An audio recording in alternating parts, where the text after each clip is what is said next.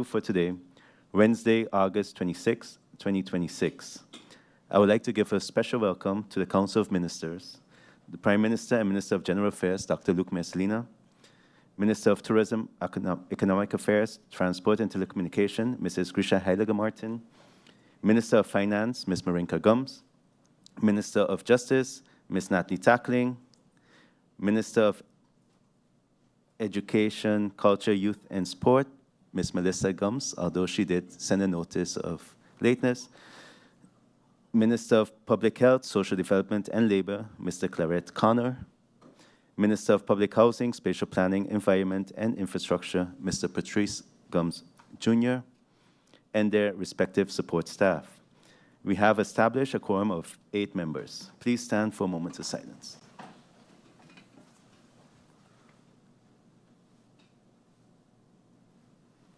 Thank you.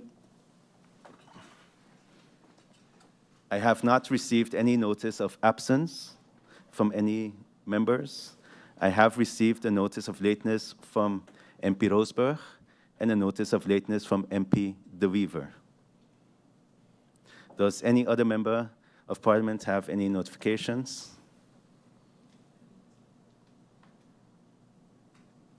I see MP Westcott-Williams would like the floor. MP Westcott-Williams, you have the floor. Good morning, Mr. Chairman, and a good morning to the ministers present. A good morning to my colleagues. A good morning to all the support staffs here present and those who are following and recording the meeting for the ministers and for Parliament. And of course, a very good morning to the people of St. Maarten. Mr. Chairman, we are going to be starting round 2 of the budget debate today. And in the meantime, I have heard about several amendments and motions and that will be coming from the members of Parliament. And most of them, those that I have seen, I can support. But especially when it comes to the amendments, Mr. Chairman, I need to make note of the fact, and I already communicated this informally, that we are now practically going into the 9th month of the year. The budget that we have before us, like several have stated during these proceedings, goes out from the situation as per the 1st of January. So it is extremely important for me, at least, before discussing any amendment about moving money from one post to the other, to know what is actually in that post at this time. For example, if we have a post in the budget, and yes, I know, of course, that 25 was being looked at. Let us assume you had 1,000 guilders in the budget for travel for the Minister of Justice, hypothetically. And the minister, based on that budget, would have used 98% of the budget. Then we do not have a 5% that we're able to cut from that post.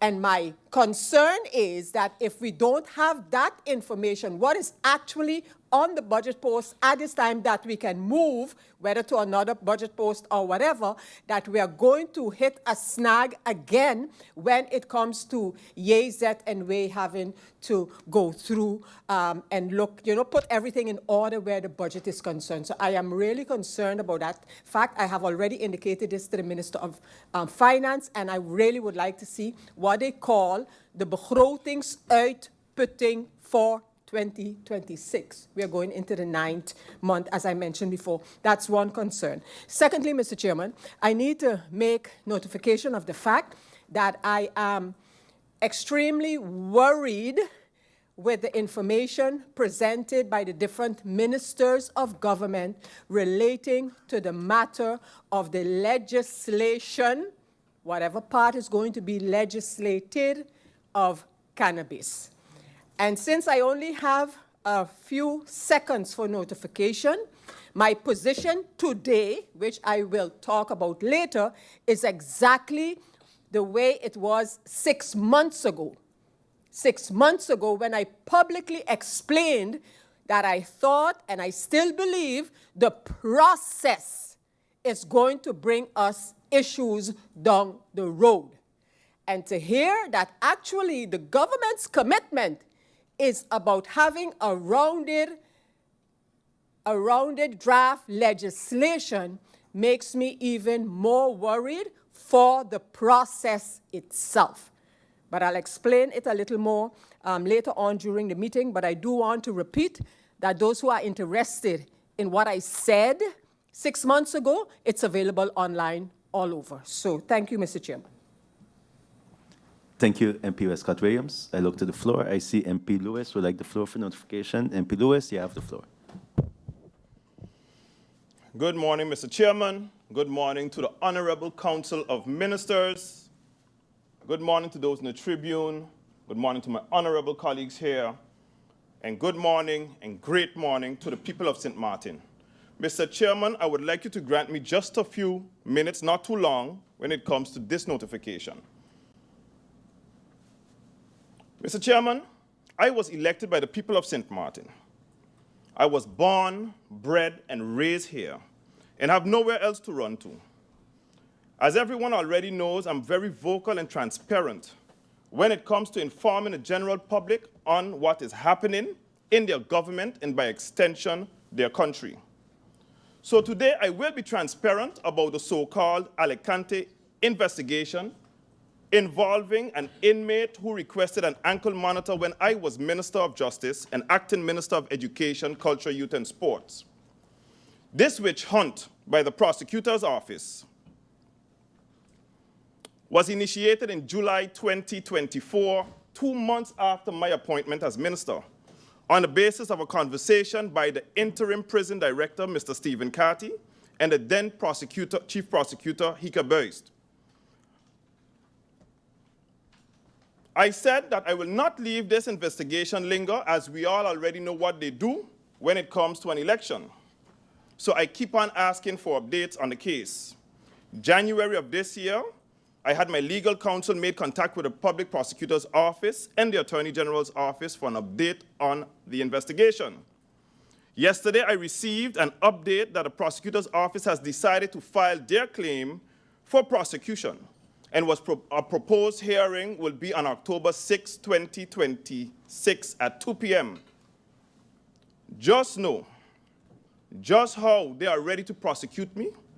I am ready to expose the corruption by the prosecutor's office and the attorney general's office, who have tried, Mr. Chairman, to prohibit me from becoming a minister of justice during my screening process on the merit of the management of KPSM, which is the police force of Sint Maarten, the National Detectives Department, where I have worked to. Just how they're ready, Mr. Chairman, I am also ready to fight this battle. Thank you. Thank you, MP Lewis. I look to the floor. I don't see any other need for notifications. So we continue. We have, as agenda point for this public meeting, agenda point number 3, the National Ordinance stipulating the budget for Country Sint Maarten for the service year 2026, National Ordinance Budget 2026, Parliamentary Year 2025-2026-192, under IS 1159, 2025-2026, dated June 11th, 2026. We now go over to agenda point 3. It is important to note that this meeting commenced on August 20th and continued on August 21st, 24th, and 25th, 2026. Agenda points 1 and 2 were handled and closed on August 20th. I would like to remind the public that Parliament received the National Ordinance stipulating the budget of the country for the year 2026 on June 11th, 2026. All members have received a copy of the draft National Ordinance. Hard copy, digital link via email, and it is available on the Parliament's general team as well as the website of Parliament. In Central Committee meeting number 23, held on June 26, 29, and July 6, 2026, the subject matter was discussed. The members of Parliament posed their questions, and the final report on the draft budget 2026 was ratified and sent to the government for answers. The final report contained the deliberations in the Central Committee, as well as the submitted questions and comments were also sent to the members. The government answered this report with a note following the final report on the IS 1348, 2025-2026, dated August 14th, 2026. As mentioned earlier, this meeting is a continuation of the meeting that was commenced on August 20th and continued on Friday, August 21st, Monday, August 24th, and yesterday, Tuesday, August 25th. At the commencement of this agenda point, the Minister of Finance presented the overall budget and key information before going over to a presentation on the budget for the Ministry of Finance, followed by presentations on the budget per ministry by the other ministers of the Council of Ministers. On Friday, August 21st, the members were given the opportunity to speak and pose their questions in the first round. The meeting was adjourned, allowing the ministers time to prepare the answers and return to Parliament on Monday, August 24th, and yesterday, Tuesday, August 25th, to provide the answers to the questions raised by the members in the first round. This meeting was adjourned yesterday after receiving all the answers to the clarification questions. It is important to note that during these deliberations, several amendments to the draft National Ordinance Budget 2026 have been submitted. All amendments have been shared with the Council of Ministers in order for government to give its reaction. Today, we will commence with the members of Parliament posing questions in the second round. Please bear in mind, as per the proposal of order accepted by Parliament on Thursday, August 20th, that the time allotted in the second round is 30 minutes. Just a reminder of the introduction of the usage of interruptions. The following guide applies in accordance with Article 43 of the Rules of Order. The chairperson may permit interruptions. These interruptions should aim to seek clarification, challenge assertions, or contribute additional information, and should consist of brief remarks or questions without introduction. The chairperson will ensure order and decorum during the meetings and the use of interruptions. Members, ministers, and guests must maintain parliamentary decorum and refrain from making offensive or disorderly interruptions. Members will be allowed 3 interruptions per agenda point. The interruptions are to be posed from the lectern placed in the Legislative Hall. General remarks: there will be a lunch break from 1 to 2 p.m., during which lunch will be served. There will also be a supper break from 6 to 6:30 p.m., during which supper will be served. Meetings. So meeting time will be determined at a later point within this meeting to see until what time we will continue this evening. Ministers often make commitments during meetings in Parliament. In these instances, a minister may promise to send a memo, letter, report, or legislation to Parliament for notification, information, or further handling based on a request of a member of Parliament. At the end of the meeting, I will make a recap of the commitments made during this agenda point of this meeting. The interruption status is as follows. MP Westcott Williams has 1 interruption left. MP Doran has 2 interruptions left. MP Irian has 2 interruptions left. MP La Vega has 1 interruption left. MP La Cruz has 2 interruptions left. MP Myers has 1 interruption left. MP Utley has 2 interruptions left. MP Roseberg has 2 interruptions left. MP York has 1 interruption left. All other members have 3 interruptions remaining. According to the speakers list, I now give the floor to MP La Cruz. MP La Cruz, you have the floor.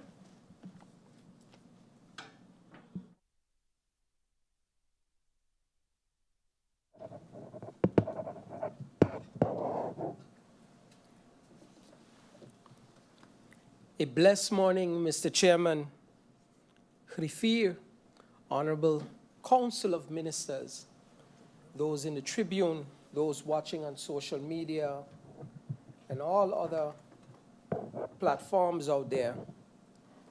To my colleagues in Parliament, I wish you a blessed morning. Mr. Chairman, I decided to handle this budget slightly in a different manner. The reason for doing so is because of the time it took for the budget to reach us, that I knew automatically that much that will be brought forth will be somewhat of a, in my opinion, waste of time. We're going to ask the government, what is your plan for 2026 in month 8, going into month 9? That plan we have already seen. And no matter what I personally think about that plan, or the way things have been going in the last few months, it remains my personal opinion. Hence, I ask the ministers the one question that I asked in the first round. What and how do you feel things are going now in the country?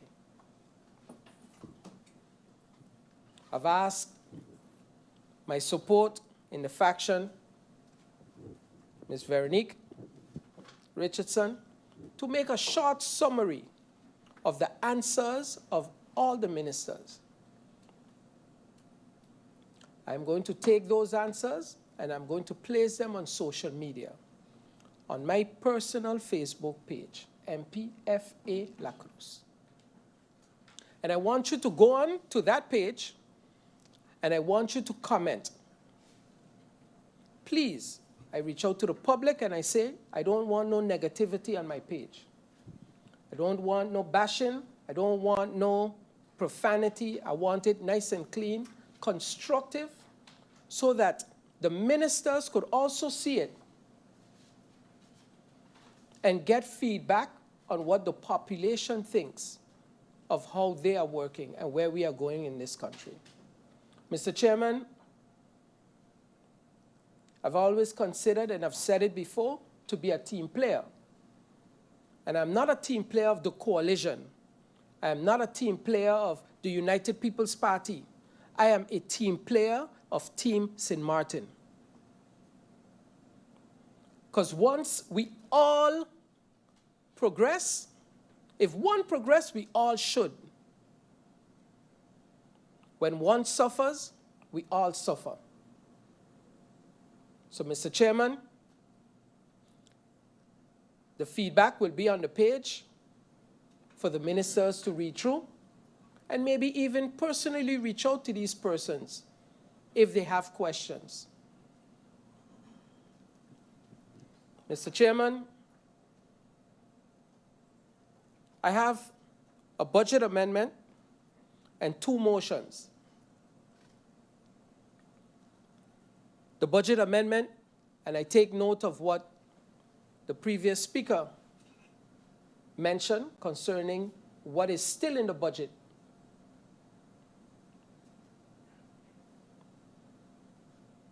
But I ask myself the question, if in August you have depleted your travel budget, you still have 4 months to go. Sounds a little, I don't know. But again, once the information is brought forth, then we'll know how to move forward. Mr. Chairman,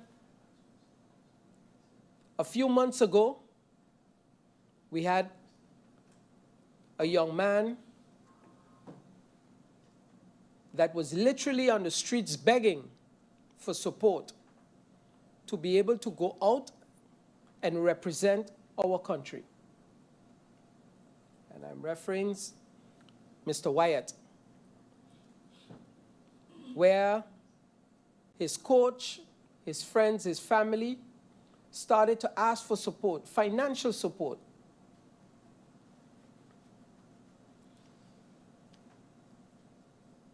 And even though I understand that when you ask for support from government, that it's not 1, 2, 3. And if it wasn't budgeted for, it's almost impossible to be done.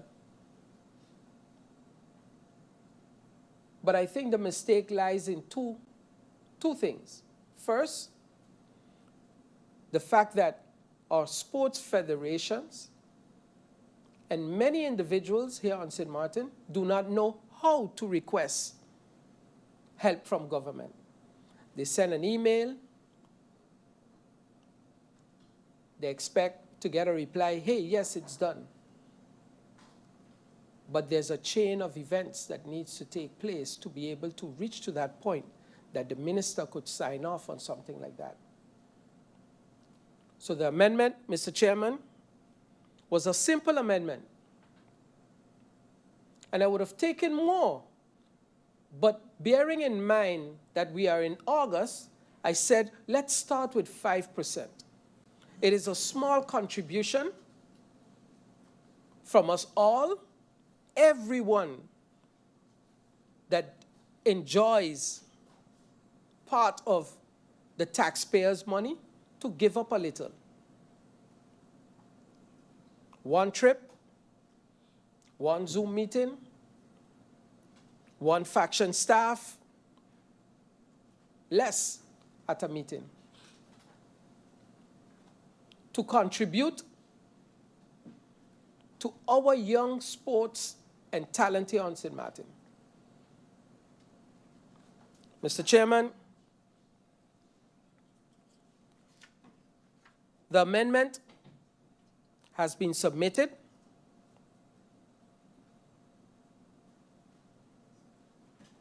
I am still awaiting what was requested by the other MP concerning what is in the post. And I'm not opposed to making a small change to it if there's a problem there. But I think it's something that we can do. I think it's something that we should give and show the population that it's not about us flying first class all the time or even going with a whole entourage to any meetings.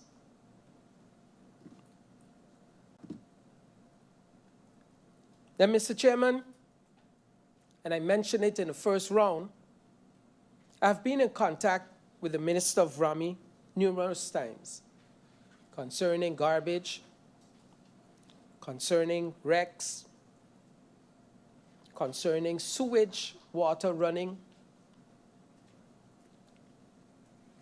I've requested via social media post and an article that the population would reach out to me with any one of these complaints they'd have, so I could make them aware to the minister.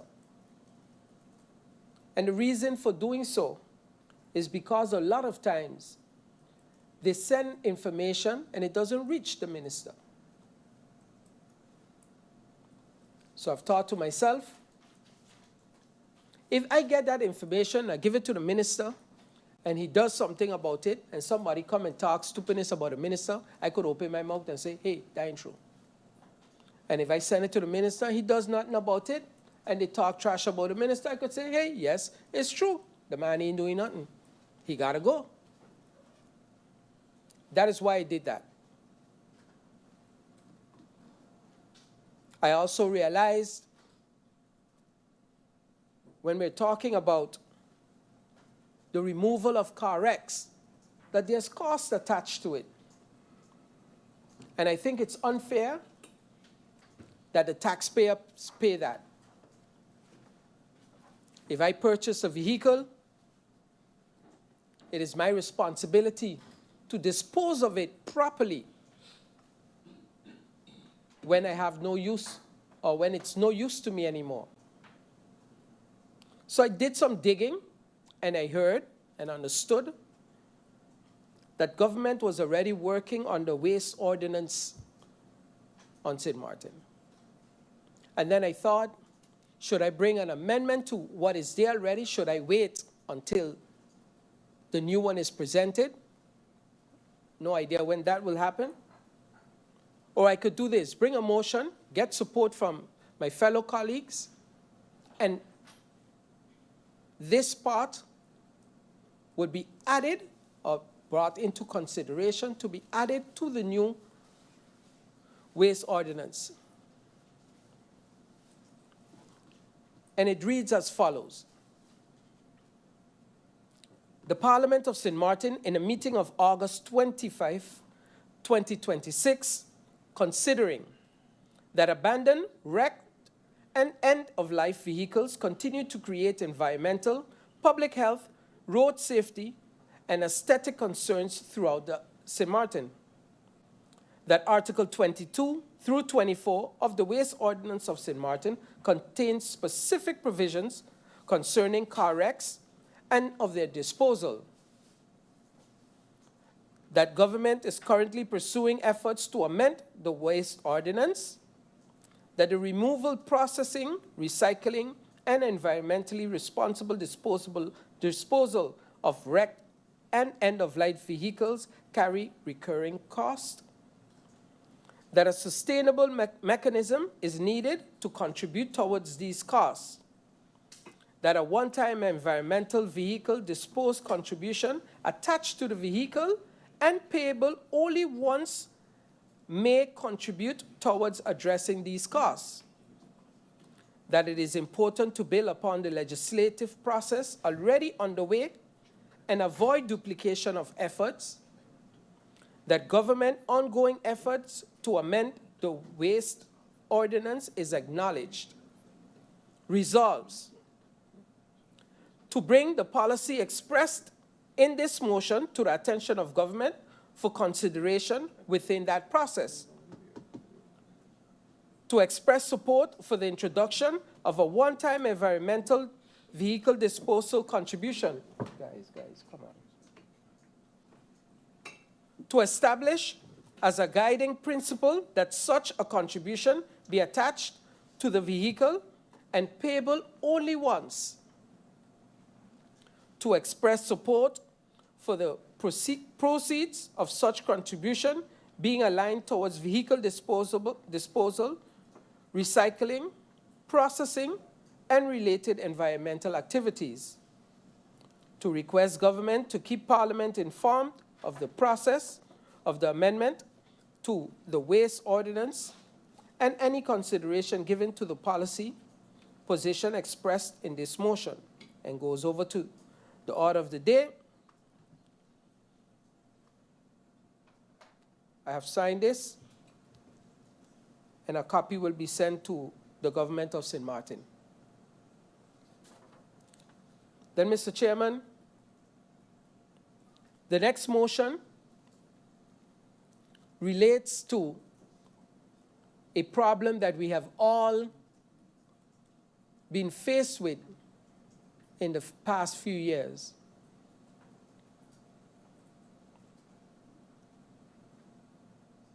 Mr. Chairman,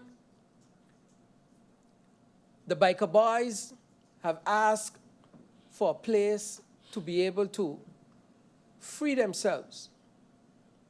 I've heard that for years.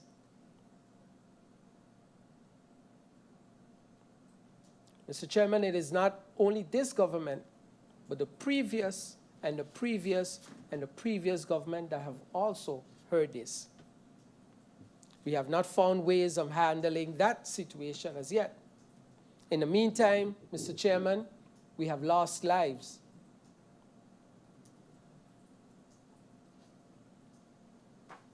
I remember myself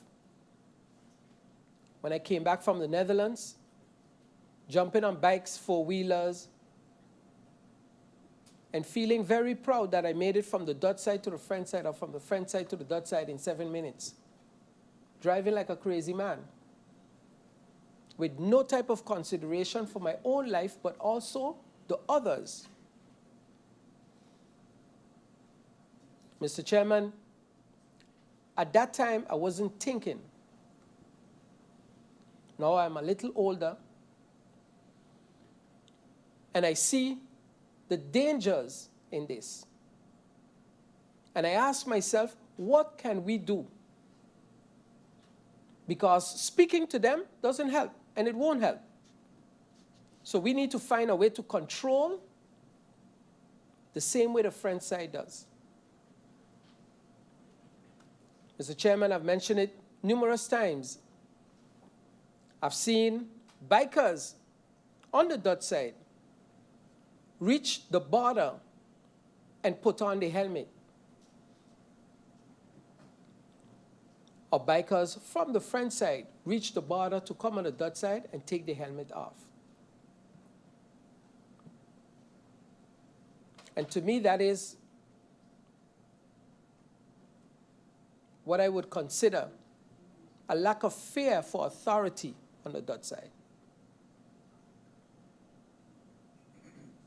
In last year's budget, I asked the Minister of Justice in a motion to have more controls. And the result is clear. I've seen hundreds of bikes being taken away because they were either driven by underage youth or no insurance, no number plate.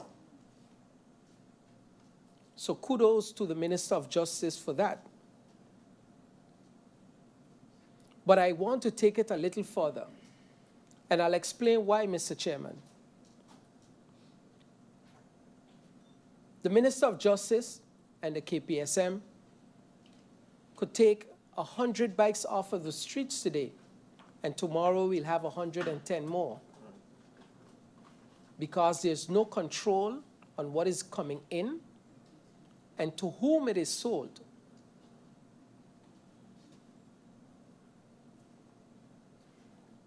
When one purchases a vehicle, you can't leave the lot without the vehicle being insured. You can't purchase a vehicle or go to a bank, ask for a loan if you don't have a driver's license, or if you have a number plate to be able to drive off with it. So, Mr. Chairman, this motion refers to exactly that. If we paid attention to bikes when they're coming in, bikes that are being sold, or even have contact with our counterparts on the front side, I think we'll move in the right direction, or somewhat in the right direction.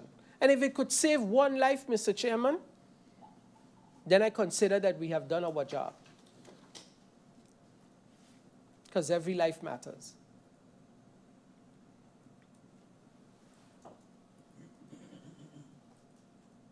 So the motion reads, the Parliament of Sint Maarten, in its meeting of today, August the 26th, 2026, considering that the growing number of scooters, motorbikes, and similar motor vehicles operating on public roads has increased the importance of effective traffic management, road safety, and regulatory oversight. That traffic accidents involving such vehicles continue to result in serious injuries and fatalities. That effective registration, identification, and ownership records are important for road safety, law enforcement, accident investigations, and the protection of property rights. That concerns remain regarding compliance with applicable registration, licensing, insurance, and roadworthiness requirements. That reliable ownership and identification records facilitate enforcement efforts and assist authorities in identifying and tracing vehicles involved in traffic violations, accidents, thefts, and other unlawful activities. That strengthening accountability throughout the importation, sale, registration, and transfer of ownership process would promote responsible ownership and improve regulatory compliance. Resolves to affirm the importance of strengthening the registration, identification, and accountability framework applicable to scooters, motorbikes, and similar motorized vehicles, including the ability to link such vehicles to a registered owner through reliable ownership and identification records. To strengthen accountability measures for dealers, importers, and other sellers, including the maintenance of appropriate records relating to vehicle sales, transfer ownerships, and vehicle identification information. To promote stricter compliance with applicable registration, licensing, insurance, inspection, and roadworthiness requirements. To request the government to examine existing procedures governing the importation, sale, registration, and operation of scooters, motorbikes, and similar motorized vehicles, and where appropriate, implement measures that strengthen accountability, traceability, and enforcement. To request the government to keep Parliament informed of actions taken to address concerns identified in this motion, and goes over to the order of the day. This was signed by myself, a copy sent to the government of Sint Maarten.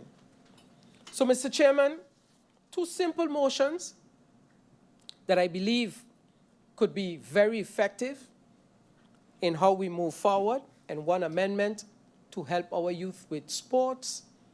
And like I mentioned before, maybe one day we will not be singing only to a blue wave, but also a Swaliga wave, a Sint Maarten wave, and feel proud that our youth make it to the World Cup or get a space on that big stage that would highlight the other sports and sports federations here on the island. Mr. Chairman, as I mentioned before also,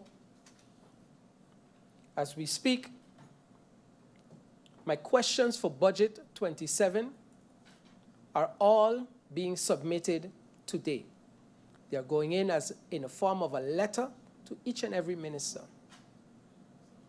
My questions are questions based on policy, execution plans concerning and difference between 25, 26, and now 27 going forward. So there are no questions related to finances, monies.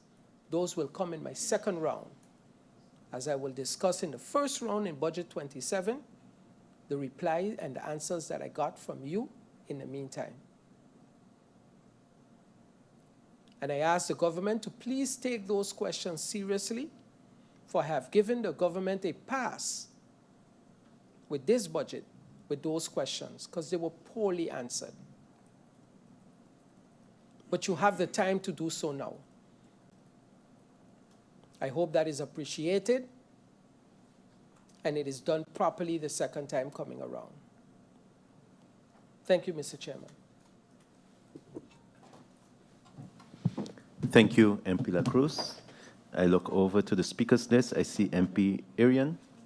MP Arian, you have the floor.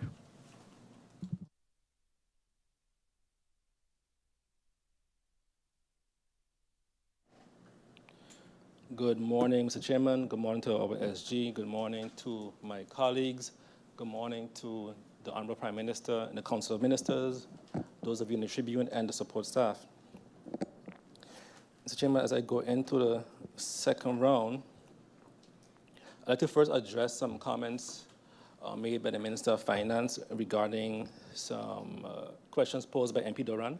MP Duran asked for the accomplishments and achievements, and also made some points regarding the revenue-generating measures of the government. In the response from the minister basically said, don't ask me about revenue-generating measures if you didn't do it yourself. And I'm not too sure if the minister is aware, but there were numerous revenue-generating measures done during the former administration. So I'll start with this. The former administration, we started a project that this government canceled through the Ministry of Rummy. We started the project of collecting outstanding long lease revenue, increasing it by almost 60%. 1 year, we went up to 8 million guilders. During the time of COVID, the worst economic crisis the island ever faced. Again, what has this government done in terms of revenue-generating measures? We started a process of a 10-year backlog of lottery fees, a whole assignment, the whole project. Also raising millions. You started the process of the backlog of the casinos, also raising, which this government was supposed to continue, actually. I'm hoping that they continue. My question would be, Minister, has those projects continued? The collection of lotteries, I see the minister nod on her head, and the collection of casino fees. So with that acknowledgement, the minister already knows of the revenue-generating measures that we did during COVID, during the worst economic time. We also started the project of EHAS under the Ministry of VSR and TIAD. Mr. Chairman, you know, we didn't just start revenue-generating measures during the worst economic time of not just Sint Maarten, but the world, where we had 9 months of no cruise ships, months of no airlines coming in, no tourists, but we also took our belt, strapped it up, and also made cuts in terms of how we spend money. That's when we started to save money on, as mentioned before, the phone bills. Minister, I'd like to ask the Minister of Finance, for the years 2024, actually, I'm going to go back a little further. The years 2021, 2020, 2019, what were the expenses paid to Telem in terms of phone bills? And then I want a comparison of the years 2022, 2023, 2024, 2025, 2026. So then we could see the cuts that we made to ensure that we have a sound budget. We also realized that during the last decade or more, there was a lot of abuse when it came to how we dealt with government vehicles and their gas spending, and persons would have double books and paying, using gas bonds for their own personal vehicles. So we also did that, and we went from physical gas books to digital gas books, cards, where we could now verify the usage of gas, ensure everybody is sticking to the limit. I'd like to ask the Prime Minister and the Minister of Finance, are they still doing that? On a monthly basis, are they producing this data? Matter of fact, can I receive as Member of Parliament the last 6 months of gas usage in the government per ministry? Every Council of Ministers meeting that we had every month, Mr. Chairman, I would present to the Council of Ministers the phone usage and the gas usage of every ministry, and I could drill down in detail per department, and we could identify abuse and when we don't have abuse. Mr. Chairman, I'd like to ask the current Minister of Finance, are they doing that now? Is the Council of Ministers doing that now? Can that be provided to us? So, Mr. Chairman, when I hear the Minister of Finance said, hey, don't ask me to do things that you didn't do yourself, I agree. I agree. We did it. Did you make any cuts? Did you strap up your belt and say, hey, we are going through a financial crisis, right? So we can't travel as much. No. Mr. Chairman, what this government has done during the time of economic crisis, high fees, GB, etc., when the people are suffering according to the Prime Minister, this government has increased travel, except for the Ministry of ECOIS. I will say that. Every single minister has done that. Every single minister.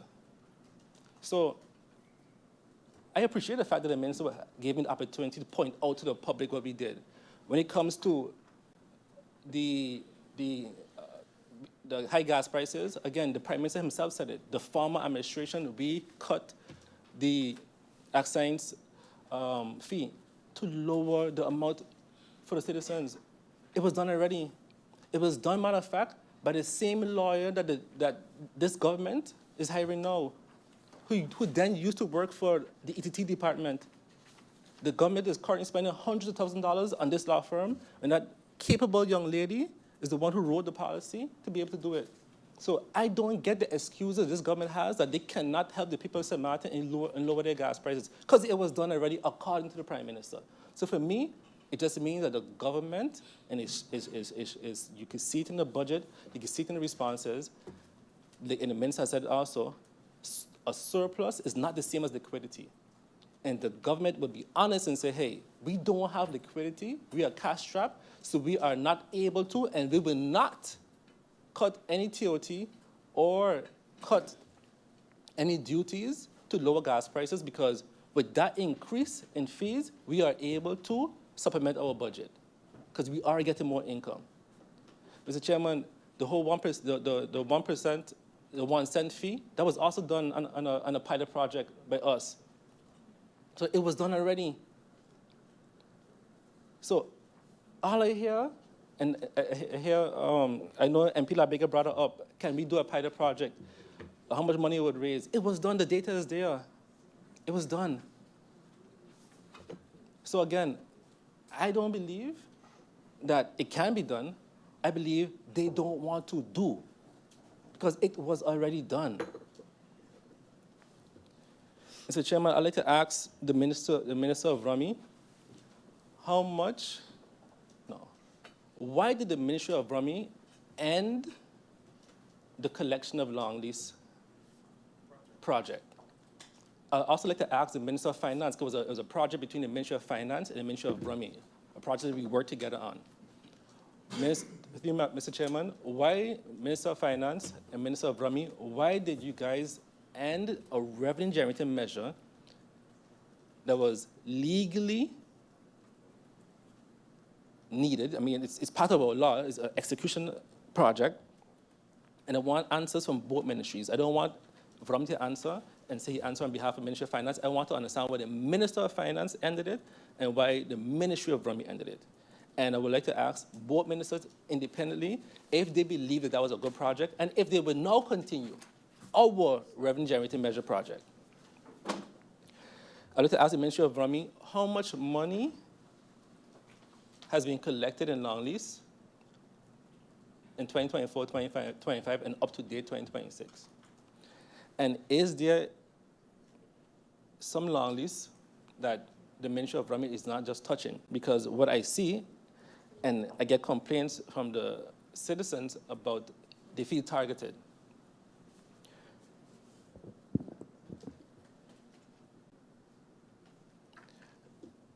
So again, Mr. Chairman, when I hear the Minister of Finance ask, don't ask me to do things that you haven't done yourself, again, I agree. We have done it. So now I'm asking you to do it now also. Mr. Chairman, speaking about travel, on principles alone for me, and I've been asked a few times, even by my colleagues, I don't travel to Par-Latino.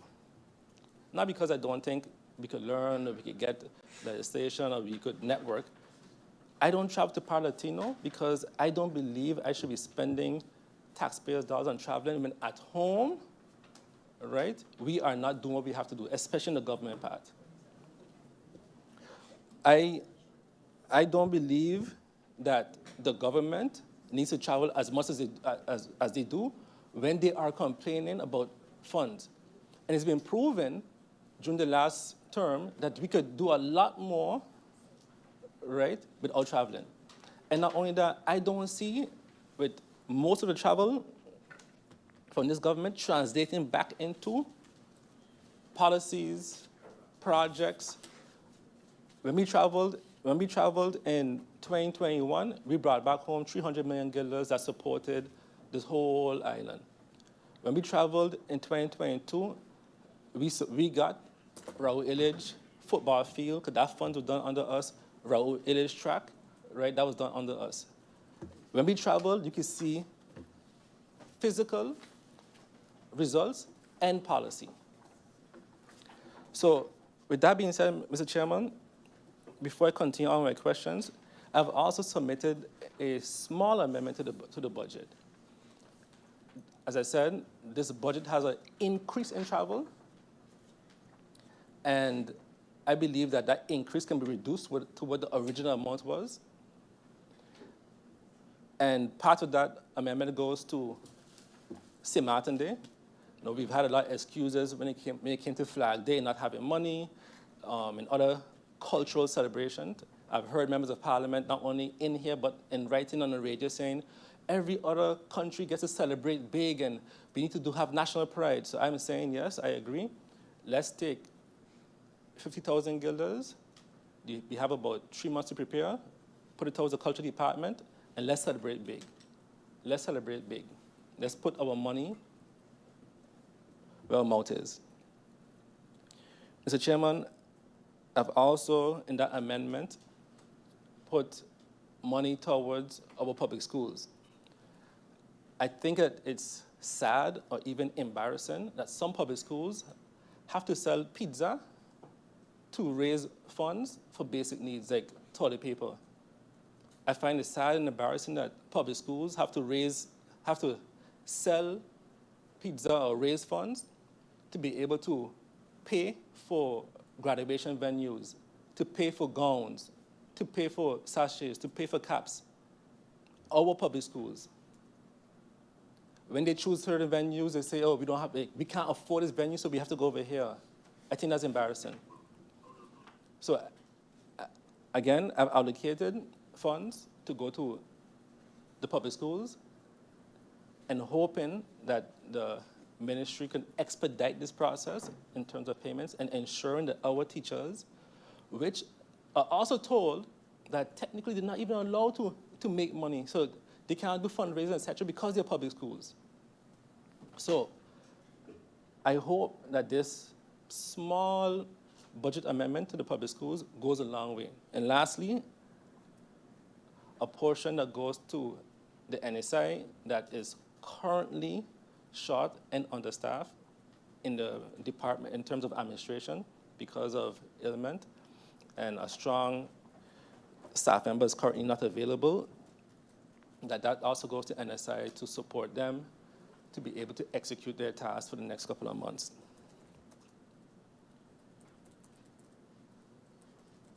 Mr. Chairman, I also have some questions for the Prime Minister. What provisions are in place for civil servants who promised 50% student loans forgiveness by the Prime Minister, Mr. Luc Messalina, during a press briefing in April 2025? And I want to state that a lot of these questions, even though we submitted 2,500 questions, the civil servants are still asking questions because they don't have answers or don't get answers. What they get, again, is over-promising and super under-delivering. So these are the concerns still of civil servants. It has been brought to my attention that the Pay and No Department has reported issue a negative advice to certain civil servants on the grounds that they were not born on the Dutch side of Sint Maarten, despite holding nationality and a Dutch passport. However, when the Prime Minister made a public announcement, no condition was stated requiring applicants to be born in Sint Maarten in order to qualify for this benefit.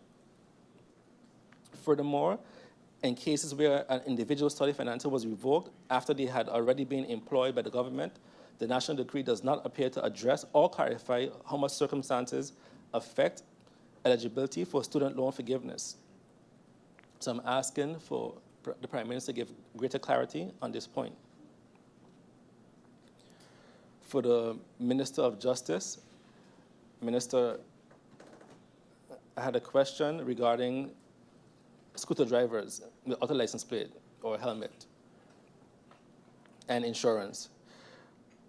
If they are injured on our side of the island and they require hospital care, just want confirmation, who ends up paying that bill? Is it SFV, is it government? Who ends up paying that bill? And how much money has been spent in 2025 and up to date 2026 on uninsured medical coverage by government in general? That's VSI and Justice.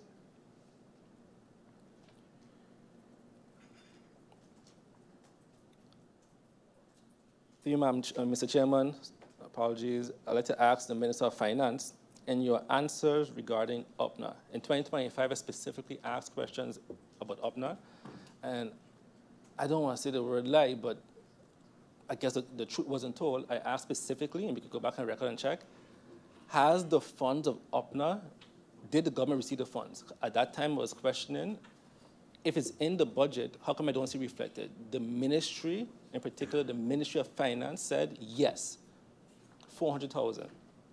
I'll ask the question again, Minister. Okay, now I can put up side-by-side videos. Did the government receive the funds from UPNA in 2024, as was stated by yourself and your ministry? And if not, why did you give the answer? I also asked in my written questions, and I got a lot of skipping around, et cetera, et cetera. So I asked in a different way, where exactly are the UPNA-related assets, receivables, expected collections received or will be received in budget 2026? So I don't see it reflected in the budget. In your answers, you say it's coming, etc. But where are they reflected in the budget? Because then the budget is not finished, it's not sound. And again, in your answers, you're mentioning it should be finalized end of August. If that's the case, and I ask this question already, then it should be reflected in the budget. So are these assets reflected in the budget? Because that's extra income. That extra income could go to justice to help with the law that she mentioned. As a matter of fact, a lot of laws that she mentioned that needs help. So where in the budget is it reflected? And Minister, if it's not reflected in the budget, and you're saying that it's coming in August, would you then say that the budget needs an amendment or it's not complete based on your own answers? And I also ask, since the government is taking over this process, because in a letter sent from your cabinet stated that government is continuing the process of collection. So the government is basically becoming a bank. So what legal basis does the government have to do this? So what legal basis does the government have to take an asset, put interest on it, and which department will do this? Because we're already understaffed. So which department will monitor, do collections, deal with interest, etc.? Which account will this go to? Because again, if that's the case, I do not see that reflected in budget 2026, and I would hope then that's reflected in budget 2027. That's already by the Council of Advice. And who does the collection now? Because UPNA has stopped. So would the government restart the project and the process and go backdate and say, like, how is this going to happen? How is it going to work? And I was hoping in the written answers, I would get questions, I would have gotten the answers, so I wouldn't have to kind of ask it now again. So is government going to turn into a bank, establish a bank? How is this going to happen? And again, Minister, I believe that the answers that came from the cabinet already ended up in court. So I would really suggest to be very careful on the matter going forward and what the answers are.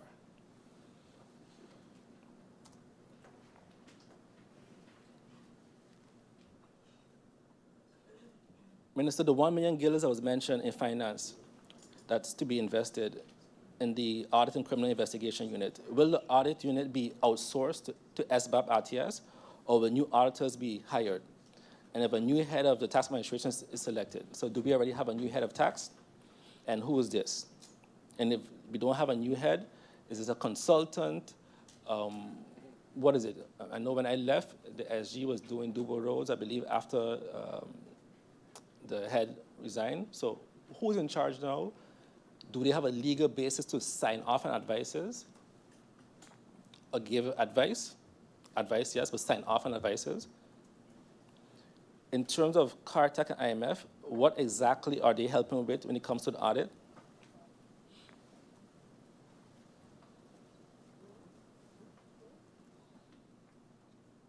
And now, Mr. Chairman, I go on to questions to the Minister of Rummy. Which infrastructure projects will you be proposing for CapEx related to the budget 2027, and why? Because I don't see that in the upcoming, I have to confirm. Projects are being centralized in the South Widow of Rummy to be executed when we don't have capacity to execute. Has the recruitment process been finalized as yet? How do you expect to achieve any of these execution projects within the Ministry of Rummy? Again, if execution is a problem in Rummy presently. What is the status on the joint sewage project for Kobe KB with the French side, and have you made any progress with this project, as was mentioned before in one of your presentations? How much funds has your ministry and cabinet paid in legal fees thus far for 2025 and 2026? And is there any current ongoing contractual procurement processes for legal support? Was there any public tender for the third-party legal? Minister, through you, Mr. Chairman, I'd like to ask the Minister of Rummy, has the Audit Chamber sent the government, in particular the Ministry of Rummy, a letter with their concerns on Rummy's procurement processes? can we receive this document? So has the audit chamber sent the government, in particular the Ministry of Rummy, a letter with concerns related to how they are procuring services? Mr. Chairman, because the minister himself said no tender processes were done in 2024, 2025. And before the PFP were in government, they were basically the party for procurement. Every meeting, every discussion when it came to VRUMI was procurement and procurement legislation, et cetera, et cetera. We were 2 years in, but not one single legislation that's there. It was interesting, Minister, Mr. Chairman, when I was Minister of Finance, I procured the services of the then Minister of Justice law firm to actually work on this procurement legislation. Yeah, see the nod. We were working on it. So it's very surprising to me that that was right there. Let me ask a question. Mr. Chairman, I'd like to ask the Minister of Finance, where is the procurement legislation that the Honorable Minister of Justice at that time, her great law firm, was working on? Where is that legislation? Why did that process stop? Why did that process stop? Because I can't believe again that, in particular, the Ministry of Rummy and the Minister of Rummy, that basically campaigned on procurement, decided that we are not going to follow procurement legislation. We're not going to procure for 2024, 2025. We're going to end roadside service. When MP Veronica Janssen-Webster mentioned about cleanliness, it was intentional because the Ministry of Rummy has ended roadside service cleaning with no follow-up on how it's going to get done. I see a lot of my neighbors and persons down the road in Colbex, they complaining every day. They're saying, hey, look how the grass growing up here. And I tell them over and over, there's only one reason this is happening, because the minister decided to end roadside service without a plan going forward. And there has not been a tender process since then. So again, Mr. Chairman, I'd like to ask the minister, why are you operating without a proper procurement process? And that's not my words, obviously. I'm hearing that it's coming from the audit chamber now also. I want to ask the Council of Ministers, in general, what does the Council of Ministers believe or think about the 2 letters that came from the audit chamber to the Ministry of Rummy? If you guys haven't gotten it, I will ask the Council of Ministers to ask the Minister of Rummy for those 2 letters. And what is your feedback on those letters and how the Ministry of Rummy is operating? Again, prior to the government, they were the party for procurement, but now we can't even follow their own campaign. Through you, Mr. Chairman, I would like to ask, wasn't the legislation from the tackling office good enough, at least as a basis to operate? And where is it now? Does it take 2 years, Mr. Chairman, for the Ministry of Finance to finalize that process? Why did it end? Can we continue the process with the entity and get it finalized before the end of the year? So, Mr. Chairman, I'll say again to the people of St. Maarten, when we complain about cleanliness on the island, I believe it's a coalition decision. It's not just the minister, because the coalition is who supports. The coalition is the one who endorses. So the people of St. Maarten, if you are complaining about how dirty the island is, because we've asked this question over and over and over, I'd like to ask you, Mr. Chairman, the Minister of Rummy, can we not only look at car wrecks, but simultaneously with the Ministry of Justice, hold persons accountable, take the VIN number, there are some cars with license plates still on them, right? Start with the Ministry of Finance, at least register this information so we have the data, and if we need legislation, we could go back and say after, hey, start working on the legislation, right? But we can't continue to just spend money and not hold persons accountable. Similar to damage of public property. And when I was in the last administration, that's a discussion that me and MP Doran, now MP Doran, had a few times, and I said, listen, as minister, I cannot and will not pay any more for any more damage government railroads. And I made it public. And I said, Minister, I am not taking taxpayers' money anymore to do that.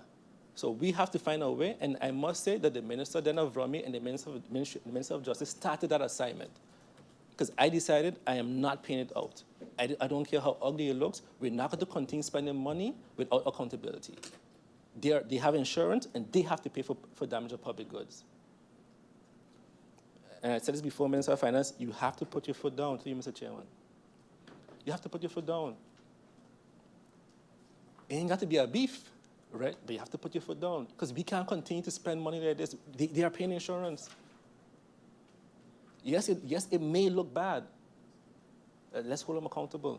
We have cars roadside service. We have police officers. So we know exactly who was doing this, and we know their insurance companies. Hold them accountable. It's time. And like I said, we started it. We didn't get to finish, but it is time. We're going to take up these cars on the side of the road, and next week they're back again. Through you, Mr. Chairman, we need to also have better cooperation. I will ask the Ministry of Rummy and the Ministry of TIAT, can we have better cooperation when it comes to giving out business licenses? And without getting the other permit in Rummy, because we can't give out a business license for a mechanic shop on the side of the road and expect that we have a bunch of cars on the side of the road. So we also need better cooperation. We have to now say, hey, before you get this business license, we need the other permit from Rummy to determine if it's possible to even be there as a business. Otherwise, we'll be in a constant loop all the time. I see mechanic shop pop up everywhere, so we need to have a better control, right, of these scenarios, because we are creating this mess. We're giving a license on one side and then saying, hey, but you didn't have the Rummy permit, and then going back and then be scared to take it back because of who they're politically connected to, et cetera, et cetera. Mr. Chairman, I am not only frustrated. I think the people of Sint Maarten are frustrated. And in this budget debate, I've gotten more promises and less real solutions. Thank you, Mr. Chairman. Thank you, MP Arian. Right on time. Before we continue to the next speaker, I just want to make note that I have received the 2 motions presented by MP La Cruz, which have been submitted in accordance with the rules of order. So just like to make note of that. MP, looking at the speakers list, MP Kotai, you have the floor.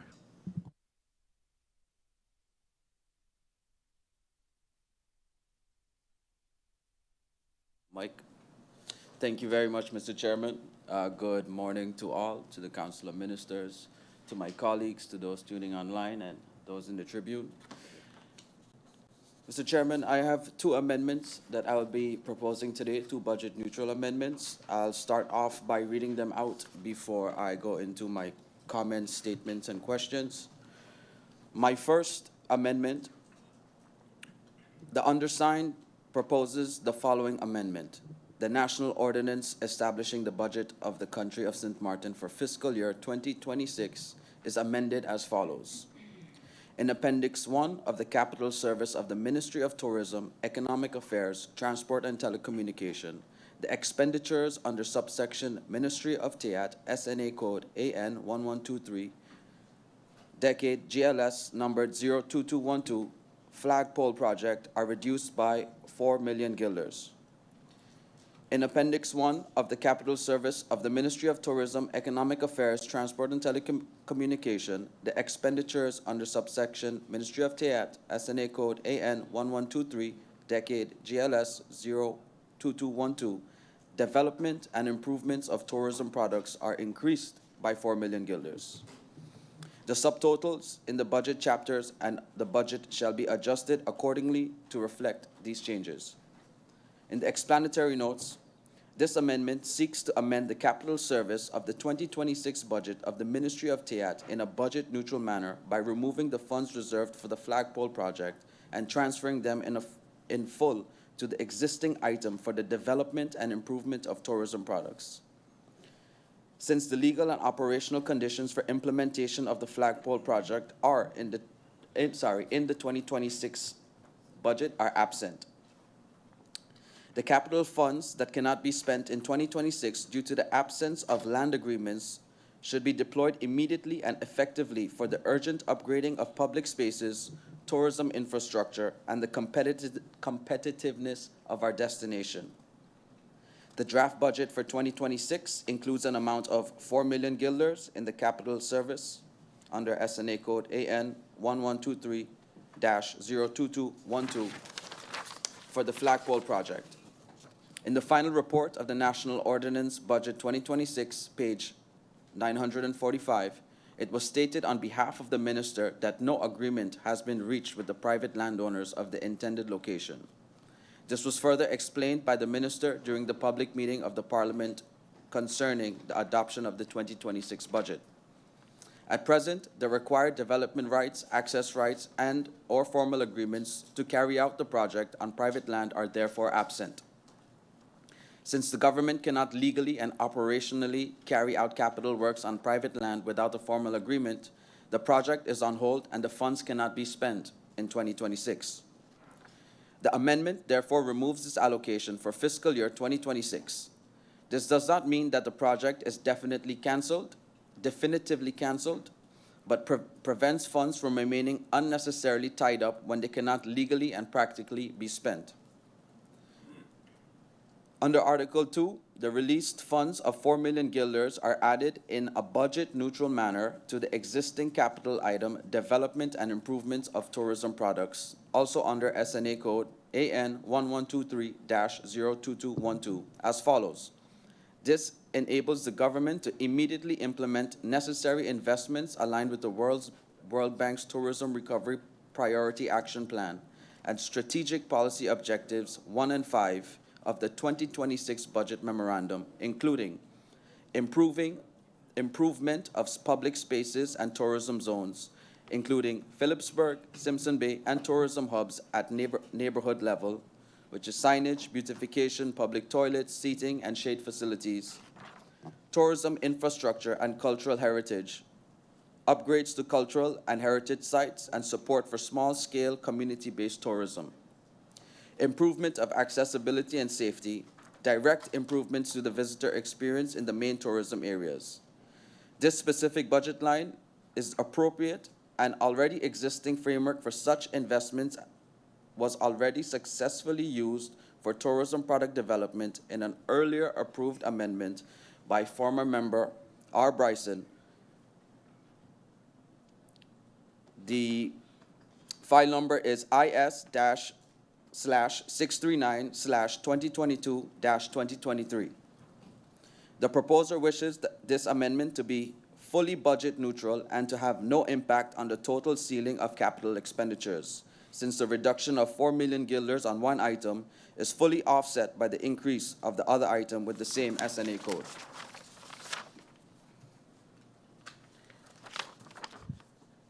The second amendment, Mr. Chair, the undersigned proposes the following amendment. The National Ordinance establishing the budget of Country of Sint Maarten for fiscal year 2026 is amended as follows. In Appendix 1 of the Ordinary Service of the Ministry of Tourism, Economic Affairs, Transport and Telecommunication, the expenditures under Cost Center 8410, Economic Category 442, total tourist bureau subsidies are reduced by 750,000 guilders. B. In Appendix 1 of the Ordinary Service of the Ministry of Tourism, Economic Affairs, Transport and Telecommunications, the expenditures under Cost Center 8340, Economic Category 435, projects and activities are increased by 500,000 guilders. In Appendix 1 of the Ordinary Service of the Ministry of TEAT, the expenditures under Cost Center 8210, Economic Category 435, projects and activities are increased by 250,000 guilders. The subtotals in the budget chapters and the budget shall be adjusted accordingly to reflect these changes. This amendment seeks to amend the 2026 budget of the Ministry of TEAT in a budget-neutral manner by immediately reallocating subsidy funds that cannot be implemented for the Sint Maarten Tourism Authority to directly executable operational projects for tourism and economic development. The proposer bases this reallocation on the answers to questions raised in the first round of questions on the 2026 budget. which showed that the legislative framework for the formal establishment of the STA as an autonomous administrative body is expected to be completed only by mid-2027, and that 750,000 guilders in startup capital budgeted for 2026 can be transferred to the STA only after establishing national ordinance enters into force.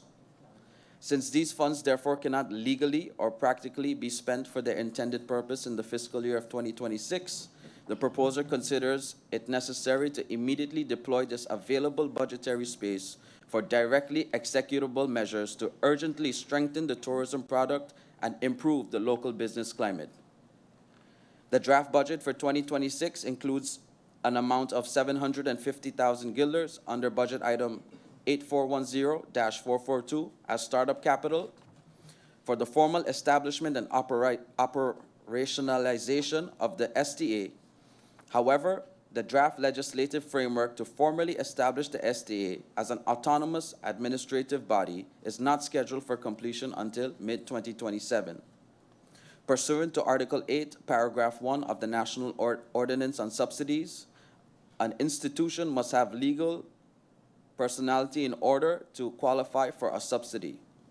Since the STA does not yet formally exist as a legal entity and the establishing national ordinance would not enter into force during the fiscal year of 2026, the budgeted subsidy funds cannot legally be granted or paid out. Keeping these funds in a legally non-executable subsidy item during 2026 would mean that crucial financial resources remain unused. Therefore, these funds are reallocated under Article 2 to active operational budget items.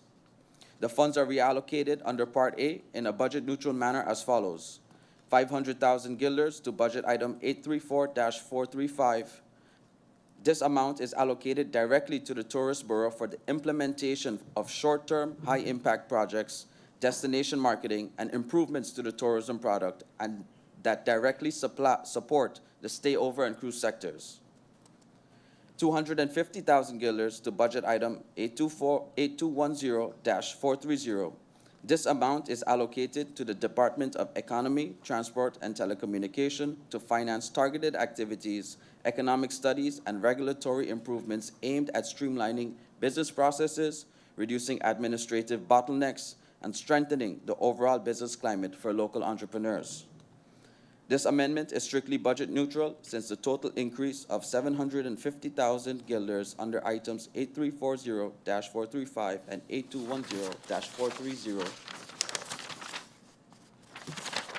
is fully offset by the reduction of 750,000 guilders under the item 8410-442.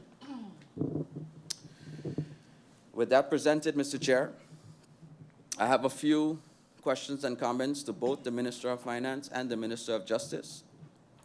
Firstly, with the Minister of Finance, I have taken note of the Minister of Finance's statements and responses regarding the status of our tax reform, as well as their stated interest in achieving a comprehensive tax reform to Sint Maarten. Through you, Mr. Chair, what is the ultimate objective the Minister aims to achieve with this tax reform? Could the Minister confirm whether this objective aligns with what was previously agreed upon and documented under the former government, and clarify whether initiatives such as the tourist tax form part of the original plan or represent a new direction? Has a proper assessment been conducted to inform the ideas and initiatives underlying this tax reform? If so, who conducted the assessment? And have they been validated or confirmed by previous parliaments? If not, is such an assessment intended to take place during this parliament? It is understood that TWO has been engaged to support the execution of tax reform, including financing and restructuring of the tax authority, placing a change manager, and adding personnel to support the restructuring process. Could the Minister clarify exactly what was agreed upon with the TWO? What's their scope of work, and what specifically are they responsible for delivering? Could the Minister also confirm where this agreement was formalized, given that it is understood to have originated under the previous government, and whether it has been made available to the current Parliament? Given the above, to what extent does the minister remain in control of and directly involved in the tax reform process, as opposed to being driven by the TWO? Concretely, who is currently executing the tax reform on a day-to-day basis? Because a tax reform implementation of this nature typically takes a minimum of 24 months at the earliest for the taxes that are simple, and 36 to 48 months for the most complicated type of taxes. Does the minister have a defined roadmap for implementing a comprehensive tax reform for Sint Maarten? If so, once again, who developed it? Where is it currently held? And can Parliament be granted access to it? Should responsibility for the tax reform continue to sit largely with TWO? What oversight role, if any, do the minister and Parliament retain? And how is the minister ensuring that Sint Maarten, rather than TWO, remains in the driver's seat of its own tax reform? Does an agreement or decision regarding the new tax reform exist within the Council of Ministers, particularly given that much of the information currently being referenced on the tax reform originated under the previous government? If such agreement or decision exists, maybe in the future, can Parliament be provided with a copy? And lastly, to the Minister of Finance, through you, Mr. Chair, from everything stated in our governing program, about 10 different priorities, from financial transaction tax to the shift of direct to indirect taxation to the tourist tax, can you please rank all that are mentioned in the governing program as low, medium, and high priority, so I can get a better understanding? To the Minister of Justice, through you, Mr. Chair, I've stayed away from this topic, and of course, seeing that it is a budget proceeding, but based on your answers to MP Darrell York, his clarifications, I did have some further questions and statements on this. So the minister yesterday briefly explained that there were two types of releases, Article 132 and Article 137. The regular release is at 66.6%, while at Article 137 says in the case that there's an acute shortage of detention capacity, the minister may set the percentage earlier than 66.6%. And that's the way the train policy works. If the prosecutor office says, Minister, I need space, I have this many people at the front that need to be released from pretrial detention if I don't have space in Point Blanche. So through you, Mr. Chair, can the minister then concur that there is no prison cell shortage at this moment? Because to my belief, prison is full to the brim. There are men in the women's ward. So I do not understand, I would like to be made understood at least, how we are not making use of the ankle bracelet policy that was put in place by the ex-Minister of Justice, Anna Richardson. Is the prosecutor the sole controller of what happens at the prison? Because whenever I ask for statistics, the numbers on how many persons are still waiting to see inside a prison cell, how many violent criminals are on the road still waiting, there's never any data available. We have white-collar criminals. I have no problem to call them by name. We have Mr. O'Neill Arundel, Mr. Franz Richardson, Mr. Theodore Halliger, who could have been well sitting on ankle monitor to free some space for violent criminals. But with so many violent criminals running free, I really can't understand it. I've had countless interactions with business owners from all ends of Sint Maarten. How do you think certain persons feel when they are being hunted? The perpetrators are caught, and those hunted still hear or see the same perpetrators free. I know I'm a broken record right now, through you, Mr. Chair. So once again, does the prison have space? Or is the prison full? And once again, how many persons are waiting to serve their time at Point Blanche Prison? To my understanding, Mr. O'Neill Arundel did his proceedings for his early release, well, for his release in May. It's nearly September.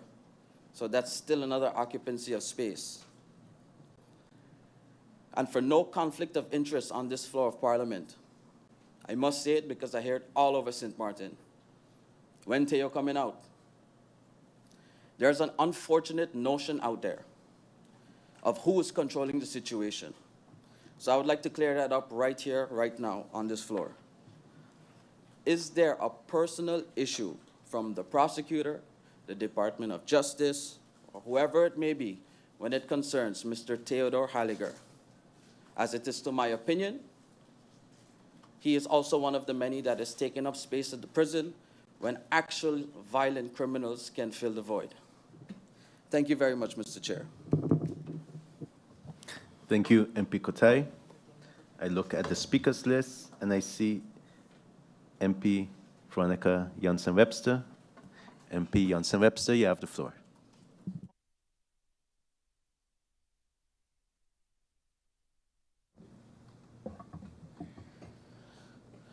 Good morning, Mr. Chairman, and good morning and welcome to the ministers and their support staff. Also to my colleagues, good morning and welcome to the people in the viewing audience here and those listening online. I have a few questions still for some ministers. Mr. Chairman, through you, I wanted to ask the Minister of Finance, what is the deadline for compliance from the individual ministries towards the preparation of the financial statements for 2024? And what is the deadline for the financial statements for 2025? As the minister mentioned that she is issuing strict deadlines for those. And I wanted to know, have any ministers already submitted the requested information? And are any of the ministries already late? And if yes, which ministries are already late in submitting the necessary information so that the Ministry of Finance can prepare these financial statements? And the reason why I'm asking this, Mr. Chairman, is because looking ahead at us receiving the 2027 budget, I was wondering if the actual spending column in the new 2027 budget will compare 2025 actuals to 2027 anticipated amounts, because what we had now was 2024 comparing to 2026. And we did not have, let's say, the 2025, which we should have already had those numbers, which would have made it a lot easier in judging the numbers. So that is the reason behind it. So I want to know from the minister, what are the deadlines and if the ministries are in compliance. For the Minister of General Affairs, the Prime Minister, through you, Mr. Chair, after having spoken about encouraging our students abroad to return to St. Maarten to fill positions in the public sector, I saw many comments on social media of former students indicating that they had applied and have never even received a confirmation of receipt of their email. Through you, Mr. Chairman, what does the Prime Minister and the Secretary General of General Affairs intend to do to ensure that this no longer happens? One concerned parent even asked me where applications can be sent if students want to return home, if they want to send an open application. I would like to share this email address here, Mr. Chairman. The email address is careers@stmartengov.org. So careers@stmartengov.org, that's the email address that anyone who would like to send an open application to the personnel department from government can use to apply. And because some people might want a backup or someone on the island who can follow up with them, I offer up my own email, veronicawebster16@gmail.com. That's the easiest one. veronica.webster@sxmparliament.org. And this is something that I have been doing for many years, long before politics, and I continue to do it to try to match people and to help people to find jobs. And so if they send me their CV, I'm always willing to help. And the Prime Minister knows I can nag him a lot and keep following up. So if anyone needs assistance, they let me know. But I know I have received so many people indicating that they want assistance to find these jobs that we have here.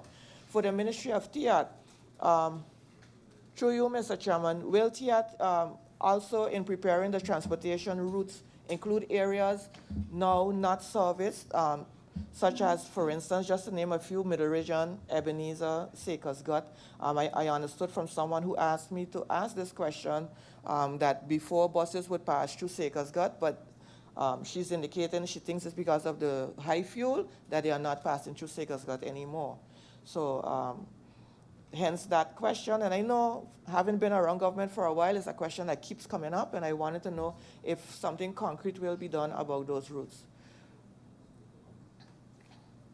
Regarding cannabis, Mr. Chairman, one of the concerns that I have always had about legalizing cannabis is the recorded higher risk of psychosis in cannabis users because of increasing THC levels. I know that people in favor of cannabis say that this is exactly what will be regulated because the dosage will now be printed on the package. But my question, Mr. Chairman, is who is going to test and determine the dosage? And more importantly, who is going to independently audit these tests of the dosage? Because similarly, with GEBE, GEBE tests the water, but the water is then, those water tests are then audited by SLS. So I'm asking through you, Mr. Chairman, if the minister can explain who is going to audit the tests of the dosage on the packages of the marijuana. Moving along, the Minister of TIAT has indicated that data is needed for, data is needed, yeah, for better policy. That's me phrasing it that way, but the importance of data. And so I had asked in the first round about the, about the website. And I understood that the website is being upgraded. But unfortunately, I was trying to look for some information on the website and I couldn't find it. So I wanted to know if the minister can give me the percentages from the tourism expenditure survey from 2024 to 2026 year to date on the cleanliness in the index that is asked every year of the tourists. So I would like to know in 2024 how clean the tourists rate the island, 2025 and 2026 year to date. The reason why I'm asking that is because when I asked the minister about cleanliness, the answer that I got, I will go into that later, but we have an index. So we can know in Sint Maarten, and you then, Minister, through you, Mr. Chairman, the Minister of TIAT can assist the Minister of Romy in seeing how the tourists view our island. And it's not about the tourists alone, but we who live on the island, it's important to us as well to have a clean island citizens deserve, a clean island free of rodents, flies, and disease transmission. That's why the cleanliness is important. To the Minister of Justice, the security levy for businesses via the Chamber of Commerce, would this have to be paid by all businesses or only those located in the tourist areas? True, Mr. Chairman, is the Ministry of Justice still renting the building on Union Road, Opal building, I think it's called, across from Port Plaisance, and is this building empty? I don't know if that's a repeat question, but a viewer asked me to ask that. And what is the new rate for the VKS? And I know that in their name it says voluntary, but what is the hourly rate that we pay a VKS officer? Because I understood that there's a new rate. And also the EPU, Executive Protection Unit, I was looking for their budget. Can you explain more about their budget and if they had an increase in 2026? And also victim support services, if the minister can tell me if the subsidies for 2025 were received and if anything was already paid for 2026. Ministry of Education, Culture, Youth and Sport for the second time. I don't have anything for the minister. It's not a lack of interest. My main concern there is with youth and Also with sport, but it has been covered, and special ed, it has been covered. And I want to commend the minister too on the Dutch program that she is promoting, because I have seen for myself how our children, even though they pass in their other grades, they need to have a sufficient for the Dutch if they want to go in certain schools, and then they fail. For the Ministry of VSA, I take this opportunity to encourage all job seekers on Sint Maarten to register for the upcoming job fair next month, September 24th, and they can go to the Division of Labor Affairs on Facebook to do this. I wanted to know, through you, Mr. Chairman, if the minister, from the Minister of VSI, if the AIDS Foundation received their complete subsidy for 2024 and 2025. So this is after the audit and financial statements were submitted. And regarding SZV, I had some questions regarding who determines, because there was mention about urgent care and so the difference is, so who determines what is emergent and what is urgent? Is it the patient's doctor, or is it the doctor from SZV? And then there was a concern that came from a citizen where they had a operation, let's say on the Monday, and by the Wednesday they were in Winnie coming up. And I wanted to know if the ministers are aware of this. And I know that there's a lot of pressure on our healthcare system, but does that mean that when people pay into the system all their life and then they get sick, maybe in their 60s, and then you operate on one of your limbs, and somebody has to lift you then into a plane 2 days after your major operation? So that was that. And I wanted to go over to read an amendment for the Ministry of General Affairs. The amendment, I have it prepared in Dutch, but I can explain what it entails. Basically, also as the Deputy Committee Leader of the General Affairs Committee, I have been speaking about P&O, and there is also funds needed for the facility services. The Prime Minister, I asked the Prime Minister in round one if he could identify anywhere where there was funding available that could be used so that money could be shifted, and together with the Secretary General, we came up with this amendment where it is needed to shift money to P&O so that it would be, so we would be able to, the government would be able to get consultants to hire people to fill the P&O department, and then those P&O people can populate then the rest of government by P&O actually functioning, and you don't have only 2 people in P&O. And there's a similar situation in facility services. So as such, I will read the amendment, which I only have here in Dutch. So amendment van het lid Jansen Webster ontvangen 25 augustus 2026. De ondergetekende stelt het volgende amendement voor. De Landsverordening tot vaststelling van de begroting van het land Sint Maarten voor het dienstjaar 2026, Landsverordening begroting 2026, wordt als volgt gewijzigd. A. In bijlage 1 van de gewone dienst van het ministerie van Algemene Zaken worden de uitgaven onder kostenplaats 3000, economische categorie 431, calamiteitenbestrijding verlaagd met 400.000. B.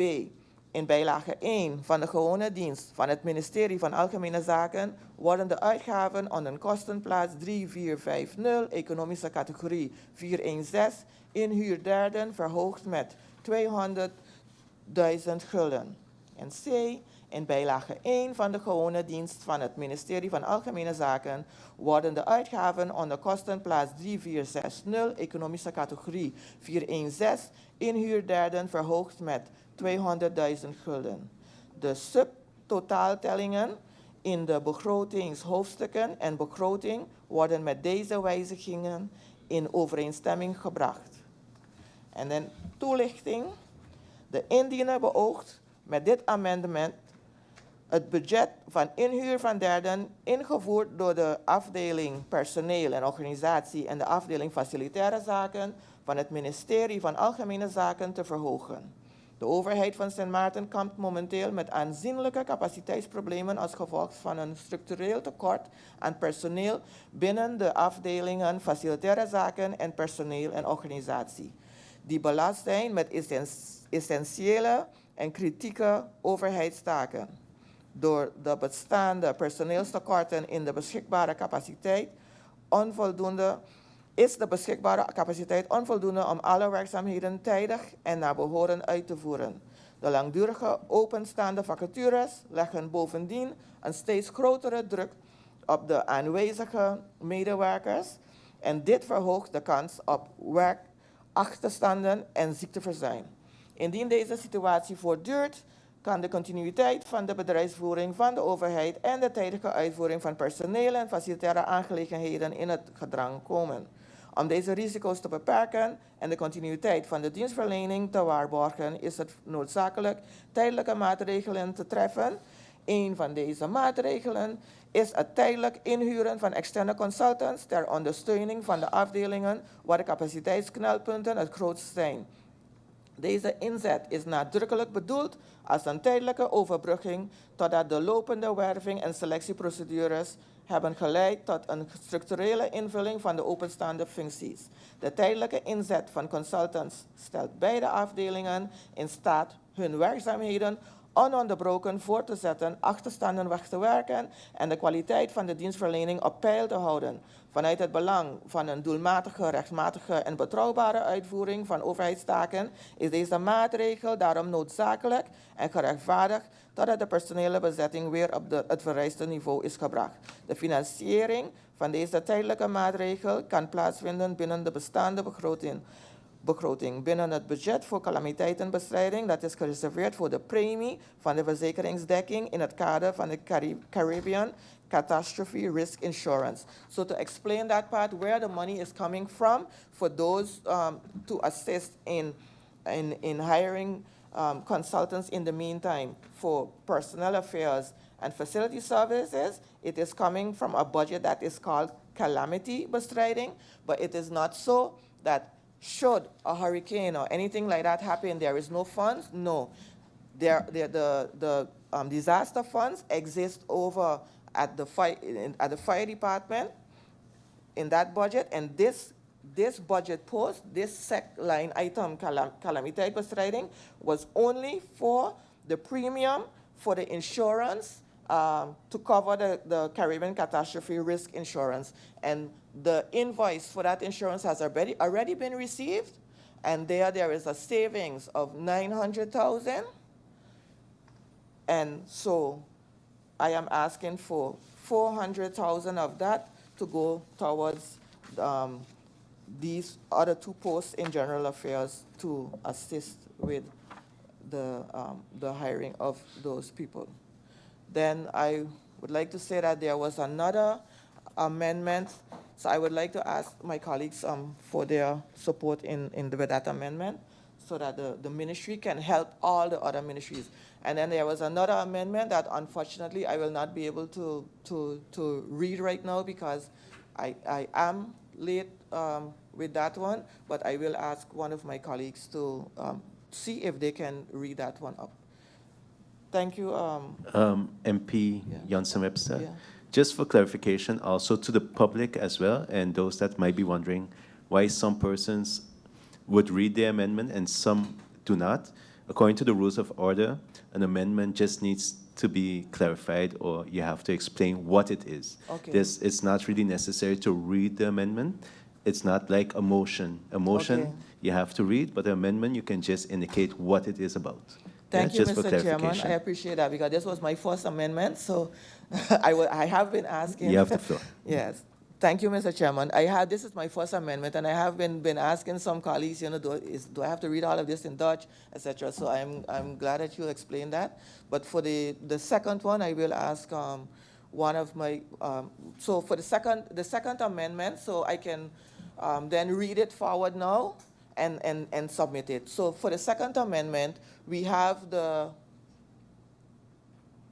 MP, you can just indicate what the amendment Okay. is, and that's great. suffice. That's Thank that's you. sufficient.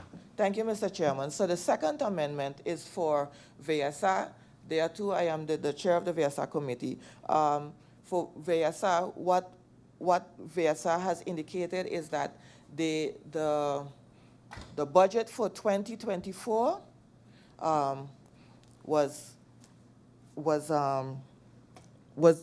so there was the budget for 2024. And then they set the 2026 budget to the same as the 2024 budget. And that's why I started out also by asking the Minister of Finance if we could, for 2027, get the actual spending closer, because what turned out was that in 2025, the spending was a lot more than what it was in 2024. And so now for 2026, it has increased even more. So if we want to be able to pay for what is called here in St. Maarten the understand, so the financial aid for our people, the ministry will need more money in the budget for financial aid. So the ministry has done an exercise where they went through the entire ministry to see which budget post they can amend to take money from without, let's say, disturbing the departments or without going over what they have already used. So they are going to take the money from these various posts and put it over towards towards the financial assistance budget. And so it would come up to a total of 850,000 guilders that would be overgehaveld would be transferred over to the post for financial aid. So that is my second amendment that I will be submitting, and I ask for the support of the members of Parliament. Thank you, Mr. Chairman. Thank you, MP Johnson Webster. I look now to the speakers list, and I see MP Labega. MP Labega, you have the floor.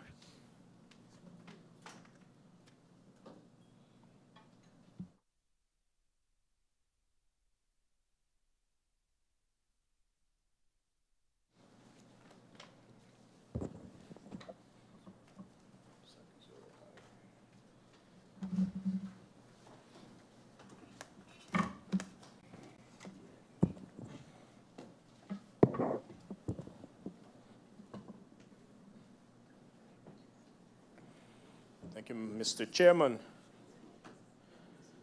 Good afternoon to yourself, the Kafir, my fellow colleagues, the Honorable Prime Minister, and the Council of Ministers, everybody in the Tribune, and who's viewing at home.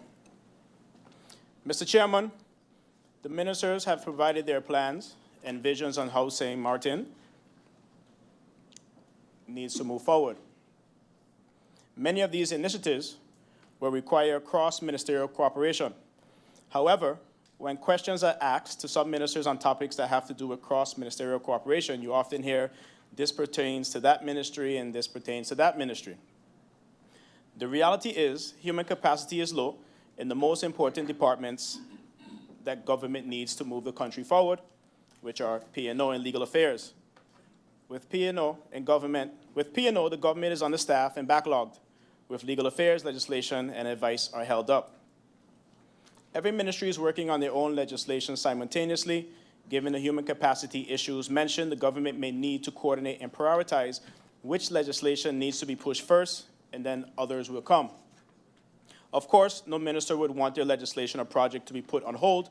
However, submitting all at the same time will not work either, given the current staffing situation.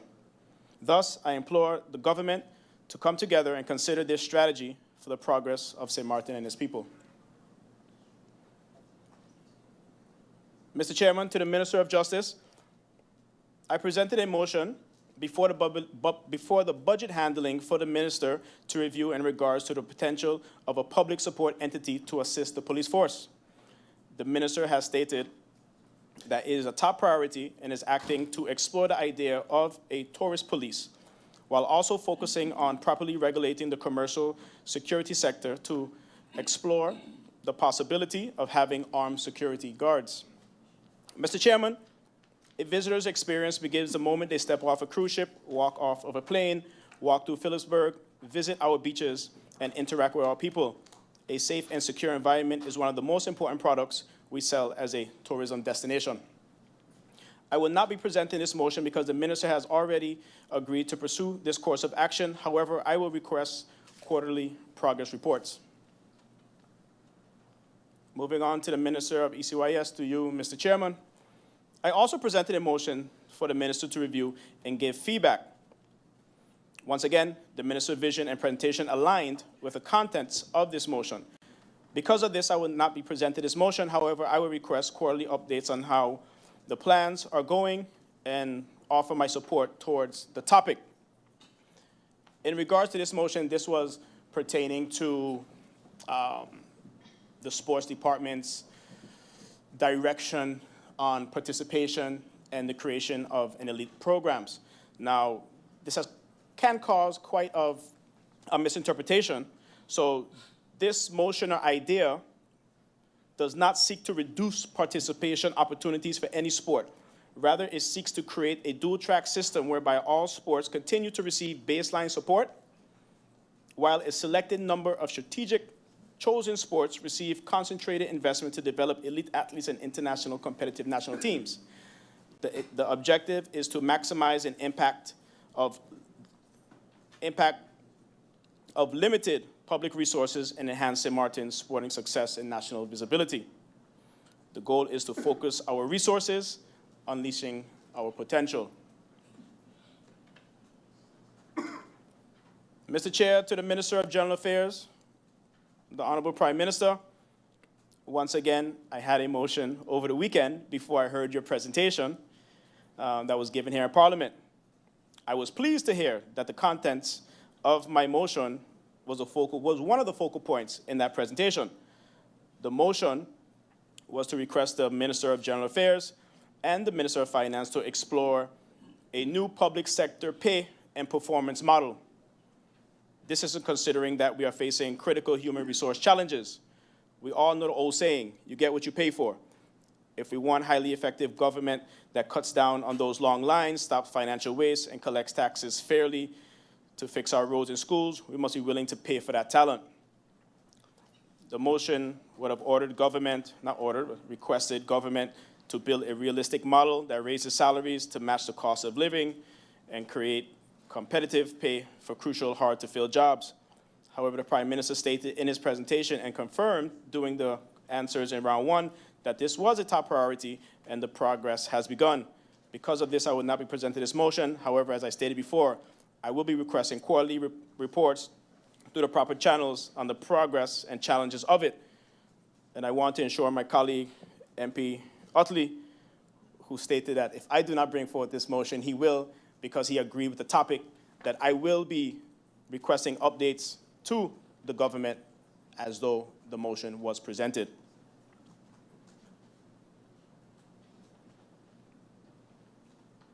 Mr. Chair, my rationale behind not presenting these motions, I went through the questions presented over the weekend before hearing the Council of Ministers' presentations.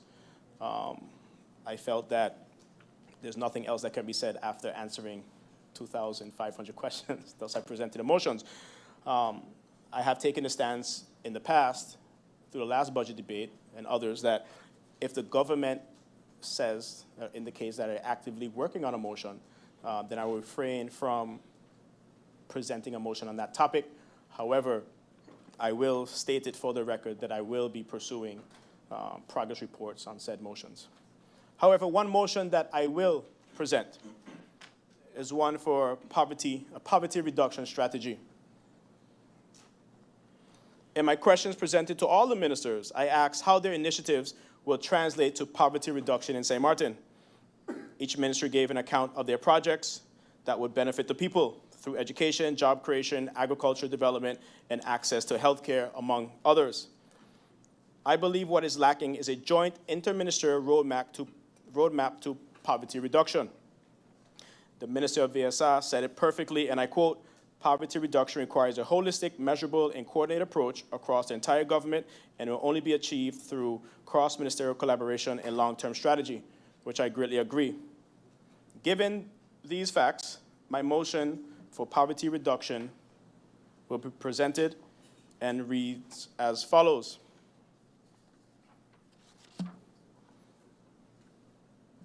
The Parliament of St. Maarten, in a meeting today, August 26, 2026, considering that the cost of living continues to place significant pressure on households, particularly low-income families, pensioners, single parents, and vulnerable persons.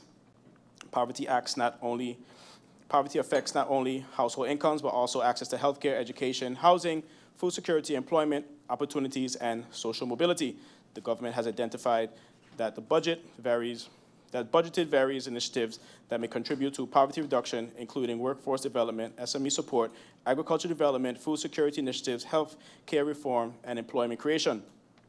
These initiatives are currently dispensed across multiple ministries and policy areas without a clear, articulated national poverty reduction framework.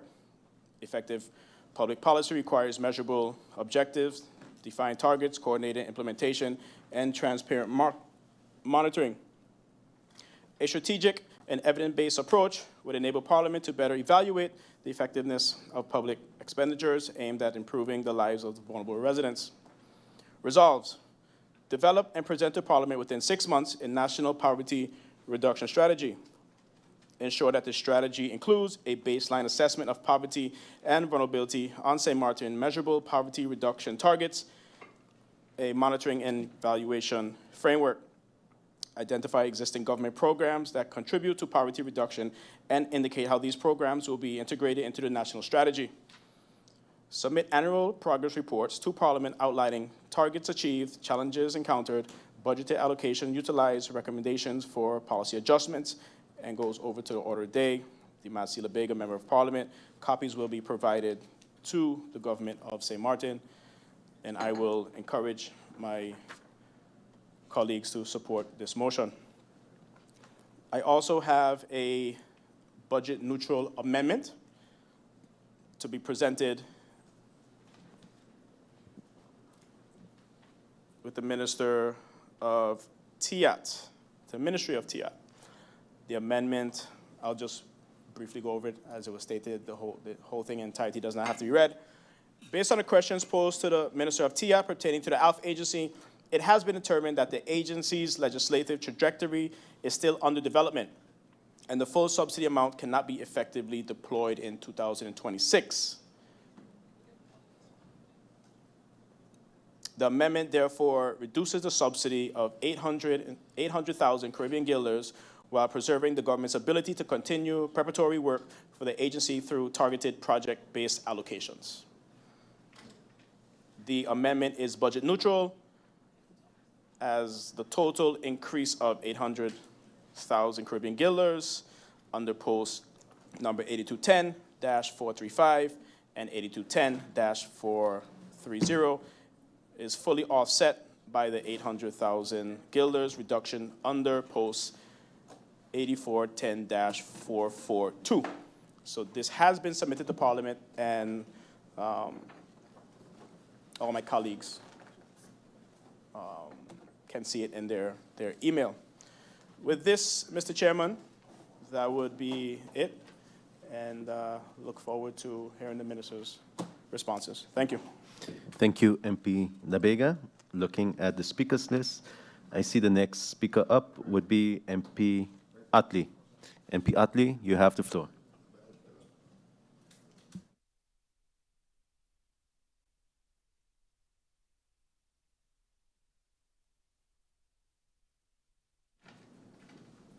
Just in the nick of time, we have 30 minutes to speak, and it's 12:26, so right before lunch. Perfect. Mr. Chairman, today, August 26, 2026.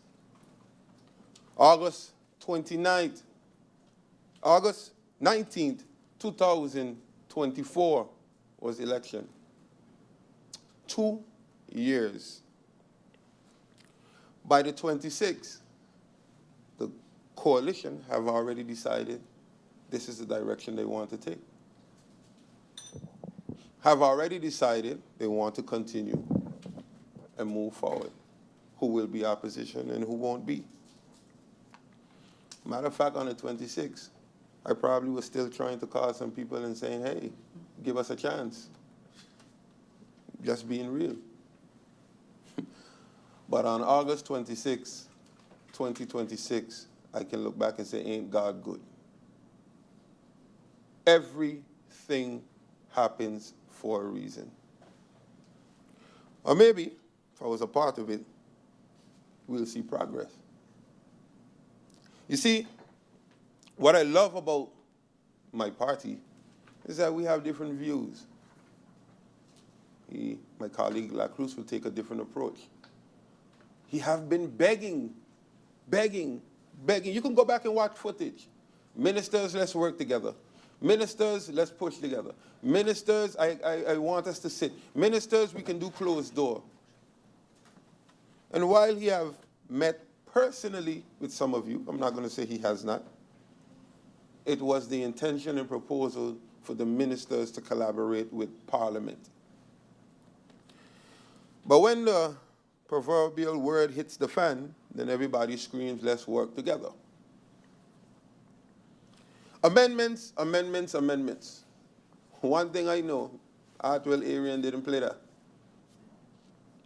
Especially when it comes to the coalition. Because amendments scream, 1, no communication, or 2, we like or satisfied how things go. And it's the fundamental right of members of Parliament to bring amendments. But when I see amendments left and right from coalition, it makes me wonder, 1, did the Minister of Finance meet and discuss even with the coalition members? And 2, something just ain't adding up. See, Mr. Chairman, so used to say Madam Chair, Mr. Chairman, August, by the time this process goes through, even if the budget is passed today, the budget is not enacted tomorrow. It's a process. My dear colleague once brought a motion that this is the final stop, but unfortunately it's not the final stop. September, October, November, December, kaput.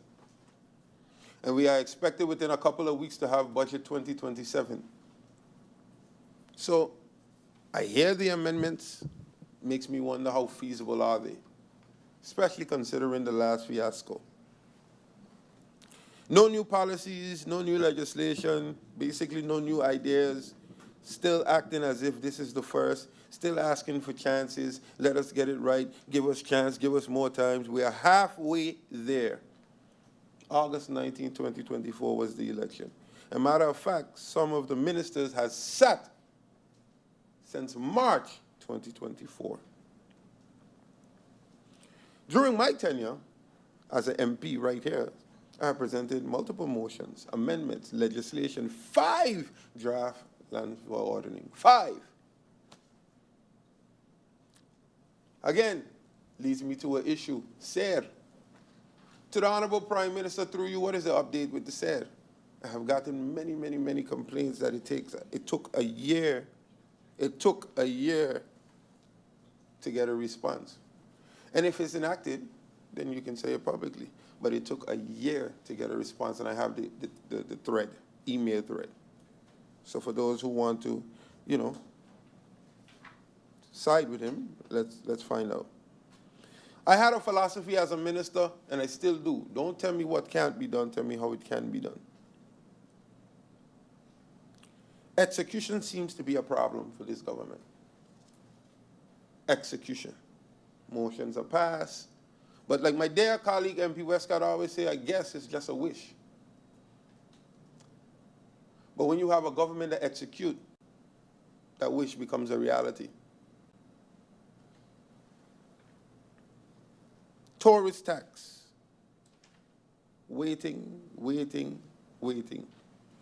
SFA 1 Bay. waiting. The bus drivers, taxi drivers, sole proprietors, entrepreneurs, when are they going to be able to be insured? And they might say, you were the Minister of SI. Yes, and that's why I worked on the legislation. That's why I pushed forward the legislation, which went to the Senate, came back, did our due diligence, went to the Council of Advice, came back, and I have been kicking and screaming and asking every minister after me to pick it up. This is our population. These are people that are here.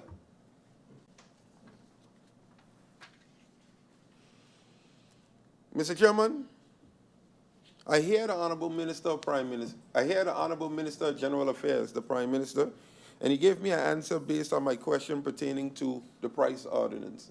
And I'm not going to stop until something is done for the people of Sint Maarten where it relates to GEBE. Don't tell me it can't be done, tell me how.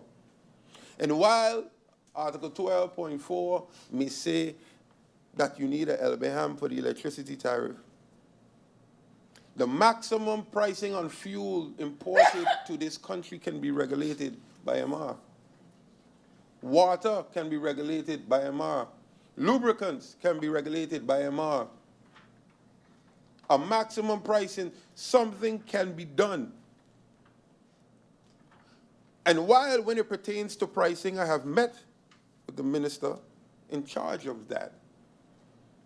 And yesterday, you gave me an open invitation through you, Mr. Chair, the Honorable Prime Minister, to have conversation with you when it pertains to GEBE. But since we're so stuck on the concession ordinance, and that seems to be the Bible, then I should sit with the Minister of Romy. Because according to the concession ordinance, that is the Bible that you guys seem to only go by, the Minister of Romy is the one in charge of GEBE. So you see what we're doing now? We're picking and choosing when it's valid, when law is valid. In the absence of something, there is another law that exists that allows you to act now. You will never get in problems for using a law that exists and allows you to act. So let's move away from this tariff then. Let's set a maximum pricing on fuel oil imported in this country for electricity. Let's regulate lubricants, which exaggerates the fuel clause. Because every time a generator is down, maintenance is done, all of these things we are paying for.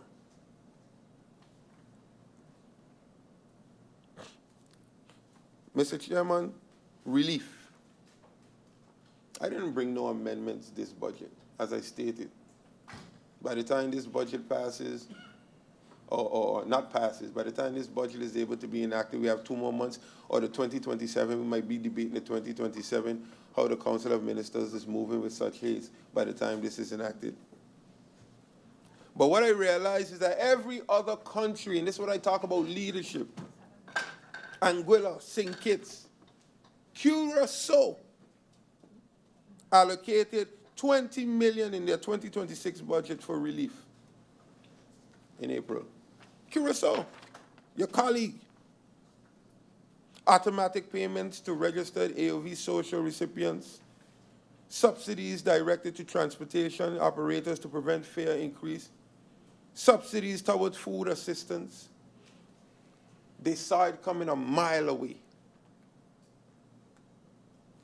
And you're telling me not even 300,000 we could have done, not even 20,000 we could have done. But it's the difference. This is the difference. Every other country, every day, gas going down here, gas going down there. When I pick up the phone and I call Anguilla and they say, well, the government took a hit for the people. The government took a hit for the people.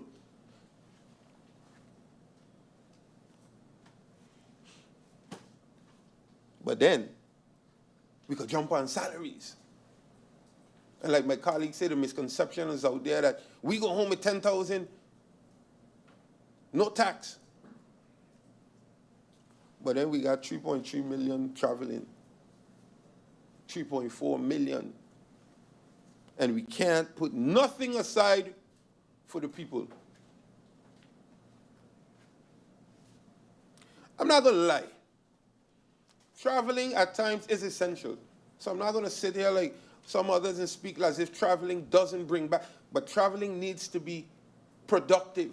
Traveling brought back laws here for me.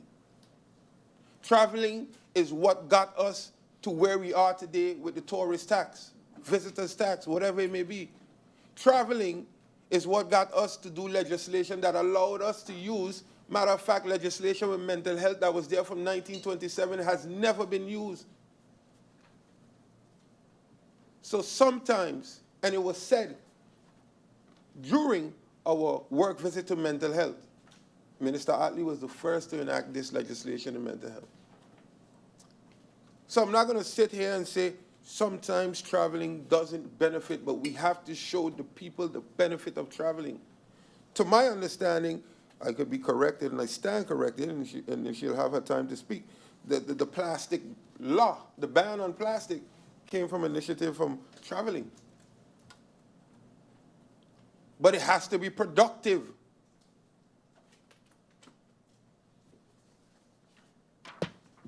Honorable Minister of Justice, let me try this a different way.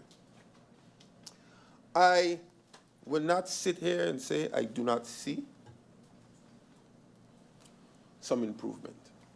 From when you first started, I do not see the presence of KPSM. I do not see the bikes. I do not see the controls. I do not see in the paper every other week. Unfortunately, when I say unfortunately, that means we have a gun problem, guns being confiscated, guns being found. So let me start by saying I see and I acknowledge. But I think while we're working on that, you have a wildfire, and this is where your team needs to be properly delegated and ready to take action. Minister, the prison has been a topic that I have spoken on, will speak on, because I visit there almost every week. I see conditions. We have had visits when my colleague was the chair lady, and we have seen deplorable conditions. And those conditions were there before you. But we're dealing with the now.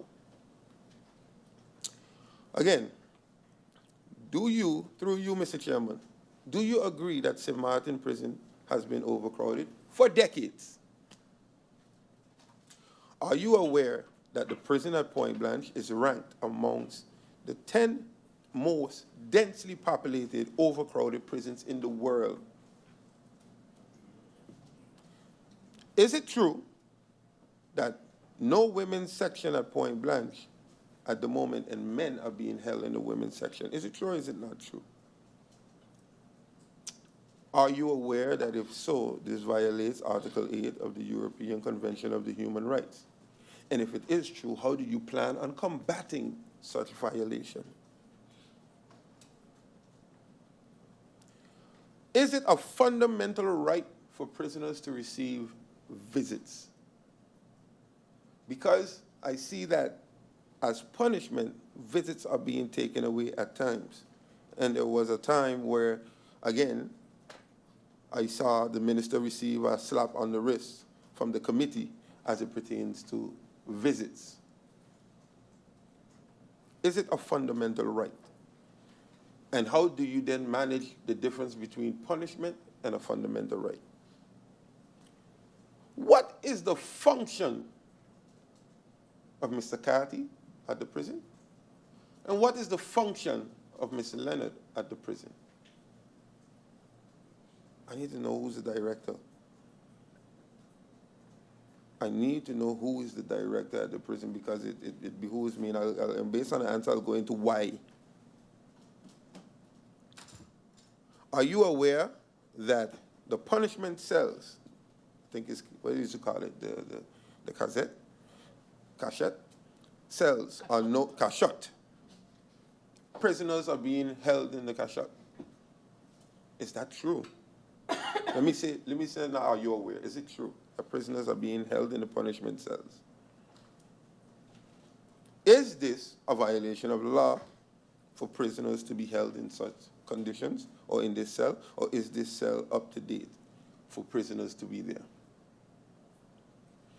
What are your thoughts on MP Labega's proposal to strengthen the self-defense law, or bring a self-defense law?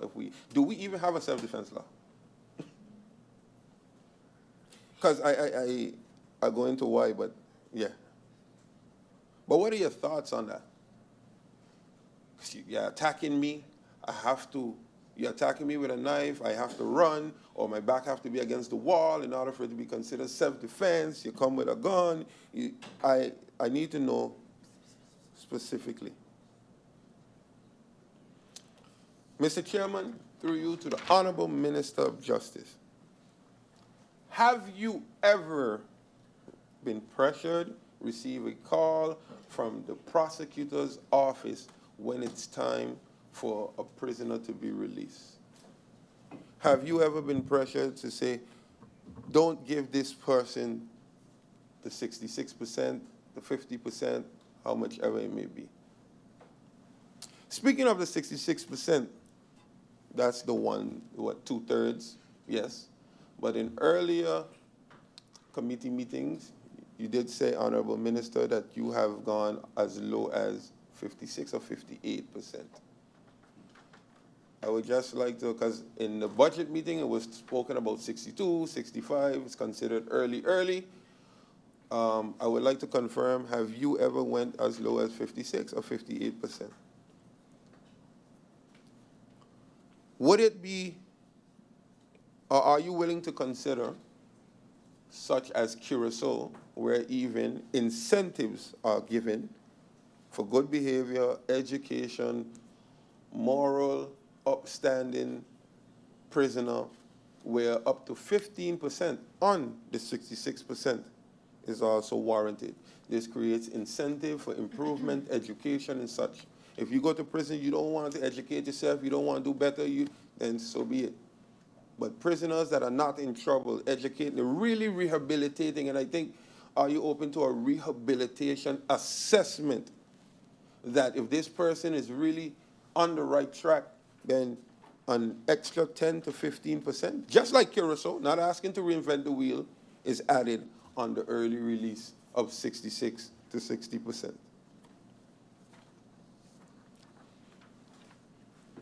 Honorable Minister of VSA, I urge you, your position I'll be watching keenly. It's kind of difficult to address you at this moment. You just took the seat. And as stated, the department is continuous. But I look forward to receiving the answer, so I'll ask you again on the good doctor that the Honorable Prime Minister, the Acting Minister of VSA, has granted against the advice of department and everything else. I would like to know, when do you intend then to take a decision on this? When do you intend to take a decision on this? I would like to know, decision is taken already? Well, he speaks for himself. I would like to know your plans for the minimum wage for the people. There are means and ways where you can just go based on indexation, and there are means and ways where you can adjust the pricing, as I did, above the indexation.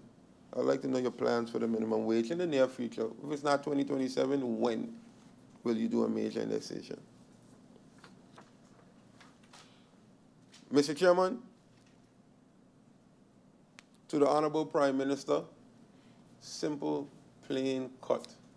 The country is dependent on you, and just as the Prime Ministers in Anguilla, Curacao, and other countries, what in your budget have you allocated for relief of the people? And when I say relief, I don't only mean GB. because I know that is not linked directly to VSA.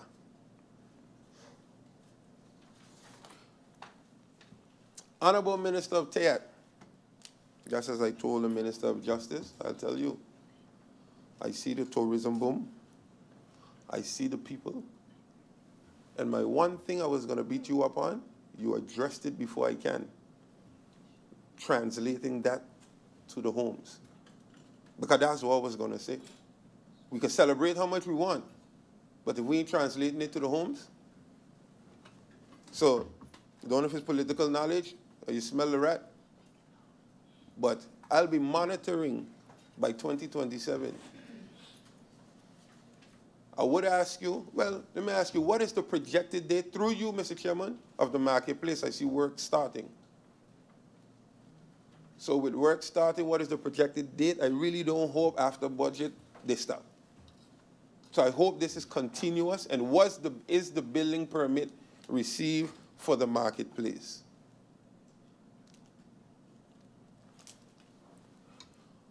Honorable Minister of Romy, it can't continue like this.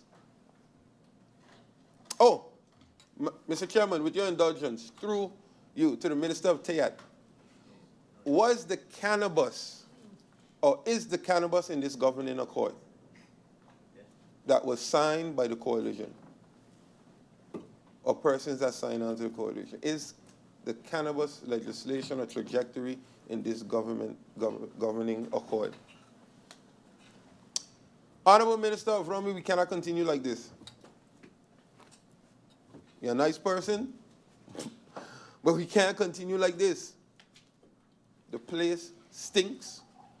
The place looks dirty.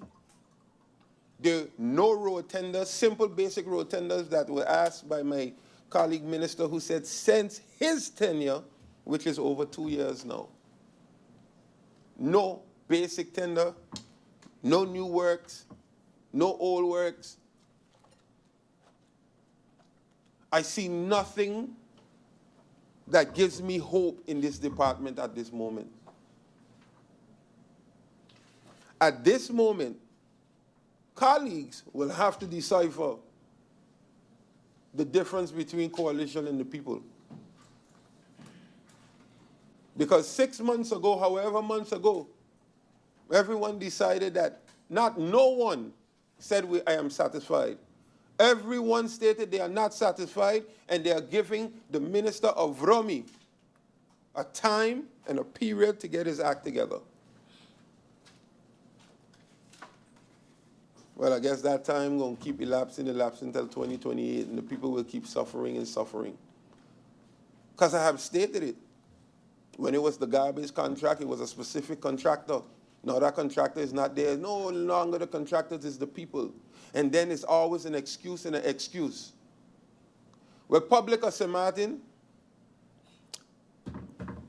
those who that complain when they see me, complain when they see me, get upset when they see me, know that we have a job to do in here.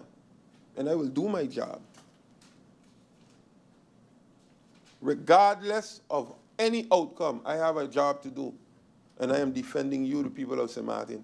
It cannot continue like this. It cannot.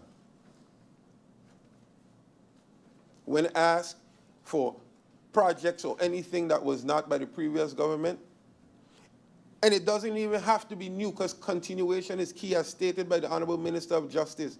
Hit the nail on the head and understood that it's not a competition, but hey, you should be actually happy I continue in your work. But it seems to be a problem, like, let's go to court, let's lose court cases, so we could say, the previous minister. And who losing? The people. Because the money not coming from the minister's pocket. Money is coming from the coffers of government, which is the taxpayers' money, and the budget that we're handling today without any revenue generating measures. Without. Building permits stagnated. I didn't say it. Colleagues say it. 5 permits, 8 months into the year. 5. Construction is what kept this country going since Irma. Granted, tourism is booming, but the minister said the food is not translated to the tables. You know what does it? Construction. Because on a project, you can hire upwards of 200 persons, depending on how big the project is. And if that ain't food on the table, I don't know what is. And it always seems to be our locals that have to take them to court. But Maho gets what they want. I blame our colleague. But Maho gets what they want. But always the local, the small man, the people that are trying, because why? We ain't good enough? We ain't supposed to have? People who are trying to build their house. You go, you get a mortgage, you get a loan, you go with your car one time. People finally getting through with a mortgage and can't even get a work permit, a building permit. For a house. It cannot continue like this. On my end, I'm not in charge of this. I don't have majority. And whoever is satisfied can be satisfied. I can only speak for myself. And my colleague gave me the authority to speak for him at this point. But it cannot continue like this, Mr. Chairman. I got 3 minutes? Perfect. So I end by this. Government, I look to the Honorable Prime Minister as head of this government. You have a job to do. You have a job to do. I had a motion, Honorable Prime Minister, but I see at this point and moment, you offer that willingness to sit and meet. I will extend my hand. But if nothing is done within Gibi, not even coming months, before the end of the year, before Christmas, by November, I will be presenting a motion. And if it don't pass, it don't pass. It represents 1,000 of persons that sign the petition. Because it cannot continue like this. So figure it out. Thank you, Mr. Chairman. Let's go eat some lunch. Thank you, MP Utley. Look at the speakers list. This will be the last speaker before we break for lunch. So I look at the speakers list. I see MP York. Would like the floor. MP York, you have the floor.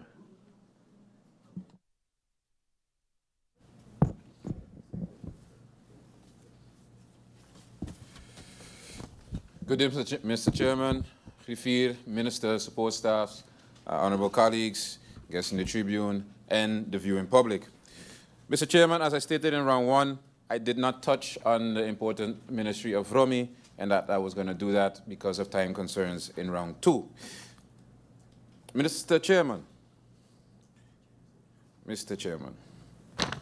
June 27, 2024, there was an article from the Minister of Romy.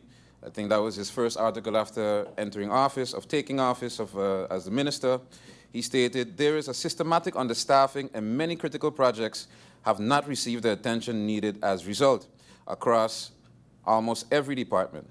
For me personally, coming from the Department of Foreign Relations, I've seen firsthand how these challenges and their effect on project execution impact the international reputation of the country, especially the cooperation with the French side.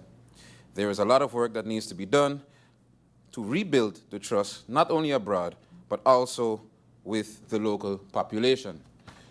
Mr. Chairman, in meetings past, in the round one, where we had both opposition and coalition express their concerns, it's fair enough to say that both the public and this House, nothing has been done as it pertains to that trust. As a matter of fact, if you ask me, trust has deteriorated. Mr. Chairman, about deterioration, about trust, because oftentimes when the ministers sit on the other side from us, we have to go off of sometimes blindly what they say and have trust that it will get done. Mr. Chairman, in the first round, the minister stated that the housing policy was presented to Parliament. And then he stated that it was presented to Parliament in May. I asked for clarification. Did you mean submitted or did you mean present in a meeting? The minister stuck to what he said, and he said present in a meeting. Mr. Chairman, December 10th, 2025, there was an article where the minister announced the housing policy to the public, where in the article, the minister stated that, I don't want to lie on the minister, the minister stated that the minister will formally submit the housing policy to Parliament, requesting a meeting for Q1 2026 to present a comprehensive plan and to discuss the policy with Parliament. Again, request a meeting. Mr. Chairman, we had a meeting in Parliament on a similar topic, being national housing, requested by my person. The national housing, I have a sequence of events here. The national housing meeting was requested by my person in May 19, 2025. December 10th, the minister made his announcement of the housing policy. The meeting was held on March 20th, 2026, with the following agenda. Point 1, discussion on the current state of national housing in Sint Maarten, including government planning for the land use and institutional capacity, which was from my request on May 19th, from May 19, 2025. And then a follow-up discussion with the Minister of Romy on cemetery capacity, development planning, and related infrastructure policy. Another meeting that I requested that was joined in one meeting that was requested on November 26, 2025. Mr. Chairman, in that meeting in the housing of the national housing, it came to light that the minister submitted the housing policy to Parliament, where I, to avoid confusion, made mention to make clear and for clarity, Minister Griffier, at the time the chair, this is a meeting on national housing, not the housing policy. Everyone said they understood, and again, that the housing policy had to have its own meeting, seeing as well that the minister promised the people that. The meeting never came. Housing policy was never discussed. But in the minister's achievements, the minister says he presented the policy to Parliament. Not submitted, that he presented it. Mr. Chairman, that is a lie. Moving on. Yesterday, the minister also explained the drainage project for Coal Bay. In explaining the drainage project, the minister explained it as if it was fixing the drainage of the Union Road. One would only deduce from that that you're fixing all the drainage. Mr. Chairman, here I have the terms of reference of said project. And if we go to page 5, I think MP Westcott is going to like this one. As we go to page 5, you have the scope of the project. The scope of the project is literally from the bend on the Union Road to around the HD factory, down to the Simpson Bay Lagoon. This is part of the Union Road, not the Union Road.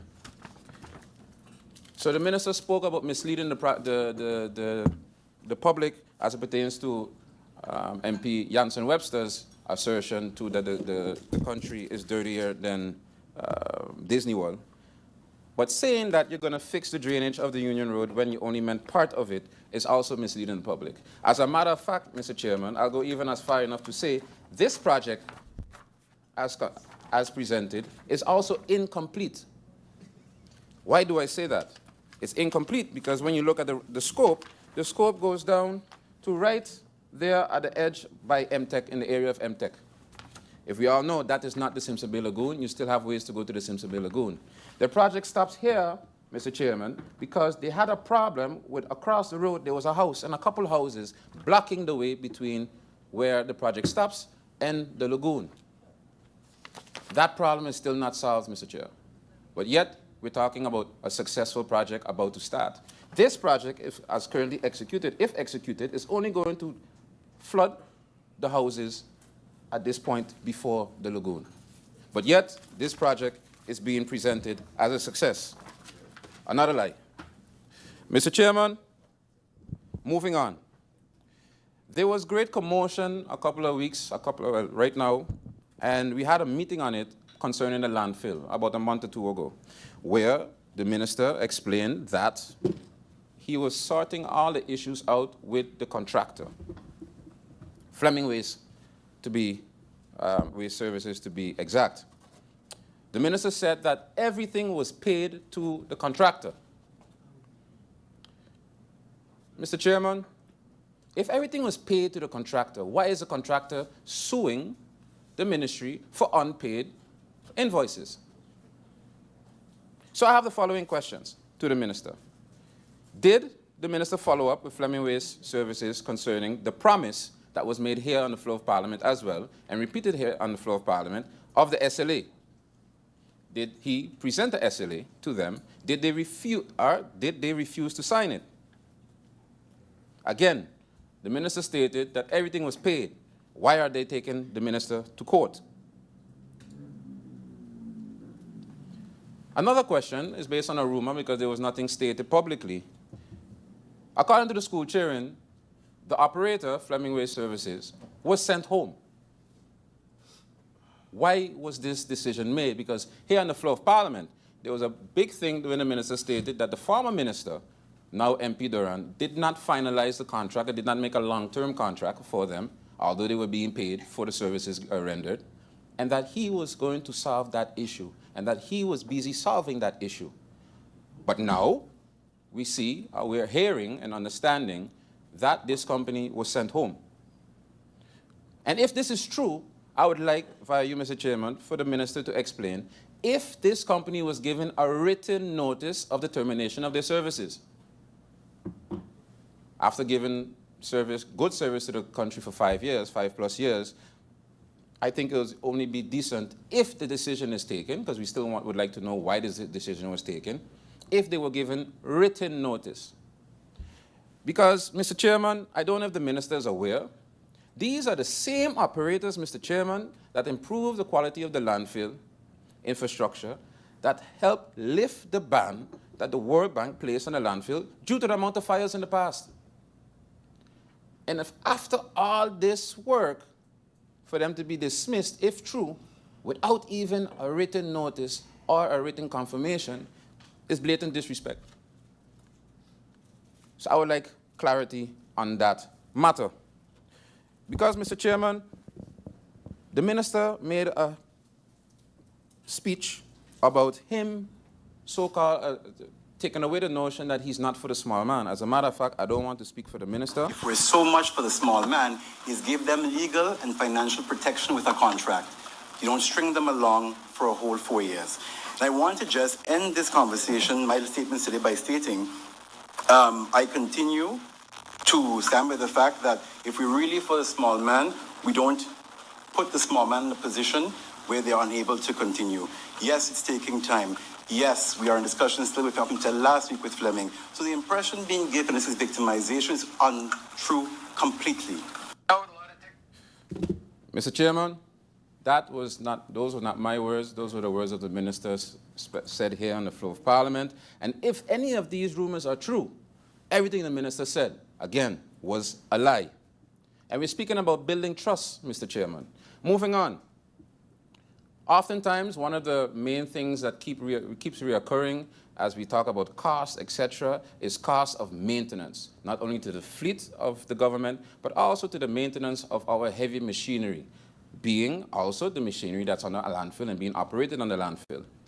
So speaking about cost, what is the state of the machines that are now currently on the landfill that the World Bank also had a hand in paying for? How old are these machines? What are the costs to repair each machine? Are they even repairable? And if so, the reason I'm asking if so, because I'm understanding, again, the school chairman talking, that the minister wants to write them off. If anybody knows anything about heavy machinery, 5 years, 6 years old, practically new. It's not an everyday car. So are they repairable? And given the budget that is in question, did the minister prepare a budget to maintain the landfill equipment to avoid all these interruptions? Because, Mr. Chairman, as well, the same contractor who was, quote-unquote, rumored to be sent home was the mechanic, the official mechanic, the qualified mechanic. And we already had the back and forth where even the former minister admitted he couldn't find anybody else back then that was qualified to fix these machines. Certified, sorry. But yet this operator was sent home, rumored, for the minister to correct such. Does the minister have a maintenance plan for the upkeep of these machines? And was a plan ever suggested by the operators, formally or informally? And if so, did the minister make work of this? And if so, when was it submitted? Because a lot of the repairs today, I believe, if work was made of any of these suggestions, could have been avoided. And when we're speaking about not having enough budget, Mr. Chairman, these things play a crucial role. And to close off those questions, what is the estimate to repair these machines?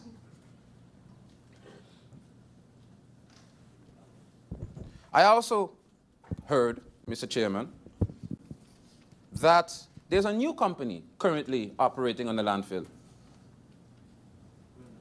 without any public announcement or anything of the such. So I would like to understand from the minister through you, Mr. Chairman, what is the scope of the works that this company is contracted to do? And if they do they even have a contract? Do they have a SLA? Do they have any type of understanding? And how much does that cost? Are they operating their own machines? And if they're operating their own machines, Mr. Chairman, that sounds like it's a hefty price. So what is the price difference between what they cost compared to the rumored farmer operator company? And if they have a contract, what is the duration of the contract? And if they don't have a contract as yet and one is being worked on, what is the duration of that contract? And is this going to be a tender? And if not a tender, what avenue is being explored to have a legal basis to extend this contract? And given that we still own these machines that are on the dump, on the landfill, does the ministry have an alternative company that would execute the repairs in the future on said machines? Because, Mr. Chairman, we spoke about the small man. We spoke about the small man, and in articles and in debates and in presentations from the ministers, it came out basically that crime is affecting tourism. And we spoke about it where the two ministers, the Minister of Theatre and the Minister of Justice, had a special meeting on it, and then that reaped its benefits because we heard of the initiatives that the Minister of Justice will be undertaking to combat crime, to make sure the tourism product is not harmed. And I made mention that, in my humble estimation, we're missing the mark by merely just focusing that crime is affecting tourism. We have to focus on what is affecting crime also. And what is affecting crime? I don't hear unemployment affecting crime. Because, for example, if we are for the small man, from 1 month to the next, canceling the roadside contracts and not renewing the roadside contracts had over 100 families from 1 month to the next without food, Mr. Chairman. And for a simple example, within a month, 2 or 3 of those individuals got in trouble with the law because they felt the need, they had to do what they had to do to feed their family. But we're not looking at what causes that. Of course, not making excuses for them. But unemployment affecting crime.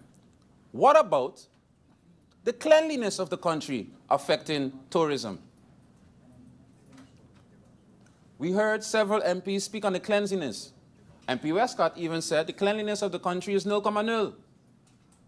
I've heard tourists personally complain of the cleanliness of the country, and that they've never seen it this bad before.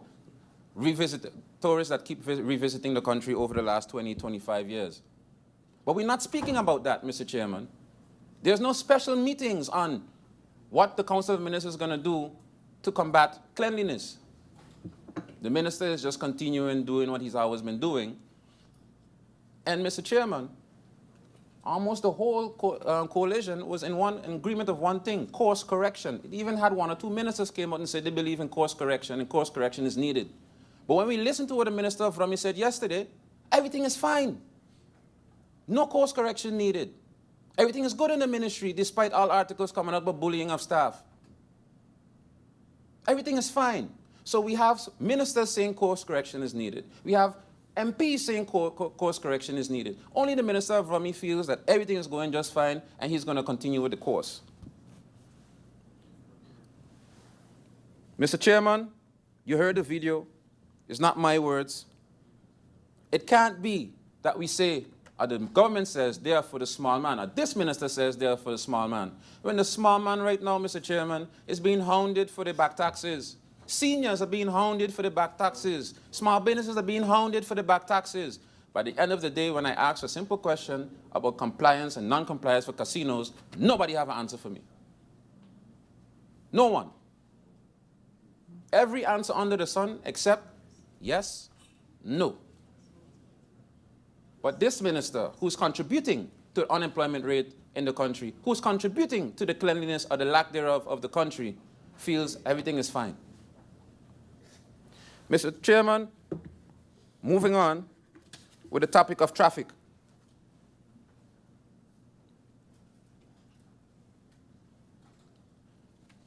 Over the last couple of months, Mr. Chairman, there have been several initiatives spoken about, shared with the public, etc. Everything from RFIs to carrying capacity studies and UNOPS and you name it. And, Mr. Chairman, I have nothing against anyone looking for solutions. But, Mr. Chairman, there needs to be some type of coordination, because it can't be on one end we have a UNOPS, on the other end we have a carrying capacity study, on another end we have a joint Dutch-French traffic study. How many studies are we going to be looking into or paying for, indirectly waiting on, Mr. Chairman? Do we need UNOPS? Before we go over to UNOPS, UNOPS is an international company, international entity. I stated yesterday, what about our local expertise? We send people away, get diplomas, come back, we don't make no use of them. I've known of people personally that approached the minister and the Council of Ministers to offer their services, offer their help. Certified, qualified, young professionals. Nothing is ever done with them. But yet, we turn to UNOPS. But no problem. Do we need UNOPS, Mr. Chairman, to explain us that we need new links? Do we need UNOPS to explain us, Mr. Chairman, that our main roads has a destination traffic issue? Do we need UNOPS to explain us that our main roads have too much parking on the side of the road, thus hindering those roaming on the road, the free-flowing traffic? Do we need UNOPS to tell us that we need better coordination between TEAT and VROMI as it pertains to business licenses for things like the entrance and the exit at Lucky's or the parking area by the bread supermarket, that those things stop happening? Do we need UNOPS to tell us these things, Mr. Chairman? Do we need UNOPS to tell us that we need more signage? Do we need UNOPS to tell us we need more van rails around the side of the road? Do we need UNOPS to tell us these things? Do we need UNOPS to say we need proper road markings? Or that the intersections need to be upgraded? Do we need UNOPS to tell us this? We have local expertise to tell us these things. So again, Mr. Chairman, every minister is busy, and I respect that. Every minister is looking within their mandate, within their scope, what they can do. But, Mr. Chairman, too many silos, directly or indirectly. And where VROMI is concerned, nothing happening. Nothing. And now there's an RFI out, Mr. Chairman, for this government going into their third year. Not first, not second, going into their third year, Mr. Chairman. And now they find it fit to ask the public for their input. Mr. Chairman, they don't need an RFI, they just need Facebook. On Facebook, at all of the ideas that the public has been spewing for months, for years. Mr. Chairman, 2.5 years ago,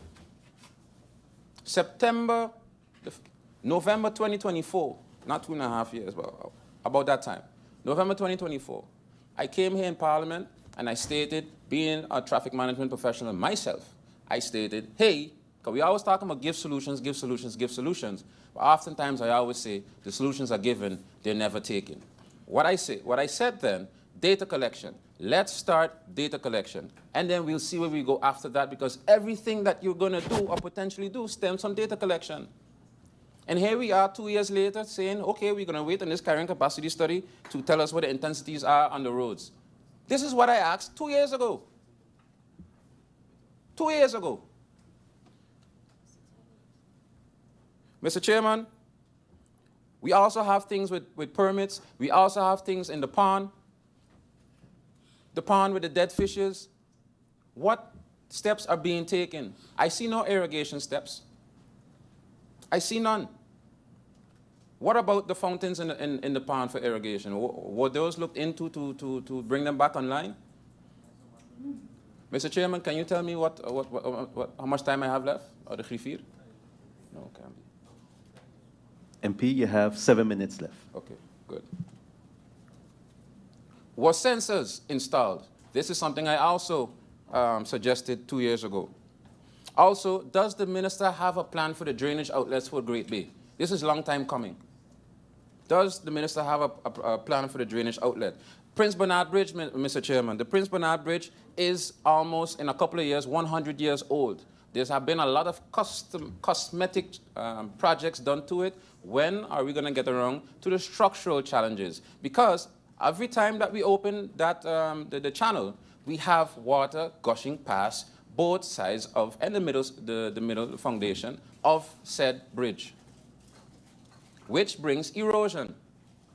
How long is this going to continue without us addressing the structural problems with the bridge?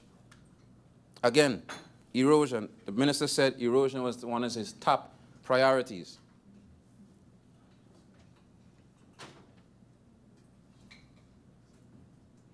Lastly, outstanding projects, Mr. Chairman. I would like to know what is the update on implementation of the SWAM project, and when can the people in St. Peter's see the physical execution of this project? The minister had a public consultation, a public explanation about a year ago. When will this project be executed? Give us a date. Give the people of St. Peter's a date, something to look forward to. What is the status on the implementation of the project in Dutch Quarter, Nazareth, with UNOPS? Because before entering office, Mr. Chairman, I was on the other side of the floor, being the contractor side, and these tenders were submitted since 2023. We are now in 2026, going over to 2027. The money has been sitting there, millions of dollars in guilders has been sitting there. When is this project going to be executed? Because again, MP Arian touched on it lightly. We can keep putting money aside for projects upon projects upon projects, but if they're not being executed, the money is going to stay there. We could keep asking for more capital expenditures, but how are we asking for more loans if we can't even spend the money that we have? And then the whole time he's speaking about energy transition, relief, energy transition. Come to find out that the Minister of Romy is responsible for the energy transition policies and legislation. Where are those? Where is that? What's the timeline on that? What's the implementation date on that? Priorities, Mr. Chairman. What are the priorities of this minister, thus this government? Because at the end of the day, everybody could say, yeah, it's different parties, every party is doing their own thing, every party is responsible for themselves, but the cabinet name has one uniform name, the Menslina cabinet too. They have a governing accord. They choose to be with one another. They were not forced. So at the end of the day, Mr. Chairman, a person can mislead the public for a time, but eventually the truths collect their debt. And we never know when that debt is going to be collected. Could be today, could be another day.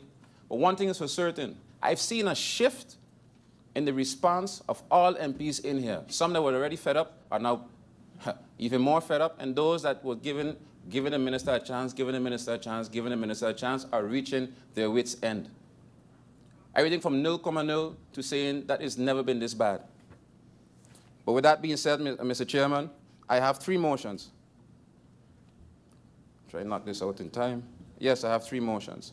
First motion for the orange economy, Mr. Chairman, being we speak often about protecting our culture, promoting our identity, and ensuring that what makes Sint Maarten unique is not lost. But culture does not exist by itself. It lives through the people, our musicians, artists, designers, storytellers, creators, and cultural professionals. They are the one who preserve it, develop it, and ultimately present Sint Maarten to the world. So, Mr. Chair, if we are serious about putting our culture first, then we must also put the people who are the foundation of that culture in a better position to thrive. This motion begins that process. recognize our creative economy, identify those who build our cultural product, and examine how we can give them greater room to grow, create and contribute to the riches of this country. The motion reads, to the Parliament of Sint Maarten, in its meeting today of August 26, 2026, considering that Sint Maarten possesses a distinct cultural identity shaped by its history, people, traditions, music, art, food, festivals, stories, and other forms of cultural and creative expression, that creative and cultural professionals play an essential role in creating, preserving, documenting, developing, and promoting Sint Maarten's culture, and determining how the country and its identity are represented locally and internationally, that the work of these professionals transform culture, heritage, stories, identity, creativity, and culture product that can be preserved, experienced, shared, and economically developed, that many of these professionals form part of what is internationally commonly referred to as the orange economy or creative economy, while Sint Maarten presently has no official national classification identifying the professionals and activities comprising its own creative economy, that the orange economy recognizes culture, creativity,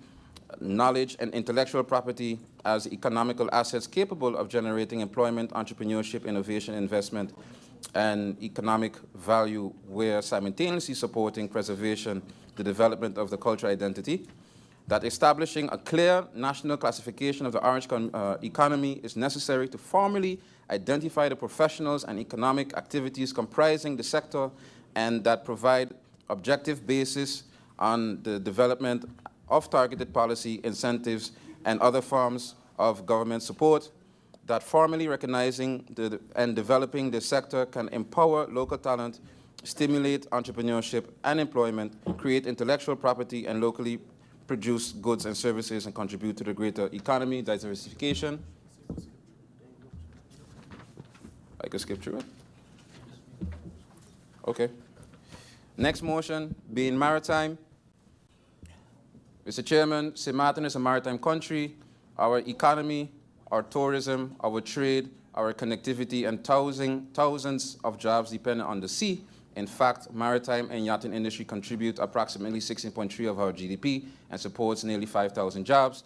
Yet, despite its importance, government has confirmed that Sint Maarten has no formally approved national maritime policy and no national maritime sector strategic plan. Mr. Chairman, a sector this important cannot continue to develop by coincidence, rather by direction. The motion reads that Sint Maarten is economically dependent on its maritime sector for tourism, trade, transportation, employment, and regional connectivity. With your indulgence, Mr. Chairman, I will skip to the resolves. MP York, just a minute. You can go to the resolve, and we'll accept the second motion, and then those will be the two motions that will be accepted as your time is finished. Yeah? So you can go ahead, do the resolve, and then finalize the second motion. To urge the government of Sint Maarten to develop and present the Parliament a national maritime strategy for Sint Maarten, establishing the country's long-term vision and priorities for sustainable development and modernization of the maritime sector. To request the strategy address at a minimum maritime economic development and revenue generation, including cruise, yachting, marinas, ship repair, marine services, fisheries, and other blue economy activity, with attention to employment, investment, and government revenue, maritime connectivity and infrastructure, including ports, inter-island ferry transportation, cargo, transshipment and logistics, human capital and development, including maritime education, certification, and local employment, with formal recognition of and support for existing maritime training providers such as Maritime School of the West Indies. Maritime governance, safety, and regulation include vessel registration, inspection, and enforcement capacity, maritime security and legislative modernization, marine, environmental protection and resilience include maritime ecosystems and biodiversity, sustainable use of territorial waters and climate-related risk, regional international responsibilities including Sint Maarten's port state and coastal state obligations and cooperation with the Kingdom and the wider region, to urge the government to fund a strategy from resources already allocated in the 2026 budget, including the proposed 120,000 marine study, so that it requires no additional appropriation, draws no capacity away from existing statutory obligations, and duplicates no research already commissioned to urge the government to accompany the strategy with an implementation framework setting priorities, measurables, objectives, responsibilities, entities, and timelines against Parliament can monitor its progress, and goes over to the order of the day.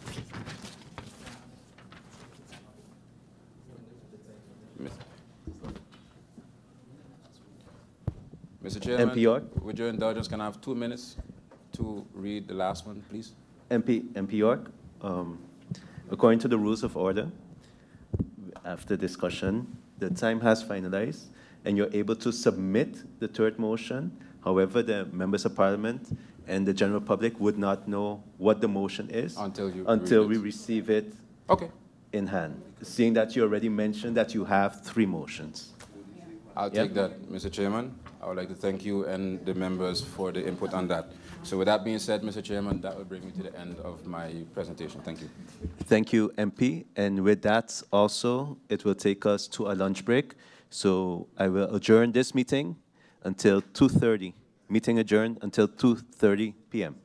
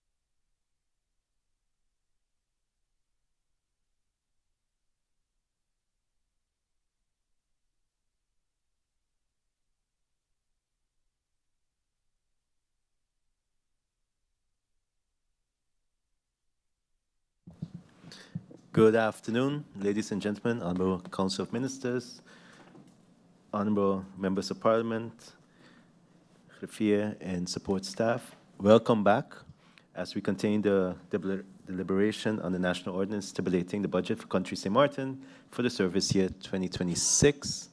We are currently in round 2 of questioning by the MPs. If I look at the speakers list, I see the next MP up to speak is MP Roosburg. MP Roosburg, you have the floor. Thank you, Mr. Chair. Blessed afternoon to the Council of Ministers and the support staff, to my honorable colleagues in the Honorable House, and to the people of Sint Maarten tuned in online. I have a few questions, actually I think 1 or 2, and then I would go into amendment that I would like to present and 2 motions, and then I'm done. So that being said, in regards to the Prime Minister in the answering of the questions with what will be done in the ministry, I can recall it being mentioned it's also being looked into paternity leave, and I would like to get more information in regards to that, what will be done, because seeing a recent travel and also seeing the current legislation in place, there seems to be some uncertainty or not enough clarity in regards to paternity leave, and I believe raising a child is the job of both parents. So you have the maternity leave, which is 16 weeks, but the paternity leave is currently also in the law, and I'm looking into also adjusting the paternity leave, but I would like to know where the ministry stands with the paternity leave if we start from government's perspective. So if that can be clarified, I would appreciate that. In regards to the other answers I received, I will take note of such and will take it into the budget 2027. I will now go over into what I would like to present to the Honorable House, of which 1 is an amendment. Before going into the amendment, for the ones that can recall, in 2025, a motion was authored by myself and presented by MP Westcott Williams in regards to the legislative lawyers, seeing the lack of such. We have seen it, we are experiencing it now. We have heard in the several presentations that there's a lack of legislative lawyers, and therefore that motion was passed in 2025. Now fast forward, what can we do now? And together with my colleague MP Janssen-Webster, who also brought forward that legislative lawyers is a must, the amendment that was presented by MP Janssen-Webster, amendment by the USM fraction, will also be presented in regards to legislative lawyers to increase the amount of such, seeing that there's a need. So the amendment will look into making sure that legislative lawyers can be hired, and therefore all the legislation that has been mentioned by the several ministries can move forward. And therefore, by increasing the part of the budget inhuur van derde ten behoeve van de Department of JZMW.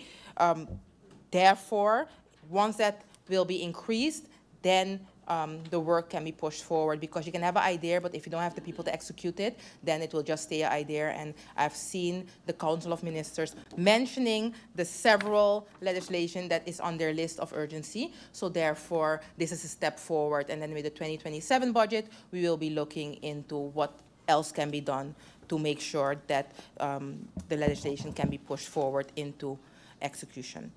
That being said, I also would like to present 2 motions. The motions that I would like to present, I will start with the first one. We have heard the Ministry of Romy speaking about the fact what is currently being done, or what will be done in regards to cleaning our island. We have heard several MPs speaking about it. We all know that it is an important matter, and that cleaning starts at home. Cleaning starts with yourself, making sure that you have value for your island, and making sure that you don't throw trash where it shouldn't be thrown. So therefore, the motion I present it as follows. The Parliament of Sint Maarten, in its public meeting of today, Wednesday, August 26, 2026, considering that Sint Maarten has for several years faced a visible structural problem of littering and illegal dumping, including overflowing landfills, waste along public roads, and waste accumulating in mangrove areas. The government has clarified in its response to Parliament written question that the announcement of an island-wide cleanup involves removal of car wrecks and cleaning of main roads, sweeping and tree pruning, completing prior solid waste cleanup by waste haulers, but Parliament has still not received its duration, implementation agency, or budget. In the prohibition of littering under the Article 31 of the Afvalverordening has remained materially unchanged since 2010, with a maximum criminal fine of, still in the old currency, 1,000 guilders, never indexed, and enforced exclusively through the slow criminal justice system, with enforcement in practically verbally absent, and carries no legal obligation to inform the public at the location itself of the prohibition of the fine. A significant part of the desired approach, namely signage and reporting hotline and more active enforcement, can be implemented today without a legislative amendment, and delay can, in my opinion, not be justified. Whereas an administrative fine, a reward for reporting citizens, and public disclosure, for example, name and shame, or repeat or commercial skill offenders, require a statutory basis and must be established through an amendment of the Afvalverordening. And government need no await completing of any legislative process before taking the immediate measures set out below. The Ministry of Romy has since confirmed in response to Parliament's questions that the amendment to the Afvalverordening is already being finalized by government, without Parliament having been informed as yet whether it incorporates an administrative fine, mandatory signage, reporting hotline with report mechanism, or a raised criminal fine fee maximum. The Minister of Romy has also confirmed that awarding a percentage of a fine to reporting citizens has not yet been considered and has not yet been part of the discussion on the upcoming legislation, meaning it's not clear if this mechanism will be included unless Parliament requires it. The Ministry of Romy has on multiple public occasions in 2026 called out on residents to stop dumping illegally and stated that stricter measures are being considered without any public record of an actual fine, citation, or prosecution issued under Article 31 against any offender. And effective requires that residents and businesses know what is and what is not permitted, and that violates being enforced with consistency. Resolves that the government, and specifically the Ministry of Romy, is requested to proceed as follows. The Minister of Romy is requested to look into designating a standing enforcement unit within the Romy/City Inspector with a fixed patrol and inspection schedule at known hotspots, treated as a continuous operation function rather than an occasional action, and to specify whether this unit will be staffed from within the inspection department, existing complement or of the 12 positions, or through additional appropriate positions.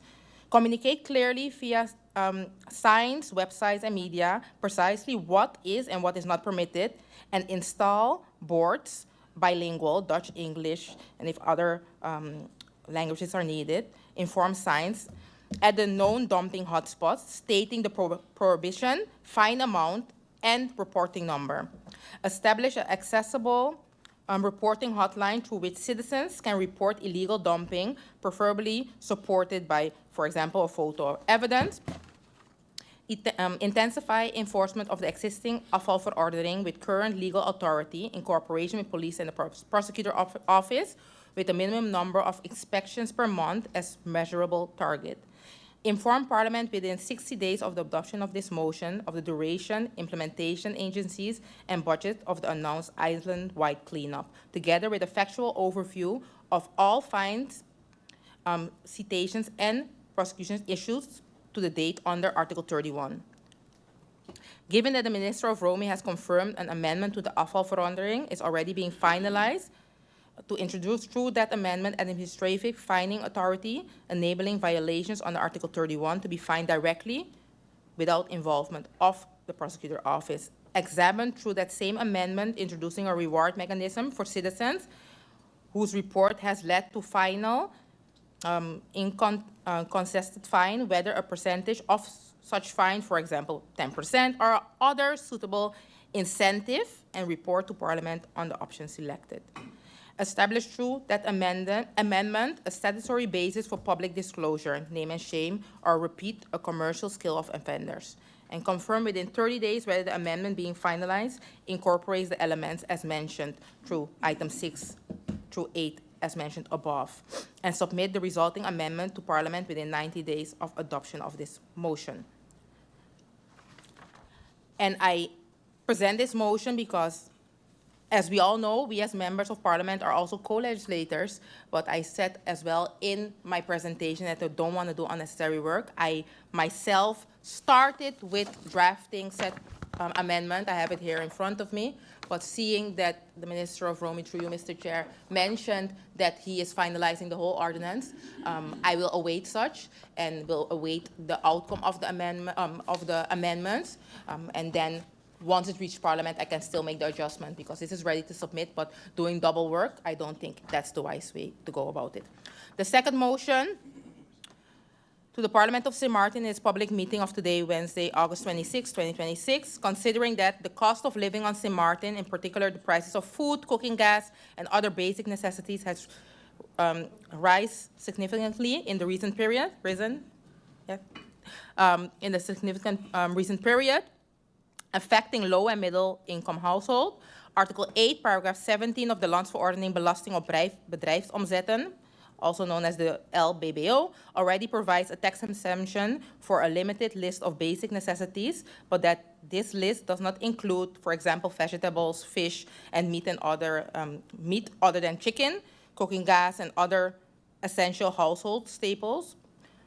For example, also pads, period-related measures. A tax exemption is only effective if it benefit is actually passed on to the consumer in the retail price and that no obligation to do so currently exists. The Minister of Theat holds authority under Article 2, Paragraph 1 of the Prijzenverordening to establish maximum prices for the offering, sale, rental of goods and services, and to impose requirements on the price administration for businesses. The Minister of Theat has confirmed that Theat is already conducting general price control enforcements under the Prijzenverordening outside of the declared state of emergency, having carried out more than 50 price control inspections and issued pro-justice summonses to 16 businesses in 2026. However, this enforcement is not currently structured or mandated to specifically and separately track the retail prices of the basic necessities exempted under Article 8, Paragraph 17 of the LBBO, so that it cannot be confirmed whether the tax exemption itself is translating into lower consumer prices. No legal link currently exists between the tax relief measures, Ministry of Finance, and the price control, Ministry of Theat, Inspectorate, IATA, such that no authority systematically verifies whether a tax exemption actually results in lower prices for the consumer. That, as mover of this motion, I will separately submit an initiative Landsverordening amending Article 8, Paragraph 17 of the LBBO to expand the list of exempted basic necessities and to introduce a mandatory price pass-through in store labeling and monitoring obligation under the new article. We have Article 8 now, but Article 8A of the LBBO, and that government does not need to await the conclusion of that process before taking action on the price control. So pending completion of that legislative process, the basic necessity already exempted under the current Article 8, Paragraph 17 of the LBBO, continue to be sold without active price monitoring so that immediate temporary action is both possible and necessary using the current government's existing authority under the Prijzenverordening. The Ministry of Theat has further confirmed in response to the parliamentary questions that Theat supports in principle ensuring that tax exemptions translate into real-life benefit for consumers and has expressed willingness to work with the Ministry of Finance on the practical mechanism to monitor the price effect of such exemptions, provided that legal and enforcement mechanisms are clear. Resolves that the government, and specifically the Ministry of Theat, is advised on the basis of the government's existing authority and without awaiting the pending legislative amendment of the LBBO to proceed as follows. The Ministry of Theat is advised to apply her existing authority under Article 2, Paragraph 1 of the Prijzenverordening to temporarily set maximums or reference prices and to impose price administration requirements on businesses for the basic necessities currently exempted under Article 8, Paragraph 17 of the BBO, without waiting for the pending amendment of the BBO to be adopted. This temporary price control measure shall remain in effect until such time as the movers' proposed amendment to Article 8, Paragraph 17, and new Article 8A LBO has entered into force and provides a permanent structural mechanism. The Inspectorate of the IATA is required to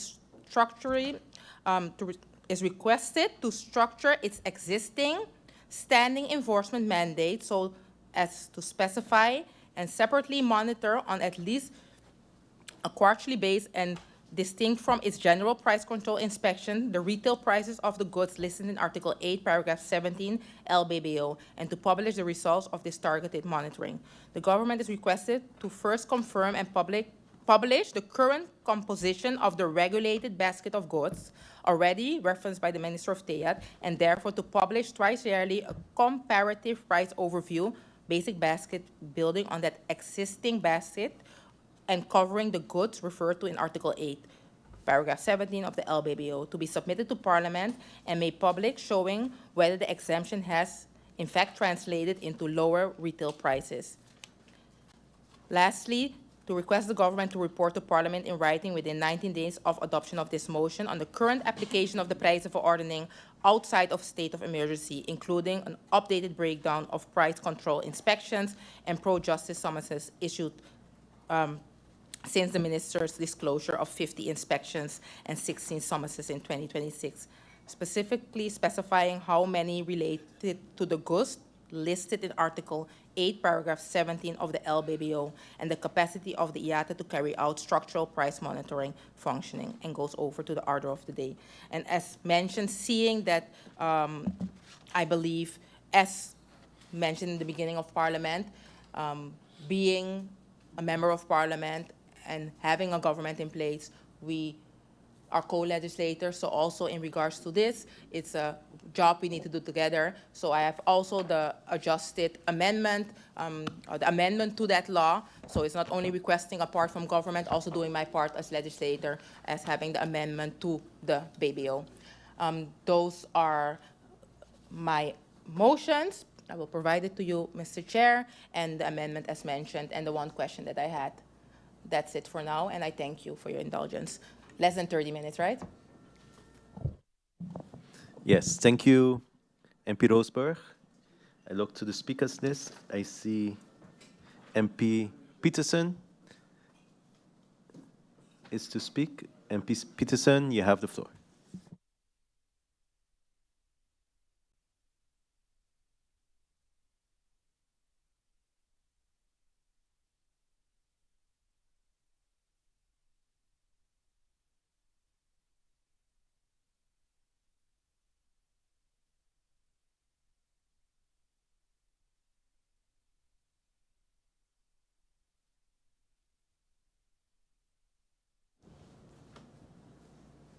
Thank you, Mr. Chairman. A good afternoon to yourself, to the whole honorable Council of Ministers, to my honorable colleagues, to the Secretariat, and everybody else tuned in. Mr. Chairman, I was going to present an amendment, but one of my colleagues after me will present it for me. But I just wanted to elucidate what it was for. It was on the request of the Minister of Romy. There is a budgeted amount of about 1.5 million Caribbean guilders in gewone dienstopgaven onder beheersdienst. That cannot be used this year because it was based on the district cleaning contracts, but those are not running anymore because they are awaiting a public tender. It's the wish of the ministry to shift this money towards other kostenplaatsen within the ministry. An amount of approximately 800,000 would go towards the solid waste collection post. Approximately 450,000 would go towards expert advice and consultancy at the staff bureau. Approximately 150,000 would go towards security, and approximately 30,000 Caribbean guilders, the rest would go towards calamity response. The amendment should remain budget neutral. And coming back to this actual budget, Mr. Chairman, I haven't had many questions in this budget handling, considering the time of the year and how late the budget is. So for me, it's a moot point. since we will all be right back here in a few weeks for the budget 2027, based on the confidence that we have in the Minister of Finance. However, Mr. Chairman, I could not help but smile at some of the comments made from the opposition. The grandstanding for social media reels, disguised as concern, can't be classified as anything else but ironic. I heard comments like, we did SSRP during COVID, and we did this and we did that. And to that I would say, Mr. Chairman, yes, you did, with Dutch government liquidity money. Because I was there, Mr. Chairman. And perhaps others have a short memory, but I don't. I know why opposition makes this comparison. They're trying to say that they operated in a crisis, and this government is not.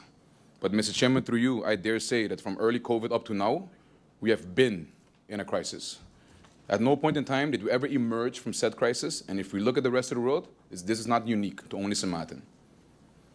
But I will also be critical, because one of the main challenges facing us, in this ongoing crisis is a lack of money. And yet, I'm hearing very contradicting approaches from the government as to how to make that money. The Minister Teyat, through you, Mr. Chairman, when you were in Parliament, first in coalition and then in opposition with me, the Airbnb short-term rental tax was then considered a relatively low-hanging fruit. My question would be, where is the legislative disconnect right now to get this done? Because if I look at all the examples of cities and countries that have introduced such a tax, Airbnb tax, for example, based on economies of scale, I think we can stand to make a good, maybe 40 million extra guilders a year. Mr. Chairman, this legislation to me should also be fast-tracked, considering the current state of affairs. Outside the need of revenue, it is also about fairness. We see buildings going up throughout Simpson Bay and Kupukoi, and even in neighborhoods such as Middle Region and elsewhere. The assumption is that they're meant as housing, but in reality, it's all short-term rental, whether on Airbnb or Booking.com, VRBO, or other platforms. And I'm willing to bet that many of those companies that own the units being placed on these platforms are probably offshore, thus ensuring that that money actually does not come back to Sint Maarten, especially not to our economy. So I hope to see this particular piece of legislation move forward as quickly as possible, Mr. Chairman, through you, in the last quarter of 2026 going into 2027. Minister ECYS, through you, Mr. Chairman, much has been said about the proposed cannabis legislation and its impact on young people. I remember in Budget 2025's handling, when I asked you about this, you mentioned that Turning Point had provided you with information when you were an MP that there is evidence of 15-year-olds testing positive for marijuana and cocaine in our schools. My question to you, Minister, would be what is the status right now? What's going on right now? And how do you see this legislation impacting the youth? Mr. Chairman, also through you, I heard a lot mentioned about the cleanliness of the island and how it's affecting our tourism, etc., which I kind of doubt, and how it's so bad, which I also agree with. But all I'm hearing is that it's all the minister's fault. Well, I don't blame the minister alone, Mr. Chairman. I blame the people also who are illegally dumping. I blame the same persons complaining but are quick to throw a cup of water or a piece of paper out the window just because it's a little cup or it's a little piece of paper. Do we need to educate our people to combat the illegal dumping, or are we going to blame every minister that comes without looking into the mirror at the actual culprits causing the actual damage to the country? The reality is, adding more cleaning or collection companies has only served one purpose: to break up parcels and to distribute them like candy to entities that cannot do the work because the population is not doing its part. See, it's easy to criticize, Mr. Chairman, but there's a thin line between criticizing and playing out nagging just to hear our own voices. But constructive criticism, Mr. Chairman, now that's a nuance that this Parliament still needs to learn. Thank you, Mr. Chairman. Thank you, MP Peterson. I now go over to the next person on the speakers list. I see MP De Wever. MP De Wever, you have the floor.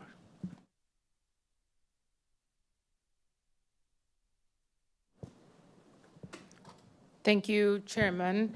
I don't really have any other questions for the ministers at this juncture. The one constant that I've developed during this debate discussion, especially in the first round, is the fact that every ministry does not have a handle on a financial administration system that basically gives us a really good understanding of what is open.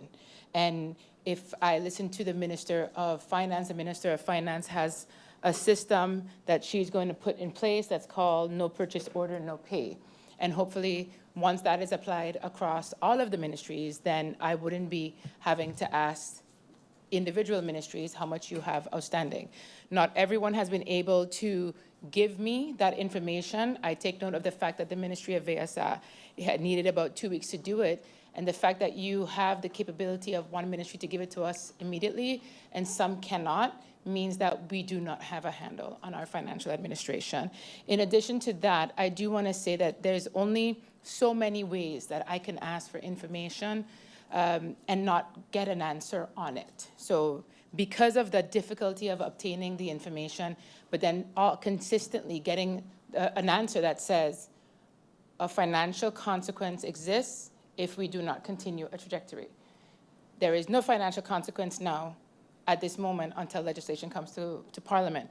So because of the fact that it's been so difficult to get the information that I think borderlines on evading questions, not on the side of the minister personally, but on the fact that Parliament is supposed to approve a budget that is supposed to reflect the people's money and how we use it. This is not my money. This is not a minister next to me's money. This is the country's money, the people's money, the ones that we consistently go to in the same pool for tax collection.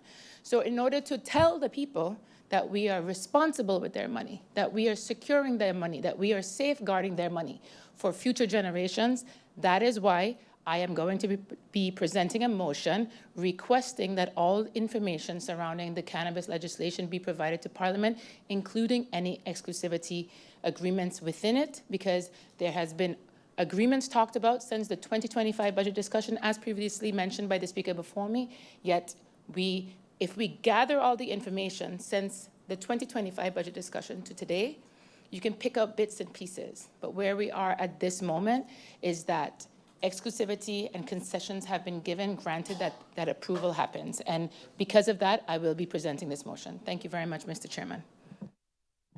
Thank you, MP De Wever. I now go over to the next person on the speakers list. I see MP Myers. MP Myers, you have the floor.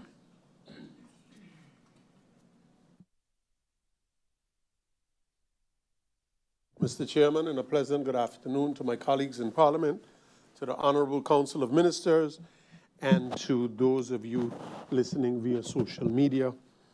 I have a budget amendment to present and a motion, so just let me get into those, Mr. Chairman, right away. And I will start with the budget amendment. This amendment seeks to implement a budget neutral reallocation within the 2026 budget of the Ministry of Justice. Following the agreement reached between the government of Sint Maarten and the government of the Netherlands regarding the detention of Sint Maarten detainees housed in the Netherlands. The government of Sint Maarten is no longer required to bear the costs associated with their detention, and as a result, the amount of 2 million Caribbean guilders currently budgeted for this purpose is no longer required and may be reallocated within the ministry's budget. It is therefore proposed to reduce the budget allocation for the detention of detainees in the Netherlands by 2 million Caribbean guilders and to increase the budget allocation for retroactive payments by the same amount. These additional funds will be used partially to cover the already established obligation of 5,080,000 guilders for correction and payment of outstanding salaries, entitlements owed to police and police personnel. The budget neutral amendment will allow the Ministry of Justice to address the greater portion of retroactive payments due to police officers while ensuring that the overall level of budgeted expenditures remain unchanged. Through the reallocation, unused funds will be directed to meet the existing and pressing obligation towards the ministry's personnel without creating any additional financial burden on the national budget. That is the proposed amendment. And very quickly, the motion.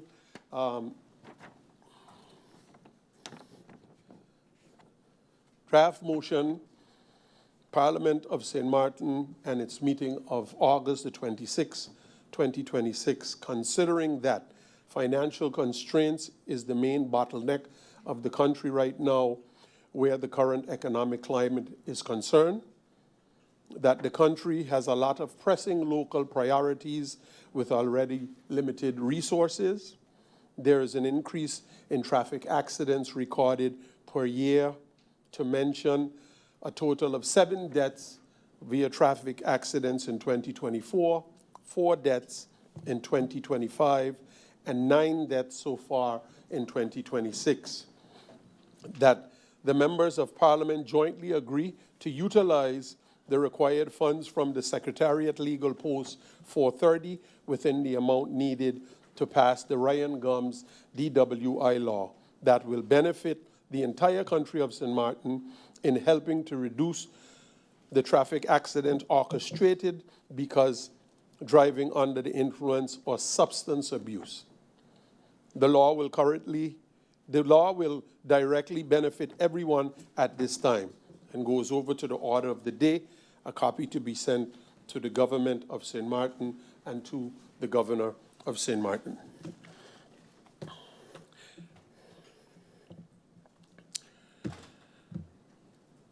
Mr. Chair, it is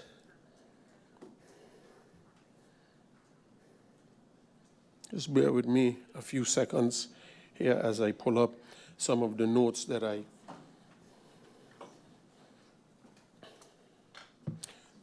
I've served in this parliament 6 years prior to being re-elected in 2024, and the one thing that I could, and why I'm always very careful of how I, for the lack of a better word, Mr. Chairman, how I antagonize the executive branch, is because I liken it to Parliament. When you're in Parliament, it's as if you're children, and your parents is the executive branch. And you may say, well, what do you mean by that? And follow me for a while. Because as a child, you have no responsibility. You go to school, you take off your clothes when you come home from school, you throw them in the hamper. The next time I saw those clothes, I'm speaking specifically for me, the next time I saw those clothes, they were ironed and placed in a drawer, and they were there until I needed them. When I went to the refrigerator, there was food in the refrigerator. If I left on the lights, at night, my dad will come in, he'll click them off as I slept because the electricity bill was paid. It was not the responsibility of a child. And that's how, that was my thing as a child. And why I say this is because in Parliament, we are not responsible of making sure that all the civil servants are paid. We are not the ones who have to worry with where the money comes from. In Parliament, we can then criticize. But for every month that we have sat in here, since we became members of Parliament, the 25th of the month, with exception to no month, sometimes on the 24th, our salary is on the account. And when it's time to travel, the money is on the account. Sometimes months in advance. The money is on the account. Where does the money come from? But the executive branch is the one who have to pull the hair about where this money going to come from, where we are going to make payroll. And I remember I sat on the executive branch as a commissioner and as a minister. And I remember times pulling our hairs, and MP Sarah Westcott could attest to that, sometimes getting overdraft from the bank because the amount of monies that were coming in wasn't enough to cover the payroll. That is what the executive branch has to deal with. But over here, we don't have to deal with it. We just come in and criticize and talk about what should be done and then walk off tomorrow as if, you do it. And then when it is not done. And then there is another notion that when you speak about stuff over here, I'm talking the coalition, you are not, you hear the thing that I am elected by the people of St. Maarten. Well, guess what? So is all 15 members in the parliament is elected by the people of St. Maarten. No one is here is elected by the people of Curaçao, Aruba, Bonaire, the Netherlands. We're all elected by the people of St. Maarten. And we represent the people of St. Maarten. Then there's another notion that because now we question our ministers, because we've questioned our ministers, which is our role to question the ministers, or there's something something going on in the government that we question our ministers. The role of parliament, the members of parliament, is to hold the ministers accountable. Each member, not just the opposition, or I prefer to refer as the minority faction, because they have a role to play as well in the development of this country. It can't be hands off because I am not in government. You have a role too to play. So this notion that we are against the government because we're questioning them, what are we supposed to do? Are we supposed to just sit here and if we're seeing something going south, we're supposed to say nothing? And then that appeases, who does that appease? It appeases no one. We have a role to play, and we will play that role. I've listened and I've tried my best not to get into a lot of the semantics, the political semantics. But before I close off, there is one thing that I want to, because it is starting to live a life of its own. And I am a person, for those who know me, I do not defend something that I know in my heart that I have nothing to do with. I do not defend it but apparently my silence has put sort of like a guilt question on me.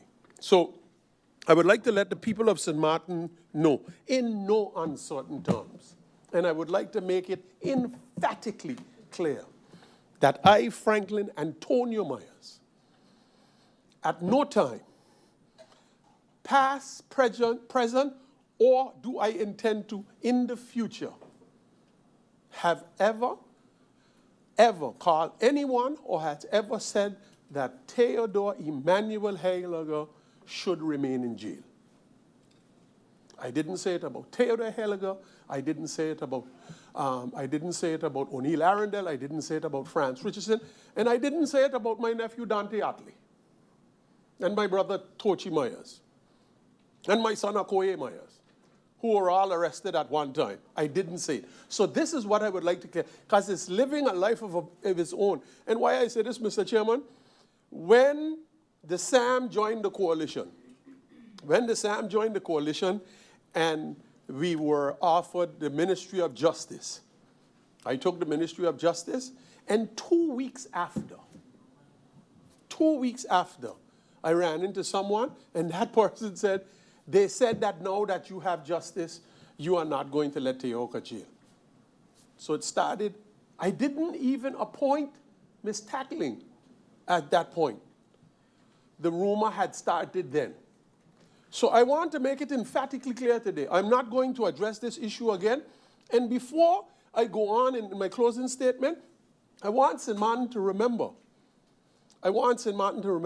On August the 29th, 2018, there was a march.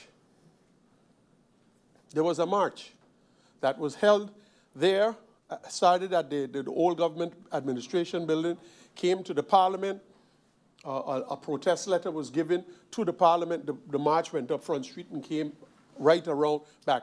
I marched alongside Theo.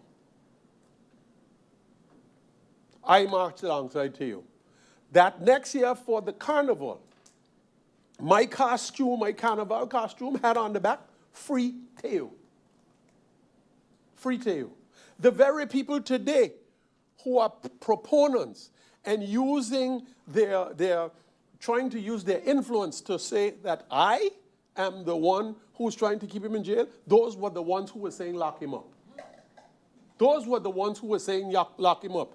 And time and history, and it's on the internet, you could see it. And I could pull out the articles right now and start to read them, but it does not serve any purpose. I know where I stood then, and I know where I stand now. And who wants to believe what they want to believe, that is on them.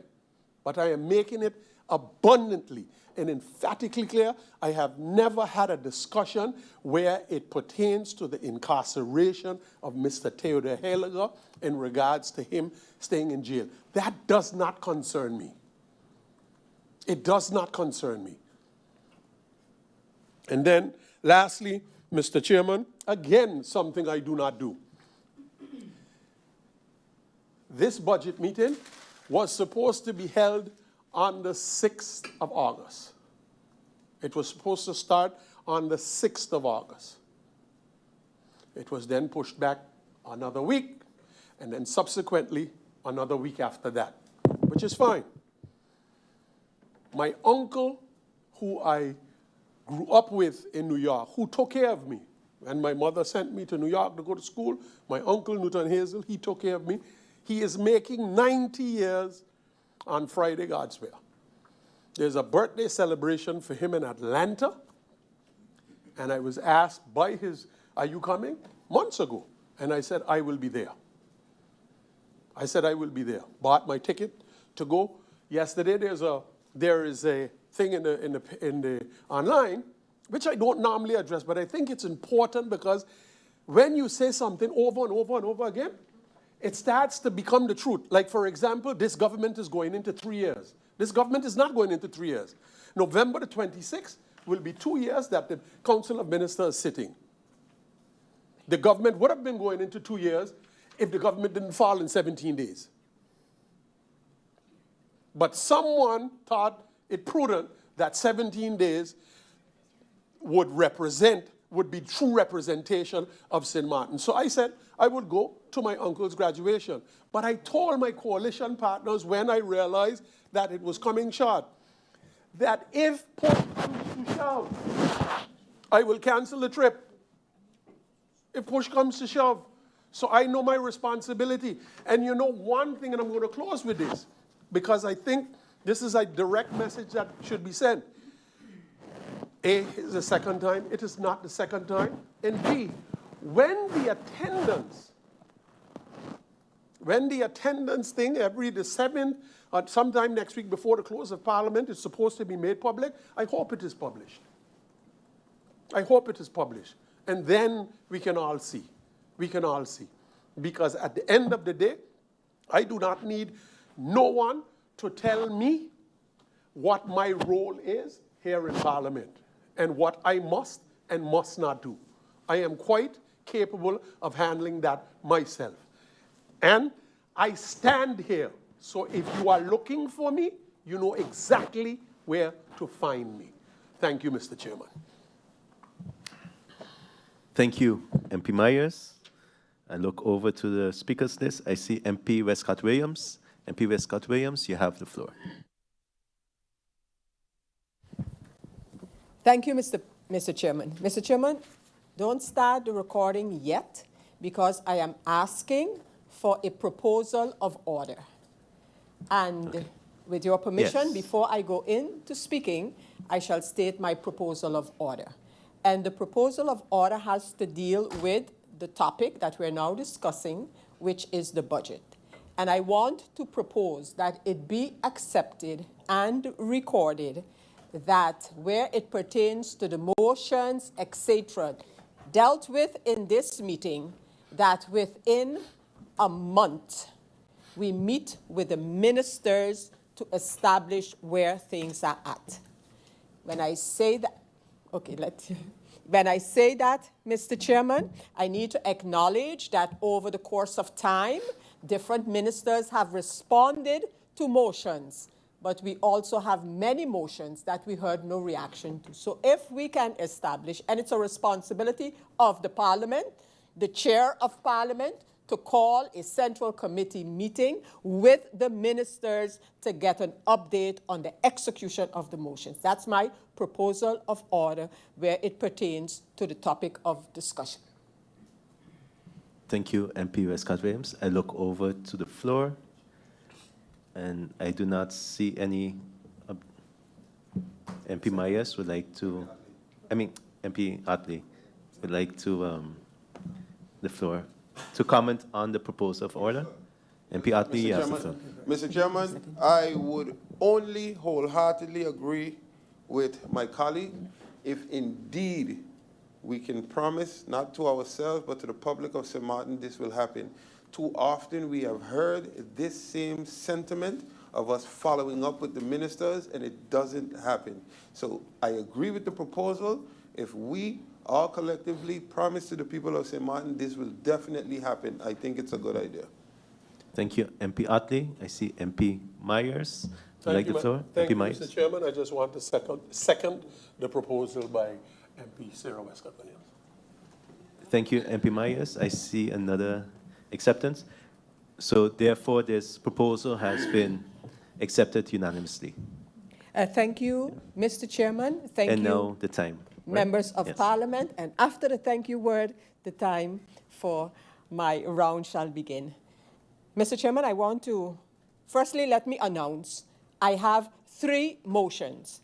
A motion regarding a citizens' initiative in connection with garbage.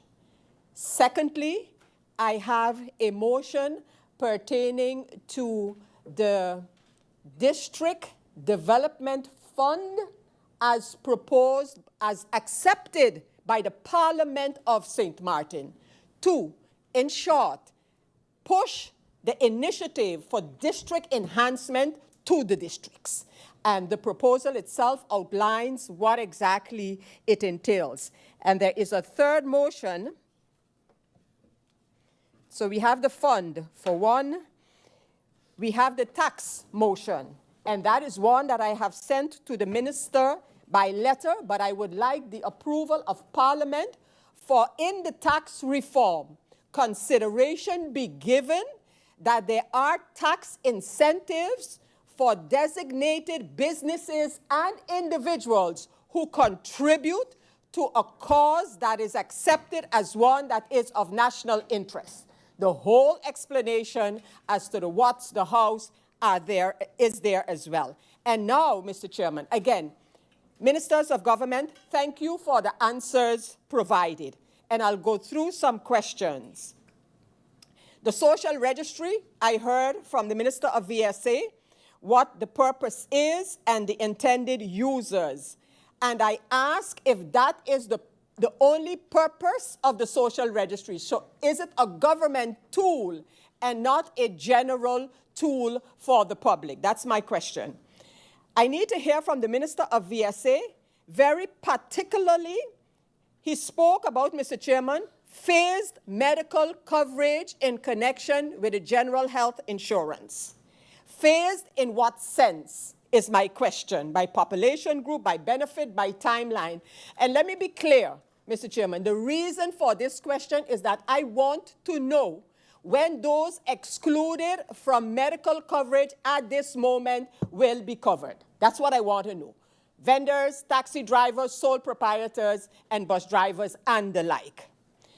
Mr. Chairman, I would like to know if the Minister of VSA is aware of the study which was commissioned by VSA called Las Vegas of the Caribbean.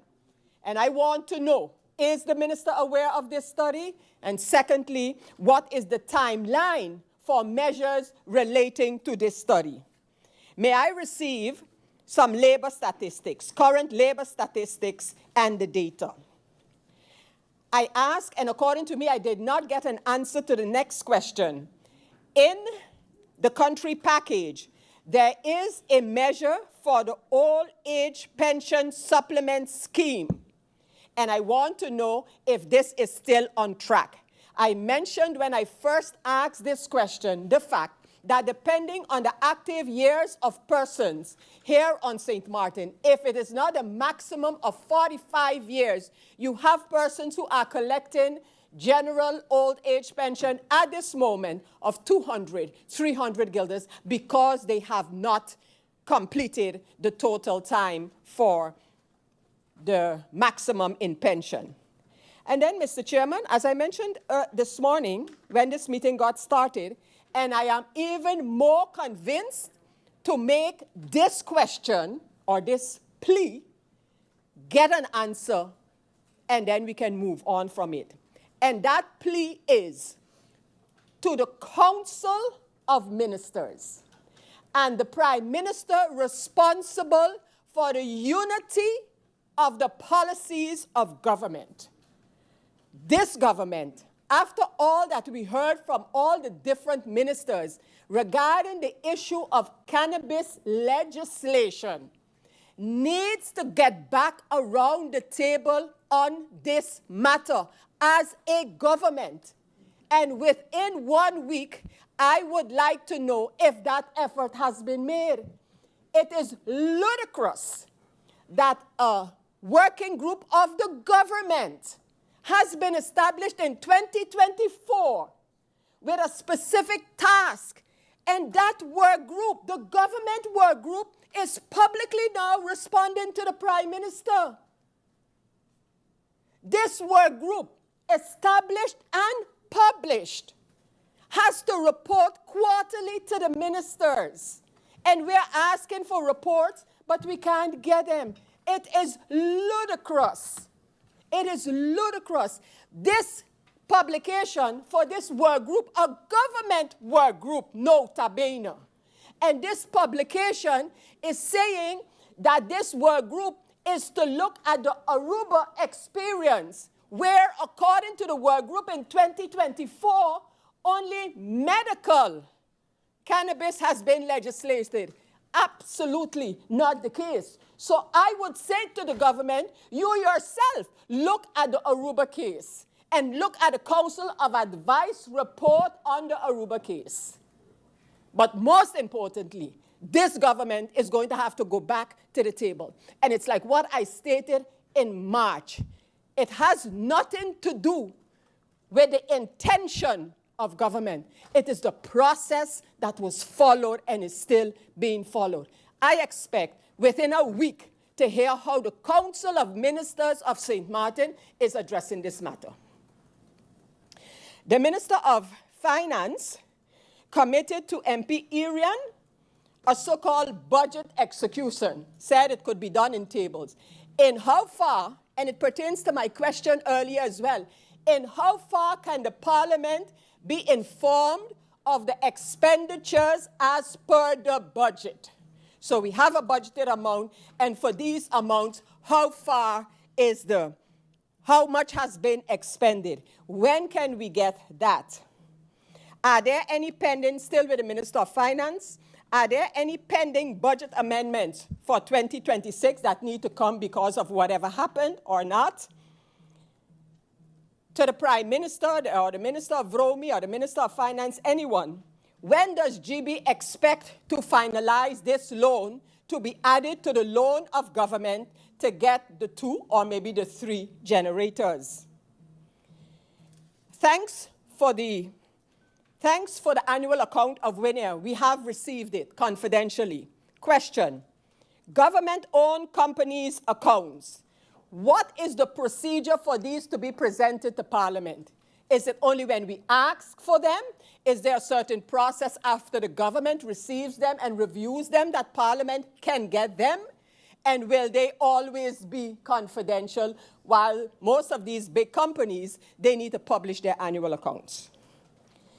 With respect to the matter of tax reform is one of those areas that I believe the Parliament and the Council of Ministers need to sit around the table on.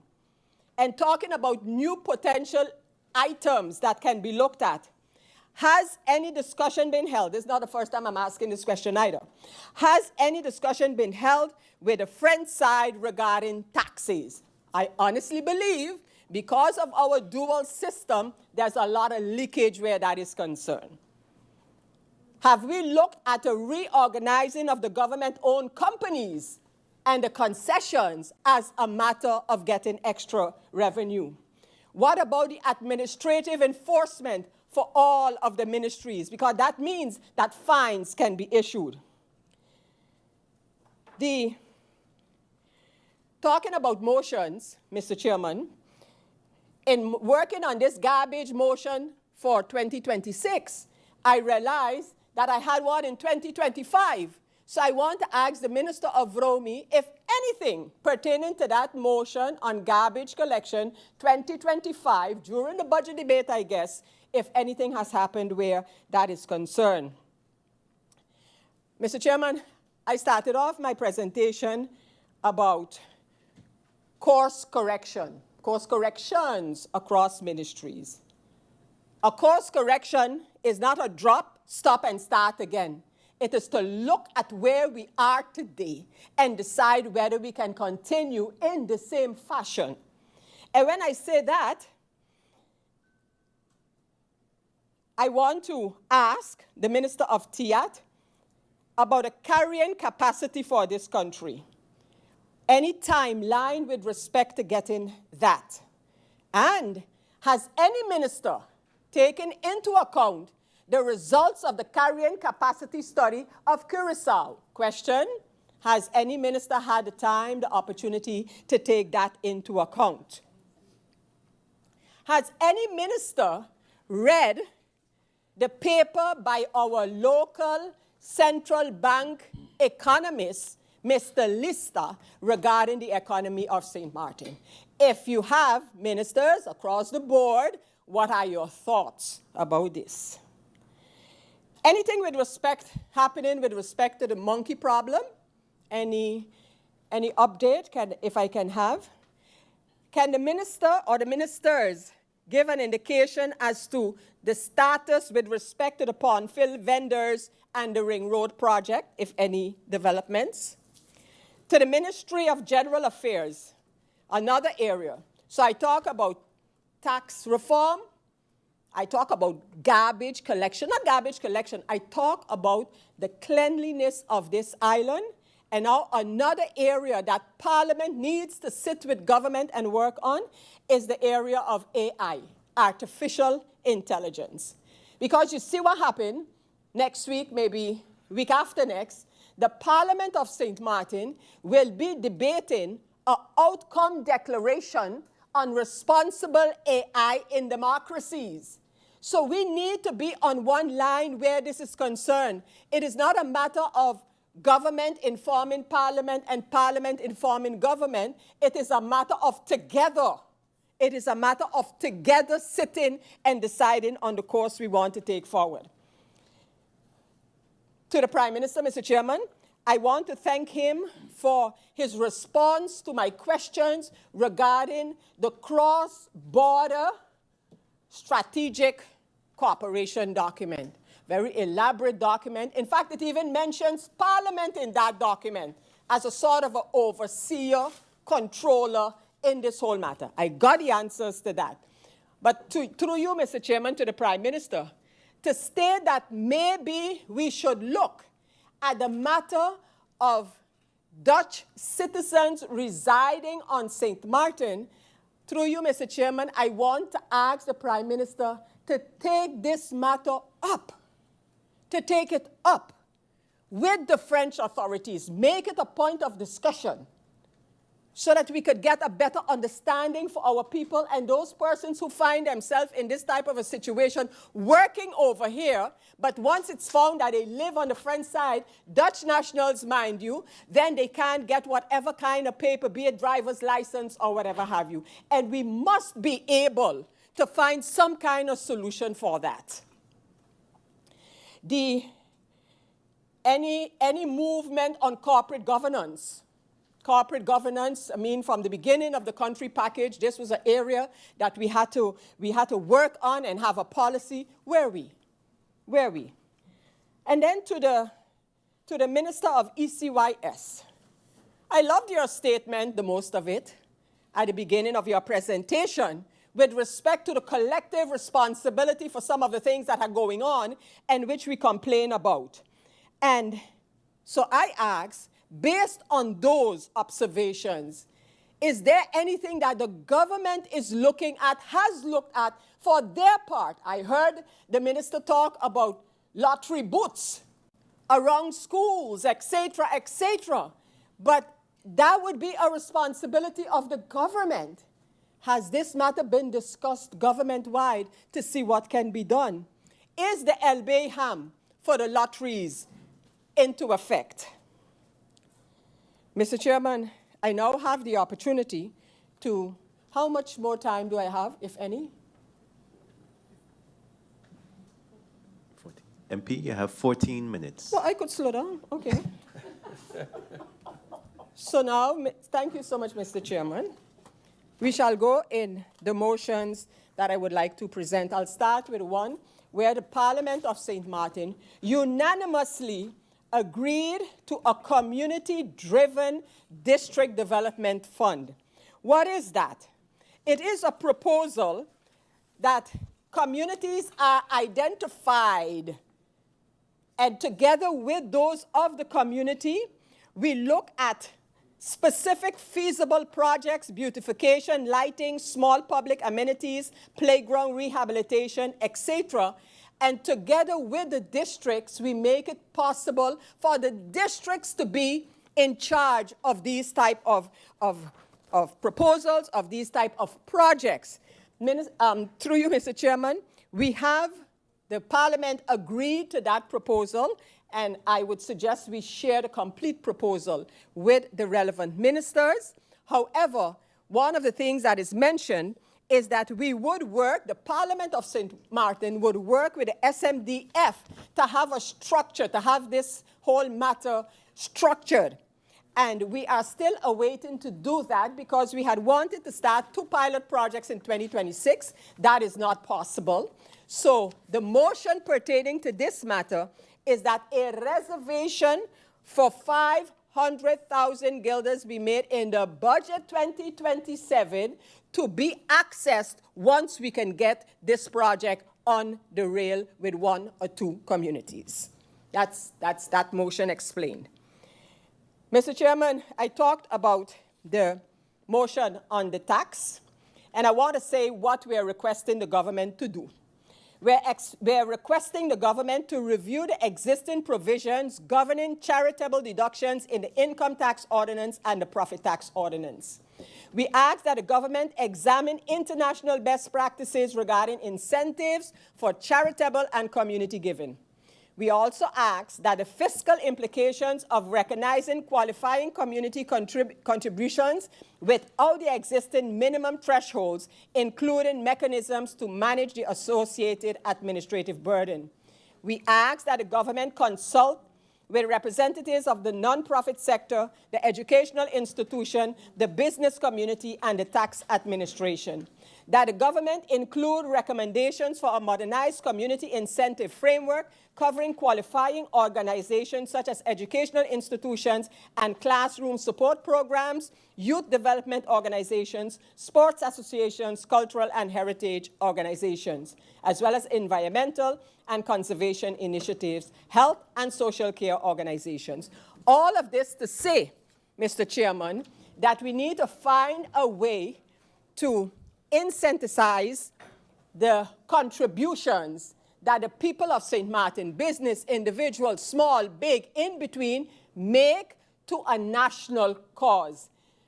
You, Mr. Chairman, would recall that at the beginning of the school year, when I had a notification, I commended the school teachers who went beyond the call of duty to request assistance from the community in ordering school material. Now, this was in your regular pen, paper, and copy books. It was material to enhance the learning environment of our children and our classrooms. Imagine whether somebody contributes $100 or $10,000 to such a cause, that this is taken into account when it comes to paying taxes. Right now, our tax system is not charity friendly. You have to go through all kind of procedures and their thresholds and whatever else have you. So that is that motion. And then, through you to the Minister of Romy. Minister of Romy, next to my 2025 motion, which I asked about, I would like the Minister of Romy to, in principle, endorse a citizen litter reporting and neighborhood reinvestment pilot program as a constructive and fiscally responsible approach to strengthening litter and illegal dumping enforcement. Mr. Chairman, I know this is an innovative way of thinking, but let us get the same community who, even as disgusted as they get to have to go behind people and pick up their garbage, let us do something together and let us reward those persons who find those who are actually in violation of our laws. And Mr. Chairman, I heard motions from, for example, my colleague MP Shamira Roseberg. So let's bring all of this together. Let's bring all of this together and make some steps regarding, out of the box, regarding the matter of the cleanliness of this island. I mean, I was going to put up the picture and ask if I could have put it up here. Has anyone seen the beach? Has anyone seen the beach of Mullet Bay after the cleanup was done there?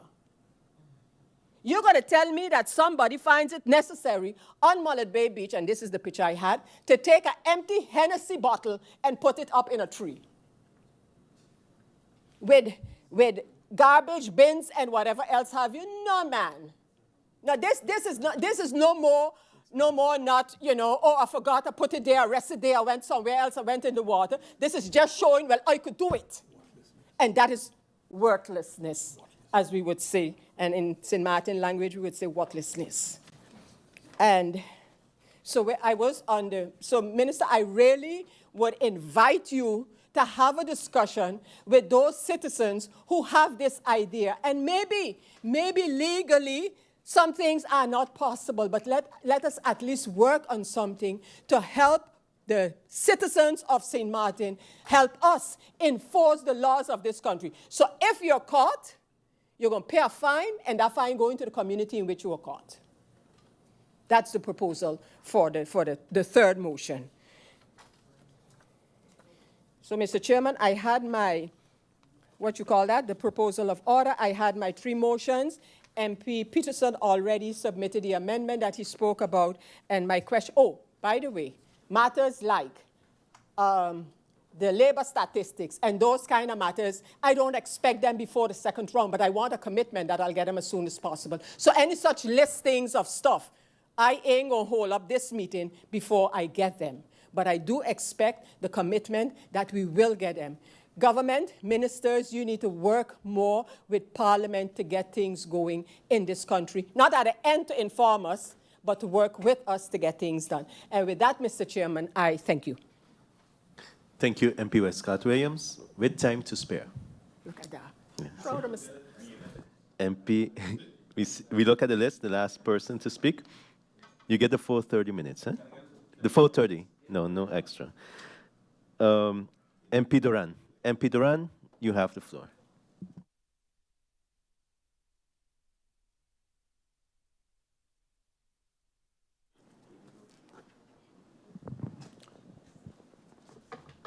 Thank you, Mr. Chairman. Good afternoon to you, my colleagues, the Honorable Council of Ministers, and a special good afternoon to the people of Sint Maarten. Mr. Chairman, I've heard a lot during this budget debate. I'll delve right into it because we know time is of the essence. Through you to the Honorable Prime Minister, I would like to know, Prime Minister, because over the last 2 years, I've struggled with the fact that a lot of your colleagues always mention things are confidential. I never really heard it much from you, because you've been very transparent in providing certain documents. But a lot of, especially from the Ministry of Romy, sometimes TIAT and others, they always talk about things being confidential. So with that being said, through you, Mr. Chairman, Prime Minister, can you get a sput advice or something, a one-pager, from Yezetan Way today, please, explaining what is confidential to Parliament? The reason why I ask that, Mr. Prime Minister, is because it is impossible for me to oversee something that I cannot see. So therefore, I would like to know what is considered confidential to Parliament. Mr. Chairman, through you to the Prime Minister, in the first round, I played some recordings with your voice from 2024, 2025, referencing the company GB observing the hike in fuel class. It will not roll over to the consumer. Through you, Mr. Chairman, Prime Minister, you didn't answer not one point. So again, so I don't have to play a recording again, I would like to ask you if you can please review that tape and answer those points. So that is a question as well. And moving on in the same area of GB, through you, Mr. Chairman, I would like to know from the government in its entirety if update, I like the proposal from my colleague with regards to motions being passed and coming back in 4 weeks, but we have some motions that are 2 years and 3 years, well, 2 years and 2.5 years almost, which is the one from MP Otley from October 2024 with regards to GB. I would like a point-for-point update on that motion, what has been executed by government. I guess the relevant ministers would know. And also the motion that was passed here from MP Otley on June 25th. Through you, Mr. Chairman, I'd like to ask the Prime Minister if he could provide an overview of all of government's real estate. Yesterday, I was informed about a building that government actually owns. It is a derelict building, but the property is a prime area, so I would like to know and get an overview of all government real estate and buildings.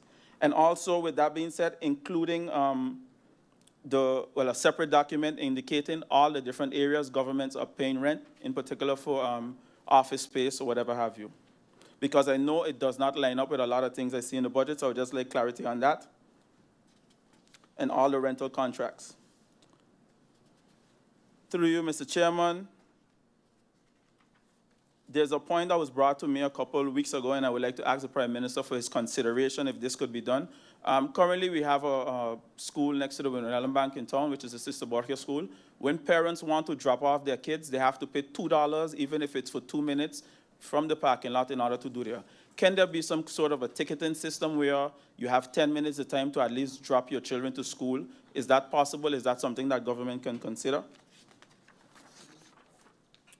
Because it also alleviates traffic in the sense of having a bunch of cars parked in front. I know in the afternoon it's a bit more cumbersome, but I'd like to know if that can be considered for the morning time. If a set period is set, whether you say school starts 7:30, between 6:45 or between 6:30 and 7:15, that is allowed.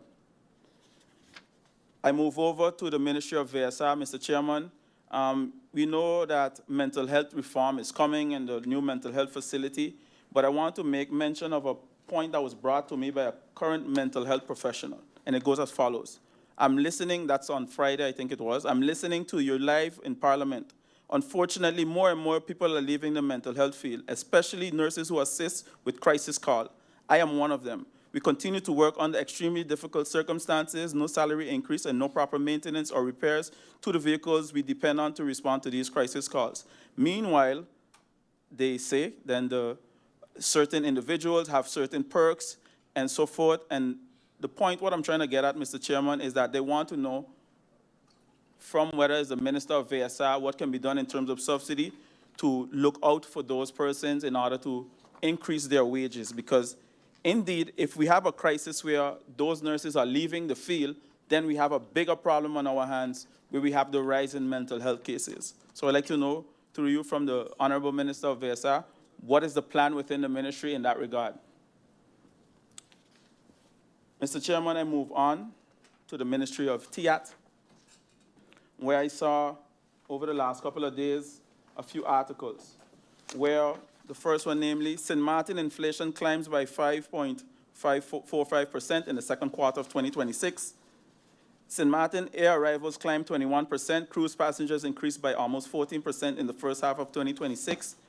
And then tourists aren't running from visitor taxes, so why are some people scared to implement it? So through you, Mr. Chairman, I would like to know from the Minister of TIAT and the Minister of Finance, where are we with that is concerned? The reason why I ask that, Mr. Chairman, is because here are easy ways to generate revenue from outside.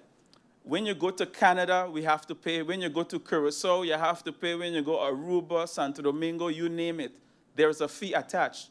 Why are we scared to implement a fee? Mr. Chairman. That has been something that is on the books for a while now. We came to almost the final stage, I would say. I will look back to my colleague and say maybe 80 or 90% finished. Why hasn't that been executed? Through you, Mr. Chairman. I do find, however, and in my humble opinion, that the government finds very creative ways to continue to demand or take money from our locals who are already suffering with these, in many cases, fictitious assessments that are distributed by the receiver's office. So I would like some clarity on that, Mr. Chairman. Mr. Chairman, we cannot continue to hear how good Sint Maarten is doing financially if the people in Sint Maarten, the people of Sint Maarten, the people that live in Sint Maarten aren't doing good. Because then to me that is just a fable, a fib, as my colleague would say. Mr. Chairman, through you to the Minister of TIAT, I don't know if TIAT and Justice, but I would say more TIAT. Right now we have a situation on the island where persons go to a car dealership. In order to purchase a car, you have to have a driver's license. I would like to know through you, from an economic perspective, if it can be implemented that those that are selling motor vehicles, motorcycles, require the buyer to have a license. Because in that case, then, you would limit all the bikes that you have on the road with unlicensed drivers, uninsured, because currently, based on my understanding, that is not the case. Can that be regulated either by law or LBHAM to make that a reality? I believe that that will definitely curb the amount of illegal driving of motorcycles on the road. Mr. Chairman, I go over to the Ministry of ECYS. Mr. Chairman, we continue to hear about this surplus. During this entire debate over the last couple of days, you hear about the surplus. But we are hearing about the surplus, but the schools are underfunded, Mr. Chairman. The Minister of Education is pleading and saying that they don't have enough funds to fix even toilet seats in school. So I would like to know through you, Mr. Chairman, how much is the Minister or the Ministry of ECYS benefiting from said surplus? I would like to know from the Minister what is the actual amount needed to properly address the current outstanding emergency issues at the public schools. Mr. Chairman, we're hearing about the surplus, but from what I was made to understand, not all schools even form part of the breakfast program who want to form part. So again, I'm saying all that to say, if I can get a full overview as to which public schools are benefiting from said program and which ones are not. Mr. Chairman, I think it was a little over a year and a half ago when we had the budget amendment, I believe, of 2024, when I brought up the fact that children that are born after October 1st and after September 30th then, they fall under born late. I had an extensive discussion back and forth with the Minister of Education about it. I brought a motion, Mr. Chairman. The motion was shut down because the minister convinced her coalition that she was already working on it. Here we are, Mr. Chairman, 2 years later. 2 years later, and I'm still getting complaints about it, and even more complaints because I brought it up publicly. And I find that unfair, because if I born on September 30th and somebody born on October 1st, I'm robbed of an entire school year without even be given the opportunity to do a test to check where my academic levels are. Make it make sense, Mr. Chairman. We are too far along to be so far behind in regard to this. And my thing is, Mr. Chairman, sometimes it's not about the messenger. Let the message sink in. Because imagine you are born 1 day late, or 24 hours sometimes, or even maybe 2 hours. And you have to spend a whole year of your life paying for that situation, I would call it, for lack of a better word. We were promised that it would have been done, and nothing came to fruition, just as many other promises. So I like when I hear that we're going to call back the ministers once a month to give updates on the motion. Children should not suffer because government takes years to legislate, Mr. Chairman. Mr. Chairman, I remember, I think it was yesterday or the day before, the Minister of Education stood here in a very, I like to use this word, it's stuck in my head because somebody put it forward, a condescending manner, and indicated, yeah, the indexation was in law, but you as the school boards get it right, so if the 4-year-old law is in law, you should implement it. Now here, if I'm not mistaken, right, you are now chastising the school board because of your, I would have said, negligence or incompetence of bringing the budget on time and saying, yes, this wasn't regulated, but you get your money still. Come on, Mr. Chairman, it's a way to deal with people, and at the end of the day, the shortfall is by the minister, because you indicated that it would have been done within a couple of months. Convince the whole coalition to vote against a 4-year-old policy for children to go to school. Mr. Chairman, I'm saying all that to say that we have to get serious in this House of the People here. I move over to the Ministry of Justice. Mr. Chairman, I know that under the former Minister of Justice, during our time, we were almost 90% completed with the Executive Protection Unit, which is the EPU, which are the persons that protect the minister, so to speak, but I don't really see it reflected in the budget. I would like to know through you, from the Minister of Justice and the Minister of Finance, if some clarity can be given as to where we are in that process, because I know for the most part it was 80 or 90% completed. They had to do the weaving and selection, as they would say, but I never saw that come to fruition. Mr. Chairman, when I hear the Minister of Justice talk about the tourist police not being armed, again I ask myself, how does that, or how would that make sense? And then when some clarification was asked, the minister stated that the tourist police won't be armed, but then we'll have an armed police with the tourist police. So now, the police who are already on the staff would have to be then guarding the tourist police. I would like to get some clarity if that was the bedoeling on that point. Because, Mr. Chairman, at the end of the day, in Panama, they have tourist police. They're armed. Since we like to compare to Aruba, in Aruba, they have tourist police and they are armed. So my question is, what is what's the sense behind of having police and not being armed? Because they would then maybe have on a highlighted uniform. You are making, basically, in my humble opinion, through you, Mr. Chairman, making them targets, because people would assume that they are armed and deal with them as such. So we'd like some clarity on that plan, on that point.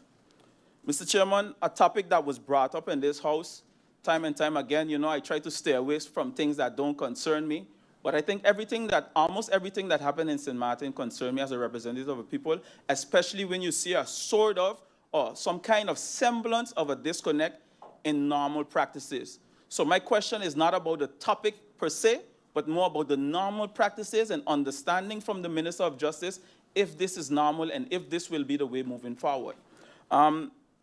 Right now we know that there's a prison overcrowding. There's no question where that's concerned. The women that were incarcerated here, some are in Curacao, some are in different islands, because of said overcrowding. So my question is as follows. How many women are currently being held off island, and where are they being housed? What does it cost the government, and what is the long-term solution for accommodating women here in St. Maarten? Mr. Chairman, when I heard about the sentence calculation and it be done through a neutral body and all kind of things, I asked myself, why has it been handled a certain way for so many years? And is this the first time that a second entity or outside entity was put to recalculate what was calculated already by those that have been calculating it for decades? If that can be clear. And I would like to know through you, Mr. Chairman, will that be the way moving forward? So now will UNOPS become the St. Maarten calculator? And how would the knowledge overdraft go when UNOPS leave, whenever they do leave, because they will be leaving? Mr. Chairman, the union of the police, persons in the community, news sites everywhere brought up the fact that, you know, there was a semblance of some sort of conflict of interest. I would like to put that to rest and get some clarity here right now on the floor of Parliament, because I would also like to know, based on what grounds has this body, I'm talking about UNOPS now, become neutral? Because for me, in my humble opinion, I could be wrong, hence the reason I'm asking for clarity, there is some sort of a semblance of a conflict of interest between the minister and UNOPS. So if that's not the case, that could be cleared up right now. Because what I was made to understand based on documents or press releases as well, is that you worked for them through you, Mr. Chairman, to the minister, and now they work for you. So how can that be neutral? Was it an idea maybe to have the Deputy Minister of Justice handle this case based on the perceived or potential conflict of interest? Can I get some clarity on that, please?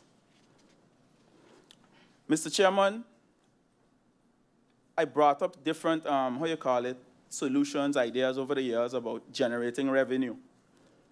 I talk about tint, changing the tint ordinance, charging a fee for it, how much money can be generated there. I spoke about custom number plates. I would like to know through you from the Minister of Finance and the Minister of Justice. Well, the Minister of Justice already answered about tint, but I would like to know from the Minister of Finance, do you see this as a potential revenue generated measure and custom license plates? All over the world, there are different scenarios. Even in Aruba, they have custom number plates, by the way. So I would like to know through you, Mr. Chairman, is that consideration, and does the Council or the Minister of Finance and Justice see that as a potential revenue generating measure?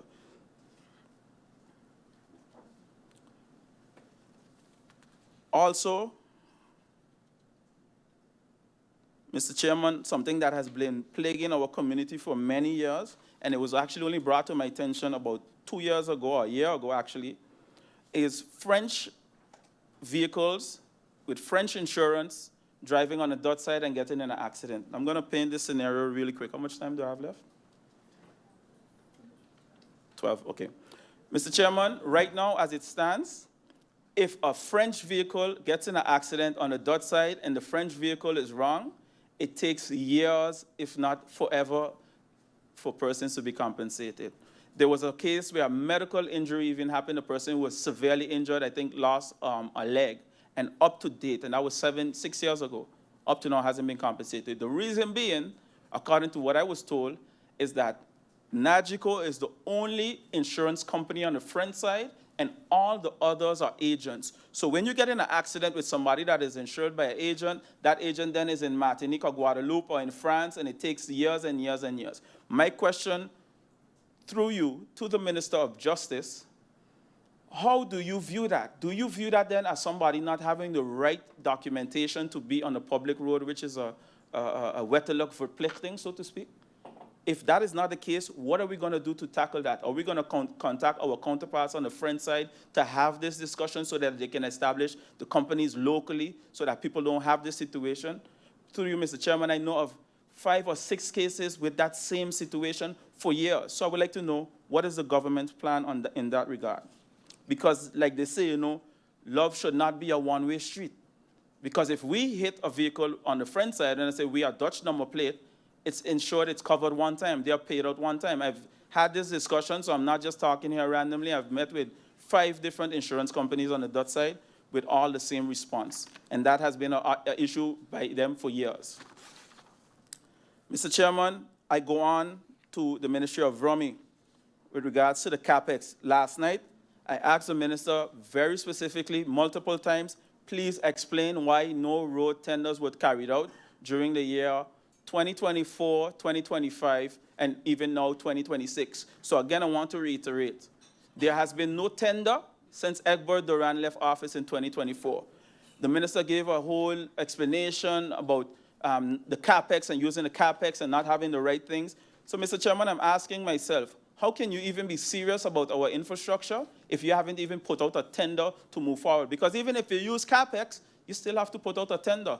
But I notice a trend, Mr. Chairman, that as we speak, several things are happening with the Ministry of Romy where absolutely no tender is taking place, but work is happening. How? I would like to know, Mr. Chairman, through you, how is the work carried out within the Ministry of Romy without any tenders? So I'm talking road works, I'm talking drainage, I'm talking side road cleaning, that the contracts that the minister ended, I'm talking every single thing. I know that the garbage was extended, so I don't need to know for that. But for every other thing that is happening under the Ministry of Romy, I would like to know, how is it being done?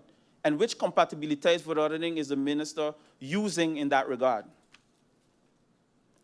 Mr. Chairman, I'd like to know from the Minister of Romy, what is the update with the wastewater treatment plant? A couple of years ago, I did some extreme cost-cutting measures there. We were able to save over $1 million guilders. What is the current state of that contract? Mr. Chairman, through you, I would like to know from the minister, and I've asked it over and over and over, but never really get a clear answer. No, we've been working on it. Right now, you have people that have lived in over the bank, what we call over the bank, for decades. Through you, Mr. Chairman, will you be regulating their situation? We had 2 town hall meetings. We have a whole database there with all the persons that were registered. We have drone images, and we wanted to regulate those persons' situation because for years they have lived there. Nobody's moving them from there. will this Minister of Vromi address their issue so that they can get the proper GB connections, so you could limit the risk of fires and all those different things that can come out of this not being regulated. Through you, Mr. Chairman, I would like to know what is the status of the Vineyard Heights project.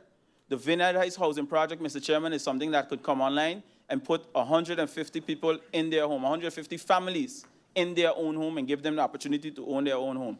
All the groundwork was done. It was halted by the Party for Progress here in this esteemed house. So I would like to know if the Party of Progress will restart it. Mr. Chairman, I would like to know the update on the elderly pathway, and I would like to know what has the minister done in that regard, if the minister intends to continue with the elderly pathway project. Mr. Chairman, with regards to long lease income, my colleague MP Irian touched on it a bit. We had a task force that was dismantled completely. For what reason, I have yet to understand. The minister said it wasn't functional. According to me, they were doing well. So to prove their functionality or non-functionality, through you, Mr. Chairman, I'd like to ask the minister for an overview for the long lease income per year based on what should have been brought in and what was brought in from 2016 to 2026. This is a clear one document, Excel document. The minister knows exactly where to find it. So I'd like that, please, if that can be provided. So from 2016 to 2026 up to now, what has been collected in long lease, so that we can check the functionality and non-functionality. Mr. Chairman, there's something called construction value. So I would like to know is estimated construction value. When you apply for a building permit and it's granted, your architect puts an estimated construction value. I would like to know from the minister, through you, Mr. Chairman, if the estimated construction value list for permits that were provided between 2021 to 2026 be provided and be separated by year, please. And also separately, I would like to get the construction value of building permits that were provided, that were received from 2021 to 2026 per year. So that way, you can tell how much is being invested in this country, Mr. Chairman. Mr. Chairman, I know with 100% certainty how much building permit brings in Sint Maarten and how we can do great once this is flowing in our economy. Mr. Chairman, last night I asked for the overview of the water rights that were issued. The minister provided a self-created summary sheet. I would like the actual deeds that is customary. The minister conveniently put the name of one and then left out the name of the three others. Mr. Chairman, through you, I'm hereby again asking for this documentation to be provided. Maybe not confidential then, since maybe that would make a difference. Mr. Chairman, I would like to know through you from the minister, did you approve any water rights that received a negative advice from Vromi in the past? Yes or no? Mr. Chairman, I would like to know how much was budgeted for road repairs from 2022 straight up to 2026.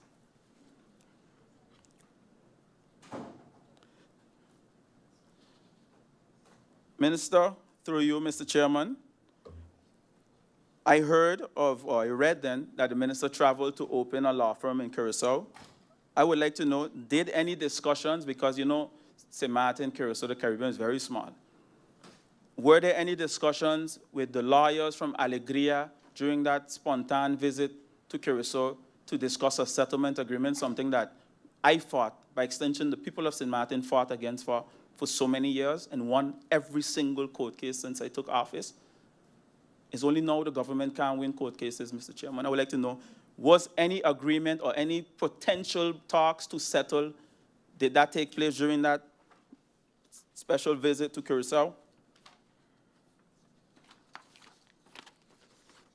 Mr. Chairman, I talk about building permit, and we haven't heard this voice here in the House of Parliament for a while, but I just want to leave the people with this. You know, like if you have a team and you have one person and the coach will say you're not performing, and because you're not performing, right, the team is lacking behind because your performance is weak. So we are losing at your end, and that's what's happening to Vromi. Vromi's position and performance is weak. And it's weak across the board. There is no performance coming out of Vromi, especially when it comes to permit. If it's one thing I can say, right? When Duran was there, he focused heavily on permits. When I was a minister, I focused heavily on permits. Why? Not only does it have a contributing factor to the coffers of government, it is also to the economy. Because most building permits are attached, Fernando, to a loan, to a mortgage. Mr. Chairman, I'll leave it there. It speaks for itself, and people may be surprised that I'm quoting somebody that I don't even speak to. But the facts are the facts, Mr. Chairman. The facts are the facts. And at the end of the day, we can stand here all day and say who isn't doing what right. I've offered my assistance, I've assisted where necessary, and I've shown the people of St. Maarten that we can do better without burdening them. Mr. Chairman, I move on to two motions that I have. I'm not going to go through the entire motion. How much time do I have? 3 minutes. One of these motions is that considering that St. Maarten's firearm legislation contains provision and references inherited from the former constitutional structure of the Netherlands Antilles, including referencing positions that no longer exist, for example, state secretary, and it goes over to the minister basically reviewing the firearm ordinance and allowing persons that work in the justice area to be able to have a firearm voluntarily for the 4 years in order for them to be able to protect themselves, because I find it hard to believe if you work to serve and protect this country, that tomorrow you're no longer in the position and you're just a regular civilian, which you are, but you're not able to protect yourself. That is the first motion. The second motion has to do with the high cost of food and other basic necessities continues to place serious financial pressure on households throughout St. Maarten. The pricing ordinance provides for the regulation of maximum prices in the public interest to regulate that the minister controls the basket of goods based on the essential products and not based on specific brands. Resolves to the minister returning to Parliament within 60 days with a complete revised price control basket of goods based on the product categories rather than brands, including the applicable maximum retail prices, the wholesaler margins, for the products contained in the revised basket of goods. Also for the minister to publish the hurricane price control list within 10 days. Well, I heard the chair of parliament mention 30 days, so I'm hopeful for that. And lastly, Mr. Chairman, I move on to the ministry, close off with the Ministry of Finance. Minister of Finance, Mr. Chairman, we called a meeting for revenue generating measures. Why hasn't that meeting been convened? Or let me put it like this. Why did the government, namely the Minister of Finance and TIAT, refuse to come to the meeting? Because that's what I'm hearing. Mr. Chairman, the schools are underfunded. The vendors are waiting for relief. We are discussing breadth programs that children cannot benefit from. The roads need work, infrastructure needs work. Families are struggling with the cost of living. With that being said, Mr. Chairman, I look forward, how much? With that being said, Mr. Chairman, if there's room for fiscal opportunities, meaning a surplus, then I would like to see the government adhere to such. Mr. Chairman, in closing, the minister... MP, yes, your yeah, time closing. is... I would like to know No, from but the... MP, It's done? Yes. All right, thank you, Mr. Chairman. Yeah, we'll give you the 4:30. Thank you. Yeah, just in case. Thank you, MP, for your questioning. That brings us, when I look at the speakers list, that brings us to the end of the questioning to the ministers. And I hereby look to the ministers, and I would like to propose that if we can adjourn until 6:30 p.m., where we can have the ministers come back to answer the questions for round 2. And also I would like to suggest if the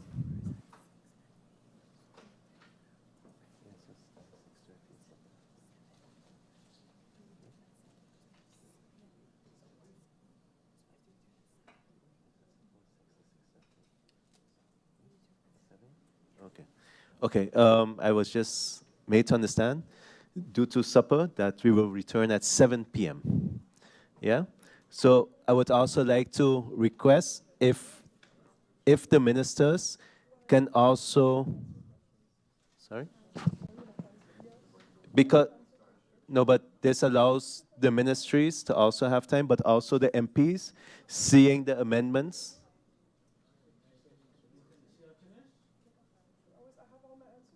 I understand, but we need some time as well for the MPs to go over. Yeah?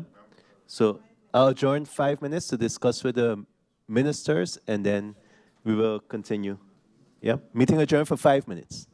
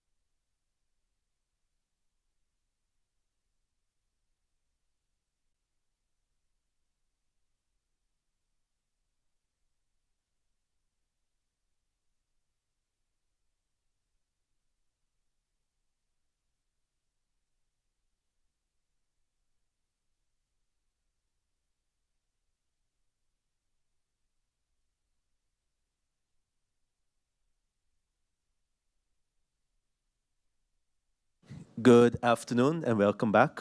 After a brief deliberation with the ministers, it seems that the support staff has been working very hard. So there are some ministries that are ready to answer straight away. So what we will do, we will see how far we reach until 6 p.m. when we're supposed to break for supper from 6 to 6:30. So we'll start with the Minister of Justice and then see whichever ministers after that. And then depending on the time, we'll break for the supper and then continue.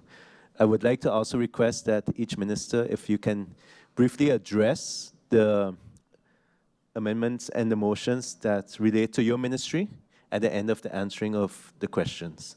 Yeah, so I will adjourn for 2 minutes to allow the minister and the staff to come. It's just the minister? Okay, then I don't have to adjourn. Then we go. Yeah? No, but the camera will be on her, so you can. Yeah, so I'll give the floor to the Minister of Justice to answer the questions for the second round. Minister of Justice, you have the floor. Thank you, Mr. Chairman. Glad to be able to save us all a bit of nighttime, of midnight oil by answering these questions now. To go into the responses to the second round questions, they started with MP Arian. However, both of those questions will be addressed by the Minister of VSA. They related to uninsured drivers on the road with medical uninsured on a medical perspective. So the Ministry of VSA will respond to those questions. Then I would like to go over to the questions from MP Kotai. And Mr. Chairman, before I go into the questions themselves, the questions from the honorable member concern detention capacity, and there's a single premise running through all of them. I would like to deal with that premise once at the start, rather than piece by piece as each question arrives. A good deal has been said about persons convicted of financial and integrity offenses, occupying cells that should hold violent offenders. It has been put as though it describes a choice made by this minister. It does not. And I want that to be settled before we go further. The execution of criminal judgments is entrusted by law to the Public Prosecutor's Office. The position the honorable member is objecting to is not something anyone needs to take from me. It appears in the foreword to the Public Prosecutor's annual report for 2024 over the signature of the Public Prosecutor on page 3 of that document. The Chief Prosecutor writes there that the OM recognized the need to ensure prison space is available not only for those convicted of violent crimes, but also for public officials and civil servants who misuse public funds or exploit their positions to enrich themselves.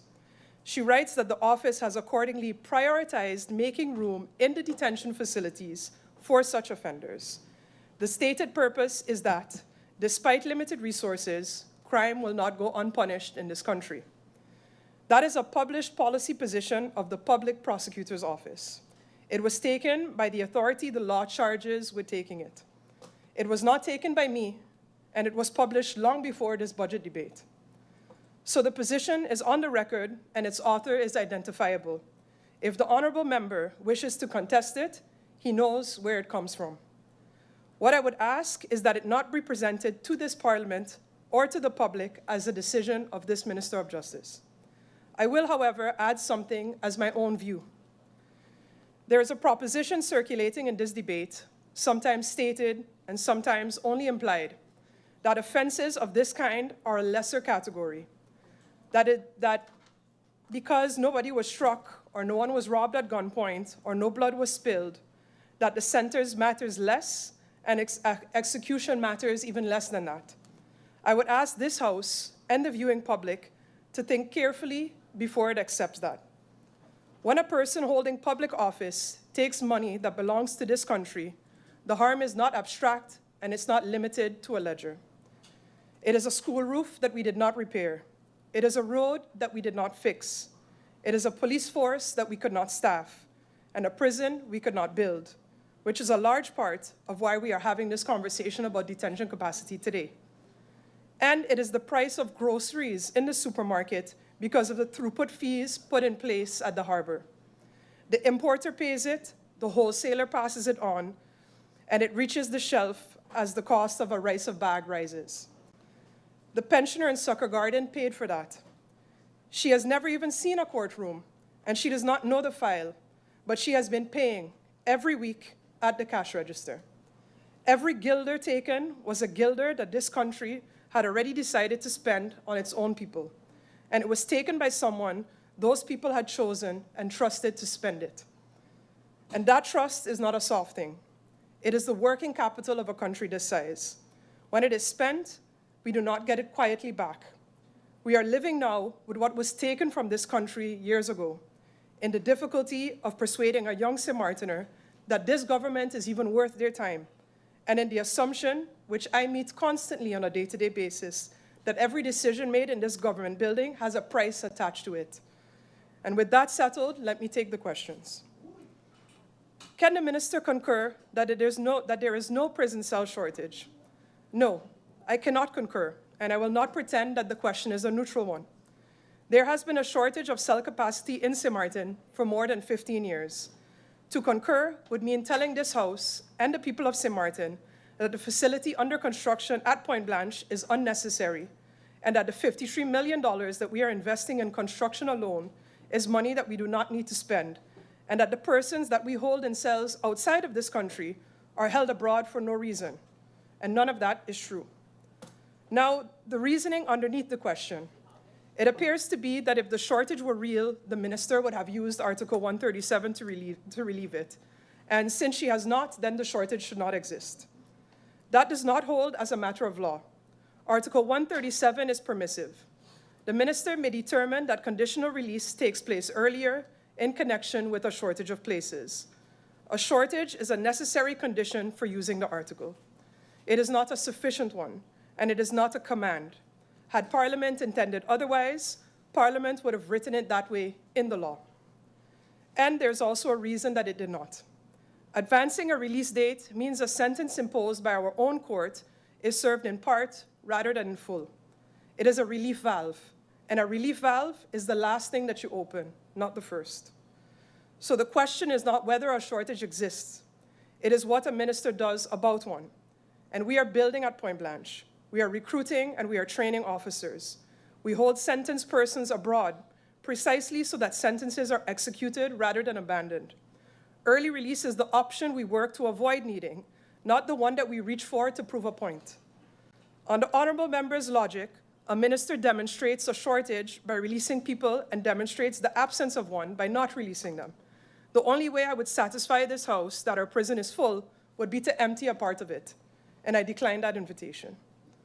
One further thing about Article 137 and how it selects, because I suspect that that is where the interest of this question ultimately lies. The law does not ask who the person is, not what they were convicted of, not whether the offense was violent or financial, not whether it made the front page, not whether they were well connected on this island or they have nobody on this island at all.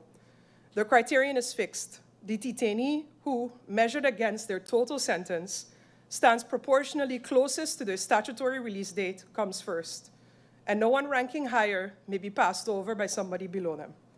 And that cuts in both directions. No one is moved up that list, and no one is held back on it. Not for their name, not for their former office, and not for who speaks on their behalf, whether on the floor of Parliament or elsewhere, and not for who would prefer that they were to remain in there. I have no discretion to favor, and I have no discretion to punish. That is not a limitation I resent. It is the entire protection of the law. So there is a shortage. It is documented, and it is proven by occupancy figures set against sentences waiting in execution, whether I act on them or I do not. The second question, why is the minister not using the ankle bracelets policy not being used that was implemented by the former minister, Anna Richardson? Mr. Chairman, I have answered this question to this House before, and I answered it to this honorable member during last year's budget debate, and the answer has not changed. An ankle bracelet is not an alternative to a cell. Electronic monitoring is a condition. It attaches to a person who already qualifies for release under Article 131 or 137.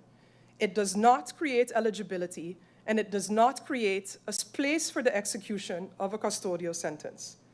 The legal basis for the person being outside the cell must exist before you give them the ankle bracelet. So it cannot resolve a capacity shortage because it is applied only to persons who are already leaving Point Blanche. No one sits in a cell today who would be wearing a bracelet tomorrow if the minister would just sign a piece of paper. The person who qualifies, qualifies with or without the ankle bracelet. The person who does not qualify does not become eligible because we have a piece of equipment sitting in a box. What it does is it improves supervision of persons who are already going out. That is a gain in control, not a gain in capacity, and no amount of asking is going to change it. The third question is whether the prosecutor is the only one in charge of the prison. No, the prison director is responsible for the management of the facility, order and safety inside the institution, the daily regime, and the occupancy records. The public prosecutor's office is charged with the execution of criminal judgments. It determines which sentences are called up and when, and it holds the detention titles. As Minister of Justice, I am responsible for the prison as an organization within my ministry, staffing, budget, policy, and of course, the new facility. How many persons are left to sit out their sentences? The Public Prosecutor's Office reports the backlog in total outstanding years of imprisonment because that figure reflects the actual amount of custodial punishment still requiring execution and therefore the pressure on our detention facility. A head count is not readily available from the case registration system and in any event would not by itself accurately represent the size of the detention backlog because one person may have more than one judgment attached to them, while outstanding sentences vary considerably in length from weeks to years. So it's still that number of 300 plus years. Then, is there a personal issue with the public prosecutor or the Ministry of Justice with respect to the inmate Heiliger? Mr. Chairman, the honorable member has named a person, but I'm not going to follow him there. I do not discuss individual detainees on the floor of Parliament, and I do not make an exception because a name is said out loud on the floor of Parliament. If I did, that protection would be worth nothing to the next detainee whose name was said out loud. The allegation itself, I will answer, because it is not really about a detainee. It's an allegation against the Public Prosecutor's Office and against my ministry. There is no personal issue, and I want to be precise about why not. And besides my mere word for it, it's not merely a matter of assurance, but it's also the law. Article 137 prescribes, in order in mandatory terms, the detainee proportionally closest to their statutory release date comes first. Every detainee ranked against the same reference date and the same percentage, including those serving sentences outside Sint Maarten. No one ranking higher may be passed over.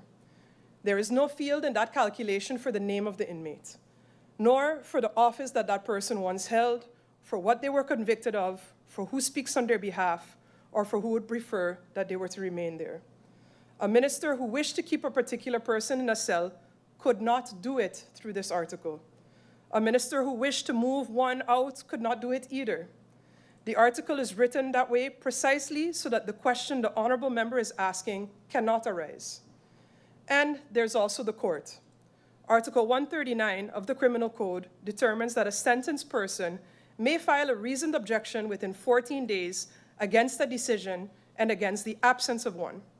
Anyone who believes a personal issue has operated in their case has somewhere to say so.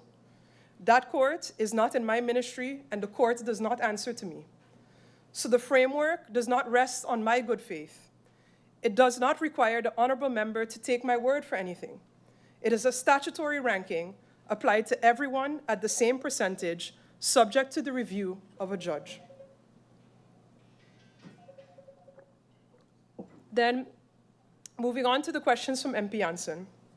The security level at the levy at the Chamber of Commerce, would this have to be paid by all businesses or just those in the tourist sector? The design of the levy hasn't been settled as yet, and it's one that we're still looking into. Our working position is that it would apply across the board to all registered businesses rather than just those that are tourist sector facing alone. And the reason is the mechanism. Every hour that an armed officer spends providing presence in a tourist district is an hour not spent in the residential neighborhood or responding to a 911 call or spent on an investigation. So moving that preventive work to a regulated auxiliary unit returns armed capacity to the rest of the island. The hardware store in Coal Bay would benefit from that in the same way that somebody else sitting in a tourist zone would. Is the OPA building still being rented out? Is the building occupied? Yes, the building is still being rented out by the ministry, and it currently is in use by multiple departments within CAPSM, as well as multidisciplinary cooperation teams and intelligence sharing with other law enforcement agencies, as well as our French counterparts. The fact that the windows are closed or tinted does not mean that nobody works there. The public can rest assured that important work is being done, even if it's behind the shutters. So I know it's not a building that is open to the public, but it is being used by staff of KPSM and our other agencies. What is the new rate for VKS? There's no new rate. The rate didn't change. We had offered to raise this rate, and there was a proposal if they were able to supply more capacity to KPSM. However, VKS indicated at that time that they could not provide that capacity. One moment, Minister, as I see MP Lewis would like the floor for interruption. MP Lewis, you have the floor. Is there a bell? No badge.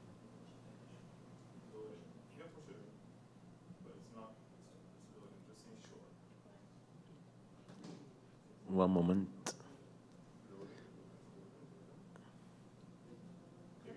Yep.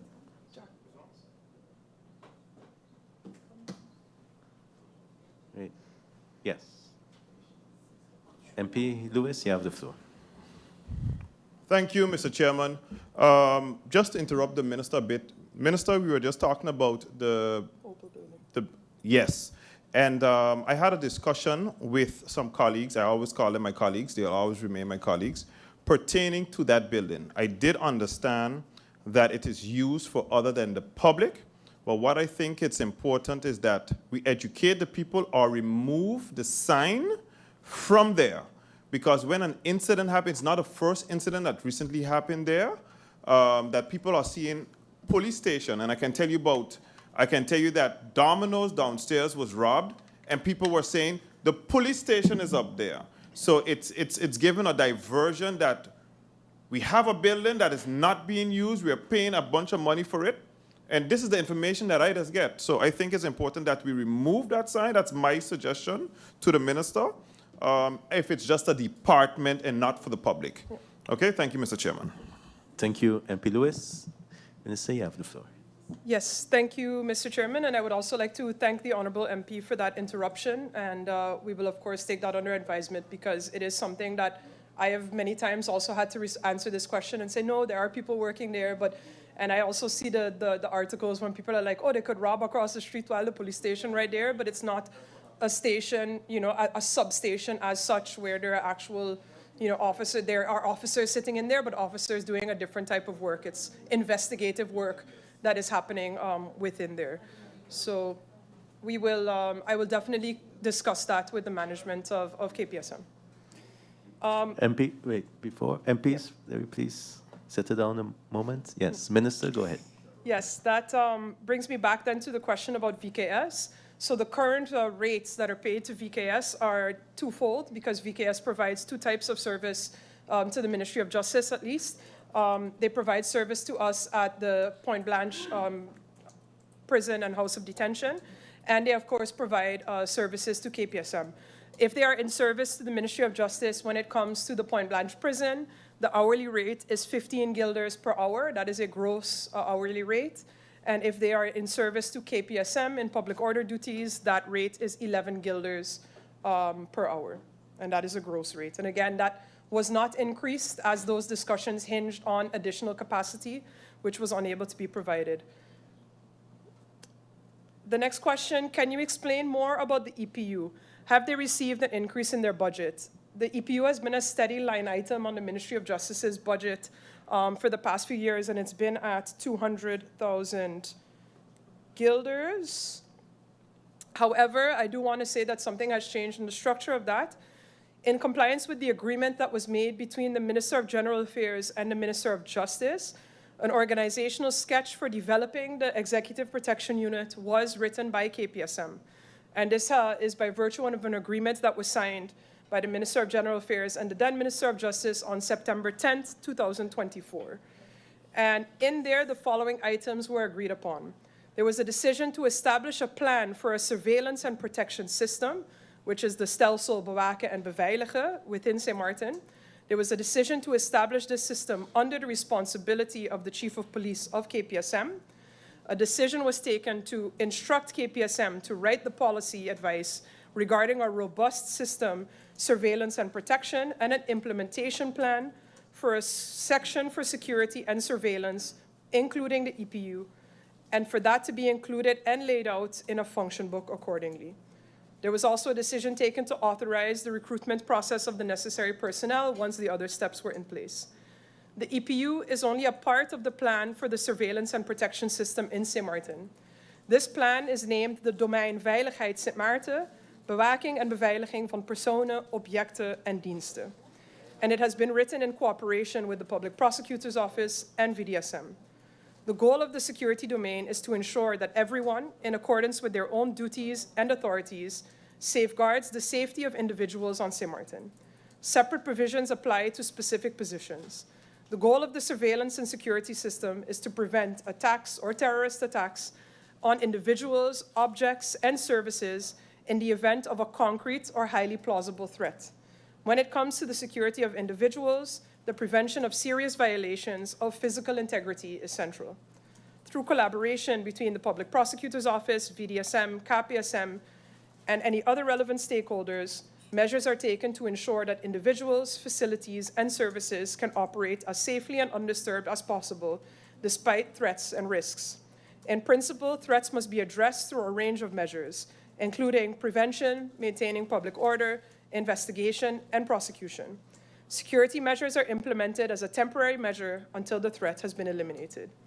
EPU has its own role within the security domain of Sint Maarten under the responsibility of KPSM as envisioned under this agreement. Other units are security of the court and parliament, the parquet politie, and care of detainees in the police cells. All of this would be part of that. All of these units will be part of the Division Executive Assistance, or EXO, of KPSM. Both the establishment of this system and the establishment of the EPU and detainee care within KPSM will require amendments to existing legislation or the enactment of new legislation, such as a national decree or regulation governing the surveillance and security system. Amendments to the police function book in conjunction with this, more importantly, multi-year funding. A plan of approach to secure the necessary funds will be finalized as soon as possible. Then, with respect to the victim support services, the question was, can the minister tell the MP if the subsidies for 2025 were received and if anything was apparently paid in 2026? The amount that was budgeted for victim support services in 2025 was 548,660. And I see that that was paid. And for 2026, it will be paid once the budget of 2026 is approved.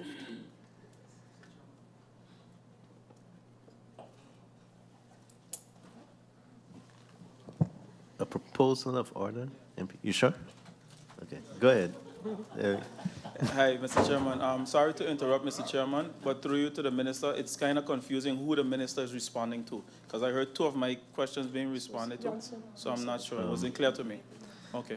Thank you, MP. So I propose that it wasn't a proposal order, but I think the minister understood. Yeah? Thank you. I was responding to the questions from MP Janssen, which I had mentioned before I started. It just so happened that one of her questions is exactly the question that the Honorable MP asked as well.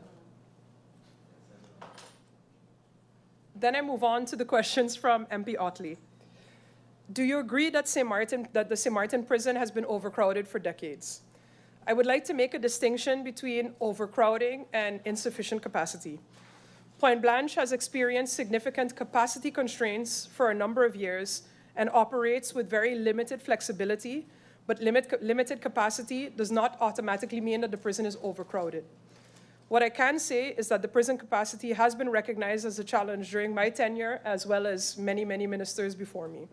And addressing that constraint is one of the reasons that the government is investing in this new prison and wider detention reform.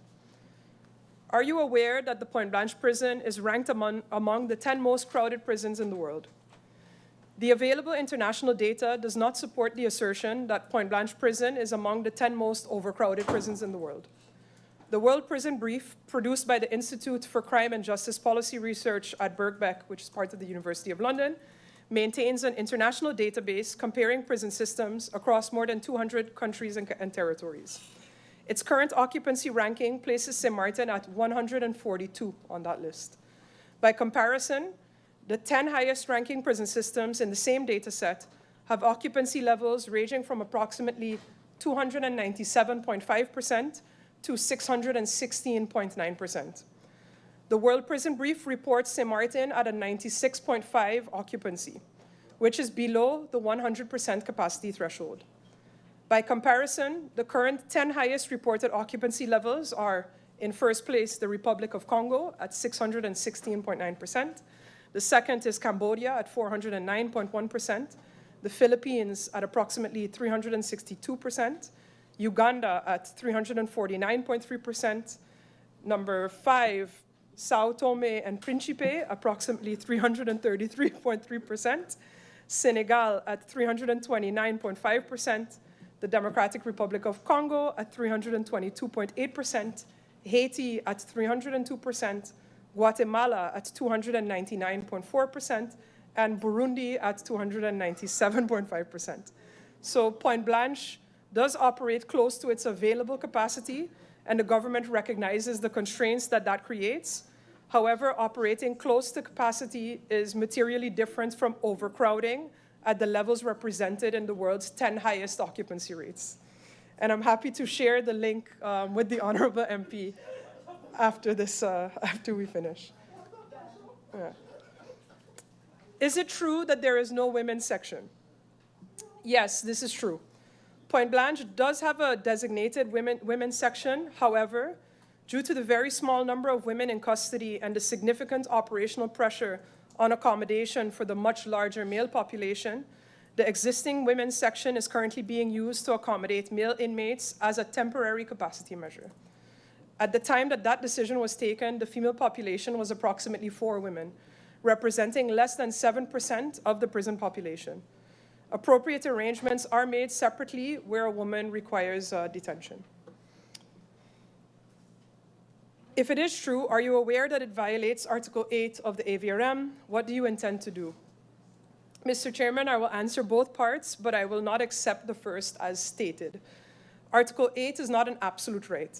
Detention interferes with family life by its nature for every detainee, and the Convention permits that interference, where it has a legal basis and serves a legitimate aim and is proportionate, is justifiable. The question is not whether family life is affected, because plainly it is as soon as you are incarcerated. The question is whether the interference is justified and whether the state has done what can reasonably be required to limit that. This specific question, and specifically with respect to women, has actually been before our courts twice in the last 3 weeks in injunctions that were started by female detainees against the decision to transport them abroad. And in those specific instances, the ministry won those cases. I mention it because the honorable member puts the matter to me as settled, but it's not as settled as we would assume when we look at the law. Now I want to give Parliament the full picture and include the part that is not comfortable. The facility did have a women's section, and it was repurposed to house men. That decision was taken against 2 facts. The number of female detainees on this island has historically always been very low. And in the last year, we came under acute capacity pressure from a series of armed robberies, especially at the end of last year. Faced with cells standing largely empty on one side and men that we were legally obliged to detain on the other, we made that decision to convert that section. And I'm not going to tell this Parliament that it was a costless decision, because it was not. It means that the women affected are further away from their children, from their families, and their community than a man serving the same sentence in the Point Blanche prison. And that falls on a small number of people who have no way to change it. And as a ministry, we take this matter very seriously, and the situation with our female detainees is a matter that we are currently discussing to see how we will deal with it towards the new facility. And we're also looking in terms of potentially reinstating that section if it so requires. Do you know that it is a fundamental right for inmates to receive visits because we see visits being denied as punishment, to summarize the question? Yes, the ministry recognizes the importance of inmates maintaining contact with their families. The Point Blanche prison facilities regular visits in according with the applicable laws and prison rules, alongside family days and rehabilitation activities that actively involve and strengthen the connection with families. This is also consistent with the Nelson Mandela rules, which recognize family contact as an important element of rehabilitation and reintegration. However, access to visits is subject to the rules and safe operation of the prison. A visit may be restricted or suspended where there are legitimate grounds. For example, a security risk, serious disruption, safeguarding concern, or other circumstances provided for within the applicable rules. Prisoners are required to comply with prison rules, but the restriction of visits is not an automatic consequence of disciplinary action, and it must be justified by the circumstances. What is the function of Mr. Carty at the prison? Mr. Carty is the acting prison director and is responsible for the overall management, leadership, and operation of the Point Blanche prison and house of detention. What is the function of Ms. Leonard at the prison? Ms. Leonard is hoofddetentie, or head of detention, with responsibility for the management and oversight of detention operations within the prison. Are you aware that prisoners are being held in the isolation cells? Yes. The prison has 2 regular cells that were converted into designated isolation cells to meet CPT standards. Due to current accommodation constraints, these cells may occasionally be used to house inmates where security or separation considerations make placement for them elsewhere difficult. Importantly, the inmates currently accommodated in these cells are not being held in isolation as punishment or under a restricted regime. The cells are currently being used as normal accommodation, and those inmates have the same full-day access to the prison regime and activities as the other inmates. Is it a violation for prisoners to be held there? No. The fact that an inmate is accommodated in a cell designated as an isolation cell does not in itself constitute a violation. The relevant considerations are the conditions in which the person is held and the regime and the restrictions actually imposed upon them. The CPT previously required these cells to be taken out of use until they were properly refurbished. The refurbishment has since been completed. The inmates currently accommodated there are not subject to isolation, segregation, punishment, or a restricted regime. They receive the same full-day regime and access as other inmates. What are your thoughts on MP Labega's proposal to bring a self-defense law? Let me begin with what already exists, because I think it matters to the proposal. Sint Maarten already has a law on self-defense. Articles 114 and 115 of our criminal code provide for what we call in Dutch noodweer and noodweer excess. A person who defends themselves, another person, their property, or their sexual integrity against an immediate unlawful attack commits no offense. And where a person exceeds the bounds of that defense because of a severe emotional state caused by the attack itself, that too is a full defense, not a reduction of a sentence. So a resident of this island who is attacked in their home is not without protection of the law. The framework is there, and it has been applied by our courts.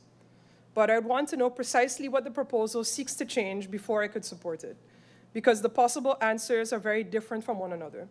A presumption in favor of the resident in a home invasion is one thing. Removing the assessment of proportionality altogether, that's a different thing. And a proposal that in substance concerns wider access to firearms is a third. And on that, I have already given this House my position. The direction we need on this island is fewer weapons in circulation, not more.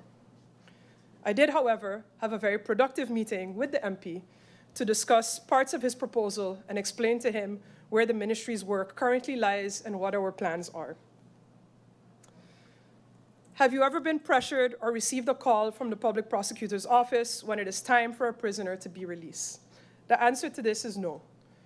Mr. Chairman, I have never received such a call from the public prosecutor's office or from anyone else for that matter. And I want to answer the question as asked, and I have. But I want to add the more important part, because a denial rests on my word and the honorable member is entitled to something better than that. Even if such a call were made, it would change nothing. Not because I would refuse it, because I would, but because the law leaves nowhere for it to land. Conditional release falls under Article 131 at 2/3 of the sentence, and Article 137 permits that to be advanced. But it doesn't provide a basis for postponing such a release. The grounds for postponing or delaying early release are set out in Article 135 of the Criminal Code. And there are 6 of them, and they are exhaustive. Continued placement in a TBS institution, an irrevocable condition for a further offense committed after that sentence began, very serious misconduct during detention, absconding or attempting to, an inability to guarantee the safety of others through conditions or refusal by the convict to accept them, and a transferred foreign sentence where the possibility of postponement was part of the basis on which the transfer was agreed. And that's the complete list, not a general discretion and not a residual category into which that telephone call could be fit into. That is the complete list. And the minister does not decide on that alone in any event. Article 135 provides that the minister may not determine postponement or withholding then after the advice on the effect of that is received from the Central Probation Board. So even the grounds that do exist can't just be exercised by the minister because they want to. On top of that, again, there's the court. Under Article 139, the sentenced person may lodge a reasoned objection within 14 days with the judge who imposed the sentence against the decision or the absence of one from a minister. Have you ever gone as low as 58% or 56%? And I did go back to check in signed documents. And yes, at the end of July 2025, we did have a train at that time. And at that time, the amount that was applied was 55%. And that was, again, at the end of July 2025. Are you willing to consider, such as Curacao, that incentives are given for good behavior, where up to 15% is given tied to rehabilitation? Yes, as part of the Detention Sector Reform Program, the Soft Components Implementation Plan already identifies the introduction of a more structured rehabilitation and reintegration approach, including incentives and earned privileges within the prison operations. This is recognized correctional good practice. A structured incentive systems can reward positive behavior, participation in education, work and rehabilitation programs, compliance with sentence plans, and demonstrated personal progress. Equally, privileges can be linked to behavior and progression, providing inmates with clear expectations and tangible reasons to engage positively with their rehabilitation. This should, however, be distinguished from early or conditional release. Incentives and early privileges concern the management, behavior, and rehabilitation of inmates while they are in custody. Any proposal to reduce the period a person is required to serve, including a percentage reduction based on good behavior, would require a clear legal basis in Sint Maarten law and consideration through the appropriate legal process. Any restrictions in time served to be implemented by a minister and not by virtue of the criminal code are at this time illegal according to our current legal framework. Then I move on to the questions from MP Duran. Where are we with the EPU? The Honourable MP mentioned a 90% finalization of the EPU, and at the time that was indeed a draft Landsverordening where they had envisioned for the EPU to be incorporated as part of the LEOL. This also included the incorporation of the Court of Guardianship as well as part of the government organization. The Council of Advice at the time to that legislative draft that was indeed left behind by the cabinet that the Honourable MP formed a part of was responded with a negative advice by the Council of Advice because of an insufficient explanatory memorandum. And of course, the fact that the recommendations from the Law Enforcement Council, the Raad voor de Rechtshandhaving, were not adequately followed. Namely, that the unit be placed under the responsibility of the police and that was insufficiently explained, and also an insufficient financial section. As such, following that result from the Council of Advice, again, this decision predates my ministership, but on the 10th of September 2024, the Minister of General Affairs and the then Minister of Justice made an agreement on the points that I stated to MP Jansen Webster. However, I will repeat them now. The agreement was a departure from the arrangements that the Honourable MP is referring to, which was that the initiative set up the EPU as its own department. In this case, the decision was made to establish a plan for stelsel bewaken en beveiligen, which would fall under the KPSM instead of as its own separate unit. And there was also a decision that was made and an instruction that was given to KPSM to start drafting the policy of what that would have to look like. And as I mentioned, that broader part of the EPU would be part of that broader stelsel bewaken en beveiligen, which is not only then for ministers, but it would also apply to parliamentarians, to the governor, to visiting dignitaries. And that would also ensure that everyone, in accordance with their own duties and authorities, safeguards the safety and individuals in Sint Maarten. And I answered a lot of this just now. I don't know if it should be repeated in full. Yeah? It's okay? Okay. Okay. Only on the EPU, yeah. Okay. What is the purpose of the unarmed tourist police? As I had explained yesterday as well, the tourist police is not intended as a police force, but its purpose is prevention, security, assistance, and education. As also in Aruba, but also in the Netherlands, unarmed units, BOFPOLs or BOAs, are working in the public domain. KPSM will be supervising this unit with armed officers per shift, and that would also free capacity for real police work. But as I mentioned yesterday, and I don't think that the MP was here when I was giving the clarifications, but we are also looking at having different ranks within the tourist police. So there would be a possibility to have armed tourist police. However, right now, looking at the framework of surveillante as they exist within the function book of the police force, those are not armed police officers, which is what we are looking at. And at the end of the day, presence is also worth something, whether somebody is coming to do something or not. So I think presence in all of these tourist areas is also deterrent and not necessarily the fact that somebody is carrying a firearm. And I think presence alone in Front Street would help keeping scooters out of town, keeping cars out of town, which in itself would also lead to reduction in the types of incidents that can be allowed to take place. How many women are being held off island and where are they being housed? There are currently 4 women that are held off island, and these detainees are held in other facilities within the Caribbean part of the kingdom. What is the long-term accommodation for women? The new Point Blanche prison facility has been specifically designed with dedicated accommodation for women as part of the long-term solution. And as I mentioned in my previous response a bit earlier, we are, of course, taking this very seriously as we see an influx in female perpetrators in the past month, looking at whether or not we will reinstate some type of women's section locally prior to the construction of the Point Blanche facility. This is an ongoing discussion. Will UNOPS become the sentence calculator, and is this standard practice? No. UNOPS will not become responsible for calculating prisoner sentences. Sentence calculation remains an operational responsibility of the prison. Currently, the PAS, which is our prison administration system, does not include this functionality. The Ministry of Justice is working with the existing software provider to add a new sentence calculation function to the PAS, which the prison would then be able to use. The objective is to provide prison staff with a consistent and reliable digital tool to support sentence calculations and reduce reliance on manual processes. UNOPS may provide technical or advisory support as part of the wider reform program, but responsibility for sentence calculation and the associated decisions remains with the competent prison authorities. And right now, that is a manual process that takes place within the prison.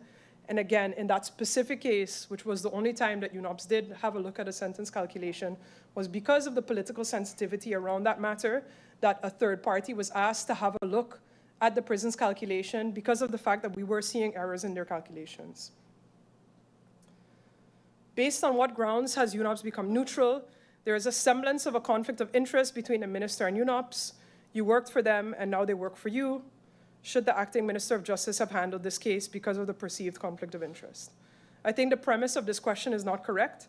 I was not personally employed by UNOPS. A law firm with which I was associated previously provided contracted legal services to UNOPS.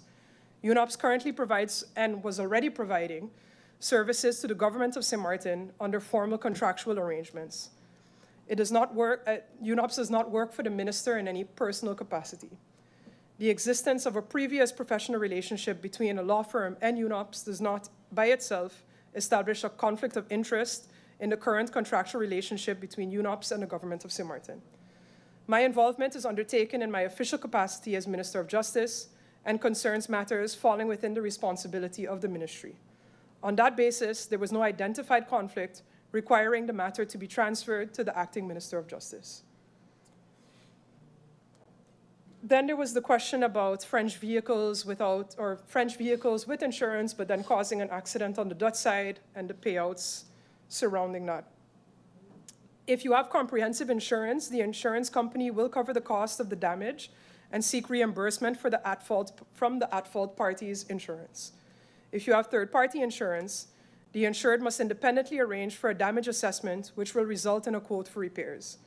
The insured's insurance company will then seek reimbursement from the at-fault insurance companies, after which the insurance, there's a lot of insurance company in this question, after which the insurance company will make the payment for damages.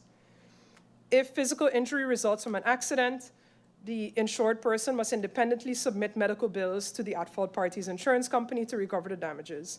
This is the standard procedure for most insurance companies, and this procedure is the policy of the insurance companies over which the Ministry of Justice has no influence.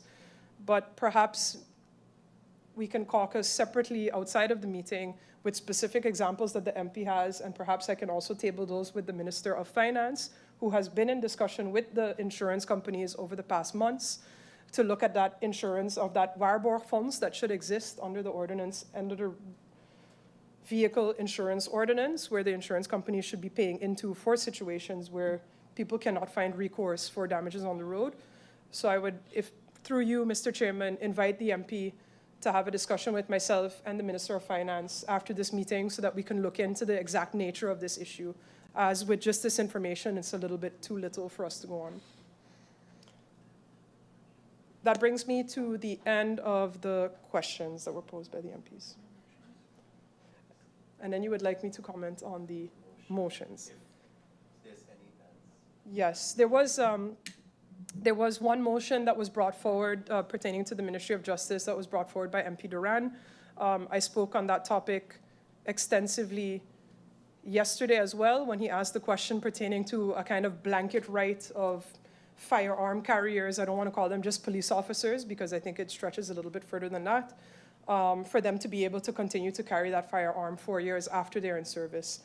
As I mentioned to the MP, I'm not comfortable with a blanket authorization for individuals to carry a firearm. I don't think that that is responsible or safe. What I do agree with is if that person is under a threat, the current framework already allows them to make an individual application for a firearm. So if that individual indeed has a verified threat that they would need to be able to defend themselves, then of course that individual is already has the opportunity to submit a request for a firearm to the Ministry of Justice. But a blanket issuance of firearms to former office holders, in this case police officers or customs officers or immigration officers, would of course need to come with the appropriate safeguards, because is the person adequately being trained? At what age are they? Can they even safely operate that firearm? There's a lot of things that go along with that. So the preference of the ministry, as stated yesterday, is that we stick with the framework that exists. If there is a credible threat against an individual, they can make an individual request for a firearm. Thank you, Minister. We now go over to clarification. I look to the floor. I see MP Duran would like the floor. MP Duran, you have the floor. Thank you. Thank you, Mr. Chairman, and thank you, Minister, for the answers provided thus far. I have a few clarifications. Here we have October 4th, 2025, official opening of the police substation in Colbay, where it goes over to say the police force of St. Maarten, in collaboration with key stakeholders, proudly inaugurated the new police substation in Colbay, February 3rd, 2025. The ceremony marked a significant step forward towards enhancing public safety, strengthening cross-border cooperation, and improve law enforcement presence in the area. That is an article from the minister on the minister's Facebook, 2025. So for me to hear today that is not a substation, because I know the point that we passed in the Council of Ministers back then was for it to be a substation to enhance the safety in the area, and when people would do crime, they run to the front side. So to hear today that it is not being used for that and the shutters are down but people are inside is quite unfortunate, so to speak, and I would like to know if that is the case moving forward, and who then make that decision, or did the Council of Ministers make a decision to reverse it from being a substation? Because that is the point of a substation, which the minister has in her own article. So I would like some clarity on that, Mr. Chairman. Mr. Chairman, I would like to know, with regards to the minister mentioned about a security domain, I would like to know the exact role of the OM in that domain, because the minister mentioned, of course, KPSM, VDSM, the ministry in general, whether through their judicial affairs. So what role does the OM play in the security domain? If that can be clarified. Also, Mr. Chairman, through you, in regards to the EPU, in the Council of Ministers back then, it was passed that they would appoint temporary staff. I didn't hear the minister mention if that is still in existence. Was it reversed? How does that go in terms of the interim staff while the formation is taking place? Because that wasn't clear to me, because the way the minister explained it is as if it doesn't exist completely. And yeah, I would just have to wonder what the guys that are outside, what is their role basically then? Through you, Mr. Chairman, when we talk about the tourist police, I wasn't sure if Curacao had it, but in the meantime, I got some messages. So they do have tourist police called Politour, and their office is in Sambil, and Aruba has it as well.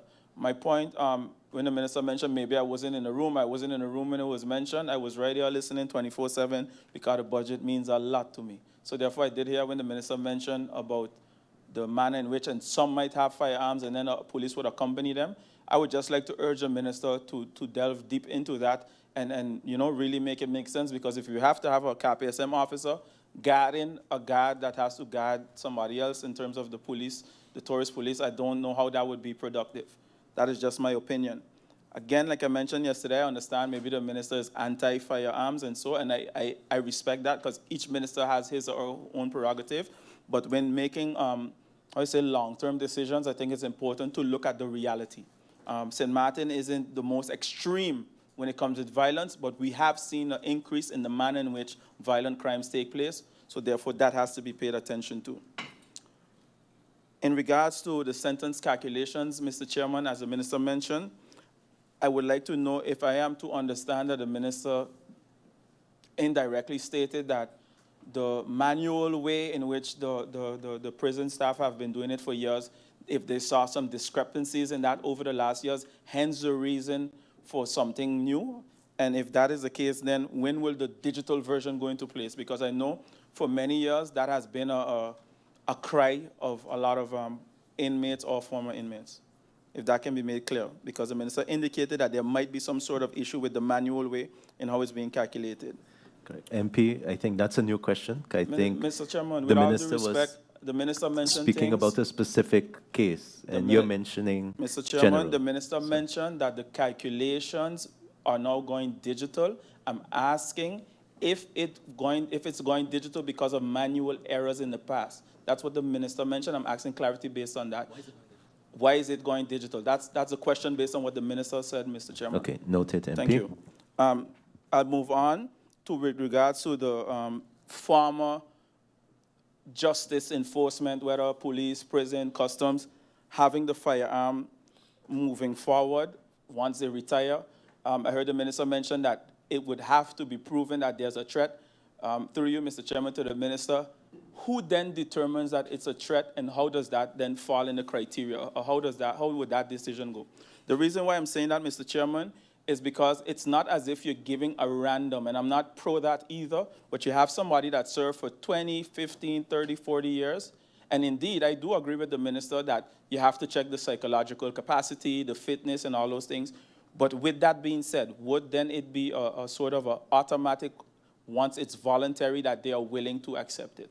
That's based on the comments from the motion. I just would like the minister's views on that, and who determines what's a threat.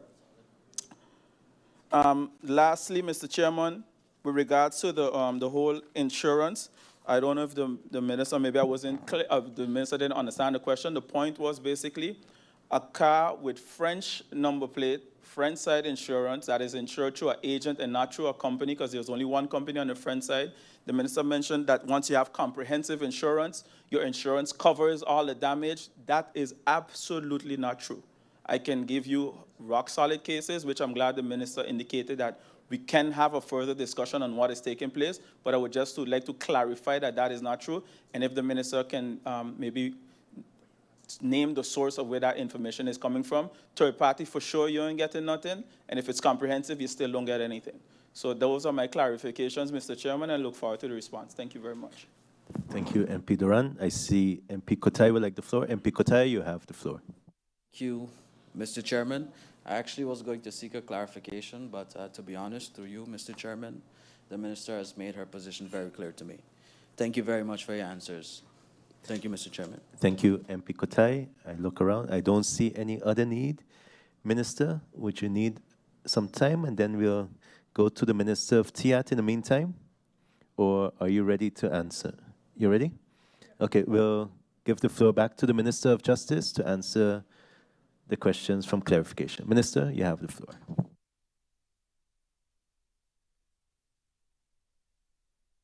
The MP's first question related to the substation. I too would love to see multiple police stations across this island, but I think we need to be honest about the capacity that we have. And that decision to not have a police station there is also because of lack of capacity within the basic police force, the BPZ. So it's nice to want things on paper, but we don't have the manpower to staff a separate location. That is the reality of why that decision was taken from management. It wasn't a decision that was taken by the minister. What is the role of the OM in the stelsel bewaken en beveiligen? The Public Prosecution Service is the authority responsible for individuals under threat. Based on objective threat assessments, it determines the security measures to be implemented on those individuals. There was a third question, though, that I didn't manage to hear. It was something about the guys on the outside. If I can ask, sorry. MP, if you can please clarify to the minister the third question. I think the EPU? No. No, but no, the after third this one. After the one after. That was based on the EPU. Yes. The advice passing calm and so forth. So. Yeah, please. Thank you. I was indicating through you, Minister, based on the fact that in COM we passed an advice and we appointed certain individuals temporarily in the interim, however you might form it, for the EPU. The way the response was given just now is as the EPU doesn't exist. I understand officially EPU doesn't exist, but what do they identify as? So how do you identify them as a minister? Thank you. Thank you, MP, for the clarification. Minister? Yeah. That is indeed something that we are working on currently because it's difficult to appoint people to departments that don't exist. And equally so, even in the agreement that was signed on the 10th of September 2024, certain decisions were made and agreements were made without a legal basis. So as such, right now we are treating the EPU as essentially protection to the Prime Minister or his bodyguards, but the EPU as such doesn't really exist insofar. Even the individuals who are part of the EPU are on different budget posts. There's not an EPU budget post that pays them. It wasn't the case during the previous administration either. Individuals who are actually placed at staff bureau or at the prison or at the police or at TIAT or somewhere else receive their overtime from those respective budget posts as well, not from EPU. So that's why right now there is a little bit of a gray area that we are looking to amend, but we can't put people into positions that don't exist. And that's the same problem that we have with the whole function book process within the Ministry of Justice. We have people who, were in positions that existed, and when the function book was amended, their position was suddenly no longer in the function book, and nobody can explain why. And now we have those people in a batch that we're unable to place them because the functions simply don't exist. So that is where we're having some difficulty as well, even when it comes to EPU. Then the comment about the tourist police, I don't think it was a question so much. It was just, I think, more the MP had urged me to look into it. At the Politour and KPC, I do want to make the distinction that the Politour are fully trained police officers, which is different. We don't have that extra capacity within KPSM. The whole reason that we've come up with this tourist police is because that threshold is lower than what we require for a full-fledged police officer. And yes, but of course, so that is where we're having the issue of we want to do a type of BAFPOL or the surveillante, which already exists within the function book. But the issue now is we have trouble even finding police officers to complete the basic police opleiding. Last year, as I said, we had 7. This year we have 4. Well, we need 15 to even meet our growth plan for KPSM. So this is why we're looking at other options where we can still provide a presence on the street, but at a lower threshold than what we require for a full-fledged police officer. And, the thing is, too, is like kind of what's that point? Again, it's presence and it's extra eyes and ears on the street, which is better than having nothing on the street, which is what we have now.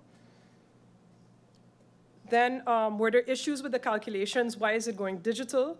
I want to say that a manual process is always subject to human error. And that is why we want to step away from that, from a system that is always accessible. Right now, if we need a list from the prison, you need to ask it a month from advance because somebody has to go and manually go calculate everything. And if you have capacity issues constantly, at the drop of a dime, I want to be able to see what am I at, where is everybody at in their sentence today, and then how can I release somebody, yes or no, on the basis of 137? Can we apply a train? And right now, we don't have that fast mechanism because it's such a manual system and people stuck in the ways of how they've been doing things for the last 30 years. So we want to step away from that. It gives more certainty to the detainees as well, because a lot of people sitting in there have questions about when their early release date is, how long they actually have to go. And by having a digital system that is accessible every day with updated numbers, we can give everybody that comfort in knowing how long they have to go and how long they've been there. So that's the reason that we're stepping over to that digital system. Then who determines if a former officer has a credible threat? Those threat assessments are actually made by the info unit of KPSM with additional intelligence that they can receive from other law enforcement agencies as well. Then I see an interruption. Minister, one moment, please. As I see MP Arian would like the floor for interruption. MP Arian, you have the floor. Thank you, Mr. Chairman. Mr. Chairman, just also for the public to understand, Minister, I think the question posed by MP Duran, where he states, you mentioned, Minister, that you don't want to give a blanket, okay, but these are officers. So these are officers that currently already have weapons. So it's not a new individual asking for a weapon. And then we have ministers, for example, after a minister leaves office they get to keep their weapon for another 5 years. So do you see a different level of threats, for example, for a person that served that maybe was threatened like an officer, and a minister that isn't a law enforcement officer that never had a gun or had training to have a gun, etc. for some. And then also, again, it's in very similar fashion, a statement he made to a question posed by MP Kotai. Do you see a difference in a threat level of white-collar crime and violent criminals, for example? Thank you. Thank you, MP Arian. Minister, you have the floor. To go to the first one, that exemption for ministers after that term was already set in the law before I was minister, so I don't have much of an opinion to have on that because that's what the law states. If I agree with it, I think that's separate from the question, but yeah. But again, I think that people should show an individual need for a firearm. That's my personal stance on it. And I think I've made my position over the past few days clear when it comes to firearms, that from a personal standpoint that I am against the use and possession of firearms. But Again, that is my personal standpoint, but as a minister, I carry out what is in the framework of the law. And again, my preference, and I think too, it's also, if we're going to implement also a standard where every former police officer can have a firearm, it's also putting an administrative burden on the ministry that I know currently the ministry cannot support. So that is also another reason that I would say, let individuals prove that they need to have a firearm. The second question related to white-collar crime and the difference in offenses, at the end of the day, I think that everybody that receives a prison sentence should spend time in jail. I think that that's the reason, from a criminological standpoint, that we hand out sentences. It's so that individuals do not continue to commit crimes, that we also know that there are consequences to our behavior within a civilized society. So for me, I don't treat a white-collar crime differently than a criminal offense, than a sexual offense. To me, they're all criminal offenses, whether you did somebody bodily harm or you did the country harm, because I think at the end of the day, as I said, this country is suffering because of the corruption that has occurred over the past years. And that, to me, is also an attack on the people of Sint Maarten. And I think that those should be punished accordingly. So when it comes to capacity, I think that we also need to look at what those offenses do to the country as well. So in that sense, to me, we should treat everything across the board fairly. Of course, we don't live in a utopia currently where we have the abundance of detention capacity where everybody can get locked up for the things that they have done. But the intention is to get there and to create that capacity. Thank you. Thank you, Minister. And with that, I would like to turn the floor over to the Minister of TIAT. Just briefly, Minister, before you start, just note that we're checking to see if the supper has arrived at 6, that we would just interrupt you at 6 to 6:30 and then continue back, yeah? Minister, you have the floor.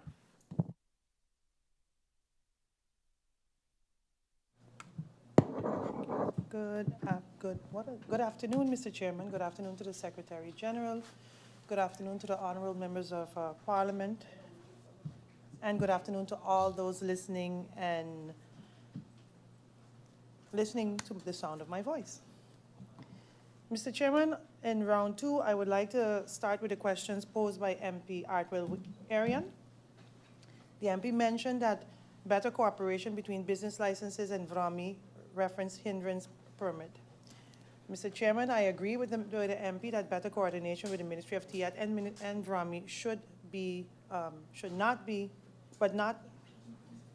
not only be for economic licenses and hindrance, but across the board for various aspects.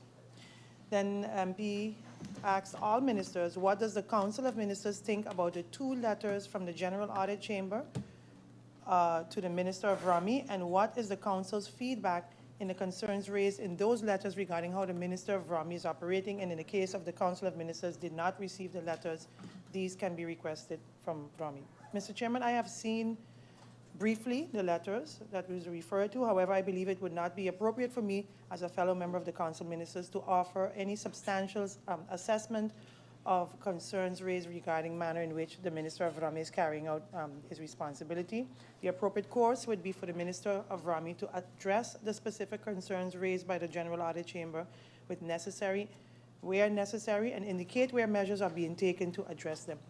I therefore would not want to prejudge the matter or provide an assessment on behalf of my colleague. Next question posed by MP Jansen Webster.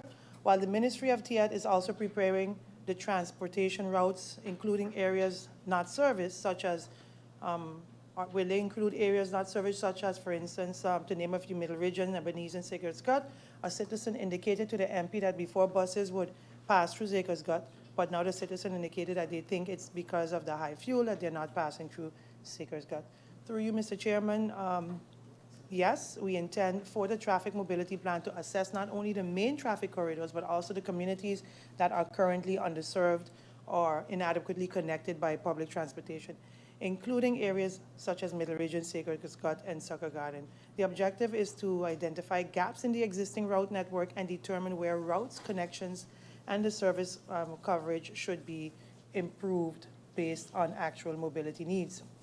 Next, MP Westcott MP Janssen stated one of the concerns that the MP has, was as always about legalizing the cannabis, is the recorded high risk of psychosis in cannabis users because of the increasing THC levels. The MP knows that people are in favor of cannabis and said that it is exactly what will be regulated because of the dosage will now be printed on the package. And the question is, who is going to test and determine the dosage, more importantly, and who is going to independently audit these tests of the dosage? Because similarly, this was done in, similarly with GEBE, they test water, but then the water tests are being audited by SLS. The same kind of concept. Mr. Chairman, through you, at this point, we cannot say who specifically, but I have relayed the MP's concerns to the respective work group to ensure that that such clarity is provided at a later time when it is known. Through you, Mr. Chairman, next question posed by MP Janssen. The Minister of TIAT has indicated that data is needed for better policy. The MP understood that the website is being upgraded, but unfortunately the MP was trying to look for some information on the website and couldn't find this. The MP wanted to know if the Minister can give the percentages from the Tourism Expenditure Survey from 2024 to 2026 year to date on the cleanliness in the index that is asked every year of the tourism. So for 2024, how clean how clean did the tourism rate the island, and the same 2025-2026 year to date. So this information can also assist the Minister of Rami, according to, which is true, for not just from the tourists, but for those living here on the island.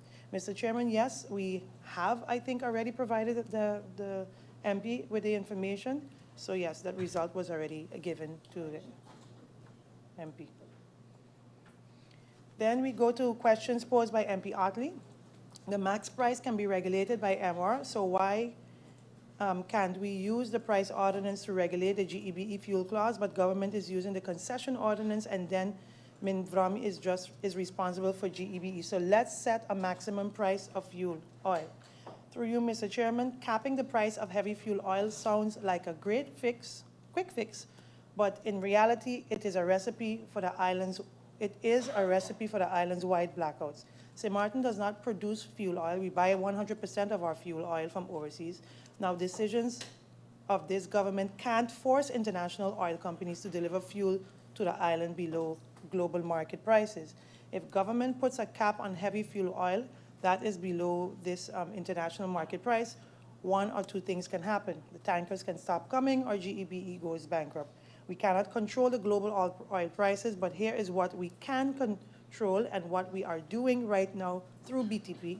We are auditing GEBE to hold them accountable for its concessions so that our residents finally get the transparency for fair billing they deserve.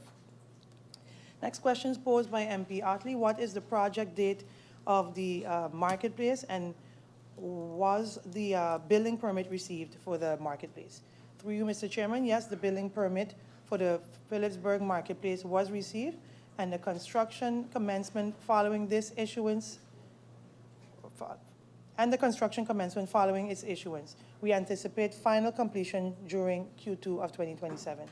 Next question posed by MP Otley was the cannabis, or is the cannabis in the governing accord that was signed by the coalition or persons that signed on to the coalition? Is the cannabis legislation a trajectory in this governing accord? Through you, Mr. Chairman, yes, the cannabis legislation is expressly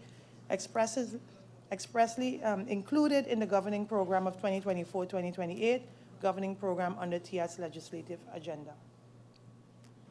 That next question posed by MP Peterson, Airbnb short-term rental. The MP recalls that when the minister was in Parliament, in the first coalition, and then in the opposition, an Airbnb short-term rental tax was considered as a relatively low-hanging fruit back then. So where's the legislation disconnect right now to get this done? Through you, Mr. Chairman, the timeline is as follows. On March 2025, the drafting assignment was given to an experienced department official, and by October 2025, the draft was completed and submitted to the Legal Affairs Department for internal review. And November 2025, it was then forwarded to other departments for further review, and it remains under government review. So the purpose of Airbnb, the draft modernizes St. Martin's lodging guest tax system and brings it more in line with international practices. It creates the legal basis for platforms such as Airbnb and Booking.com to collect lodging guest tax from visitors and remit it directly to government. Hotel tax rate. So St. Martin's current tax rate is 5%, and it's the lowest in the Caribbean, and the draft proposes to do a phased increase with, of course, engagement with the stakeholders to increase it gradually from 8, 10 to 12%. Timeshare points. The draft is also updates the law to specifically include points-based timeshare membership, removing uncertainty over whether stays obtained through points are taxable. And then the financial impact, the draft estimates over tens of millions in additional annual revenues from the hotel and timeshare tax adjustments. So separately, the current working estimate for collection of Airbnb and similar platform is approximately tens of millions annually. That is projection. Then a question posed by MP Westcott Williams. Carrying capacity for this country, what is the timeline with respect to getting that? And has the minister taken into account the results of the carrying capacity of Curacao? Through you, Mr. Chairman, the ministry reviewed the carrying capacity study from Curacao as it gives a good insight as we prepare to undertake ours. The approval of the 2026 budget will begin the procurement process within the coming weeks, and the target date of the completion of the study is Q1 of 2027. I would say Q1, Q2 of 2027. Has the minister read the paper by our local central bank economist, Mr. Lista, regarding the economy of Sint Maarten? And if the minister have come across, what is the thoughts? What is the thoughts of the minister? So through you, Mr. Chairman, I have indeed been meaning to read the full paper by Mr. Lista. I did have the opportunity to see part of his presentation, but I have not yet had a chance to read and review the full document in its entirety. But for that reason, I would prefer to refrain from commenting on the substance of that paper at this time. But once I've concluded the budget debate, I intend to make it a priority to read the full document and give it in consideration, and take it into consideration, give it the consideration it deserves. Then MP Westcott Williams stated the monkey problem. Is there anything happening with respect to the monkey problems? Anything up to date? Well, through you, Mr. Chairman, as previously communicated in the past, which is the last time I think any kind of communication was done on it, the addressing of the monkey population is a matter that requires resources and coordination beyond what Nation Foundation could manage independently, both from technical and financial perspective. So from the agriculture perspective, the issue has therefore been incorporated into a broader approach to addressing invasive species affecting the sector. We are currently working in partnership with VROMI and the Nature Foundation to explore EU funding opportunities that would allow us to address this issue in a more comprehensive, sustainable manner in the coming year. And I'm talking also with the French side. So while there is no immediate standalone solution at this time, the matter has not been set aside. We are actively working towards identifying the appropriate resources and partners to address it. From MP Westcott Williams, can the minister and the ministers give an indication as to the status with respect to the pond field vendors and the ring road projects, if any developments? Mr. Chairman, through you, at this time, the Ministry of TIAD is not in a position to provide a definitive update on the Pond Island vendors and ring road project, as we are still working towards identifying a most viable approach for the vendors affected. So we remain mindful in the importance of finding a practical and sustainable solution, and once there is a greater clarity on the way forward, we will be in a position to provide the MP with a more substantiative update. Then I go on to questions, the final MP, on questions from MP Duran. The MP Duran is saying that from the government in its entirety, that can the MP get a point-to-point update on the 2024 motion from MP Omar Artley, and what has been executed by government and the relevant ministers would know. And also the motion that was passed from MP Artley in June 25th. So first, regarding the request for the TOT exemption for fuel by Sol to GB, our review confirmed that this exemption already exists under the current turnover tax law. Secondly, regarding the broader review of the fuel clause and the utility pricing, as previously stated, that a comprehensive tariff review is actively underway right now through BTP.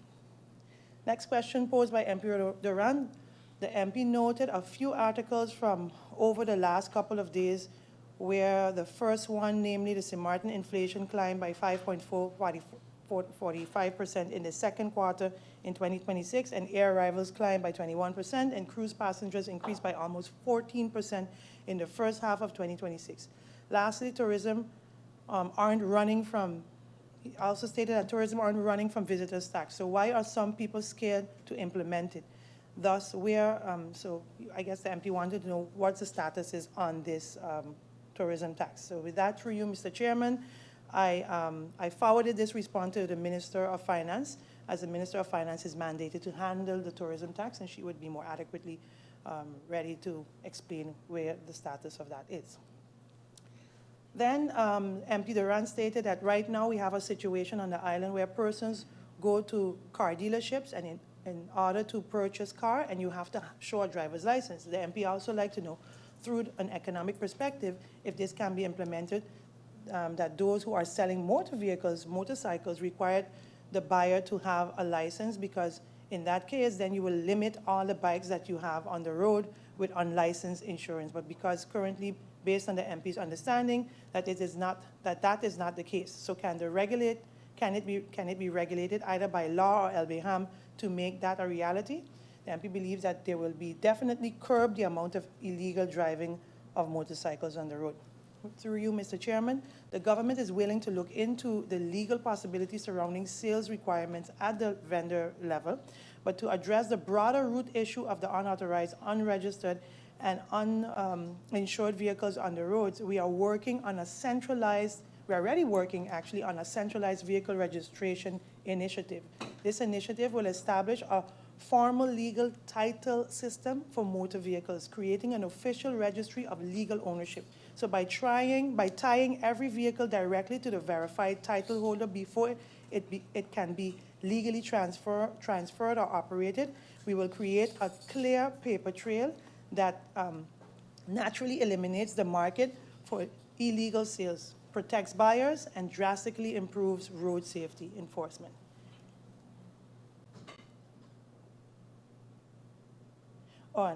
Going back to the question from MP Webster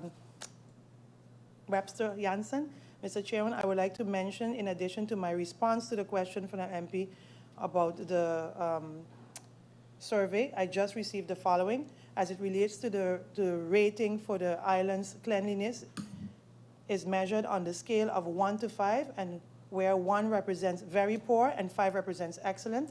The rating for the island's cleanliness was 3.80 in 2024, 3.66 in 2025, 3.52 in 2026 among air arrivals. For cruise arrivals, the rating was 4 in 2024, 4.23 in 2025, and 4.17 in 2026. That was the ending of the questions posed by the members of parliament in round 2. What I would like to do now is speak to some of the motions that were assigned to me, Mr. Chairman. Yes? Okay, so the motion 4, which was the one from MP York, Orange Economy and Creative Industries, the motion aligns with the ministry's existing MSMEs development and economic diversification initiatives, particularly its efforts to support entrepreneurship and development within the orange and creative economy. Establishing a national classification of the section would provide a clearer basis for identifying relevant professions and economic activities for the development targeted policies and support existing program executed by, for instance, the SEDC. So it should be noted, however, that ETT's role is primarily limited to economic policy and entrepreneurship development. The responsibility for cultural policy and the development and preservations of the cultural sector also rests with the Division of Culture. So implementation of this motion should therefore be undertaken collaboratively with clearly defined responsibilities between the Department of Economic Affairs and Culture. So we were not sure if it was both of us, so I'm addressing it because it's something that's touching our ministry as well. Next, there's another motion posed, so we do support it as our initiative also speak to what's going on there. Next, I'll talk about motion 5 from MP York on maritime, regarding maritime. We recognize the strategic importance of our maritime sector, and we will certainly look into the matters raised as we continue to work to strengthen the industry. To note through you, Mr. Chairman, there is a maritime strategy that spans from 2022 to 2023 across the kingdom, and I don't know if the MP has it, but I don't mind sharing this information. It's a public information. So we are actually working from that report. Then we have a motion by MP Roseberg, TOT tax exemption basket of goods. We acknowledge the motion presented by MP and would like to inform that the Department of IATA is currently working with respect to what is mentioned, however, is already mentioned. However, the MP's motion will be discussed further internally to assist with better execution as mentioned. So this is also something the ministry is also working on, and yes, we will. It's easy for us to carry this motion because, yeah, and then we could easily update the MP on that. Then we have the motion on the cannabis by MP De Weaver. While we fully respect the oversight role and wishes of Parliament, I am respectfully requesting the MP that the proposer considers withdrawing this motion at this time. Why am I saying that? We have already formally requested legal advice regarding the confidentiality provision of this. Can I continue or should I? You can. I'll wait. Yep. I'll wait. Okay, Minister, I see MP De Weaver would like the floor for interruption. MP De Weaver, you have the floor. Thank you, Mr. Chairman. I might as well say it from now that I haven't even read the motion. I just advised the Parliament as well as the Council of Ministers that I have a motion coming. So maybe when I read the whole motion and have the opportunity to do that, then the minister can actually suggest that I withdraw. But at this moment, no, I am not withdrawing it. I am in my full right of Parliament to request information regardless of confidentiality. Thank you, Mr. Chairman. But I had to read the draft motion, most of it, and I can tell you, because I had no other choice but to read what was there, I can tell you from a legal standpoint, it will create an issue for us, but I'll allow the MP to read it, and then I'll respond to it again if Mr. Chairman would allow me. So to ensure that no breach of confidentiality or legal liability occurs, we must wait for the legal review to conclude. Once the legal advice is received, I commit to immediately updating the Parliament in writing. Some of my MP members shared the draft with me, so I was able to read a bit of it because I had to speak to it. So other MPs were able to send me the information so I could have read it. Then motion 13, MP Duran, price control of the basket of goods. With respect to this motion, we welcome this motion. Similarly to that of MP Roseberg, I will continue to execute ongoing work as we're doing that already. So that vision on this subject matter with the policy and enforcement. So I welcome the motion, MP Duran, through you, Mr. Chairman. Then I go on to the 3 amendments. The first amendment that was posed by the MP Kotai. The ministry fully supports this amendment tabled by MP Kotai, shifting these capital funds away from decorative infrastructure and directly into targeted tourism product enhancement. Also allows us to invest in tangible assets that deliver measurable returns for the economy. And we can for sure do this in the next 4 months to come. The ALF agency as well, Mr. Chairman, the ministry stands in full support of this proposal tabled by MP Labega, the ALF agency amendment, and under our current financial regulations, we cannot legally disburse subsidy transfer to an entity before its formal legal establishment. So reallocating these funds directly into active agriculture initiative, food security projects, and required advisory work ensures that these resources actively serve our farmers and community without delay. And then the final amendment posed by MP Kotai The ministry supports this amendment as well, posed by MP Kotai, because the subsidy funds cannot be paid out to the entity that does not yet exist. Same situation, they're both seed funds, and these entities don't exist as yet. So with the SCA regulation framework targeted for mid-2027, this amendment mobilizes the funds into immediate tourism marketing product developments and business environment and enhancement for 2026. And this too we can do in the next 4 months. So we welcome this amendment. With that, Mr. Chairman, I think that's it. I've come to the end of my answers for 6 o'clock. Yeah. Thank you. Thank you, Minister. Thank you. Seeing that, one moment, MP, seeing that the supper hasn't arrived as yet, so we'll go over to clarification afterwards, and then we'll see. MP Arian, you have the floor for interruption. MP Arian, you have the floor. It's a clarification or interruption? Interruption. Yes, Minister, thank you for your answer thus far, Minister. Minister, regarding one of your answers, you mentioned that you agree that Romy and yourself should work together better on the hindrance permit and biz license.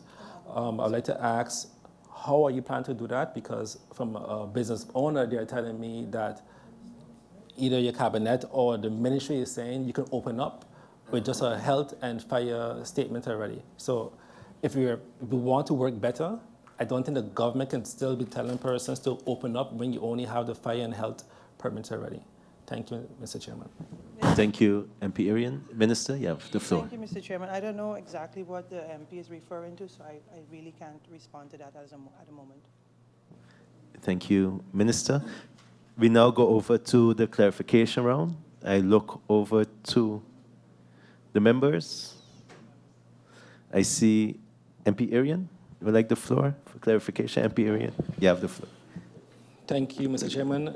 Minister, thank you for your answers. Regarding the first, what I would consider a revenue-generating measure, the Airbnb legislation that I see that you worked on since, I believe you said October last year or before. You also mentioned that it was stuck, for you, Mr. Chairman, the minister mentioned that it was stuck at a department. So since November 2025, almost, let's say almost a year later, which department has it been stuck by or in, and why for almost a year? How does the minister plan to improve the cooperation between Romy and the business license department in regard to the hindrance and business license permit? The minister mentioned that the government needs more, or the Nature Foundation needs more resources to deal with the monkey situation. My question to the minister is, how much more resources? So can it be quantified? And then I was going to ask, because the minister answered and said that the minister gave MP Veronica Jansa the document that I think she requested. Can we all get a document for feedback? Because I don't have it. Thank you. Thank you, MP Arian. I look to the floor. I see MP Westcott-Williams would like the floor for clarification. Thank you, Mr. Chairman.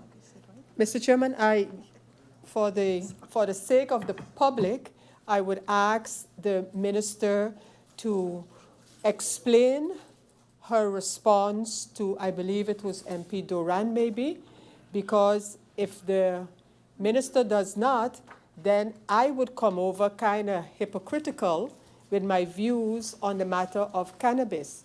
The MP asked if the matter of cannabis legislation was taken up in the governing accord. I am signatory to the governing accord. And no, not in the governing accord, but the minister was right to say in the governing program. I as a faction, a MP, the leader of the party, I am not responsible for the governing program. And again, Minister, I need you to explain that, because otherwise people would wonder, as I said, would think it's hypocritical of me to stand here after signing off on accord. So, Minister, if you could explain that, please. Thank you, Mr. Chairman. Thank you, MP Westcott-Williams. I see MP Utley would like the floor. MP Utley, you have the floor for clarification. Thank you, Mr. Chairman. Mr. Chairman, after this, we're going to try another approach, work more closely with the minister/ministers to get something done as it relates to GB. I just want to leave the minister with this. Maybe I did say maximum pricing.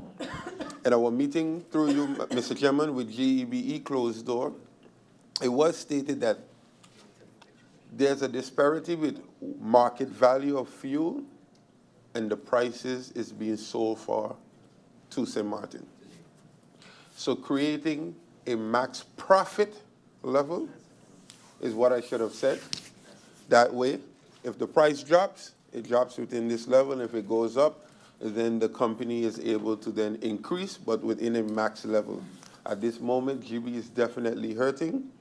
But again, Sol has us by, I won't even say the other word, by the neck, because they own everything, the tanks, every single thing. And so we need to step by step ensure that we can then move towards being more self-reliant and move towards a better St. Maarten. So I am committing to work closely with you, Minister of Tayat, if you open your door, instead of going back and forth, but let us find a way together to bring relief to the people of St. Maarten, because at the end of the day, they are the ones suffering. So that's it. Thank you, Mr. Chairman, for allowing me to speak. Thank you, MP Atley. I look to the floor. I see MP Duran would like the floor. MP Duran, you have the floor. Thank you, Mr. Chairman. Mr. Chairman, I have a few clarifications. Regarding the visitor tax through you, Mr. Chairman, to the minister, am I to understand the minister saying that she doesn't have a position on it and the Minister of Finance will give a position on it? Because the question was geared towards both ministers actually asking for update.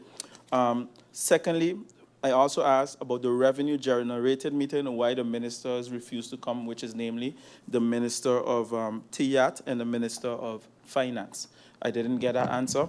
Lastly, and my colleague touched on it, with regards to the governing program, in regards to the governing program, again, indeed, as my colleague used the word ludicrous, it's a bit confusing to me because I guess everyone isn't on the same page, which is normal. In a family, everybody don't have to be on the same page. But my question is, how can you sign on to a governing program that states, and I state the following, the objective is to establish a full cannabis legislation that will manage marijuana use, cultivation, and distribution throughout Sint Maarten. That was signed on to by this government. Even in the government, I'm hearing 4 or 5 different versions of an opinion. So my thing is, my clarification to you, Mr. Chairman, because I know you're on the button these days. Did the government have a change of heart? Did the government have a change of heart? And can the minister explain that? Or maybe every minister have to speak for themselves? Or they just sign a paper to come together, but then they didn't think about the consequences. Thank you, and I appreciate it. Thank you, MP Duran. I see MP Jansen-Webster would like the floor. MP Jansen-Webster, you have the floor for clarification. Thank you, Mr. Chairman.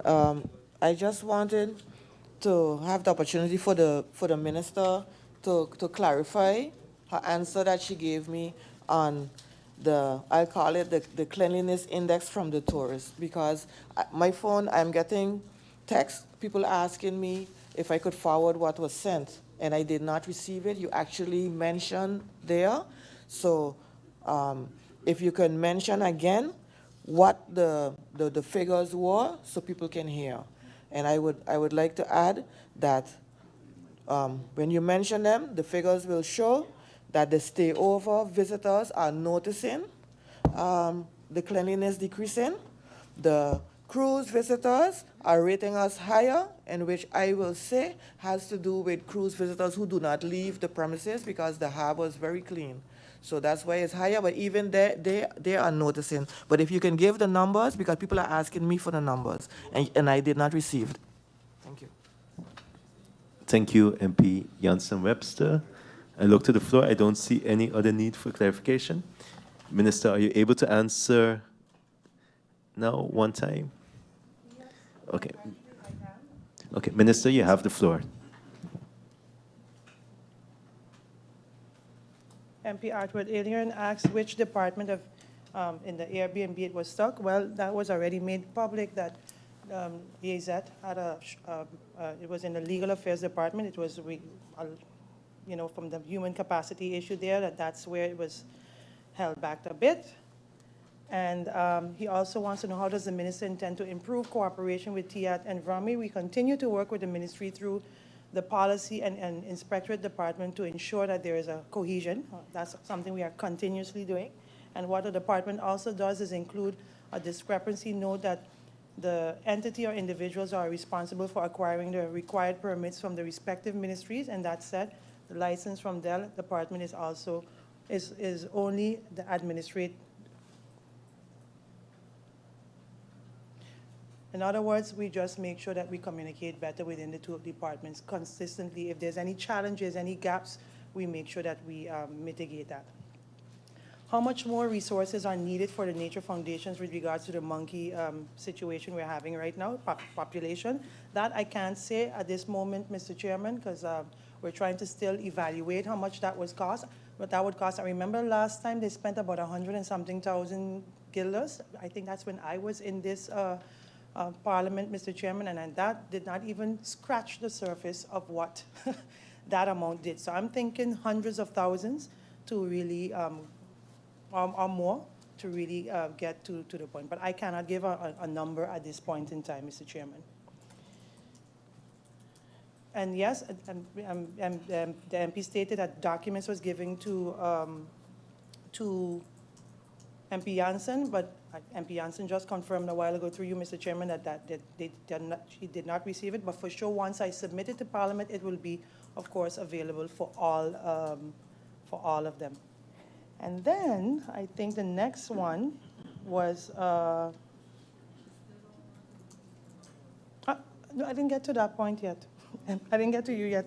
Okay, I can do it. As it relates to the one from MP Janssen, the measures were scaled from 1 to 5. So it represents 1 being very, very poor and 5 being excellent. So 1 being poor, 5 being excellent. And the rating on the island on the cleanliness was with a stay over, they said 3.8. So 1 being very poor, 5 being excellent, 3.8 in 2024, 3.66 in 2025, and 3.52 in 2026. Those are with the air arrivals. And for the cruise ship arrivals, their rating was 4 in 2024, 4.3 in 2025, and 4.17 in 2026. And then MP Otley made a statement about working together. Indeed, MP Otley, we will, I understand what you were saying, and the Minister of Finance and I are working on, I would call it a buffer. That what MP Otley, through you, Mr. Chairman, just mentioned, that buffer, that is what the Minister of Finance and I are busy working on to see the scaling that we have in there, that any time now the oil increases, that if we can do it at a gradual time for the people. But that's something that we're working on, and that's something as soon as we have information, yes, MP Otley, because we know through you, Mr. Chairman, MP Otley is very passionate about that, and we will include him and maybe inform him as well, working together with COM and Parliament. MP Duran said something about a visitor's tax. I wasn't aware that I had to really give my feedback on it, but indeed I am a huge proponent of the visitor's tax. That's a huge amount of, we just did 885,000, which million, but I don't think we could have handled that, but 885,000 stayovers last year. Imagine if we had pegged $15 to that just last year, the amount of money we could have made once this law is passed. But yeah, there's a lot of reasons beyond our control. These laws are not easy to pass in Sint Maarten. It's a very long process, Mr. Chairman. But I would have loved to have that law done and add that 885,000 multiplied by a 15, even a $60. The amount of money we would have had in our coffers last year alone, and this year even more, if we had that law. But yeah, laws are not easy to execute, but I'll let the Minister of Finance maybe further elaborate on that. And then the revenues, yeah, he actually said something about that we refuse the income is not that, but it has to do with how the law is moving right now. So with regards to the governing program, how can you sign a governing program? Okay, this is so the governing program, that was the contract the agreement was made with the former government. And based on continuity, this government had to continue what was agreed upon. So automatically it was in the ministry's governing program. So it has nothing to do with a governing accord, but this was based on continuity that we had to put it in our governing program. And I guess that's the difference. And I think I may have covered everything. Thank you, Mr. Chairman. Thank you, Minister, for the answering of the clarifications. I now will adjourn this meeting for a brief supper break until 7 p.m. Right? It's here? Yeah? I don't know if it's here.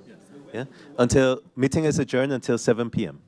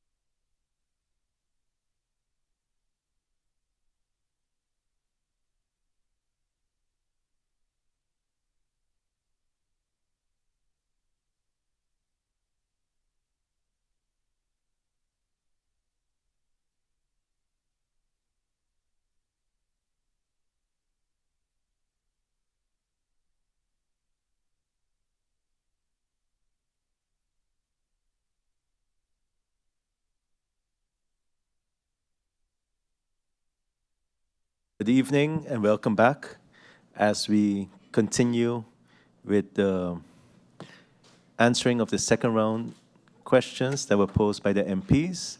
I now see that the Minister ECYS is ready to answer those questions. I hereby give the floor to the Minister.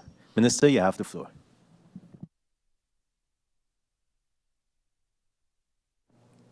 Thank you, Mr. Chairman, and I'll go right into the answers to round 2 questions. From MP Arian, he asked about the General Audit Chamber letter to the Minister of Rami. I believe the Minister of Rami plans to respond to this as the letter was addressed to him, so I will let him have that opportunity. To question from, well, it wasn't a question, but MP Labega talked about his motion that he intended to bring. And while I know there wasn't a question, I want to thank him for understanding that the ministry's vision is in line with what he was intending to bring in that motion. Indeed, I have discussed with the Department of Sports, the Sint Maarten Sports Federation, and the National Sports Institute that the time has come for us to identify those sports where we are seeing outstanding performance and to sort out what we consider our national sports and the support needed to back them, as we're seeing happen in, for example, Dominica and Barbados. On to the question from MP Peterson. MP Peterson asked about the proposed cannabis legislation. He mentioned some information I had provided in the 2025 budget debate and what is the status. Mr. Chairman, through you to MP Peterson. The reality is that this project, this initiative, was started under the former administration. I myself had a conversation as a member of parliament with the then Minister of Justice because my concern was that she nor her ministry seemed to be part of the process or the work group. Neither was the then Minister of ECYS and his ministry. I found that odd, so upon taking office as minister, I discussed with the Minister of TEAT about adding my ministry to the work group. And that was done, and so we ensured that along the way through the process, the concerns of educators, whether formal or informal, would be taken into consideration. But, Mr. Chairman, the reality to me is that we're having a chicken and the egg conversation while not admitting that the egg has hatched.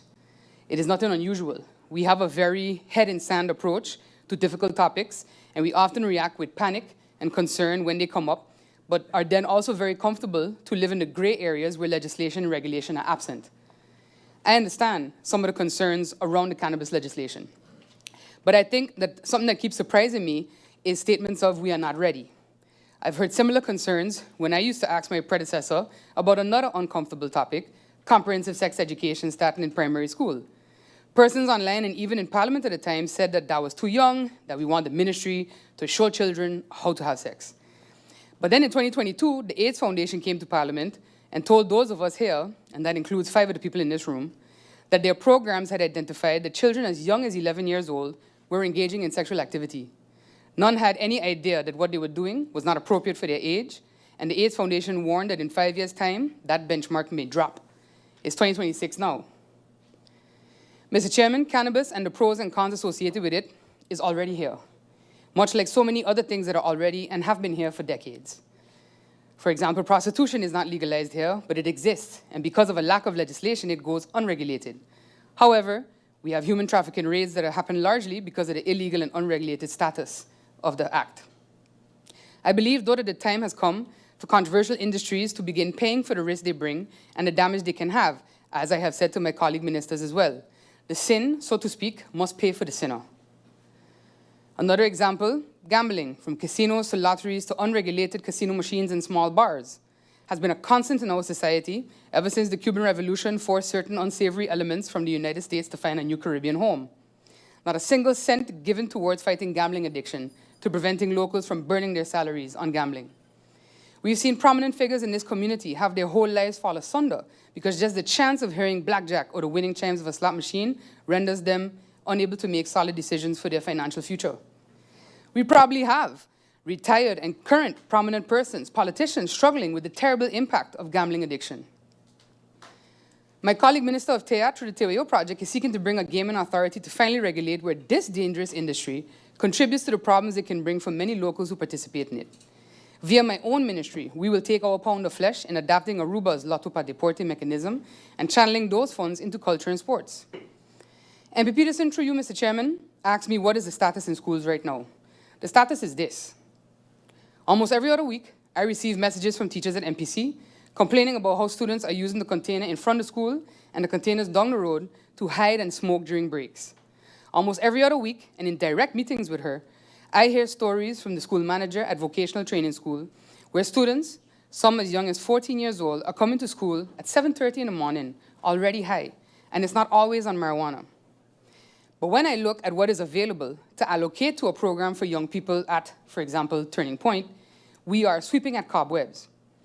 And I know it's easy to say, find the money, but then I refer to MP Westcott's question, which I will get to later, on Jason Lister's paper on foreign direct investment in our current economic situation. And we wonder, where will it come from? The money for the social programs we need. This was the ECYS contribution to the discussions around cannabis. Because the reality is that there has been, for decades, an unregulated industry with significant financial strength on the island that is contributing $0 or guilders to the government's coffers and to any existing social program, government-run or not. And there has been, for decades, a government in need of diversified revenue streams. And there has been, for decades, social programs such as Turning Point and Ujima, who, for these same decades, have been looking for more funding to continue and expand their work in supporting a community struggling from a variety of addictive behaviors.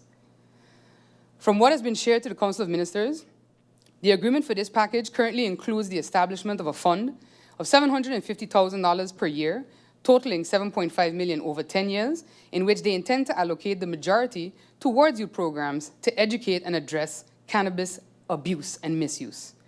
Additionally, I see local farmers on social media and from work group feedback participating in the discussions, so I'm uncertain where the commentary about locals being left out comes from.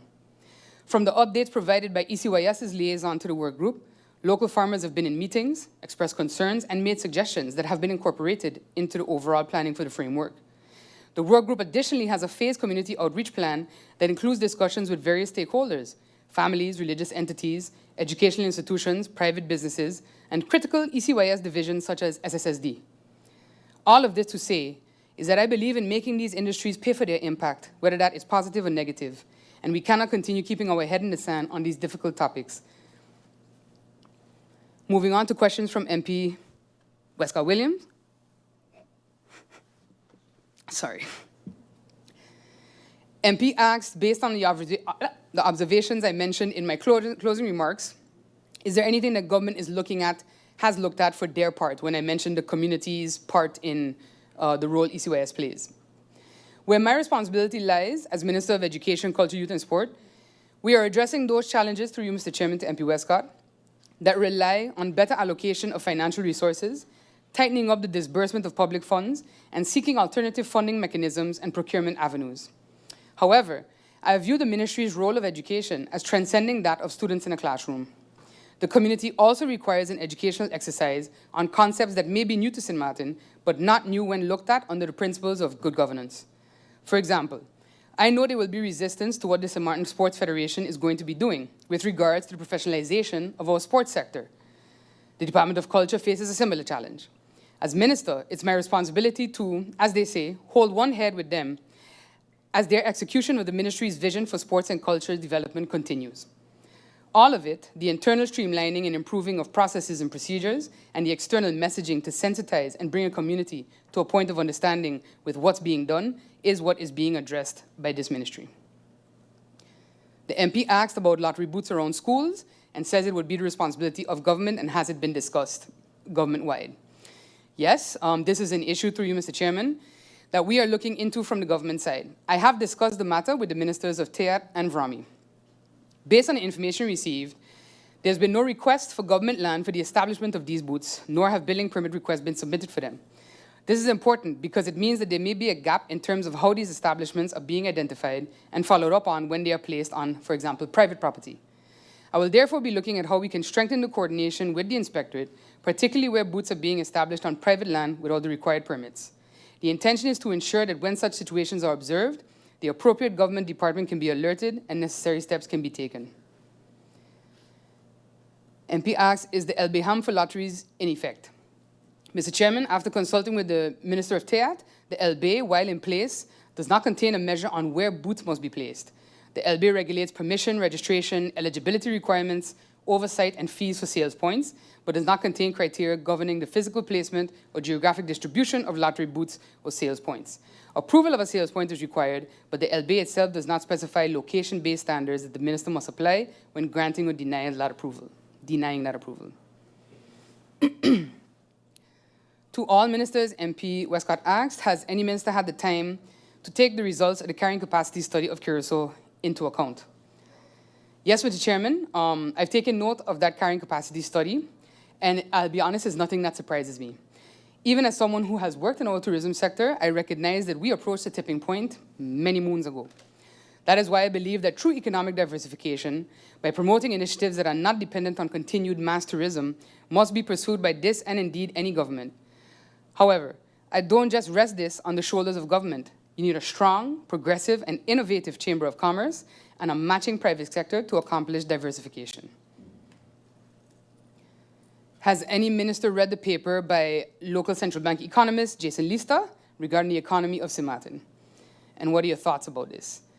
Yes, Mr. Chairman, if MP Westcott is referring to Mr. Lista's paper on the TALC model and its application to Sint Maarten's low foreign direct investment inflow, I have read it. In terms of my thoughts, it essentially says what I said before and what I've questioned in the past, which is a saturation of our tourism industry.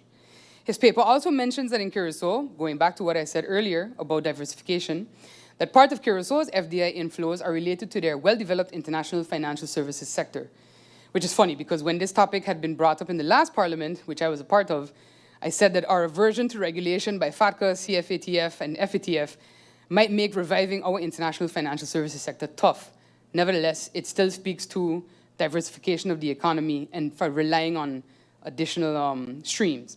As I mentioned in my previous answer, there are several factors limiting that diversification, and one of them is that politics, whether in here or out there, very often gets in the way through one avenue or another, and this is not simply a personal opinion. I think we have anecdotal evidence over the last 40 years.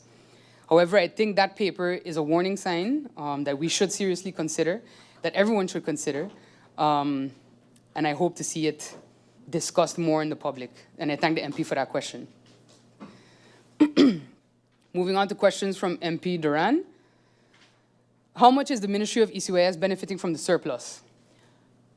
Mr. Chairman, through you, unfortunately, as explained by my colleague, Minister Gums of Finance, in her presentation and her answers in round one, any surplus is committed to covering outstanding debts and obligations, including the payment of loans, liabilities, and vendors pending payment for services rendered over several years. While this may not be the answer anyone wants to hear, that is the reality that I believe we've been facing as a country for quite a number of years, even predating Hurricanes Irma and Maria. This is why, as Minister, I've spoken about collaboration and cooperation with the community to address the challenges faced from a resource perspective, and why I've tried to curb what can only be described as a dependency on this ministry to fund every initiative brought to its door. It is simply not sustainable and would merely be a continuation of the poor public fiscal policy that brought us to this stage. What is the actual amount needed to properly address the current outstanding emergency issues at the public schools? As I stated in my answers to MP York in round one, at this time, the ministry cannot provide Parliament with a definitive amount for the total cost of addressing all outstanding emergency maintenance issues across the public schools. The current allocation of 310,000 guilders is being directed toward the most urgent health, safety, and operational needs identified by the Division of Public Education. However, the ministry does not yet have a consolidated, verified cost estimate covering all outstanding emergency works. This is precisely why the ministry is advancing the structural condition assessment and prioritized repair plan, out now for public tender. The assessment will provide a school-by-school overview of the outstanding works, establish priorities based on urgency and risk, and provide the corresponding cost estimates. The current projection for the completion of the assessment is early Q1 of 2027. Once completed, the ministry will be in a position to provide a reliable figure for the outstanding maintenance needs and use that information to determine the appropriate funding requirements, including through the ordinary service and capital expenditure budgets, and, where appropriate, external financing. Which public schools are benefiting from the breakfast program and which are not? All public schools, through you, Mr. Chairman, have access to the breakfast assistance provided through the Division of Public Education. The assistance is provided on a needs-based basis, as I explained in my answer in round one. Schools identify students who require support, and the division provides breakfast assistance within its available operational resources, supplemented, as I mentioned, where possible, through partnerships with Rotary Club and other private and community organizations. There are therefore no public schools that are excluded from the assistance, at least not purposefully. The MP then asked again about the admission for children who turn 4 after the school year starts. As reported earlier, The ministry has addressed this issue through a revised enrollment arrangement agreed with the primary school boards. Under this arrangement, children who turn 4 between August and December may enroll at the start of the school year, while children who turn 4 between January and July may enroll on January 1st, subject to available classroom capacity. The intention is to avoid children unnecessarily missing a school year because of their birth date. The ministry has completed consultations with the relevant school boards and reached agreement on the revised enrollment arrangement. However, to make the arrangement uniform and legally enforceable across all schools, it must be formalized through the amendments to the Education Supervision Ordinance. Until that legislative process is completed, the ministry continues to encourage school boards to implement the arrangement voluntarily. This revised enrollment arrangement is, to my belief, in the best interest of children, and we remain committed to finalizing those necessary amendments to the Education Supervision Ordinance. Once these are enacted, it will become legally enforceable and apply uniformly.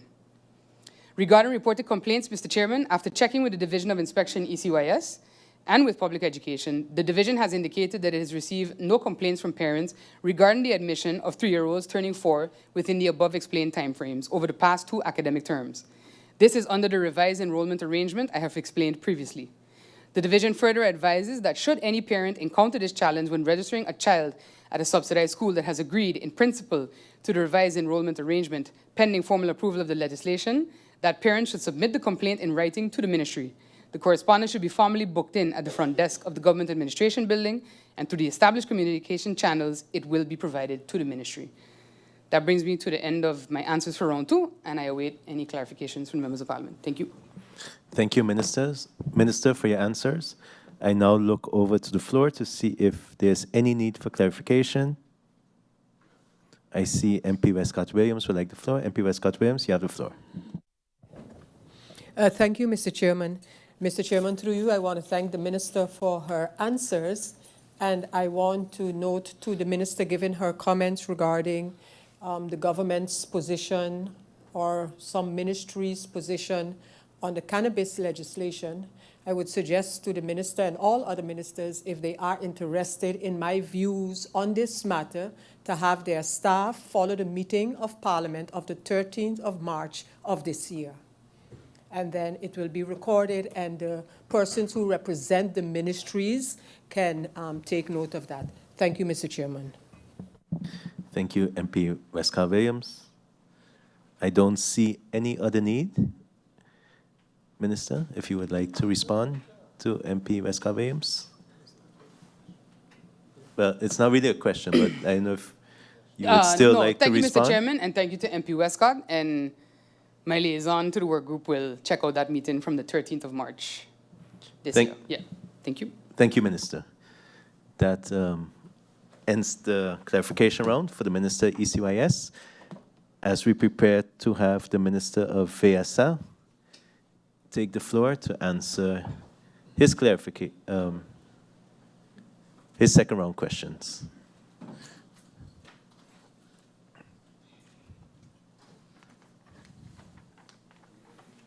Yeah.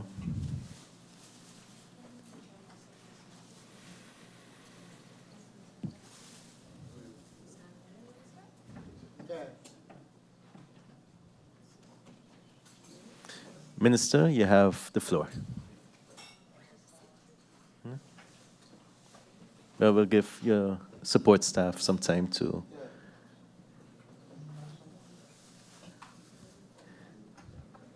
settle in, and then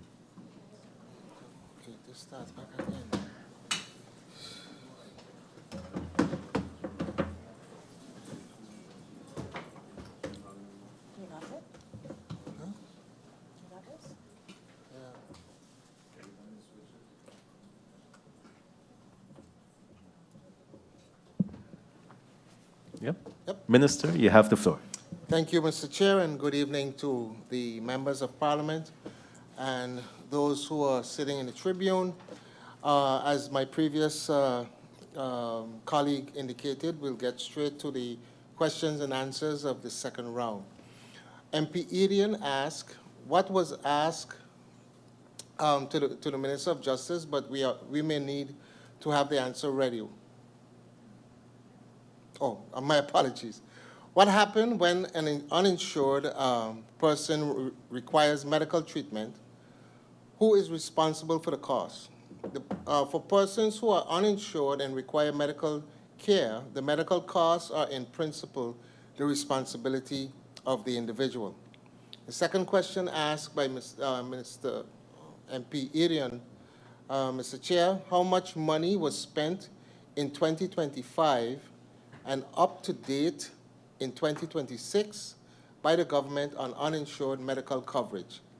The exact amount is not readily available, as uninsured persons are not separately identified within the current declaration system.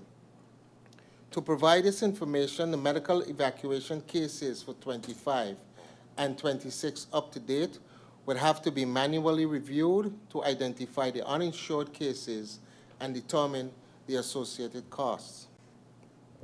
MP Janssen asked, did the AIDS Foundation receive their complete subsidy for 24 and 25? We checked with the Ministry of Finance, and indeed the AIDS Foundation did receive its subsidy for 25 for 100%. However, there's still an outstanding of 10% for 24 that needs to be processed, and that process has started. Regarding SZV, who determines what is the emergent and what is urgent? Is it the patient's doctor or the doctor from SZV? The answer to that, Mr. Chair, is medical urgency is determined by the medical specialist at SMMC who refers the patient for overseas treatment. The specialist indicates whether the referral is emergent, urgent, or elective. If the referring specialist does not indicate the level of urgency, SZV's medical director, can review the cases and upgrade the urgency level where medically warranted. There was a concern regarding early repatriation after surgery. Is the practice appropriate given the vulnerability of post-operative patients? The concerns raised is understood, Mr. Chair. The decision to discharge a patient following treatment is made by the treating physician based on the patient's medical condition. The patient's return to St. Maarten is only arranged once the treating physician determines that the patient is medically fit to travel and that any required follow-up care can be provided locally, meaning on St. Maarten. The timing of the return should therefore be based on the patient's medical condition and ability to travel safely, and not simply on the number of days following a procedure. MP Otley, when are the bus drivers, taxi drivers, sole proprietors, entrepreneurs going to be able to be insured? This question was also asked by MP Westcott Williams. Mr. Chair, the phased implementation is specifically being explored as a way to provide health insurance coverage to groups that currently fall outside the existing system, including bus drivers, taxi drivers, sole proprietors, and entrepreneurs. The ministry is working with the current relevant stakeholders to determine how these groups can be brought into coverage as an initial priority, with the intention of beginning phased implementation, as stated before, in the first quarter of 2027. When does the minister intend to make decisions on the doctor that was approved by acting PM against the advice of Parliament? Again, as I indicated before, this situation is a situation that has been handled by my predecessor, and as I indicated before, the reviews of all of the information that has been provided to me in the transition period is being reviewed by my person. What are the minister's plans to minimum wage? Will there be only normal indexation, or is the government considering a larger increase beyond indexation? The answer to that, the indexation of the minimum wage should occur annually, utilizing the second quarter of CPI. That was recently published in the Department of Statistics, that was published by the Department of Statistics, sorry. Additionally, the law allows for government to request from the SED if there exists a reason to increase the minimum wage outside of this annual indexation. This should be done every 3 years and was done by the Department of Labor in March of 2026. We are currently awaiting SED's response to this. What in your budget have you allocated for relief of the people? The budget factors in 8.5 million for financial aid, 22 million for medical aid. The ministry works diligently to ensure that these amounts are appropriately allocated to the most vulnerable residents. The process is governed by the Ordinance on Financial Aid and Medical Aid, aiming specifically to close the gap for those of meager means. MP Scott Williams, the question on the phase implementation, and as stated before, the phase implementation is specifically being addressed now with the focus on the groups that are not covered, including bus drivers, sole proprietors, and entrepreneurs.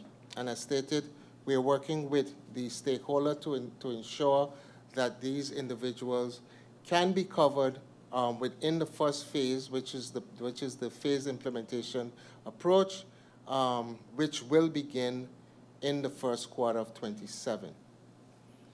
Is the minister aware of the VSR Commission study known as Las Vegas of the Caribbean?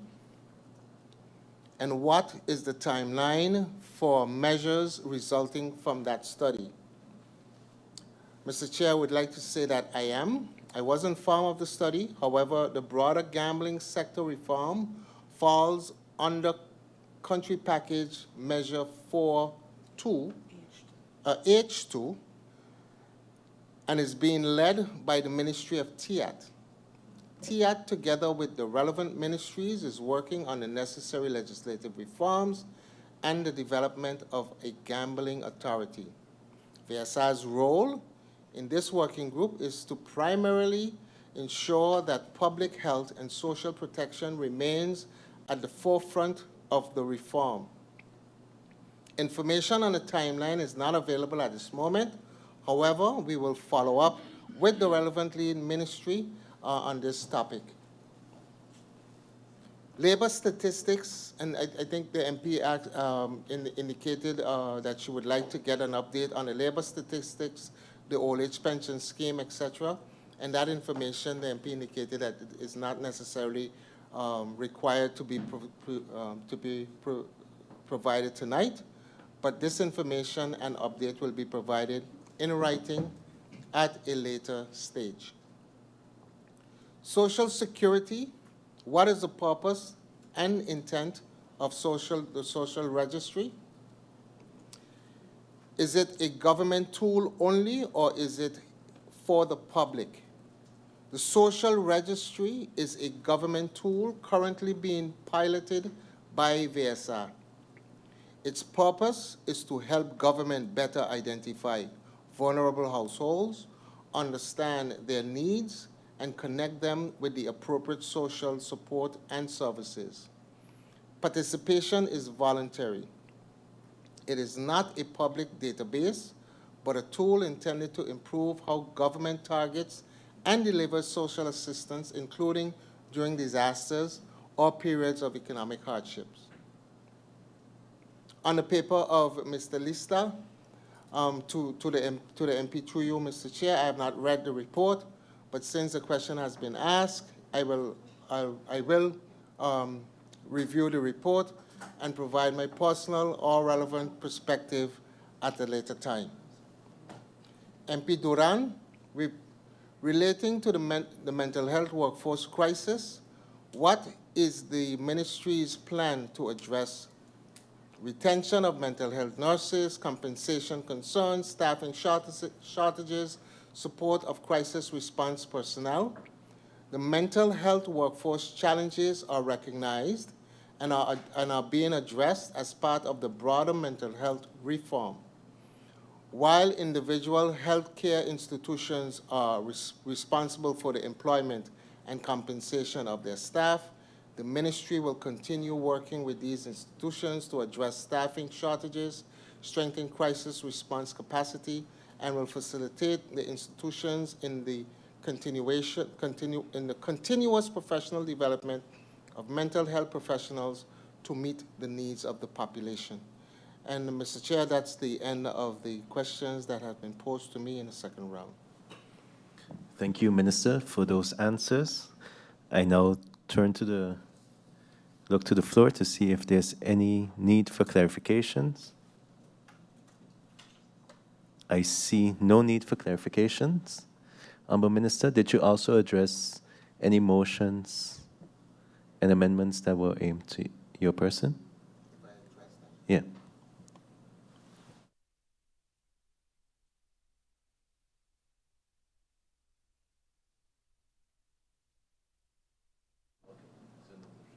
No motion.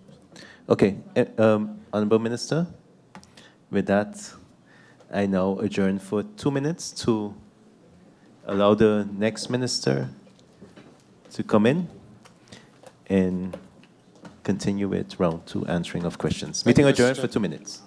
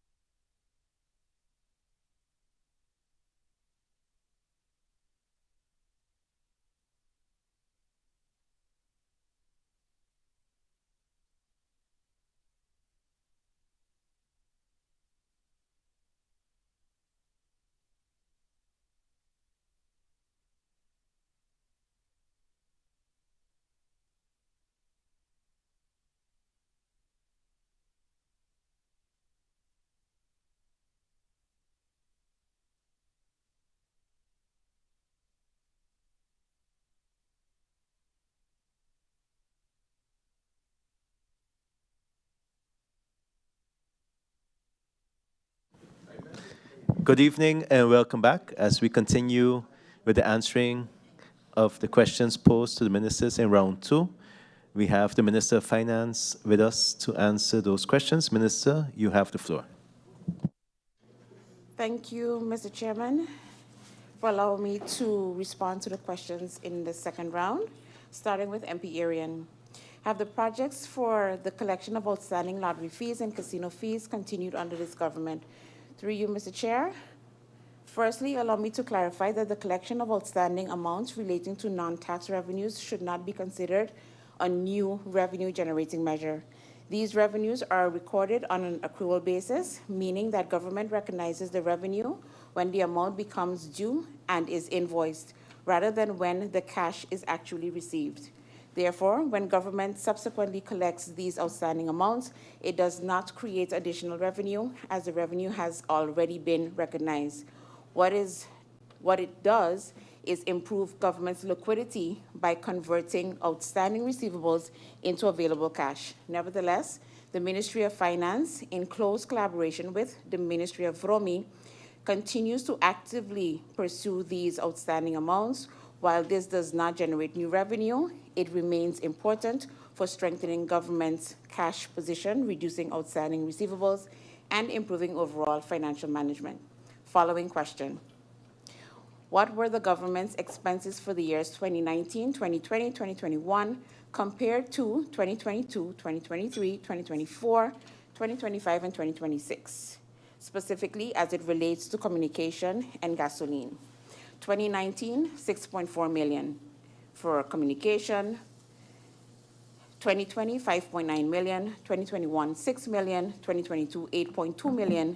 2023, 5.2 million. 2024, 5.6 million. 2025, 5.3 million. And 2026, 1.6 million to date. For gasoline, in 2019, 1.1 million. 2020, 1 million. 2021, 1.3 million.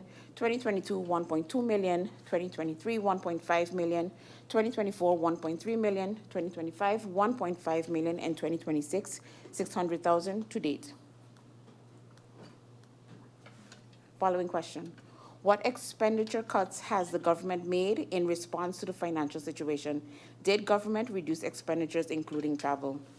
Through you, Mr. Chairman, as several ministries or ministers have already indicated, the majority of the government's budget consists of fixed expenditures and financial obligations that must be met.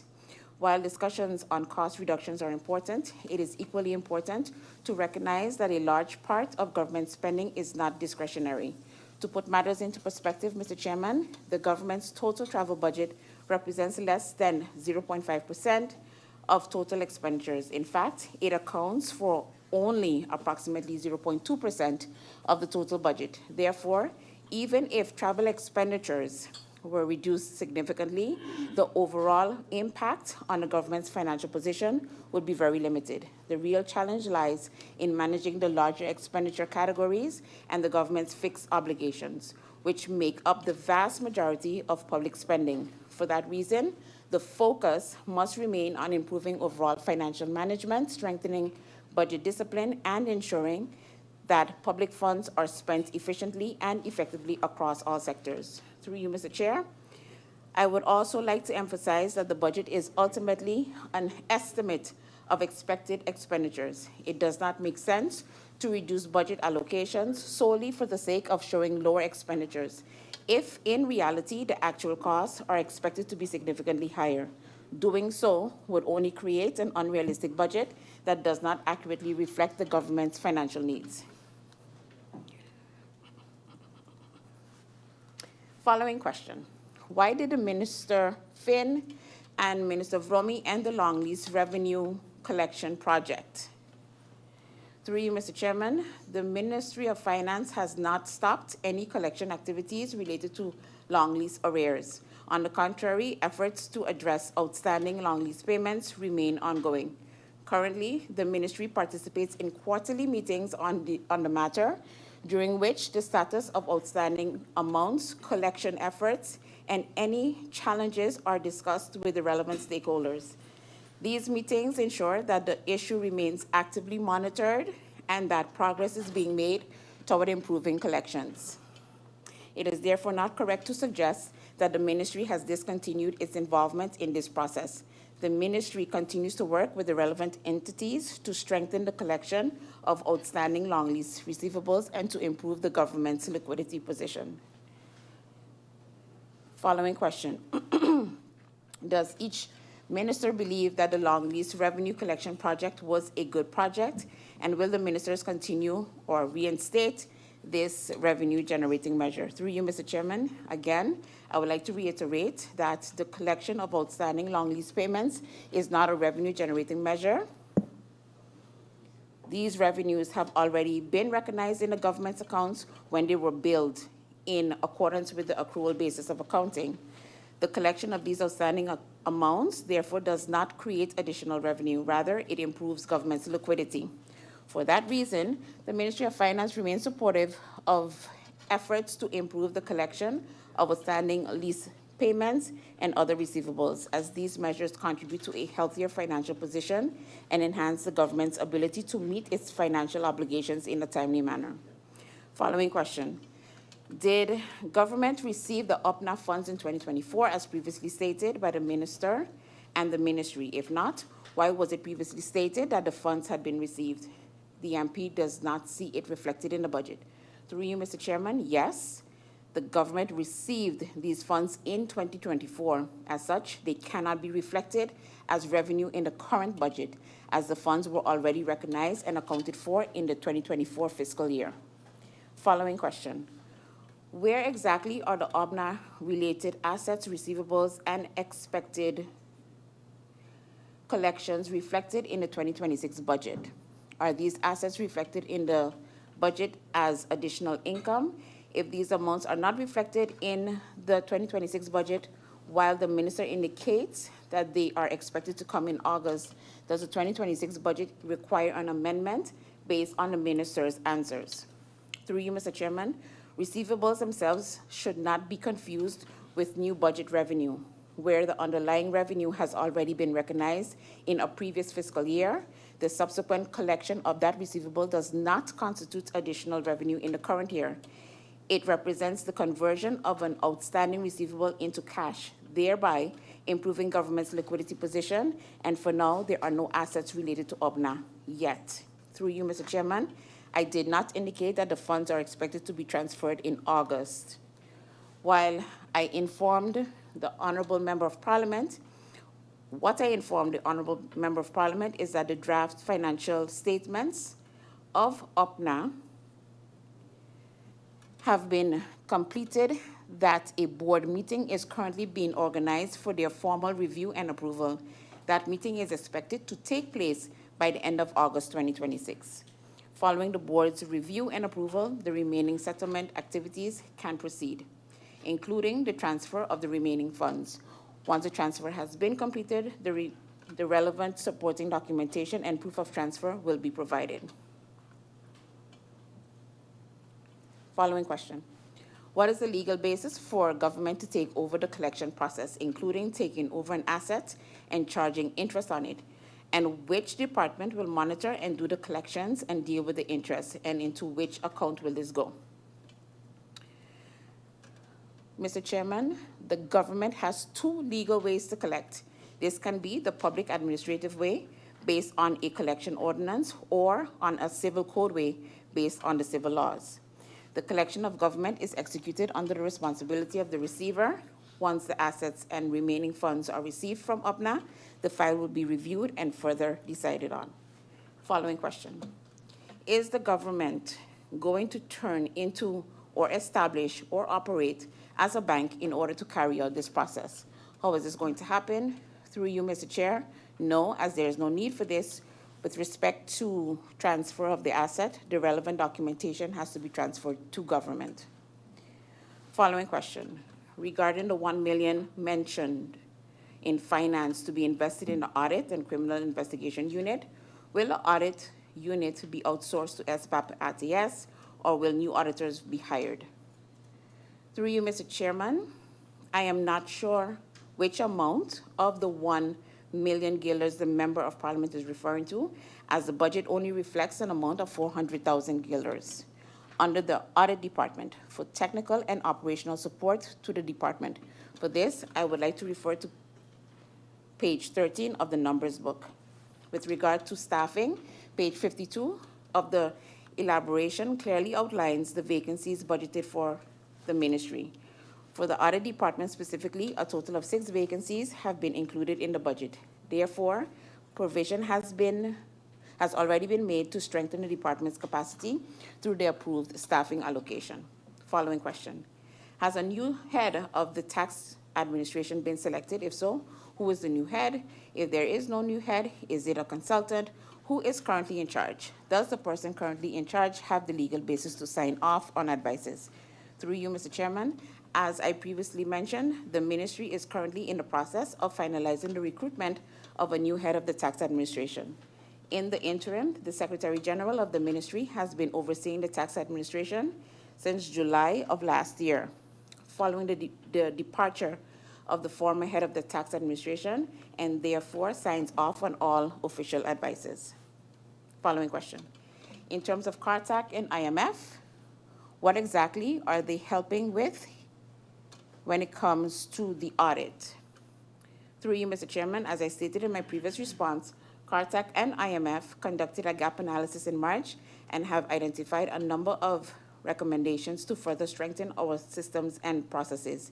They will continue to provide technical assistance as we move forward with the implementation of these recommendations. At this stage, there are no specific initiatives and recommendations directed exclusively at the Audit Department. The ministry remains committed to continuously improving its institutional capacity and will work closely with CARTAC and IMF to ensure that all relevant recommendations are properly assessed and implemented.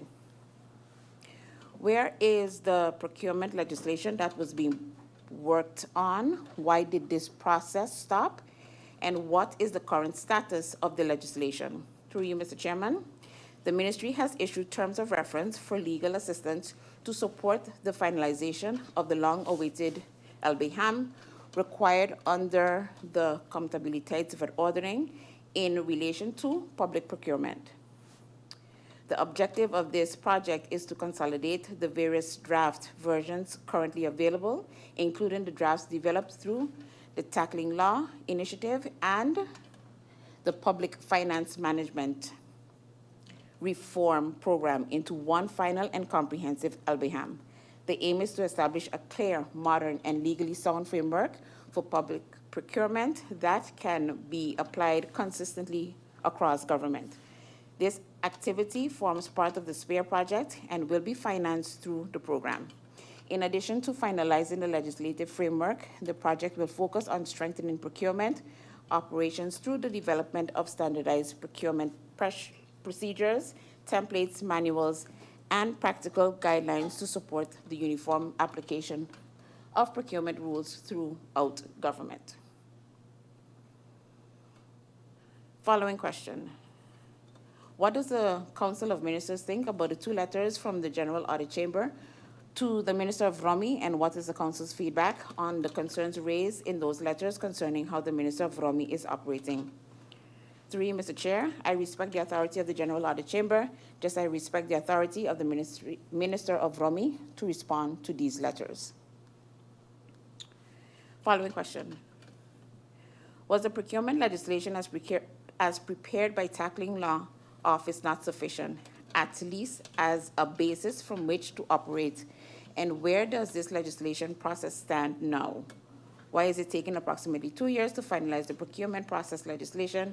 And can the process with the entity be continued and have finalized before the end of the year? Through you, Mr. Chairman. As previously answered, the objective of this project is to consolidate the various draft versions currently available, including the drafts developed through the Tackling Law Initiative and the Public Finance Management Reform Program, into one final and comprehensive LBHAM. As the Member of Parliament should be aware, legislative processes, particularly those involving entirely new legislation, such as the Landsbesluit houdende Algemene Maatregelen, LBHAM, require considerable time to complete. These processes involve extensive legal review, stakeholder consultations, policy alignment, and the necessary approval processes before they can be finalized and enacted. I now move on to questions posed by MP Janssen. What is the deadline for compliance from the individual ministries towards the preparation of the financial statements for 2024? And what is the deadline for the financial statements of 2025? Through you, Mr. Chair. For the 2024 financial statements, a final draft was submitted to SOAB a few weeks ago for its final review. Once that review has been completed and the report has been issued, the process of submission can commence. The ministry is also actively working with SOAB to finalize the 2025 financial statements. Our objective is to complete both the 2024 and 2025 financial statements and submit them to Parliament by the second quarter of next year. Following question. Have any ministers already submitted the requested information, or are any of the ministries already late? Through you, Mr. Chair. Yes, we have all the information, and as previously answered, the 2024 and 2025 financial statements are expected to be submitted to Parliament by the second quarter of 2027. However, the actuals used in the budget 2027 will be based on the implementation reports of 2025. I now move on to questions posed by MP Kotai. MP Kotai has taken note of the Ministers of Finance's statements and responses regarding the status of our tax reform, as well as my stated interest in achieving a comprehensive tax reform to St. Maarten. What is the ultimate objective the minister aims to achieve with this tax reform? Through you, Mr. Chairman, the ultimate objective of the tax reform is to stabilize, repair, and reform St. Maarten's tax system by modernizing the tax administration, updating outdated legislation, and aligning the framework with international standards. As previously mentioned, first we stabilize, we strengthen compliance and collection so that everyone pays their fair share. Second, we repair, we modernize the tax administration, address outdated legislation and systems, improve enforcement, and broaden the tax base where appropriate. Then we reform. Once we have stronger compliance, better systems, and reliable data, we can responsibly address the material tax system, including areas such as profit tax, wage tax, and tax relief for our elderly. Following question. Could the minister confirm whether this objective aligns with what was previously agreed upon and documented under the former government, and clarify whether initiatives such as the tourist tax form part of the original plan or represent a new direction? Through you, Mr. Chair. The execution of the tax reform remains aligned with the former government's approved tax framework. However, my approach is stabilize, repair, reform, a phased approach to tax reform and system renewal. Regarding the visitors tax, the lead transitioned from the Ministry of VSA back to the Ministry of Finance. As previously mentioned, although the initial plan is not different, the former government's draft law had to be adjusted based on the advices from the SER and Legal Affairs. The draft law is now being finalized to be proceeded to the Council of Advice. To be clear, as was already stated through you, Mr. Chairman, the draft visitors tax legislation was submitted to the SER by the former administration, and the SER rendered its advice in April 2025. After taking office, I received the draft together with the feedback from the SER and Legal Affairs, which established that the legislation was of insufficient quality and was not ready to proceed to the Council of Advice or to be implemented. The review identified several legal, technical, and operational deficiencies, including insufficient consultation with immigration and the aviation sector, unresolved concerns regarding revenue allocation, and incomplete collection and enforcement arrangements. Given the extent of the required revisions and the limited capacity within fiscal affairs, a legislative lawyer was engaged through the TWO funding to substantially revise the draft, which is now being finalized for submission to the Council of Advice. Following question. Has a proper assessment been conducted to inform the ideas and initiatives underlying this tax reform? If so. One moment, Minister, as I see MP Attlee would like the floor for interruption. MP Attlee, you have the floor.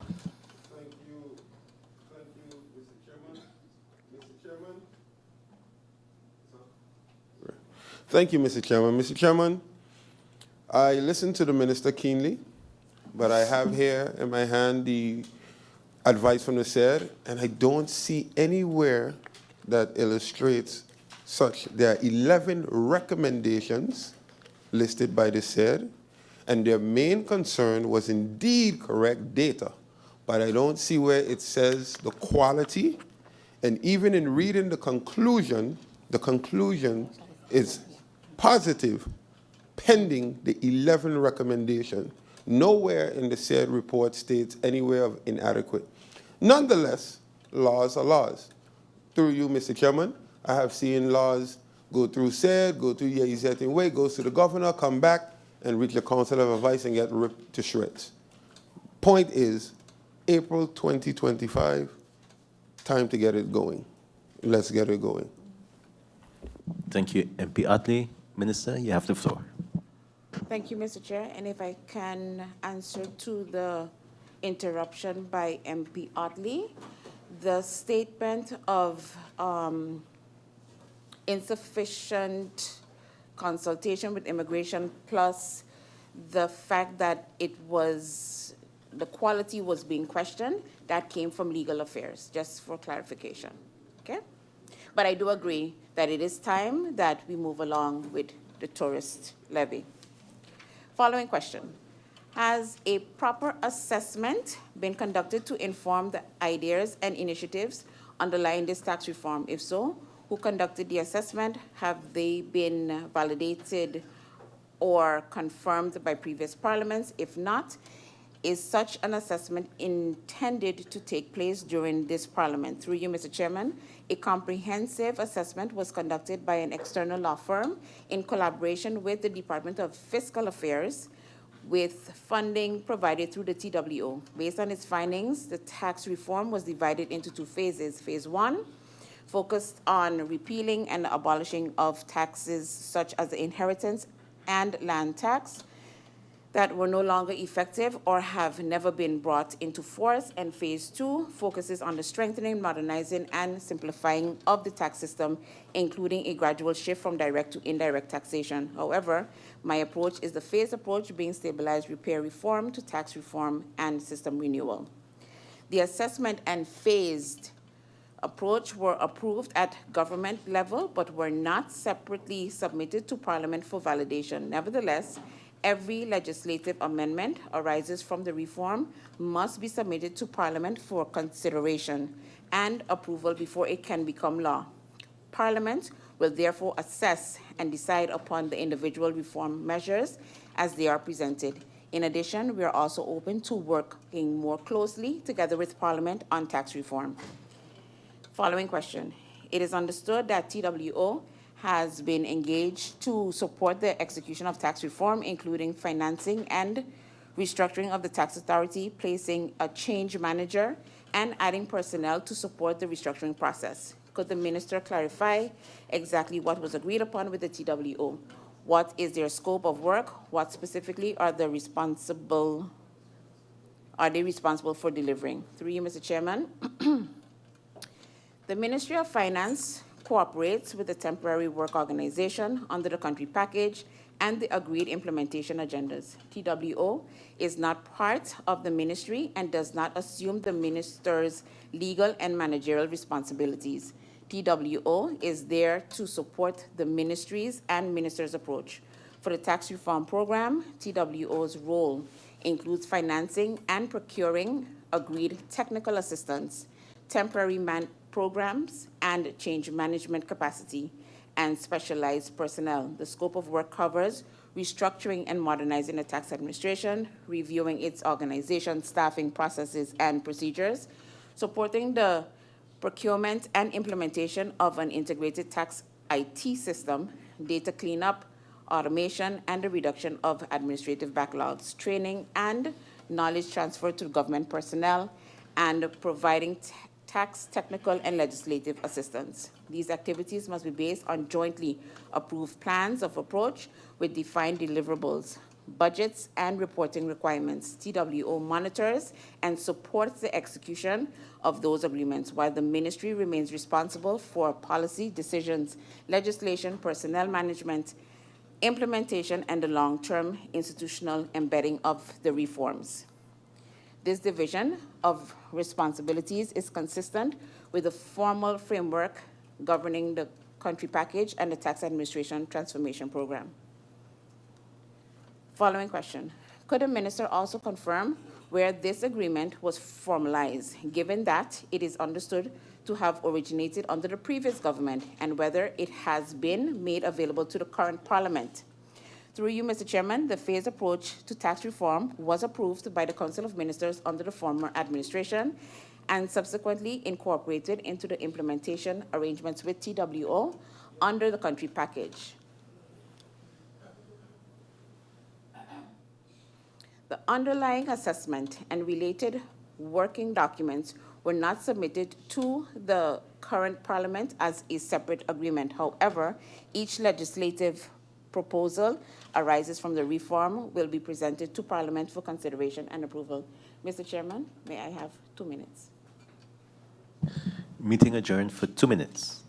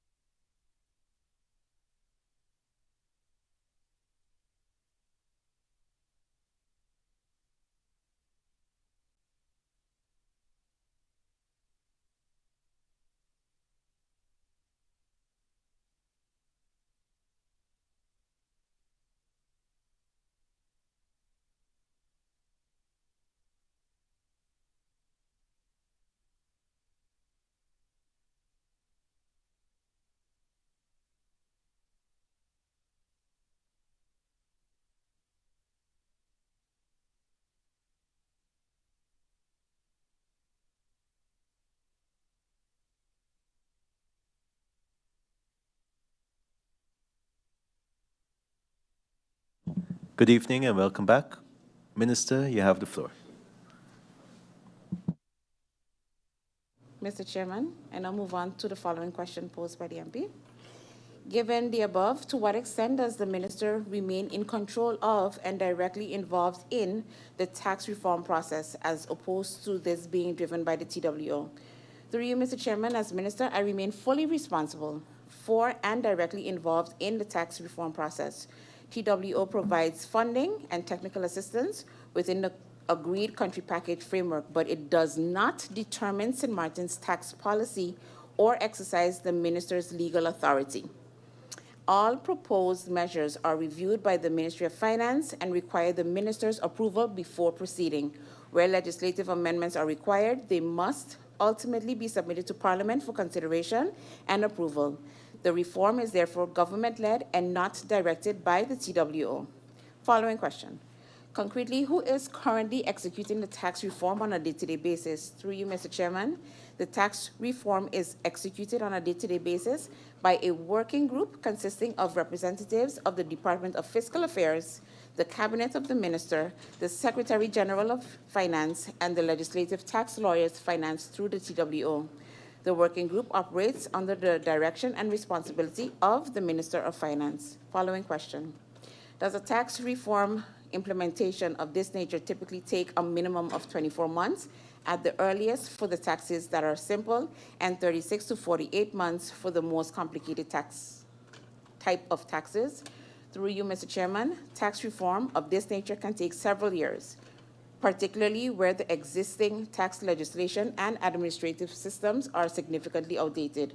A period of approximately 24 months for relatively straightforward measures and 36 to 48 months for more complex reforms can therefore be considered reasonable, depending on the required research, consultation, legislation, process, and implementation arrangements.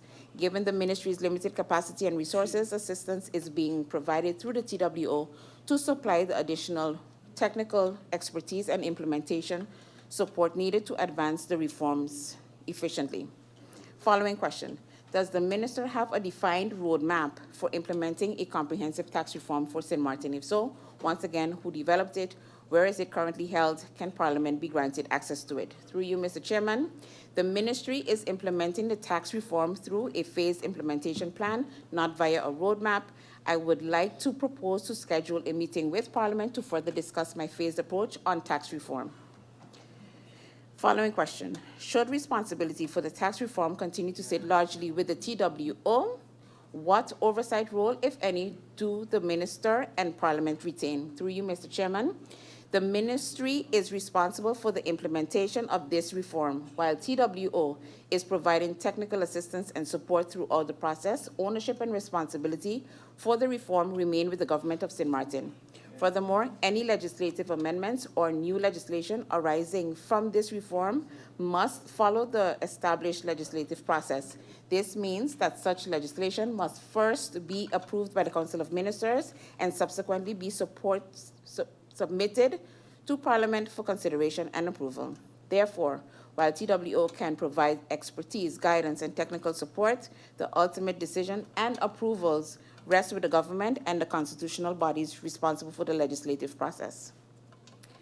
How is the minister ensuring that Sint Maarten, rather than TWO, remains in the driver's seat of its own tax reform? Through you, Mr. Chairman, as previously mentioned, while TWO can provide expertise, guidance, and technical support, the ultimate decisions and approvals rest with the government and the constitutional bodies responsible for the legislative process.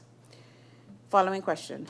Does an agreement or decision regarding the new tax reform exist within the Council of Ministers, particularly given that much of the information currently being referenced on the tax reform originated under the previous government?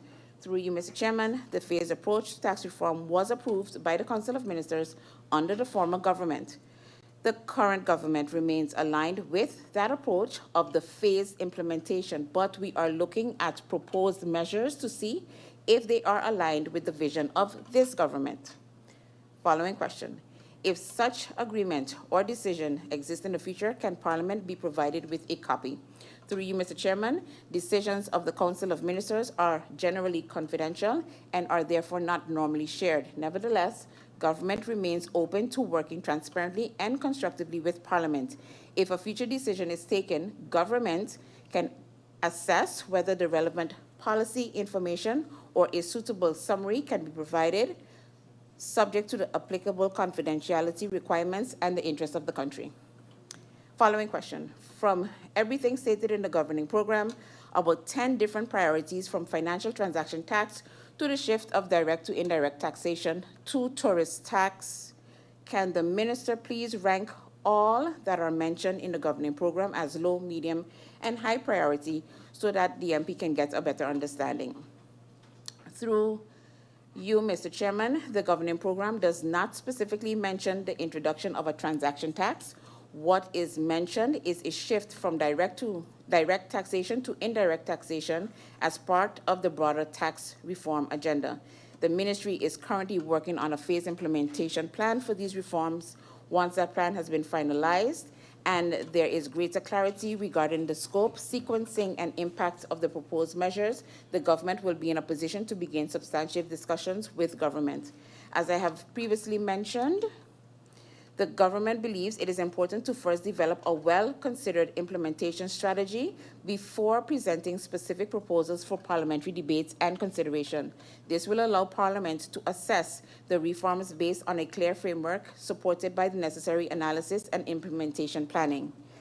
Please find the listed priorities regarding fiscal affairs matters of the Ministry of Finance as taken up in the government program.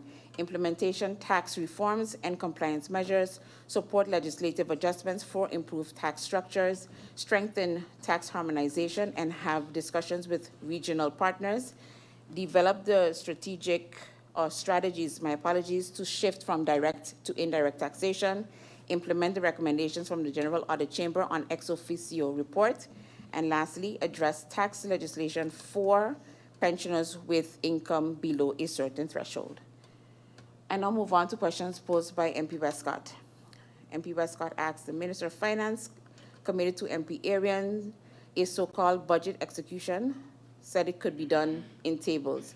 In how far can the Parliament be informed of the expenditures as per the budget? This is budgeted amount, and for these amounts, how much has been expended? When can Parliament get that? Through you, Mr. Chair, I committed indeed to provide a table on the preliminary Q2 2026 report figures. However, the Q2 numbers are consolidated and can be shared with Parliament as soon as possible. Following question. Are there any pending budget amendments for 2026 that need to come because of whatever happened or not? Through you, Mr. Chairman, from government side, there are no budget amendments 2026 pending. And I'll move on to questions posed by MP Duran. MP Duran asked,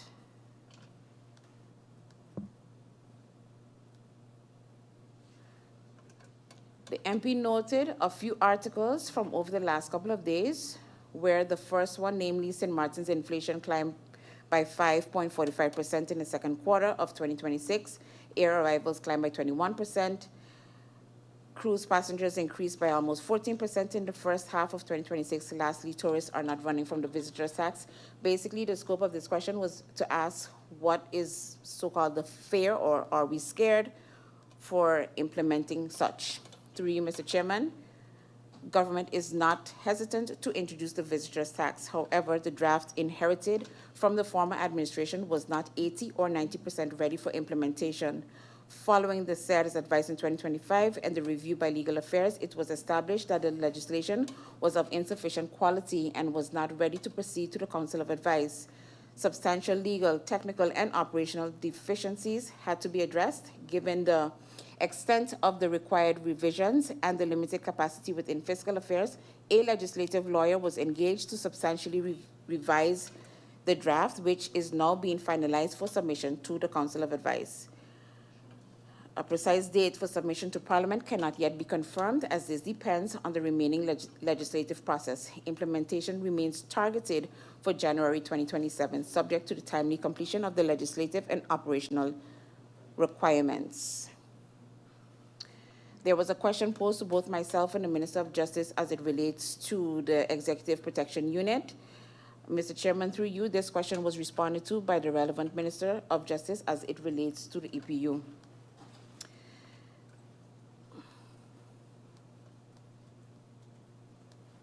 Following question.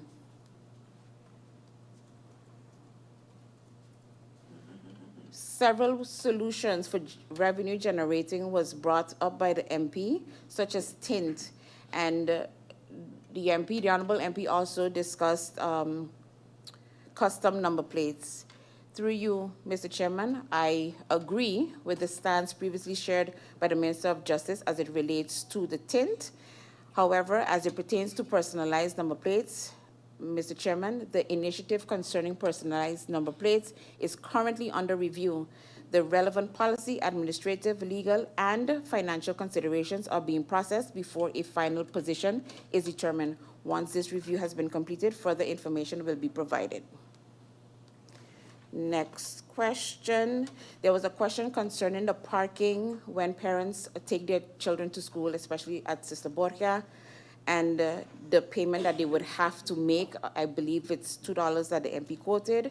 Through you, Mr. Chairman, the Ministry of Finance and the Ministry of General Affairs will look into whether a short grace period or ticketing arrangement can be introduced during the morning to facilitate student drop-off at the Sister Borja School.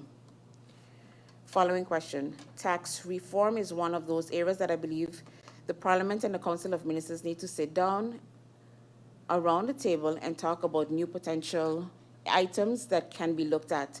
Has any discussions been held with the front side regarding taxes? The MP believes that because of the dual system, there's a lot of leakage where that is concerned. Through you, Mr. Chairman, I agree with the Honourable Member of Parliament that tax reform is one of those areas where continued dialogue between Parliament and government is important.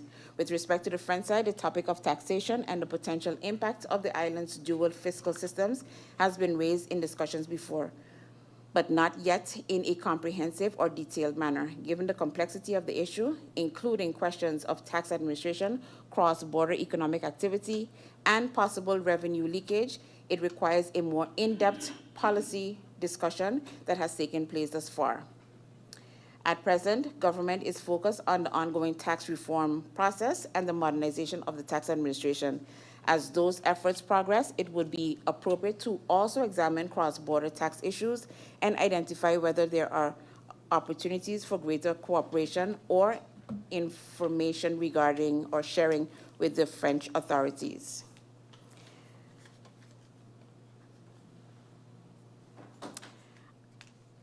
Mr. Chairman, there was a question, and I'm not seeing it here, but I remember, and just so the Honourable MP wouldn't have to repeat it, there was a question pertaining to revenue generating, the meeting that was called, I believe it was back in December, between, my apologies, but nevertheless, between myself and the Minister of TIAT. And please note that we are currently, and I don't think the Minister of TIAT answered that question, but if she did, my apologies for that. However, we are busy putting that framework together, and we'll be willing to come to Parliament once we have the discussion with the Griffier as to when we can actually come back to Parliament on that discussion.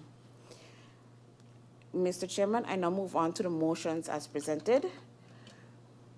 Regarding motion number 4 of the Honourable MP York, in summary, to stimulate the orange economy, also known as the creative economy, encompasses a wide range of economic activities rooted in creativity, culture, intellectual property, and talent rather than fiscal raw materials.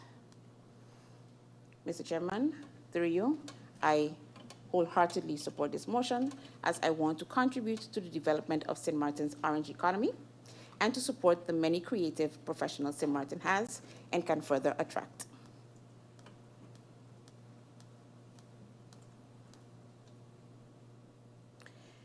And then I have, regarding motion number 11 from the Honourable Member of Parliament, Mrs. Westcott Williams, in summary, to make charitable gifts in the income tax ordinance and the profit tax ordinance fully deductible, so without a minimum threshold. Mr. Chairman, through you, I support this motion as well, as I want to stimulate more gifts as possible, as these are related to charity initiatives benefiting the people of Sint Maarten. This comes to the end of my questions and answers in round 2. Thank you, Mr. Chairman. Thank you, Minister, for those answers. And now look to the floor if there's any need for clarification. I see MP Duran. MP Duran, you have the floor.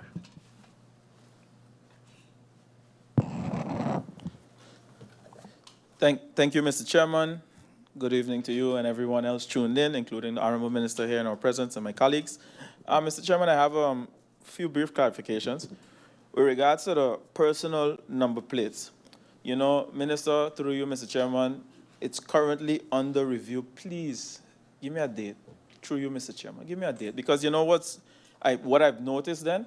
Every time we ask questions or come with a new initiative, we hear, yeah, we are already busy with it, but it never really materializes. So if this is the case, can we be provided with whatever documentation was started to initiate it and how far we are with that is concerned? Secondly, I think the minister mixed up some questions between me and MP Westcott, because some things I was hearing that I asked with leakage of tax through the front side, I never asked that question. Nevertheless, it's okay, the answer was clear. What I did discuss about the front side, though, through you, Mr. Chairman, is that cars that have French insurance, French plates that drive on the dot side, and the Minister of Justice, I believe, mentioned that the Minister of Finance is currently in discussions with everyone, all the insurance companies, and if you have comprehensive insurance, it's covered, and then they follow up with the insurance companies. This is absolutely not true. So I would like to hear from the minister what discussions are being had, and if this is the case, can some sort of document be provided to verify this is the case? Because I know that there are hundreds of individuals suffering with this situation. I've visited different insurance companies, and they showed me stacks of things that date back to even 2016 of cases that have not been settled. In them are included cases where a person lost limbs and the insurance did not cover it. So now it's gone from a fender bender, a car repair, people lose their car, to people losing their limbs and medical issues that are not covered. So I would like clarity on that. With regards to the revenue generating meeting, Mr. Chairman, I heard the minister mention that, you know, they're preparing to come to Parliament, then they will discuss with the Clifford when they can come. With all due respect, Minister, this thing is going on May of, okay, well, we're far from May, but May of this year made it a year since that request was put in. So not December. It's a year and a half that was put in. And it was requested as a public meeting, which in the rules of order has 14 days. So my question for clarification, when did the minister get this request? Because I never had the luxury, Mr. Chairman, to decide when I was going to come to Parliament. I had to follow the regulation based on the rules of order. So I'd like to know when that can come. Maybe we wouldn't even have 200 or maybe 500 of the questions that talk about revenue generating if we had that meeting a year ago. Lastly, with respect to the dismantling of the Domain Affairs Task Force to collect long lease, I didn't hear the minister address it, but that was a joint effort between myself and the Minister of Finance at the time. So I look forward to hearing maybe from the Minister of Romy and also the Minister of Finance as to why that was dismantled. Was it proven that it wasn't functioning? Weren't we collecting enough? And if that information can be provided, I will be satisfied. Thank you very much for the opportunity, Mr. Chairman. Thank you, MP Duran. I see MP Roseburg would like the floor for clarification. MP Roseburg, you have the floor. Thank you, Mr. Chair. To the Minister of Finance and the support staff, seeing the question that was asked by my colleague MP Duran and the answer that was given in regards to the license plate, I also would like to know what the deadline is or where we are, if the legislation already started. Why am I asking that? Is because seeing that I asked the list of priorities and I don't want to do double work, I made the adjustment already to the Landsverordening and putting the final touches to submit. So I want to know if the ministry already started the procedure. If not, because seeing the audit chamber in 2011 made a mini audit. So based on that, I said, let me start by making the adjustments because I know how important it is to have customized number plates and also to generate income with such. So I would like to know where the ministry is, if the legislative process already started. Else I will submit my legislation and we will see from there. Thank you. Thank you, MP Roseburg. I look to the floor. I see MP York would like the floor for clarification. MP York, you have the floor. Mr. Chairman, I'd like to say good evening to the minister and the support staff. I only have one question for clarification. As it pertains to the revenue generating meeting that was requested, given the fact that that request was about 15 months ago, and now, you know, thankfully I understand that the minister and the minister Tiat will be coming to Parliament. Can the minister clarify? Because I think at this point it will be interesting to know what contributed to or has been or is the holdup up until now. Because something that would have normally taken a couple of weeks has taken 15 months, and we've had maybe 2 budget debates since then. What has been the holdup that caused this delay? Can the minister clarify that? Because I'm lost for words as it pertains to that. Thank you, Mr. Chairman. Thank you, MP York. I see MP Westcott-Williams would like the floor. MP Westcott-Williams, you have the floor. Thank you, Mr. Chairman. A good evening. A quick question to the Minister of Finance, Mr. Chairman. The minister mentioned on several occasions the draft changes to, I guess, the income tax law with respect to taxing the income or the pension of pensioners. I just want to make sure that that matter is in process, actually like on the rails. Why? Because the minister might remember that when we were discussing the amendments to the AL, I had suggested that I use that opportunity because changes to the income tax law are also included in that, and propose a change for the AOV. But if it is already on track with the minister, I leave it there, and I look forward to getting that at Parliament as soon as possible. Thank you, Mr. Chairman. Thank you, MP Westcott-Williams. I don't see any other need for clarification. I now turn to the minister to see if she's able to answer, or 5 minutes? Okay, meeting adjourned for 5 minutes.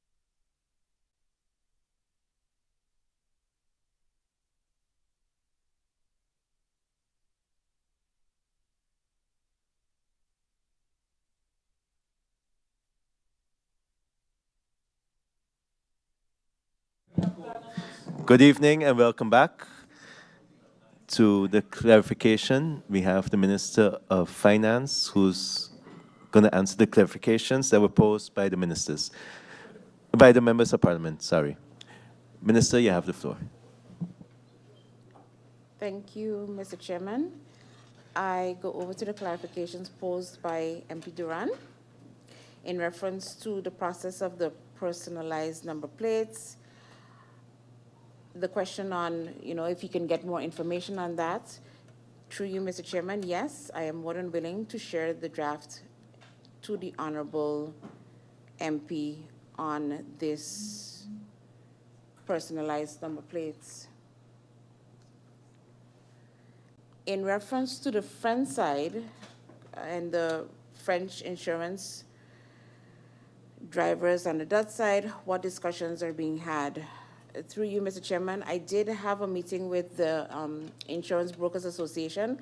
However, the discussion was primarily about scooters and the fact that they are not fully insured and the reasons behind of that. And that is primarily due to the risk involved. However, we did not discuss the French number plates, but in that regard, I think it is equally important, and I will make sure address this and the car rentals with the French number plates during my next meeting. In reference to revenue generating, almost a year and a half, when did the minister get the request? Through you, Mr. Chairman, we received the invitation most likely around that time indeed. Having that said, we will reschedule together with the Griffier a new date to discuss revenue generating initiatives.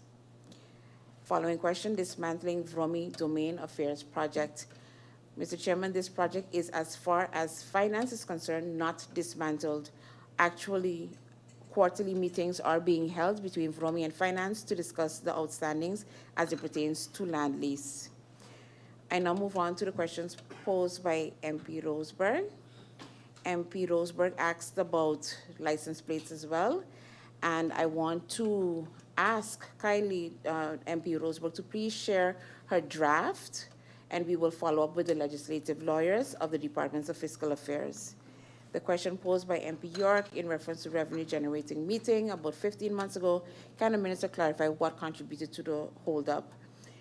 Mr. Chairman, I really cannot say exactly what contributed to the holdup. We already had internal meetings with the Ministry of TIAT, but what we know for sure is that we are aligned to bring those initiatives together to Parliament as soon as a meeting date can be had with us. And finally, the question by MP Bascott in reference to the income tax law. Want to make sure that this matter is in progress. Mr. Chairman, I can confirm we are actively working on this. Thank you so much for the clarification questions in round 2. Mr. Chairman. Thank you, Minister, for the answering of the clarifications. We will now adjourn for 2 minutes to allow the Honorable Prime Minister to take his seat to be able to answer the questions posed in round 2. Meeting adjourned for 2 minutes.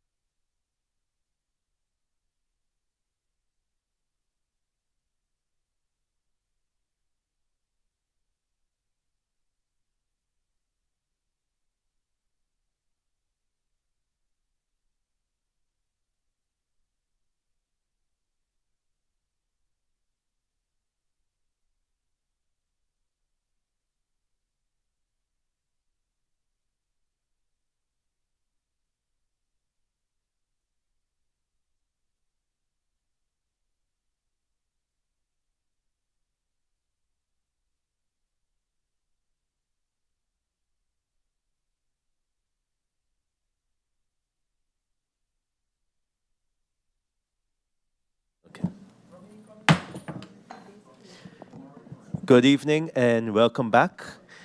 As we just adjourned for a brief moment to allow the Prime Minister to take his seat to answer the questions posed by the members of Parliament in the second round. Honourable Prime Minister, you have the floor.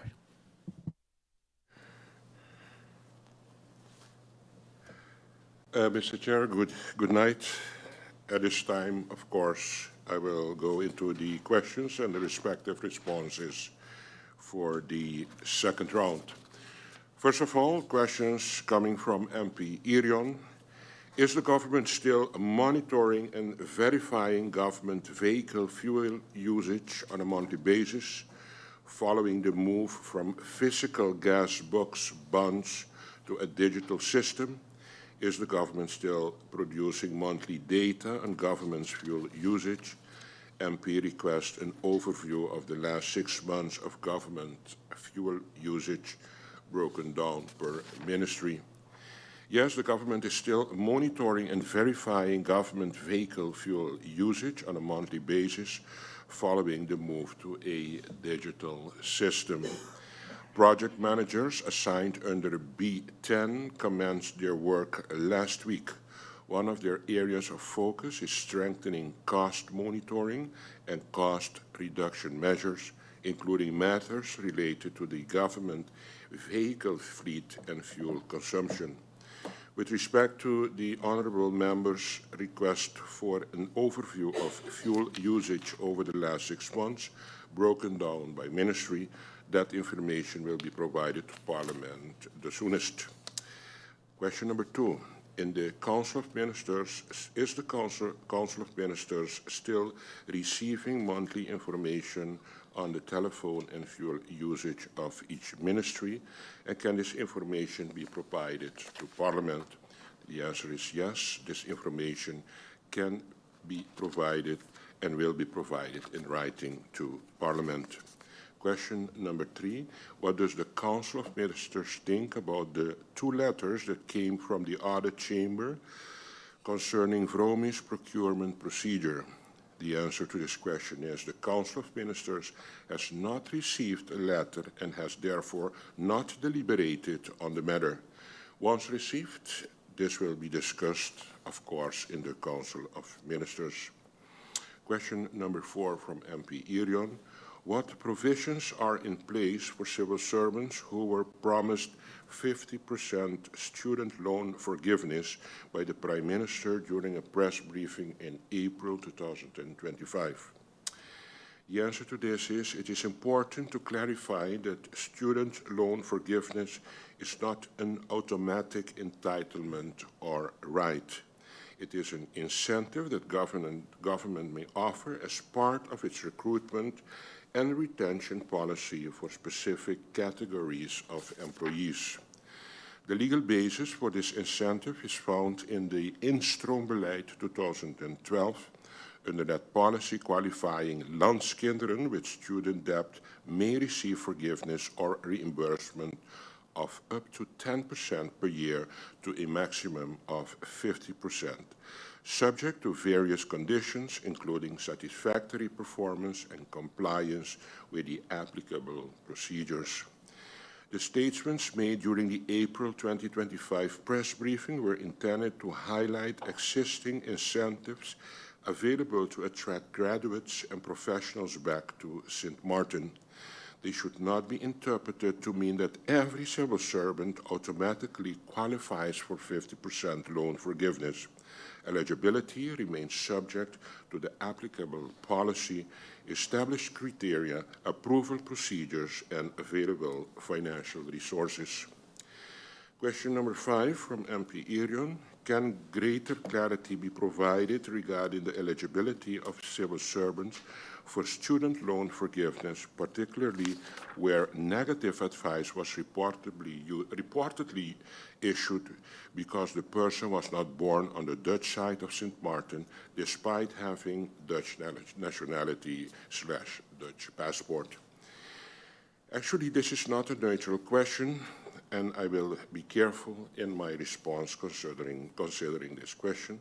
The challenge is that the term landskind used in the instroombeleid 2012 is not expressly defined in the policy itself. As a result, different interpretations have arisen over time regarding eligibility for the student loan forgiveness incentive. As I understand it, P&O has applied an administrative interpretation in assessing applications. However, this interpretation is currently the subject of discussions and, as has been brought to my attention, is also the subject of legal proceedings. For that reason, I will refrain from commenting on individual cases. I think that is better. What I can say is that I agree there is a need for greater clarity, of course. Eligibility criteria for government incentives should be clear, transparent, and consistently applied. I'm therefore supportive of reviewing the policy together with P&O to determine whether additional clarification is required while respecting any ongoing legal proceeding. Question number 6. Can greater clarity be provided regarding eligibility for student loan forgiveness in cases where an individual's study financing was revoked after the individual had already been employed by government? Again, of course, not a neutral question, but again, a caution answer. Based on the instroombeleid 2012, eligibility for the student loan forgiveness incentive is linked to the incentive policy on the specific conditions attached to it.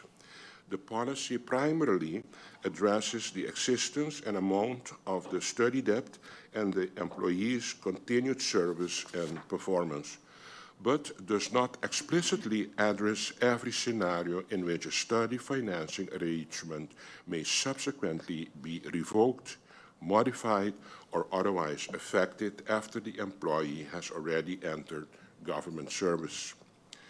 Where such situations arise, they should be assessed on a case-by-case basis by P&O and the competent authorities, taking into account the facts of the case, the applicable policy, and of course the purpose of the incentive scheme. I agree that clarity and consistency are absolutely needed. As government reviews its recruitment and retention incentives, this is one of the issues that can be examined to ensure that employees clearly understand their eligibility and obligations under the policy. I'm going to move now to the questions posed by MP Jansen-Webster. What does the Prime Minister and the Secretary General of General Affairs intend to do to ensure that former students from abroad sending emails to apply for jobs to return to Sint Maarten without getting responses again as usually? It's known that many people write to the government and do not get immediately a response. In this case, the honourable member raises, of course, a valid concern. The issue is not a lack of willingness to respond to applicants. The issue is capacity. As has been discussed throughout this budget debate, P&O itself is significantly understaffed and is currently struggling to support recruitment across the entire government apparatus. That is precisely, of course, why government is taking several measures simultaneously, recruiting additional staff within P&O, implementing the strategic recruitment plan, and exploring the engagement of an external recruitment agency to provide additional support with attracting and processing qualified candidates. Our objective is simple. No qualified candidate, whether residing abroad or in Sint Maarten, should feel that their interest in serving a country is being ignored. Strengthening P&O and bringing in additional recruitment support will help ensure that applications are processed more efficiently with candidates that apply. Moving now to MP Otley. What is the update with the SER? MP has gotten many complaints that it took a year to get a response. This question was asked already and answered during the Central Committee and in the first round, but I will read my answer of the first round again, and I quote the following. This matter was also raised during the Central Committee discussion, and while there is no substantive change to the position previously shared, I can provide an update on the appointment process. On the appointment of the SER board, I can inform Parliament that the process is actively underway. In June, government invited employer and employee organizations to submit information regarding their active membership for purposes of the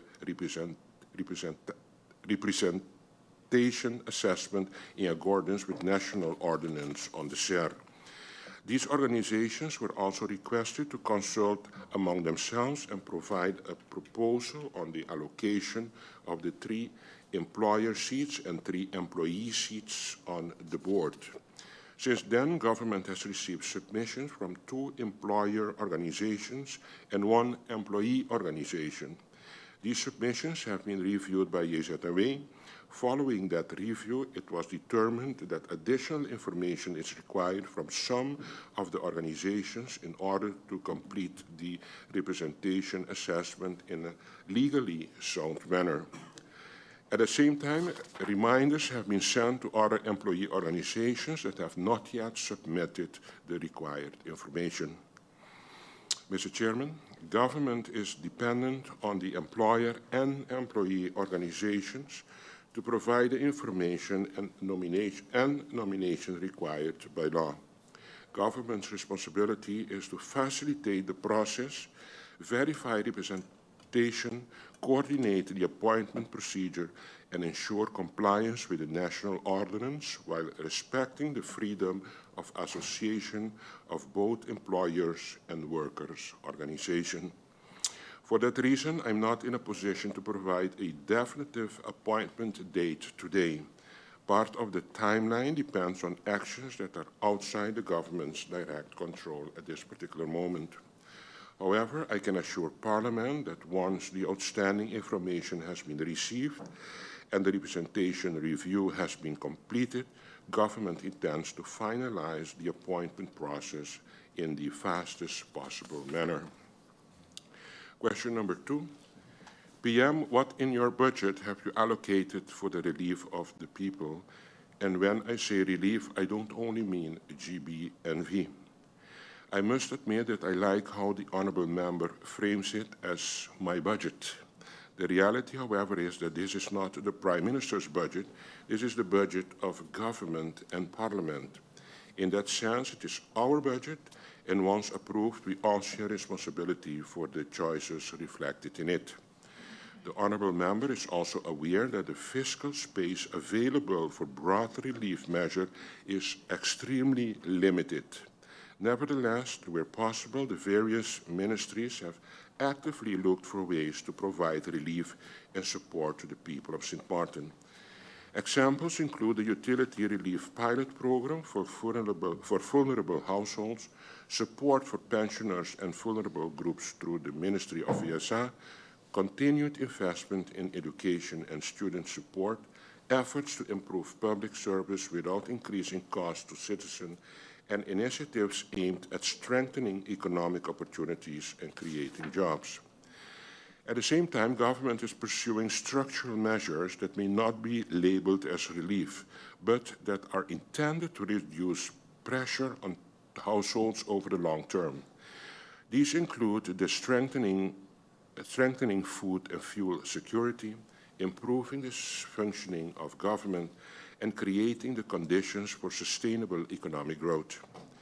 Mr. Chairman, I fully appreciate that many people, including the MP and myself as Prime Minister, would like to see, of course, more direct relief.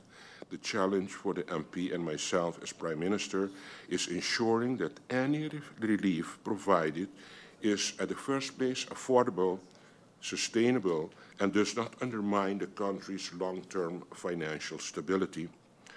Our approach has therefore been to provide support where we can, protect the most vulnerable, and simultaneously work on the structural issues that drive cost in the first place. Ultimately, that is the most responsible form of relief we can provide to the people of Sint Maarten. If the MP, of course, has a proposal for additional relief within the existing fiscal space, I look forward to receive such. By the way, I have already an appointment with the Member of Parliament, MP Otley, because we decided that we're going to sit together and fight together for the bigger aim of this country. I am further, and it's going to be soon, it's going to be September the 15th that we have this appointment. MP Otley, really, as Prime Minister, I'm looking forward to sit with you in my office for us to brainstorm and see what we all can contribute in a positive way for us to be happy when we look to our country and our community to see that we did great things for our people. Once more, thank you for accepting my invitation for September the 15th. MP Roosburg, that's the volgende MP. Question of MP Roosburg is, what is being looked into regarding paternity leave, and where does the ministry stand on adjusting paternity leave from government's perspective? This is one of the topics currently being discussed with the CCSU as part of the broader discussion on improving labor conditions within the public service. It is now being discussed with the CCSU. And as you know, the CCSU is a platform for the unions that is actually the negotiation partner for the government organization. At present, there is a mismatch between the Civil Code, which provides for 7 days of paternity leave, and the regeling vakantie en vrijstelling van dienst, the so-known RVVD for civil servants, which currently provides actually for 2 days. In other words, civil servants are only entitled to 2 days of paternity leave right now. The proposal that is being worked on with the unions is to increase paternity leave to 10 days, which Member of Parliament Roosburg I fully support. MP Westcott Williams, first question of the Honourable MP Westcott Williams. When does GB expect to finalize this loan to be added to the loan of government to get the 2 or maybe the 3 generators? GB has informed the governor earlier this week that they expect to obtain a non-binding term sheet by August the 31st. Question number 2, MP thanks for the annual account of Winair. It was received confidentially. Government-owned companies' accounts, what is the procedure for these to be presented to Parliament? Is it only when we ask for them? That was her question. Is there a certain process after the government receives them and reviews them that Parliament can get them? And will they always be confidential? While most of these big companies, they need to publish their annual accounts. Giving answer to this question is the following. As noted in de noten naar aanleiding van het eindverslag, the reporting arrangements are being considered in the draft participation policy. The current draft provides for quarterly reporting by government-owned companies to government and annual reporting by the Ministry of Finance to Parliament. As the policy is still under development, these arrangements remain subject to change. With regard to confidentiality, the confidential route is used where necessary due to the commercial sensitivity of the information and the competitive position of government-owned company. This ensures that Parliament remains informed while taking into account the interest and position of government-owned companies. Question number 3 from the Honourable Member of Parliament, Mrs. Sarah Westcott-Williams. Has reorganizing of the government-owned companies been looked at the concessions as a matter of getting extra revenue? The answer is yes. Through you, Mr. Chair, government is looking into this. Restructuring forms part of the proposed participation and dividend policies and will be further addressed when these policies have been approved and implemented. With regard to concessions as a course of additional revenue, this has not yet been looked at across government as a whole. The nota thus indicate that government is reviewing the overall concession potential of the port. A broader review of the other concessions and the revenue generating potential would therefore still need to take place. Question number 4. What about the administrative enforcement for all of the ministries? Administrative enforcement remains an important priority across government. As discussed during the budget process, several ministries continue to face capacity constraints which have affected their ability to fully enforce existing regulations. For that reason, government's focus has been on strengthening the inspectorates, improving legislation, enhancing interministerial cooperation, and providing the necessary resources and tools to support enforcement activities. The challenge is often not the absence of rules, but the capacity to consistently enforce them. Strengthening that capacity remains part of the broader effort to improve execution and put the foundation of government in order. Question number 5 of MP Sarah Westcott-Williams. Has any minister had the opportunity to take the results of the carrying capacity study of Curaçao into account?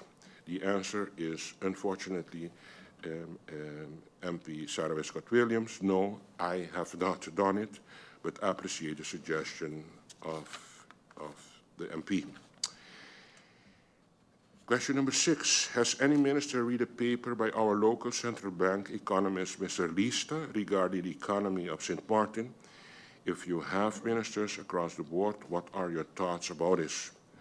Unfortunately, also, Mrs. Sarah Westcott-Williams, through you, Mr. Chair, I did not read that paper yet, but I appreciate, of course, the suggestion and will try to read it the soonest. Question number 7 is AI. It's about AI. Parliament will be debating an outcome declaration on responsible AI in democracies. So the government and Parliament need to be on one line where this is concerned. I think that is true. I thank the MP, and I have asked the Secretary General and ICT Department already to reach out to the Secretariat of Parliament to organize a working session with Parliament on AI policy and legislation. Question number 8. The matter of Dutch citizens residing on Sint Maarten needs to be looked into. MP requests for the Prime Minister to take this matter up with the French authorities, make it a point of discussion so that it can be better understood for those persons who find themselves in this type of a situation, working on the Dutch side but living on the French side. Then they can get whatever kind of paper, for example, driver license, whatever is needed. A solution to this needs to be found. Answer to this is, I thank the MP, of course, and will work with the relevant departments to further examine these concerns.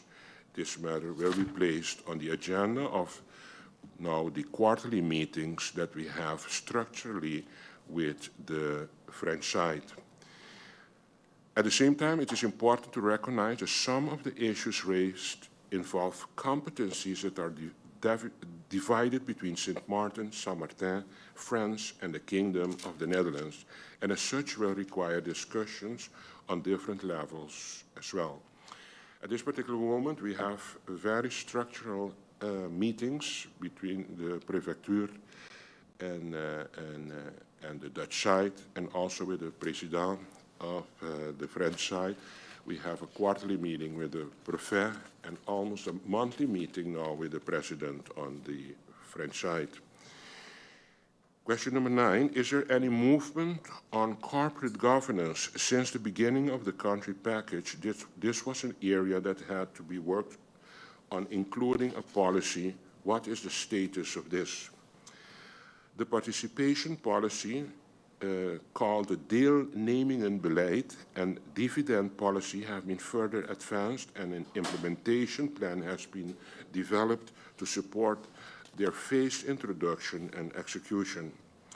With regard to the draft corporate governance legislation, the government is currently undertaking a further assessment of the proposed framework before advancing it through the legislative process.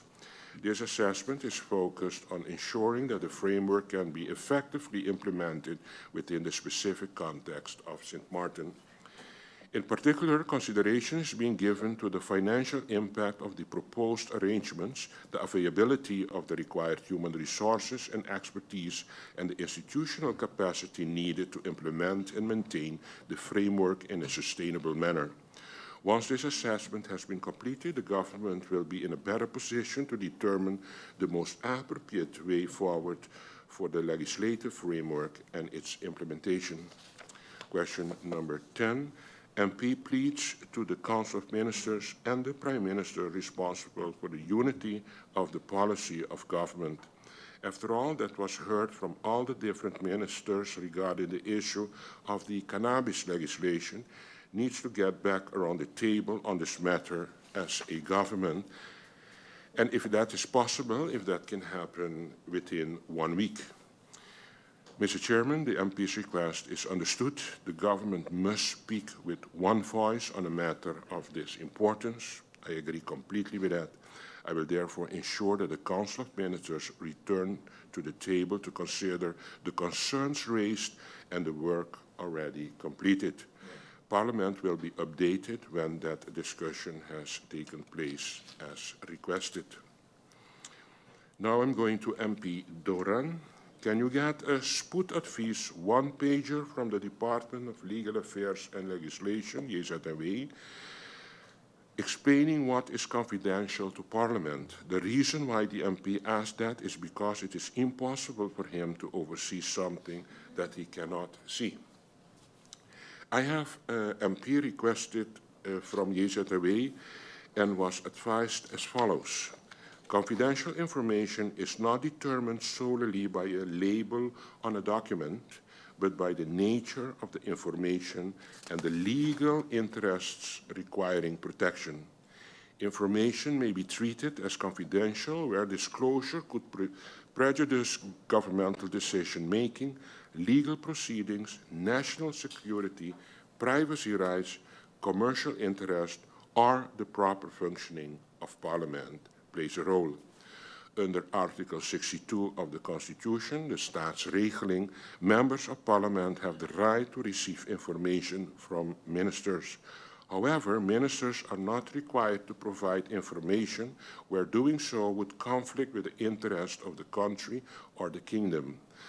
This creates a balance between Parliament's oversight function and the protection of the sensitive public interest.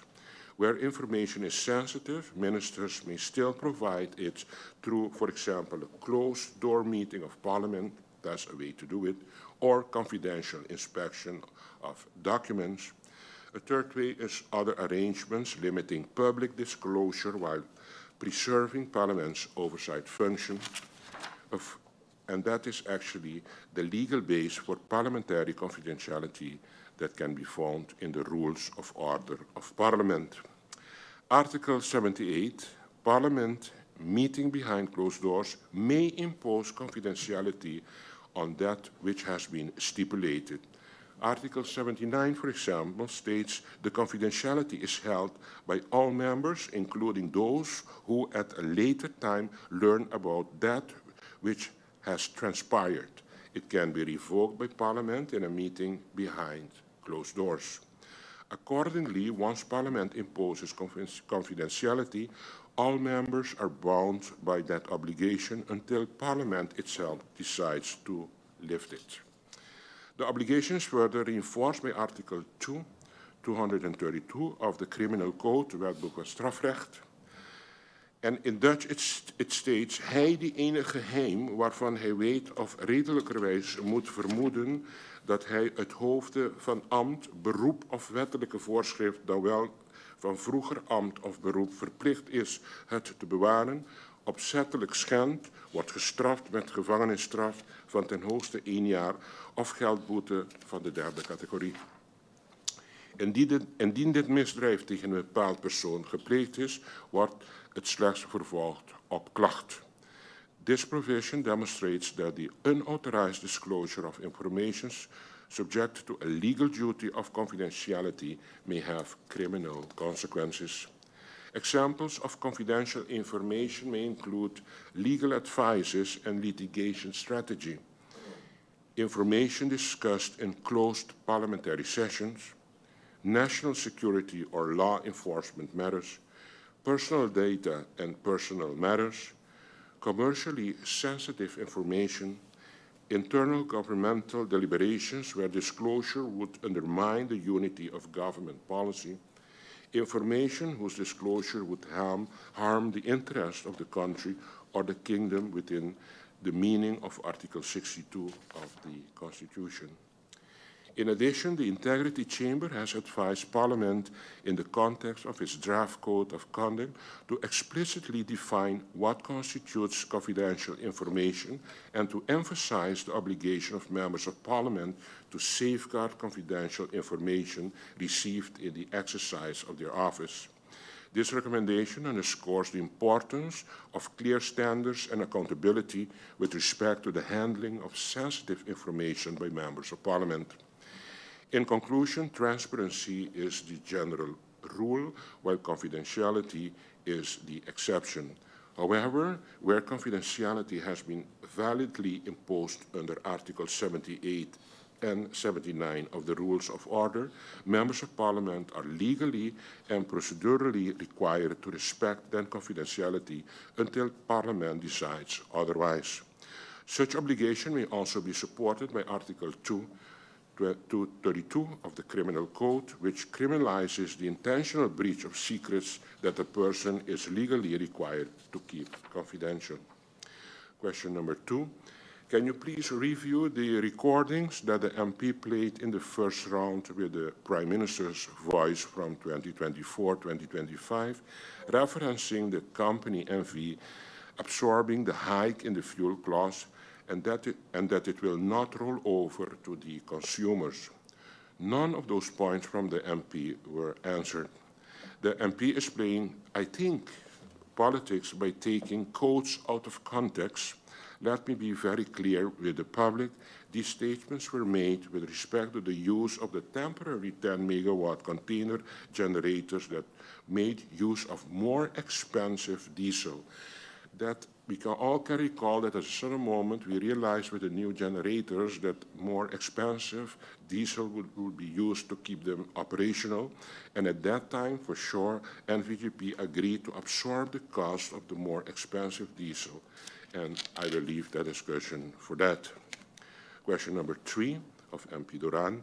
Can the Prime Minister provide an overview of all of government's real estate? The MP would like to get all the rental contracts. MP Duran, it's painful, but it's a truth, what I'm going to give you as answer. Since 10-10-10, government has never had a complete overview of its real estate portfolio and rental contracts. It's painful, but it's the truth. This is therefore not an issue created by the Messalina Cabinet too. No, this is already since 10-10-10. However, I continue to work with all relevant stakeholders to establish a comprehensive overview of all government-owned and leased properties, including every rental agreement. This long-standing issue is also at the heart of the work now being undertaken through Country Package B10, for which the project manager commenced duties last week. At present, the most complete information available is reflected in the overzicht van huurovereenkomsten en overheidsgebouwen contained on page 78 and 79 of the getallenboek. That overview serves as the baseline from which the ongoing verification exercise is being conducted. Mr. Chairman, if the honourable member is aware of a government-owned building or parcel land that is not reflected in that overview, of course, I would genuinely appreciate receiving that information.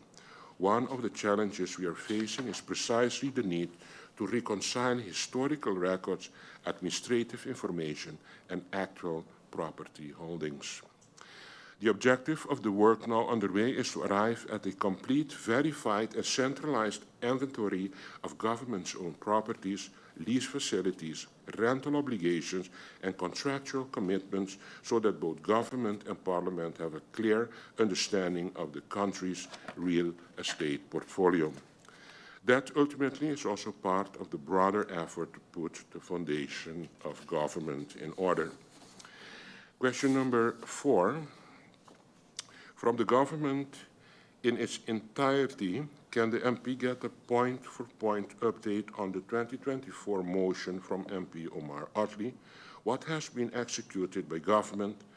The relevant ministers would know, and also the motion that was passed here from MP Omar Otley on June the 25th. Government's position is clear. Relief is provided where possible, and I've just mentioned it just now already by answering one of the other questions. If there are additional suggestions, and I mean this out of my heart, that to amend budget to give the people more relief, realizing the difficulties that we have already to present an acceptable budget for country Sint Maarten within the given fiscal space, I look really forward to receiving such proposals from any member of parliament. As they say in Dutch, alle beetjes helpen. At this time, Mr. Chairman, I come to the end of the questions and respective answers for the second round, and I will turn to the motions received thus far with your approval. Yes? Okay, having started to review them, one common theme stands out. Many of these motions request additional information, analysis, implementation, plans, timelines, reports, inventories, legal reviews, policy proposals, and follow-up actions from the various ministries. It's quite intensive. The motion is being presented as such, but if you look with very critical eyes to the motions, it's quite complicated to execute all of them. But of course, the willingness is there. These requests span a wide range of subjects, from cost of living measures and corporate governance to concessions, public assets, regulatory oversight, and administrative reforms. The relevant ministers will address the specific motions falling within their respective portfolios and provide Parliament, of course, with the government's position on the substance of those requests. Mr. Chairman, I would welcome the scheduling of a meeting also, and I mean that, between Parliament and government within the next 2 months to review the status of adopted motions, discuss feasibility approach, financial consequences, legislative and capacity requirements, etc. Such a discussion will benefit both institutions and contribute to a greater transparency, accountability, and expectancy from both sides. That being said, I believe a note of caution is also warranted. Many of the requests contained in the draft motions require significant administrative capacity, legislative capacity, and financial resources. Throughout this budget debate, we have spoken extensively about vacancies, staffing shortages, limited legislative capacity, and the need to strengthen the machinery of government itself. As I have stated repeatedly, the focus of this government remains on putting this foundation in order. De basis, as we say, moet op orde. That requires us to be realistic about what can be accomplished and over what time frame. This requires hard prioritization and commitment to building on the foundation of country Sint Maarten. With that, Mr. Chairman, I am at the end of my answering and looking forward for the further process of handling this budget. Thank you very, very much for the opportunity. Thank you, Honorable Prime Minister. Just a brief clarification. You mentioned the motion with coming back to Parliament 2 months, because I think the motion indicates 1 month. Yeah, within 2 months, yes. Yeah. The proposal of order, the proposal of order mentioned 1 month to come back within 1 month. I will have to adjust to 1 month then, if that is the request. Okay. Thank you, Prime Minister. I now look over to the floor to see if there's any need for clarification. I see MP Duran. MP Duran, you have the floor.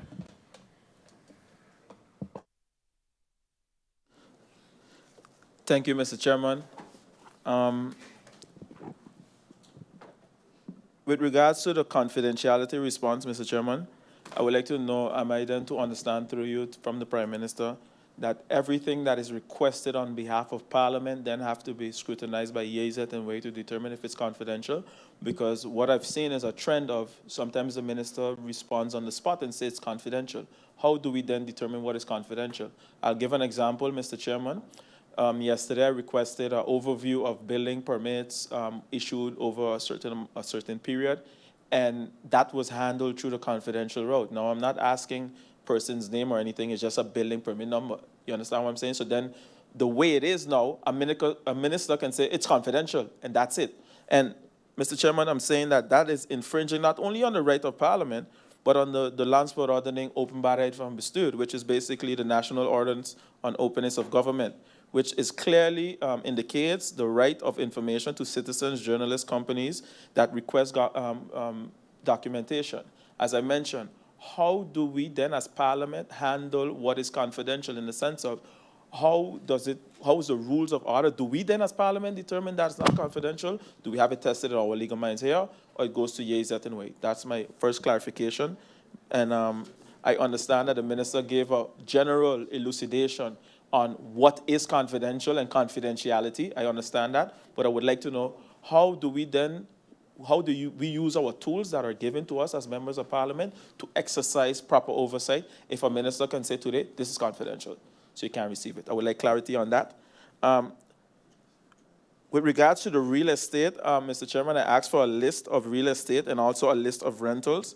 I didn't receive the list. I would like to get it as a list still. I know the Prime Minister mentioned certain things, and I don't expect the Prime Minister to know what he doesn't know. So I don't expect the government to provide something that they don't have. So obviously, I would just like to get a list of what is there so that we can work with that. And if there's other things that, based on what I hear also, we can always evaluate by Cadastre if it belongs to government, yes or no. Cadastre is a very important institution that can definitely give all this information for those that don't know. Lastly, when I hear the Prime Minister say me using the recording on GB as playing politics, Mr. Chairman, it made me frown. You know why? Because I know for a fact every single individual in this room knows somebody that is dealing with a GB crisis, multiple individuals. So I would like to know through you from the Prime Minister, by me as a member of Parliament, a duly elected member of Parliament since 2018 to now, if me asking for clarification on a promise that was made by the Prime Minister, not once but twice, if the Prime Minister genuinely believes that that is playing politics, I would like some clarification on that. Because if that is the case, then God help us all. Thank you very much, Mr. Chairman. Thank you, MP Duran. I look to the floor. I don't see any other need.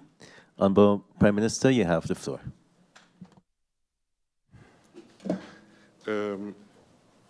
Mr. Chair, I will try to give answer immediately to the clarification asked by MP Duran.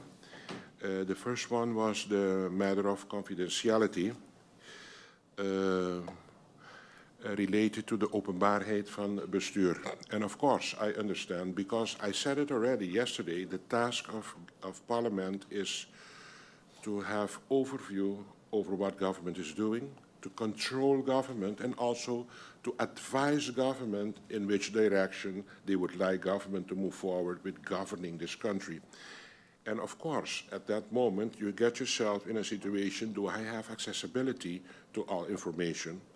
The fact is not that you will not get the information, MP Duran. The discussion is not if you have right to or not. The discussion and concern I have more is for us to agree upon that we will make sure that you get information, but we have to make sure that we guardian the confidentiality of the information. What I mean with that, through you, Mr. Chair, I was, for example, recently by the reception of Win Air, with their 65th anniversary, of which I congratulate them, by the way, using this momentum. And at a certain moment, the CEO said to us there as invitees, it's a very competitive world, especially if you want to be successful in the Caribbean. And he said, if we expose all information that that other companies has access to. Actually, we are selling information from our kitchen, what I can understand if you are in your company trying to make the best out of it. It's not that, for example, Winair would not like you guys, of you members of parliament, to get that information because it was sent to you, but for us to realize that we should be very careful and cautious with just handling without paying attention to the criteria if this is something that can harm a third party that is actually involved in that information. But for sure, I respect that actually the members of parliament that have a controlling function, they have a corrective function, supervising function as parliamentarians, that they should have rights for the information. And most of the time, you should stay a little pragmatic too, knowing, for example, the statement of Winair. I can understand that, what he means with that. But knowing that pragmatically, you say, you know, let's define this as a confidential document, and we make very cautious use of the right channel to inform the members of parliament that I think should have a right to have the information.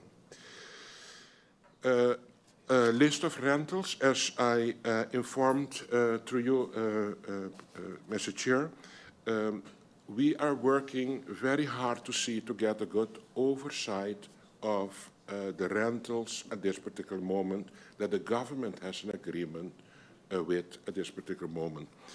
We have been so surprised in the past 1.5 years in government with agreements that we have, that I can even explain you that there are some agreements that are verbal agreements that nobody can trace back documents of these agreements. And that is something very scary. You have an agreement, you're using the building, and now we're trying to put order in the obzaak.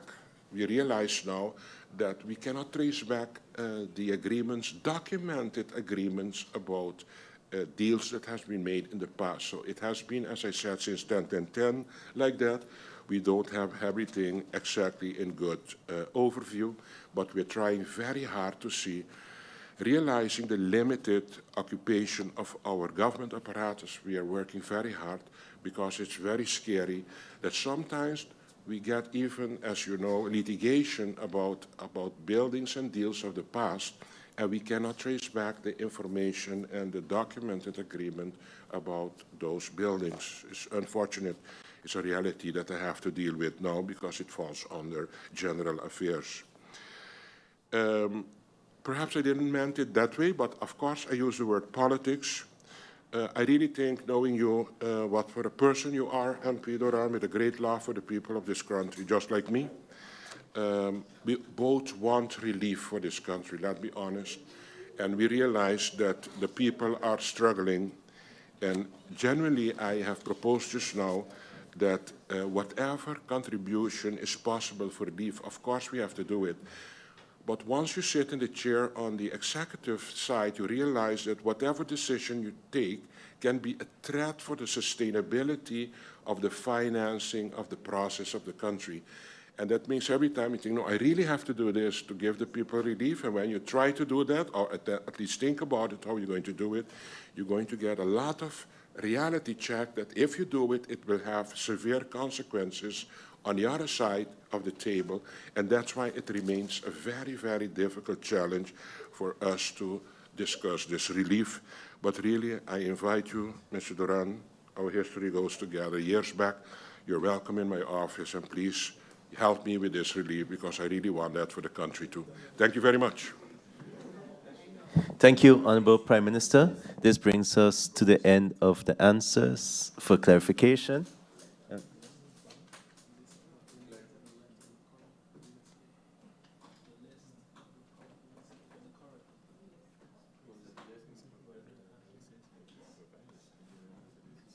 Yes, the Prime Minister indicated the list that it will be provided. Yes, and I referred already to page 78 and 79 of the getallenboek. You can get already a good overview. And once we have it in good overview, of course, we're going to canalize it to Parliament. Correct. Thank you, Honorable Prime Minister. This brings us to the end of the answering of the clarification from the Prime Minister. we've gotten indication, members, we've had indication from the Honorable Minister of Romy that he indicated that he needed a little more time. So therefore, tomorrow when we start back, we will start back with the Minister of Romy to answer his questions for round 2 and clarifications. I also would like to just make note for the listening public and viewing public that we have received 15 motions were submitted and 10 amendments to the draft budget submitted. That will be handled tomorrow once we finalize the Vromi, once we finalize the answering of the questions from Vromi and clarification round, we'll head over to that. So by this, I will adjourn this meeting until tomorrow morning at 10 a.m.